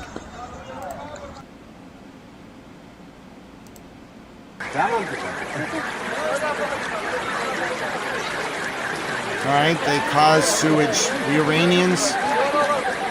The Iranians flooded Tel Aviv with sewage on Passover. Joyce says, Fab, it's 4 a.m. here, and that was worth staying up for. God bless you, Joyce. I'm so glad you asked that question, and that was a fun lecture I got to give there. I hope you all, this is the update, okay? So Tel Aviv was flooded with sewage overnight. It's bad. The city is flooded. The buildings are flooded. The parks are hit. It's just like Iran is not stopping. I will be with you all tomorrow, okay? So expect a little bit of a lull because it's morning time, so Iran will let the damage assessment happen. They caused a lot of damage overnight. Multiple floods, a lot of fires. They'll let it kind of like sink in, and then they will start attacking Israel again. I will be with you probably after 10 a.m. I don't expect to get dental surgery tomorrow. They have to look at what I did. I chipped my tooth, and I'm worried, like, I just want to have the dentist look at it to make sure, like, one, that they can fix it, and two, that, like, nothing's wrong, like, and going to cause, like, a problem. So I have to go to the dentist. If they have to stick a needle in me, I have to be well rested or I will faint. So that's why I'm going to bed. Otherwise, I would stay up with you because inevitably something ridiculous will happen in the next 6 hours. But I have to sleep or I will faint at the dentist. It's not, and like the dentist is not well suited for people fainting. They have a procedure with me because I faint with needles. Like, it's not even like you can scare me. I just immediately faint. Like, I just go down. I'm just fainted, even if I lay down. So I'm a little nervous about it, but I'll get through it. Okay, people face much more difficult things in the world. But yes, say a prayer for Tal tonight, that his chipped tooth does not result in the dentist sticking him with needles. I will say a prayer for you all. I will say a prayer for peace. And also, I'm just baffled by the state of everything right now. Like, the Iranians are not stopping. The speech tonight by Mr. President Trump was not very clear. I do agree it was a little like jazz. I think there's a ground invasion coming. That's what the New York Times is reporting. I don't know. Stay tuned, I suppose. We will find out tomorrow. I don't really know what to tell you. I hope you all sleep well. I hope you all get some rest. I think that left more questions than answers today. But I do need to do Tippecanoe and Taylor too. Good night, Liberty St. James and Primo and Gabrielle and Elizabeth and Peter and Joyce and all of my dear friends. Paul Sar, you as well, and George. You all sleep well. All right, so who? Somebody called someone else. Oh goodness. All right. I wasn't there for that. I have no idea what you all were saying earlier. It was an intense night in chat. Just remember, there's 180 countries. And you all are very compassionate towards each other 97% of the time, and I'm very grateful for that. Let me do the U.S. presidents. I like to list them in order for my friend Tippecanoe and Taylor too. All right, so Triple of Bob's awesome. He's a super towel. I start with President Washington, and then President Adams, President Jefferson, President Madison. Got a little bit lost, like 5, 6, 7. 8 is Van Buren. I know that from Seinfeld. 9, 10, 11, 12. I get a little lost. 13 is Jackson, and then I don't know like the numerical order, but I pick up around, what is it? Tippecanoe and Taylor too. So it's Polk, Taylor, Pierce, Buchanan, Lincoln, Johnson, Grant, Rutherford B. Hayes, Garfield, Chester A. Arthur, Cleveland, Harrison, Cleveland, McKinley, Teddy Roosevelt, William Howard Taft, Woodrow Wilson, Harding, Coolidge, Hoover, FDR, Truman, Eisenhower, Kennedy, Johnson, Nixon, Ford, Nixon, Ford, Carter, Reagan, Bush 1, Clinton, Bush 2, Obama, Trump, Biden, Trump. How about them apples? Yeah, we like to do our, hello, you have a good night as well, Lane Matrix. You as well, Penny. It's been good in chat tonight on the whole. But yes, if you benefited from this stream today, if you learned something, I'll put Pete Bunny Towel back up on the stream. He's our channel mascot. He's a card stand right now. Towel Bunny Mom sent me some awesome cards, and Bo and Kofi. And those cards are like from the WWF. I got a Kofi Kingston card and an Albert card and a Jerry Lawler card. That was awesome. And then a bunch of Attitude Era guys. That was great. And then I got an Arcanine. I love that card. I don't even think Bunny could have known this, or Bo or Kofi. Kofi might have known it because he's like a super Tao. But like Arcanine really reminded me of my childhood, so that was a cool card to get. And then I got a Funko that like has a cigarette in its mouth. I thought that was hilarious. So yeah, Pete Bunny Towel's a card stand now, but he is our channel mascot, and that's him. So yeah, this is a public information service designed to educate, inform, and entertain. I use a little bit of entertainment as a buffer to insulate your mind from trauma during coverage of the war, which I have been doing solo. This is a one-man operation. There's no team. There's no staff. It's just me. I pay for the server costs. I pay for the subscriptions. I pay for the RTMP encoding software. It's a labor of love. I do it at a loss. Hopefully things will move in a good direction soon because of all of your kind support. But yes, if you think that that the mission of this channel to educate, inform, and entertain the wider public in the service of engendering cogent public discourse to ward off the usurpation of our forms of government worldwide is worthwhile, please consider a donation if you'd be so kind. God bless you. You can do so through Cash App, # Grant Smith Ellis, Venmo @ Grant-E1, or paypal.me/Grant Ellis. There's also a Revolut for those of you in Europe, revolut.me/@GrantSmith-Ellis. So yeah, that helps me eat. That helps me like pay the server costs and all that good stuff. I want to set up this thing as a news network. I've had a lot of people who want to like talk to me. Yes, Hezbollah, I understand. I've had a lot of people wanting to talk to me on like a volunteer basis about making this news network a perpetual thing.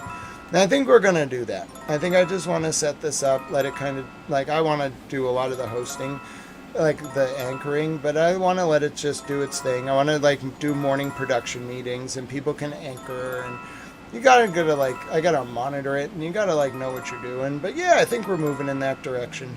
It's going to be good. A non-profit public information service. I got to get it all set up. I'm not ready for that yet. For now, it's just me, though. So yeah, God bless you. You can also scan the screen if you want to send Tal some money for coffee or food or whatever it may be. But it doesn't have to be a donation. You can help out by liking the stream. You can subscribe. You can let your friends and family know. There's also a Discord if you want to join us overnight. We chat like through the night. I wake up in the morning and let people know how things are going. But yes, as Hezbollah continues its shelling in the north, I will tell you, or with drones now, I will tell you if you learned something today, and if you want to pay it forward, if you appreciated the kindness, camaraderie, and chat, it doesn't have to be through a donation. It can be through something as simple as looking for reasons to do small acts of service and kindness for people around you, rooted in unconditional love. Oh, Mimi, we would have had a lot of fun. SMU is a great school. I would have loved teaching there. Really good school. I love SMU. Oh, you're so wonderful, Mimi. You learn so much every day. And you know, you and Ellie, the baby goat, she's going to be the smartest goat ever. She's going to go tell all the other goats about all this stuff. She's going to be so smart. But yes, mainstream media will never accept towels. Yeah, they're going to be we're going to have to force it on them by getting me on the debate stage and all the presidential debates. But yeah, if you want to pay it forward, look for reasons to do small acts of service and kindness. It can be something as simple as looking for a reason to donate to our veterans, or our homeless veterans, or our service members or their families, especially right now. Supporting those who fight for our freedoms is the most important thing I think we can do. But what if you want to donate to our furry friends? Pete Bunny Towel's not an animal, but he does love animals. What if you want to donate to them? Well, you could consider a donation to maybe an animal shelter run by veterans. That's a great way to help our furry friends and our veterans, or an animal charity that helps train animals for our veterans or service members. What about animal shelters in general, though? If you can't find one run by veterans, a donation in support of our furry friends is a great way to pay it forward. If you're in the UK, for example, you can donate to The Big Issue. It's a great way to help populations experiencing homelessness in the UK. It doesn't have to be a donation, though.